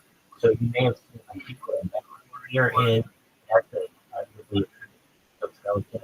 That's something that you wear. That you like it for. The next one is wormhole. WORM, reachable company. This is a theoretical message through space time. It could create shortcuts to one journey to the next. So if you know anything about aliens or about aliens in the start of GeoFi, you can go out to GeoFi. And one of the things that is studied is how can aliens travel very long distances, very quickly. And one of the wormholes, the WORMHOLE, because that I've gone through part of the list. Does anyone have any questions? Excellent.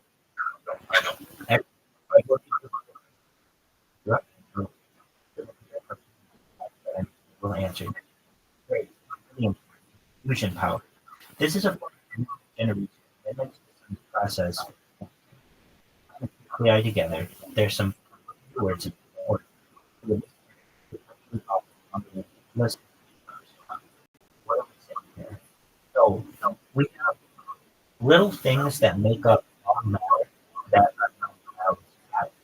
And if you take two atoms and put them together at a very high speed, advantage. What that does is it allows you to turn a turbine like this.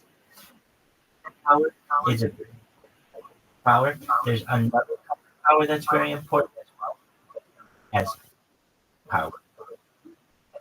S-I-N, and then vision. S-I-S-N. Power is when you take two atoms and slam them together. Vision power is when you take one atom and pull it apart. Both of them are ways to do it. That's how it's really works. So if you've ever been confused about how to do it, it's really about taking atoms, slamming them together at a very high speed with a lot of energy for it to pull them apart.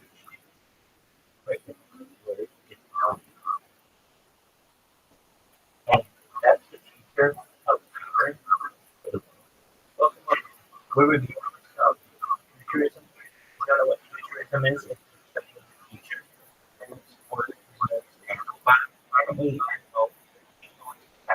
these tiny robots that are built at the nano. Beautiful designs are very, very small. They can perform precise tasks such as medical or environmental at a microscopic. So this is the robots that are so small you can't see them. And they can do that. The next word is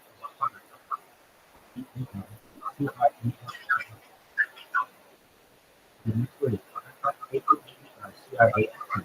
This is a vehicle capable of hovering above the ground using air or other means, potentially allowing for smooth, frictionless movement over various surfaces. So what do I mean? The ground fans to essentially use the downward pressure to be able to not touch the ground, which is very important.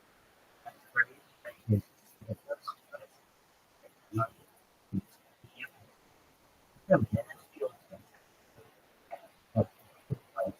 very for data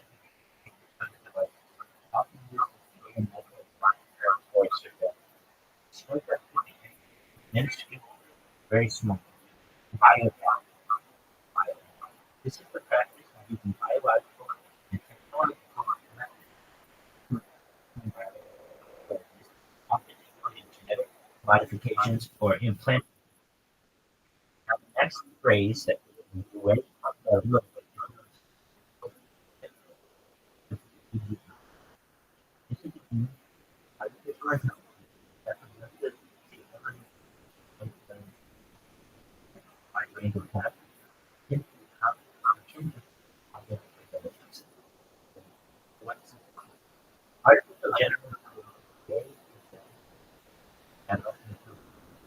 artificial intelligence. Another kind is artificial intelligence, and artificial intelligence, which is many different stuff. Okay, next phrase, and then one control. This is what is mine. Here, control. Ability to manipulate.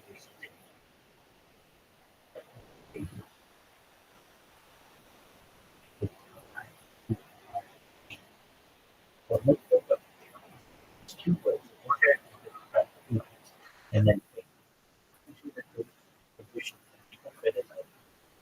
but it can be the face of a flower, it can be the face of green, and interface is something that works within that. But you will see the ability for the mind to control, to manipulate something on the screen. So this is technologies that are used to directly with your brain computer interface. And the thing that we were discussing about Neuralink is a brain computer. So Neuralink is a brain word is known as kinetic. H-O-L-O-P-R-A-R. Philosophy. Technique. Dimensional energy or projection. Have you ever seen like a credit card? There's like a little known as a hologram that is like rainbow colors that like when you move a credit card in the light. You know what I'm referencing? That's okay. And then that's whole life. It's no self-replicating. So what's like RELF and then hyphen REPLCA. What does that mean? Self-replicating or to make self moves on its own. So on its own,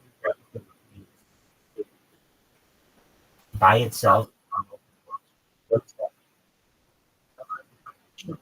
our devices are running copies of them to potentially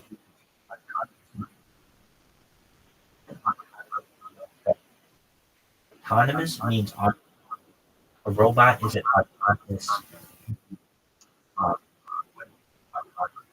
some types of like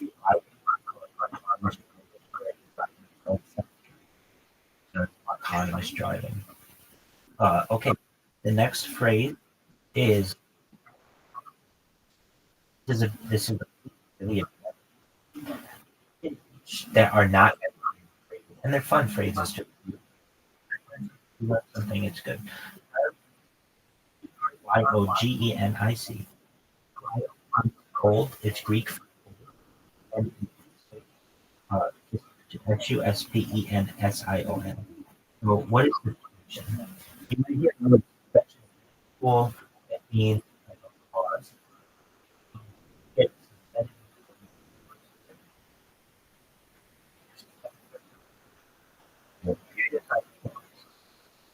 Jennifer, like cold, brings cold.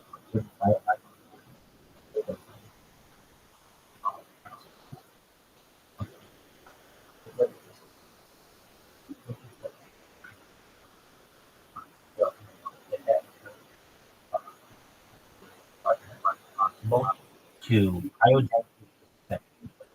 If you wanted, you would take your body, put it in cold,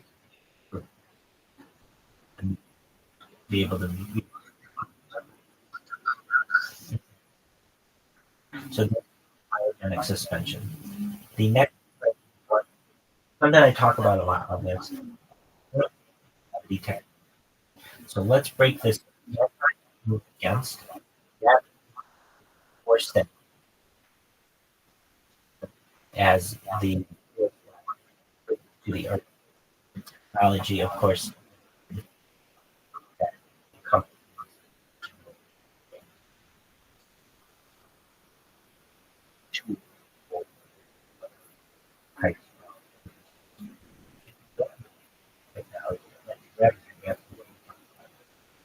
able to go gravity.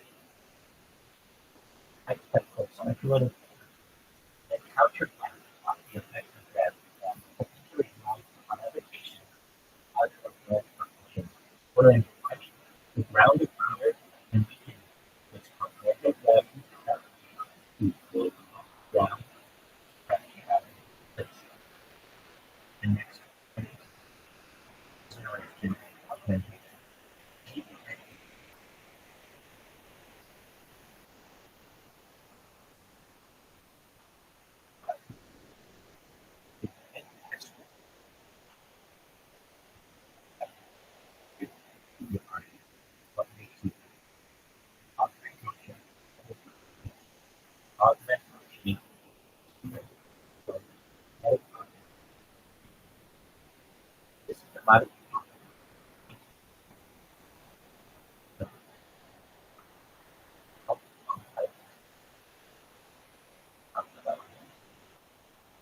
If you wanted somebody, if you wanted to have grandchildren, that technology would be available.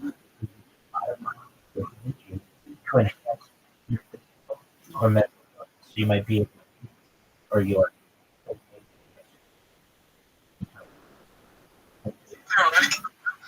the gene was to improve health, intelligence, and lifespan. So synthetic biology, SYNT based technology.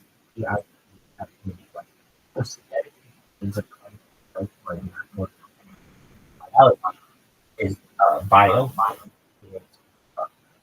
Greek for life, and the ology is the is by synthetic. So what does that mean? Is that the construction of new biological existing biological systems for useful purposes. So what is it?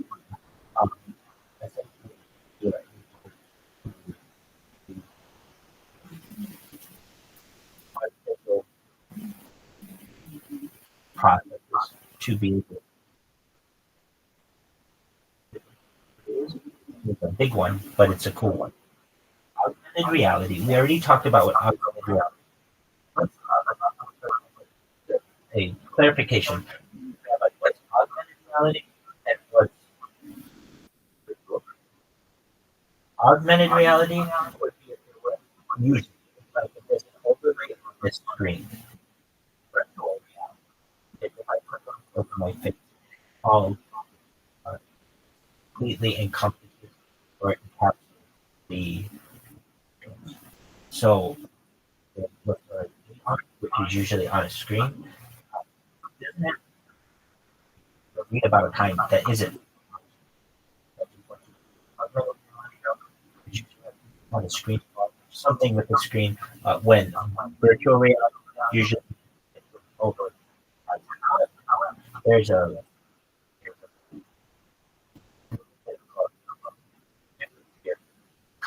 augmented reality.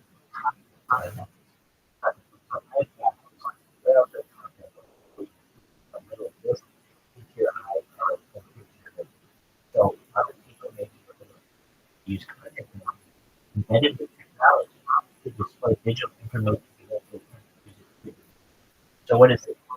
You might be able to use technology to be able to read the temperature, to be able to have actual vision, to be able to have infrared vision, to be able to have super vision, and whatever you want, basically, with these types of augmented reality. The next phrase is even a big phrase for me, so I'm going to work on it. Okay? So it's the phrase quantum entanglement. The first phrase, Q-A-U-N, then the M-E-N-T. Was that technology with the entanglement usually is wrapped up in something or so quantum entanglement or something where particles way that one particle influences the state of regardless of distance, potentially communication systems. What does this mean?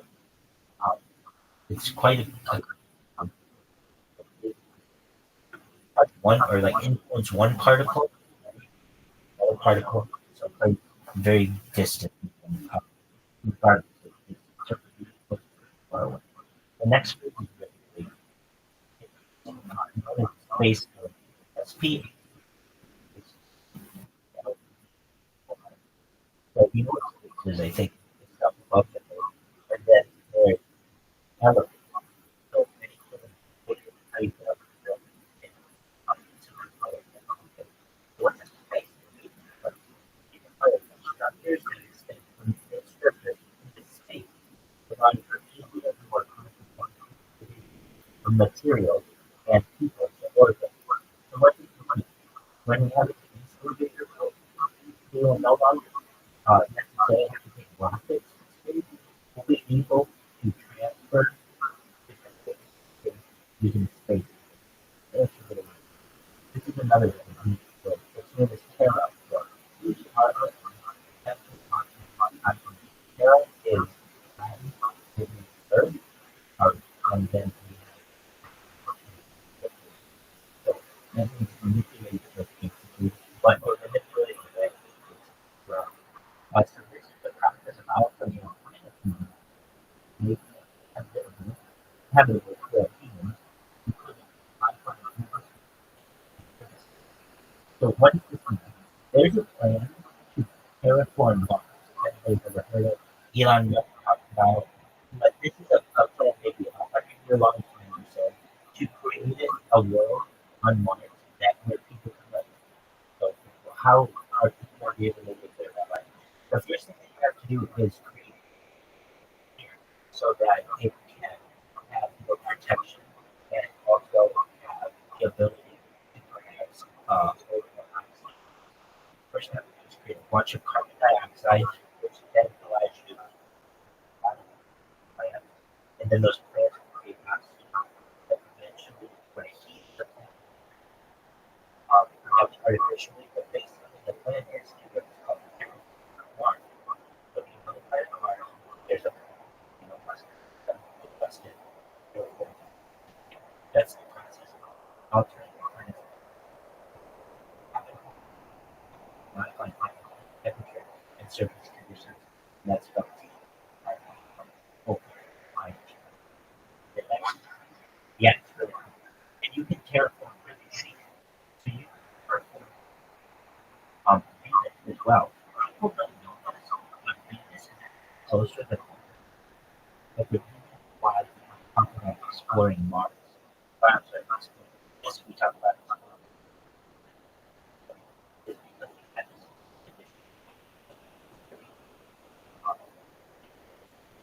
Very thick, and we're unable to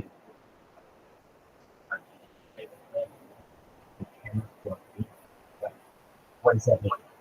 Actually, we're going to have people if we want, and so that's why we want to put. I like the next grade is those things. SP8 have an 8 X. Space have structures designed for functioning and working in space, such as space economy and climate. Have space habitats now. The ISS is International Space Station. All right, next grade. Talk about this a little bit. We're going to put a narrative with Elon Musk and that brain computer interface that we had discussion.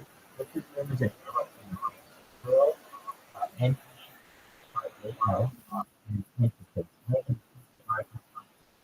Neural interface doesn't interface with the code communication. A neural interface is the right between your system, life, and external devices. So you just told us touched earlier about the company that has a little implant that currently indicates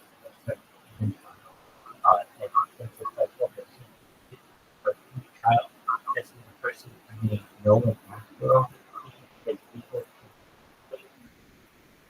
that will play video games really well.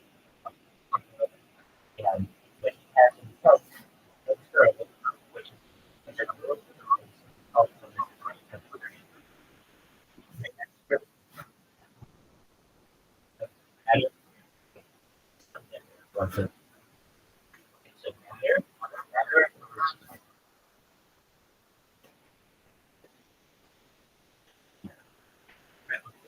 replicated me often. That can create objects from raw materials common similar in science. I've also heard of this being known as a safe machine. What are we talking about? Basically, if I had all of the elements of science at my disposal, I could create a machine that could put any of those molecules wherever I want. So hypothetically, I could create a hub or a rocket or a space station or whatever I want using something. I don't know. This is all.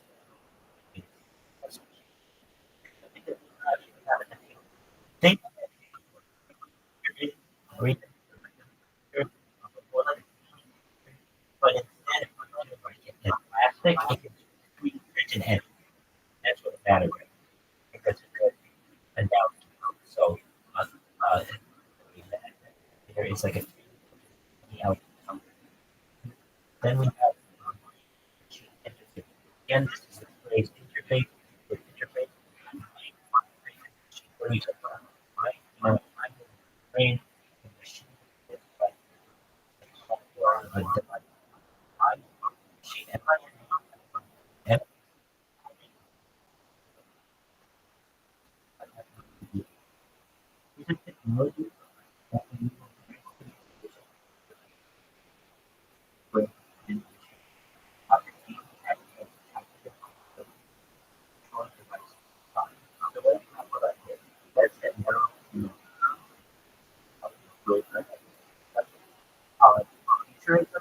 And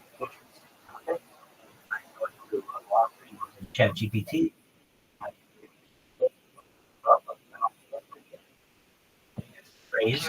That phrase that we're going to joining us. We've used this word quantum a lot. Quantum computing, basically computing that's more advanced than what we currently have. So the next level is quantum computing, quantum moving thing from one place to another. Okay. So this is a process of transferring quantum information between particles instantaneously, which data transfer. Why is this? Basically, we are going to build a quantum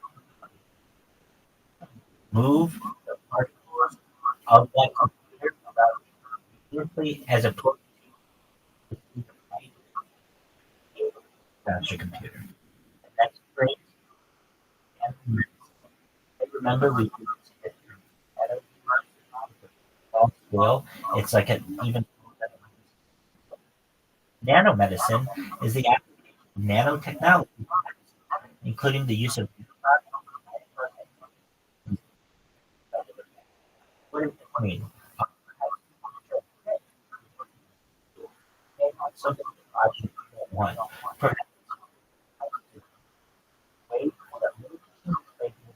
Your body and it's a really interesting one. This is a phrase known as personal, like having to do with yourself.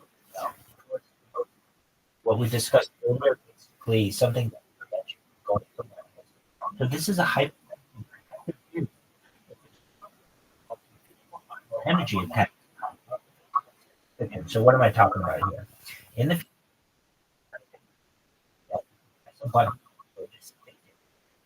it creates a force, something that somebody with a knife, a gun, or anything for a certain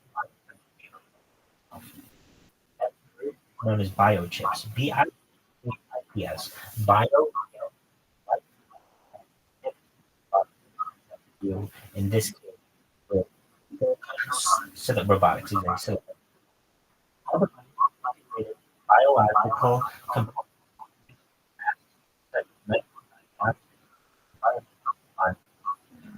The next phrase is genetic. Genetic, remember the word gene is in genetic and RNA and such, and then programming certainly has to do with computing. Algorithm. So what is that? Algorithm information and efficient. Right? So this genes and so system. It means in the future process. Artificial ARTIFIL space LIFE. What is these are computer or synthetic organisms that mimic the characteristics of living.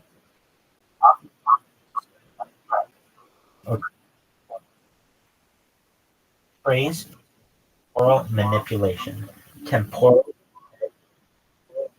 TEMPORAL manipulation ATIO. Temporal times has to do with the use of time. From the Latin manipulation means or to something.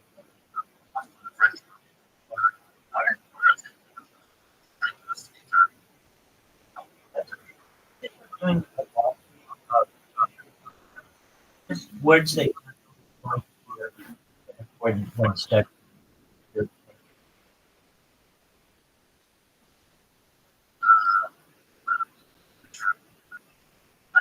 That's kind of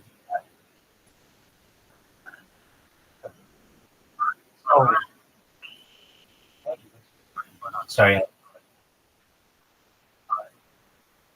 Phrase ability including speak it up, call it down, or reverse. So what is this mean? You the ability to simplify that word would slow it down. Even this movie The Matrix where the bullets are coming at Neo like very slowly. That temporal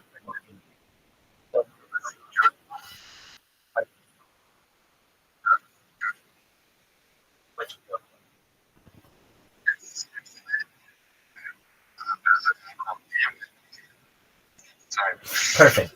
So that ability robotic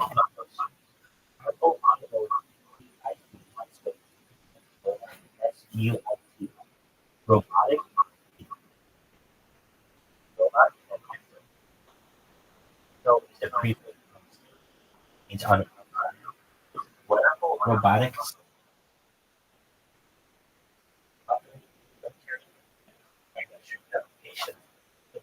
Mech Warrior.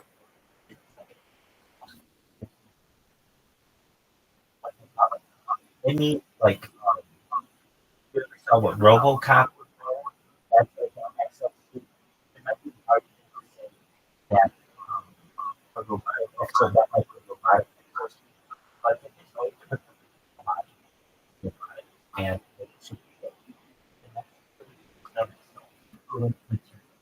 and SEL AL base ER what are self-healing materials? This is really cool.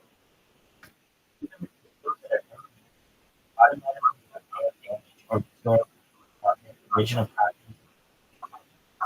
So what am I talking about? In the same way that your skin heals, hopefully after like so perhaps on a car or on a tank or a boat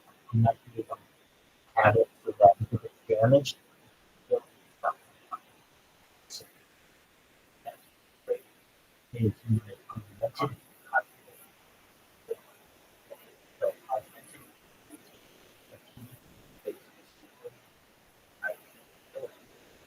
technology is designed to enhance human cognition.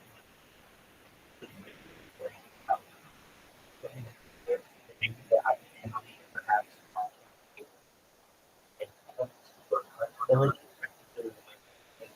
and the way technology that is great, and I think it will help the world.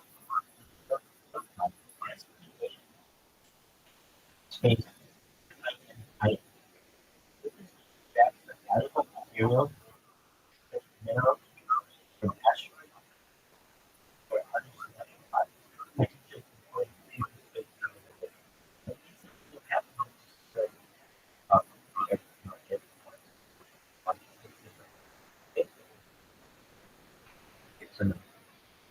The next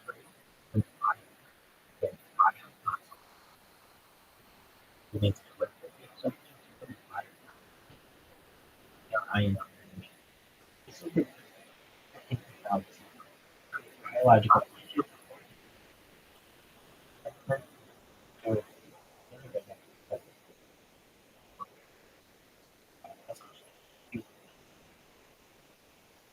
create like tissue or what that. So there are working certainly maybe able to create new organs that need help.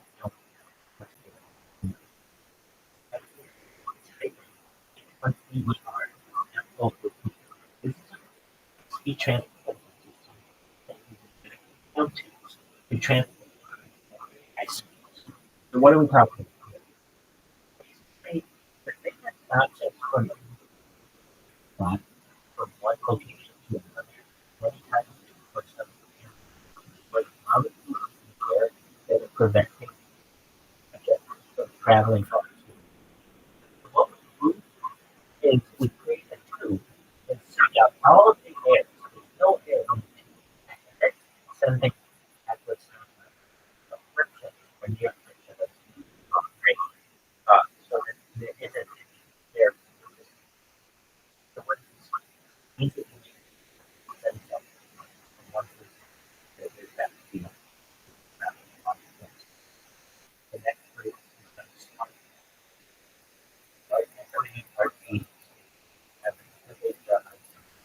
The term smart, I would say, is relatively new to describe objects. Generally, influence this way was made in the most so in the smartphone. And the smartphone previously like cellular phone, smartphone, which then we use and today we get this word smart and unused all the time. Smart phones, smart watches, smart devices, smart home electronics, and smart tablets. Together, it's smart electronics, which is different picture outline. So what did we do? When something we were space or tourism, I did that.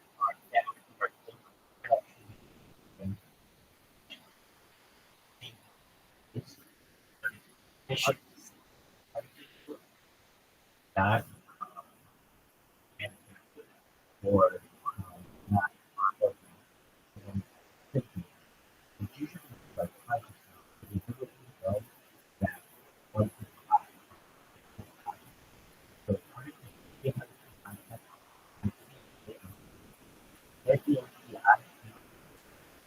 people develop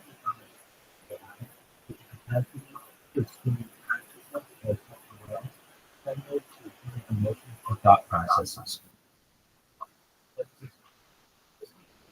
It's going to get it from that is the point. The artificial the next phrase we used earlier, but it's really exciting.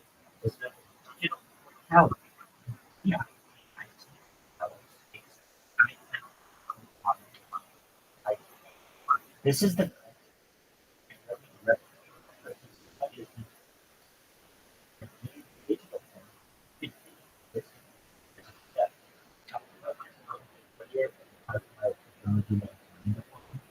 I talked about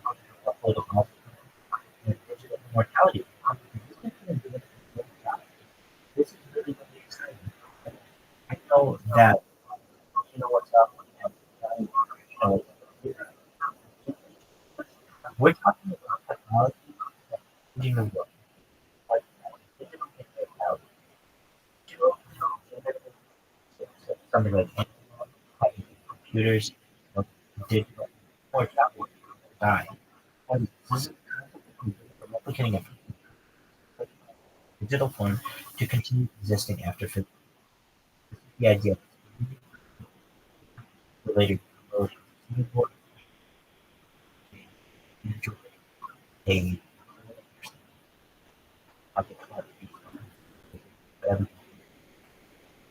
right?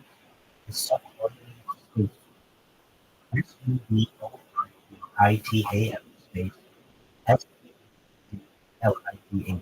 What is this? No space that edge space. Often used for research. So what is this? Something and spending some time there. But this is not going to go all the way around the Earth. This is just going to go a little bit around, and then the next one is known as S R A. This is the theoretical.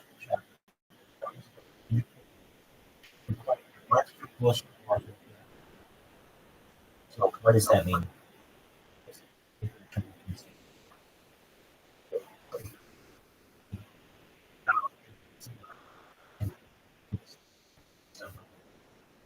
The element in your life, like mortality. Holodeck.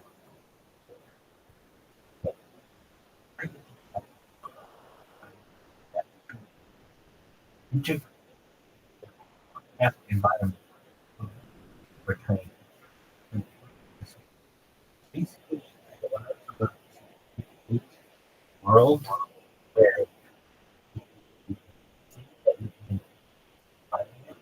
you have an actual holographic environment. Then there's known as AI space. Or being good, and then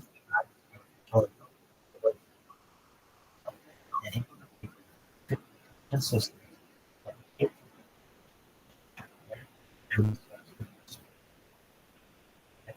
Is autonomous.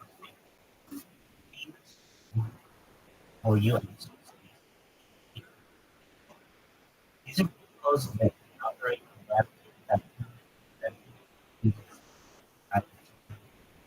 safely.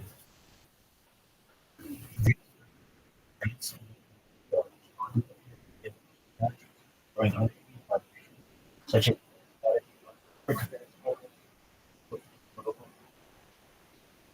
have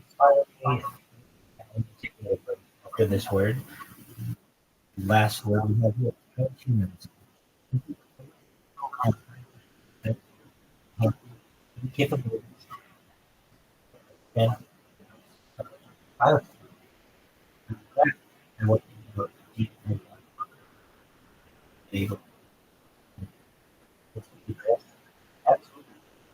both.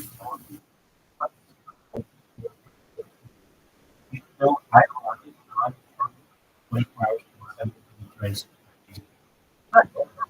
I'm like, people look at my profile.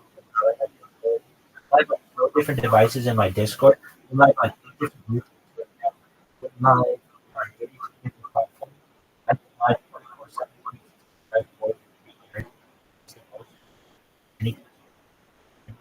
and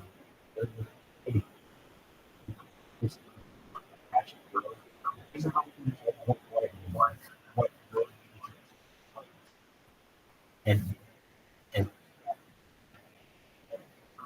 what I don't work, I advocate for more freedom of career. So, yeah.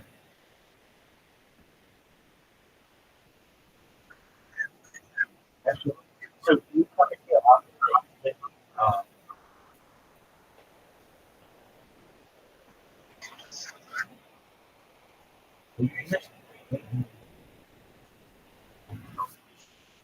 well,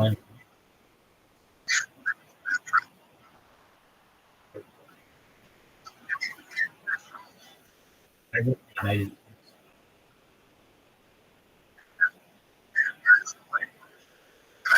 Yes. So, uh,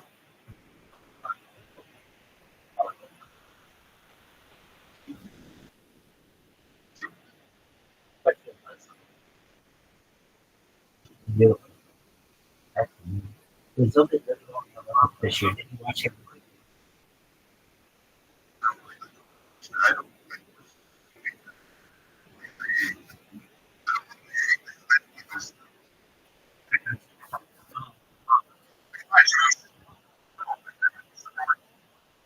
I know. I'm the biggest deal in Arizona. What people are going to learn from what we discussed on the other project are why. You know what we just talked about? Mind technology. And that's what we talked about. And making people and have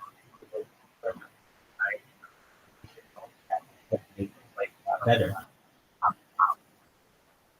And the lifetime is quite was and creating the kind of strategy that data was Earth's number one resource. I work on gold and I have more data from them. But you have to be able to monetize it. And that I've done to integrate it and it was Rothschild.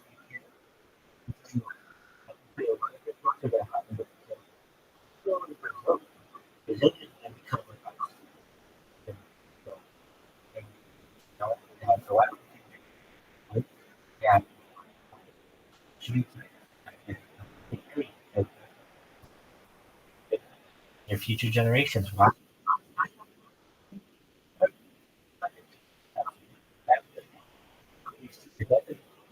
AI at an academic level.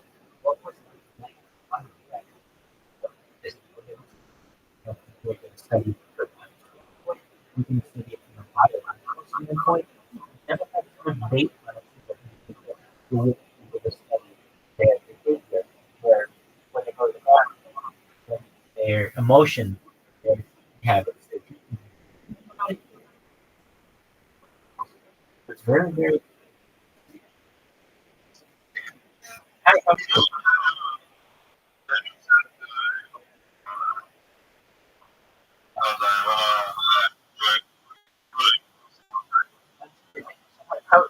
how are you? Hi, I'm not the Rothschild. Or just we just work on future to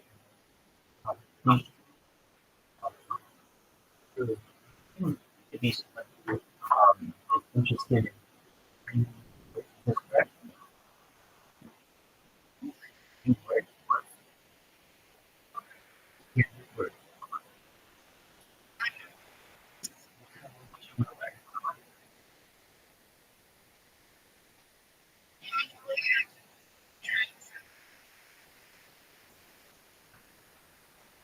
Excellent.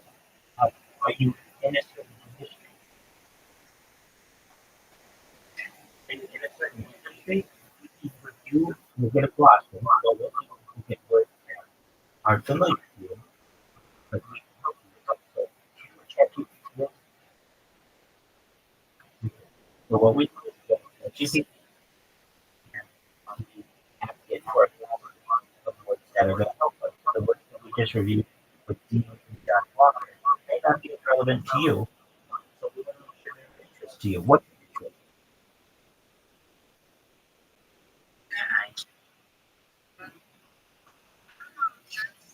you like the answer? Okay. So we're going to look up some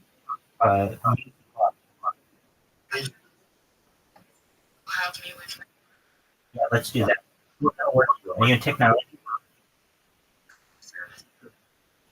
Custom? Great. Excellent. Good. Theo, check me out on my Discord. I'll send you a link right now. Blue, just a moment. I'll get the words over.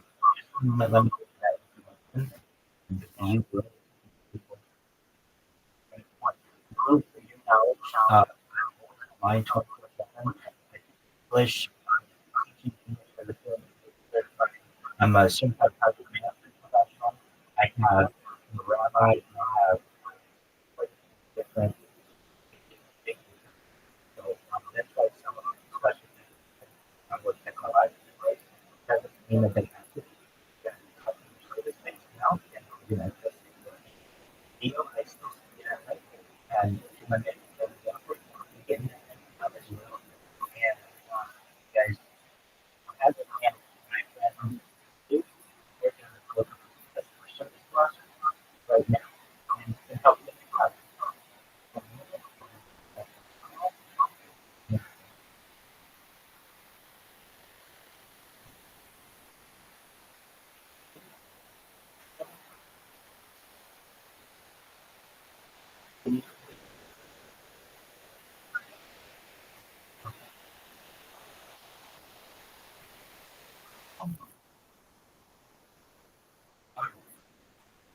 So really good.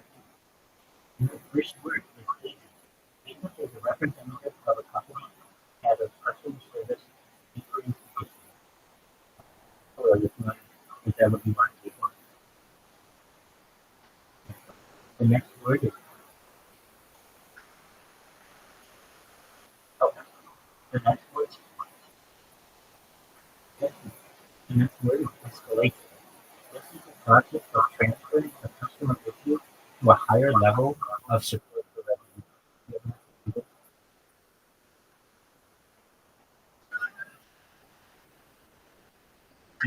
Agent.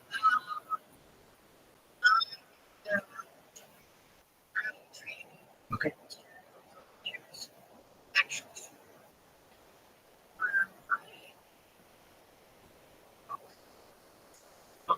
Good. So, if someone said, I want to talk to your boss or I want to talk to your manager, then you would have to give them a call. That's called escalation. When you give the call to your boss, the next phrase is first contact resolution at the CR. This is the ability to resolve a customer's issue during the first interaction. Like, sure. So this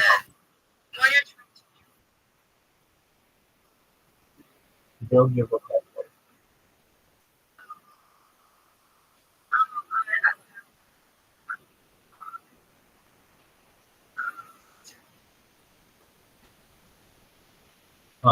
No, they would just ask me. So, no, okay. I'm just here to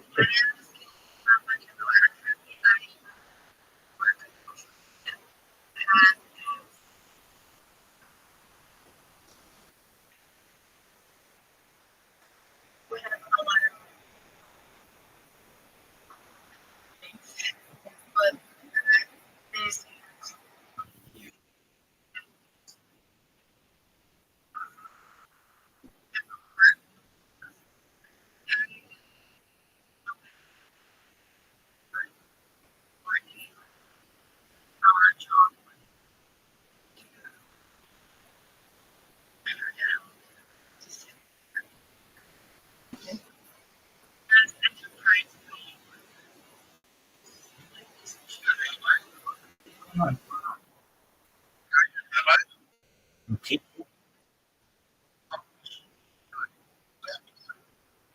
Well, the word is So we're just reviewing some glossary terms about any professional business. The next word, omni-channel. O-M-N-I.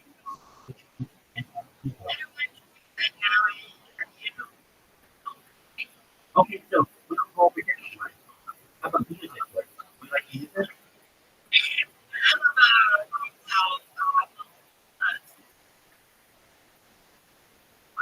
Absolutely.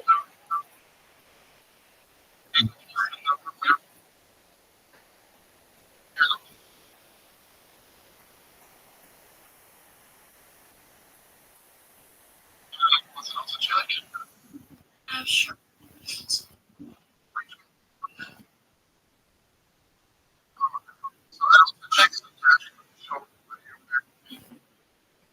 But I'm wearing. And like you show what you wear. Okay. Is your camera static? Is they love. They do.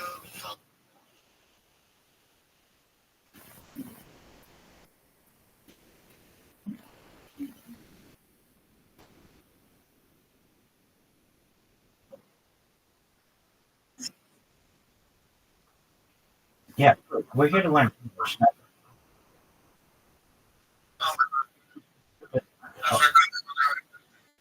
You're good.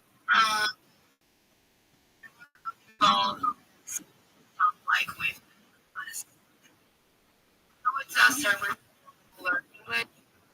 I with recommend my Converse. and Pretis. Grammatical things. Understand? Understand. Very well. Okay, so why do you want to learn English better? Why?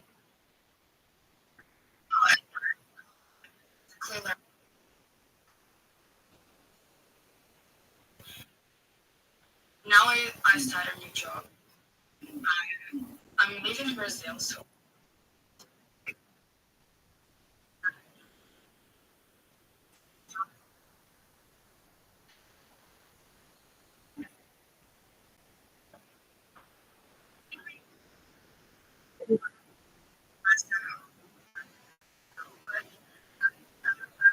because I'm not.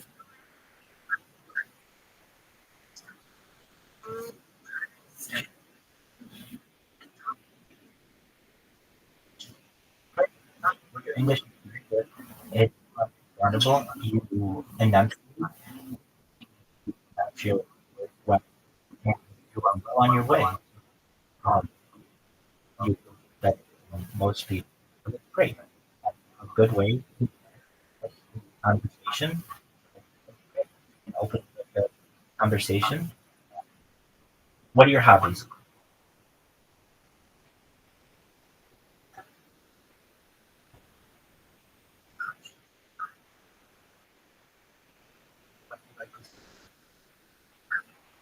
What do you like?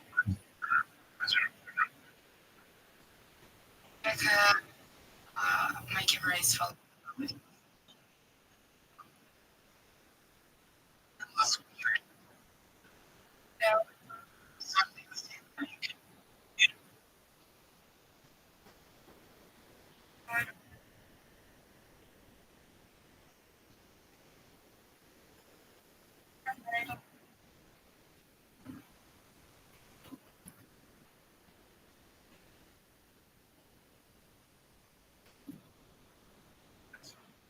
I already have. Do you like your boss?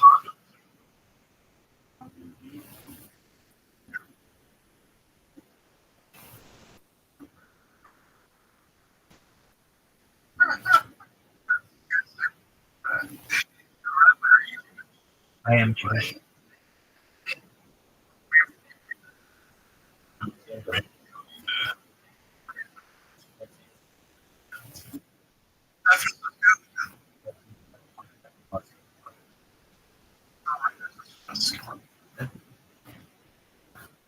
Well, and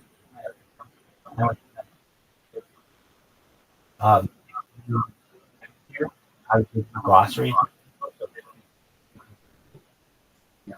and we can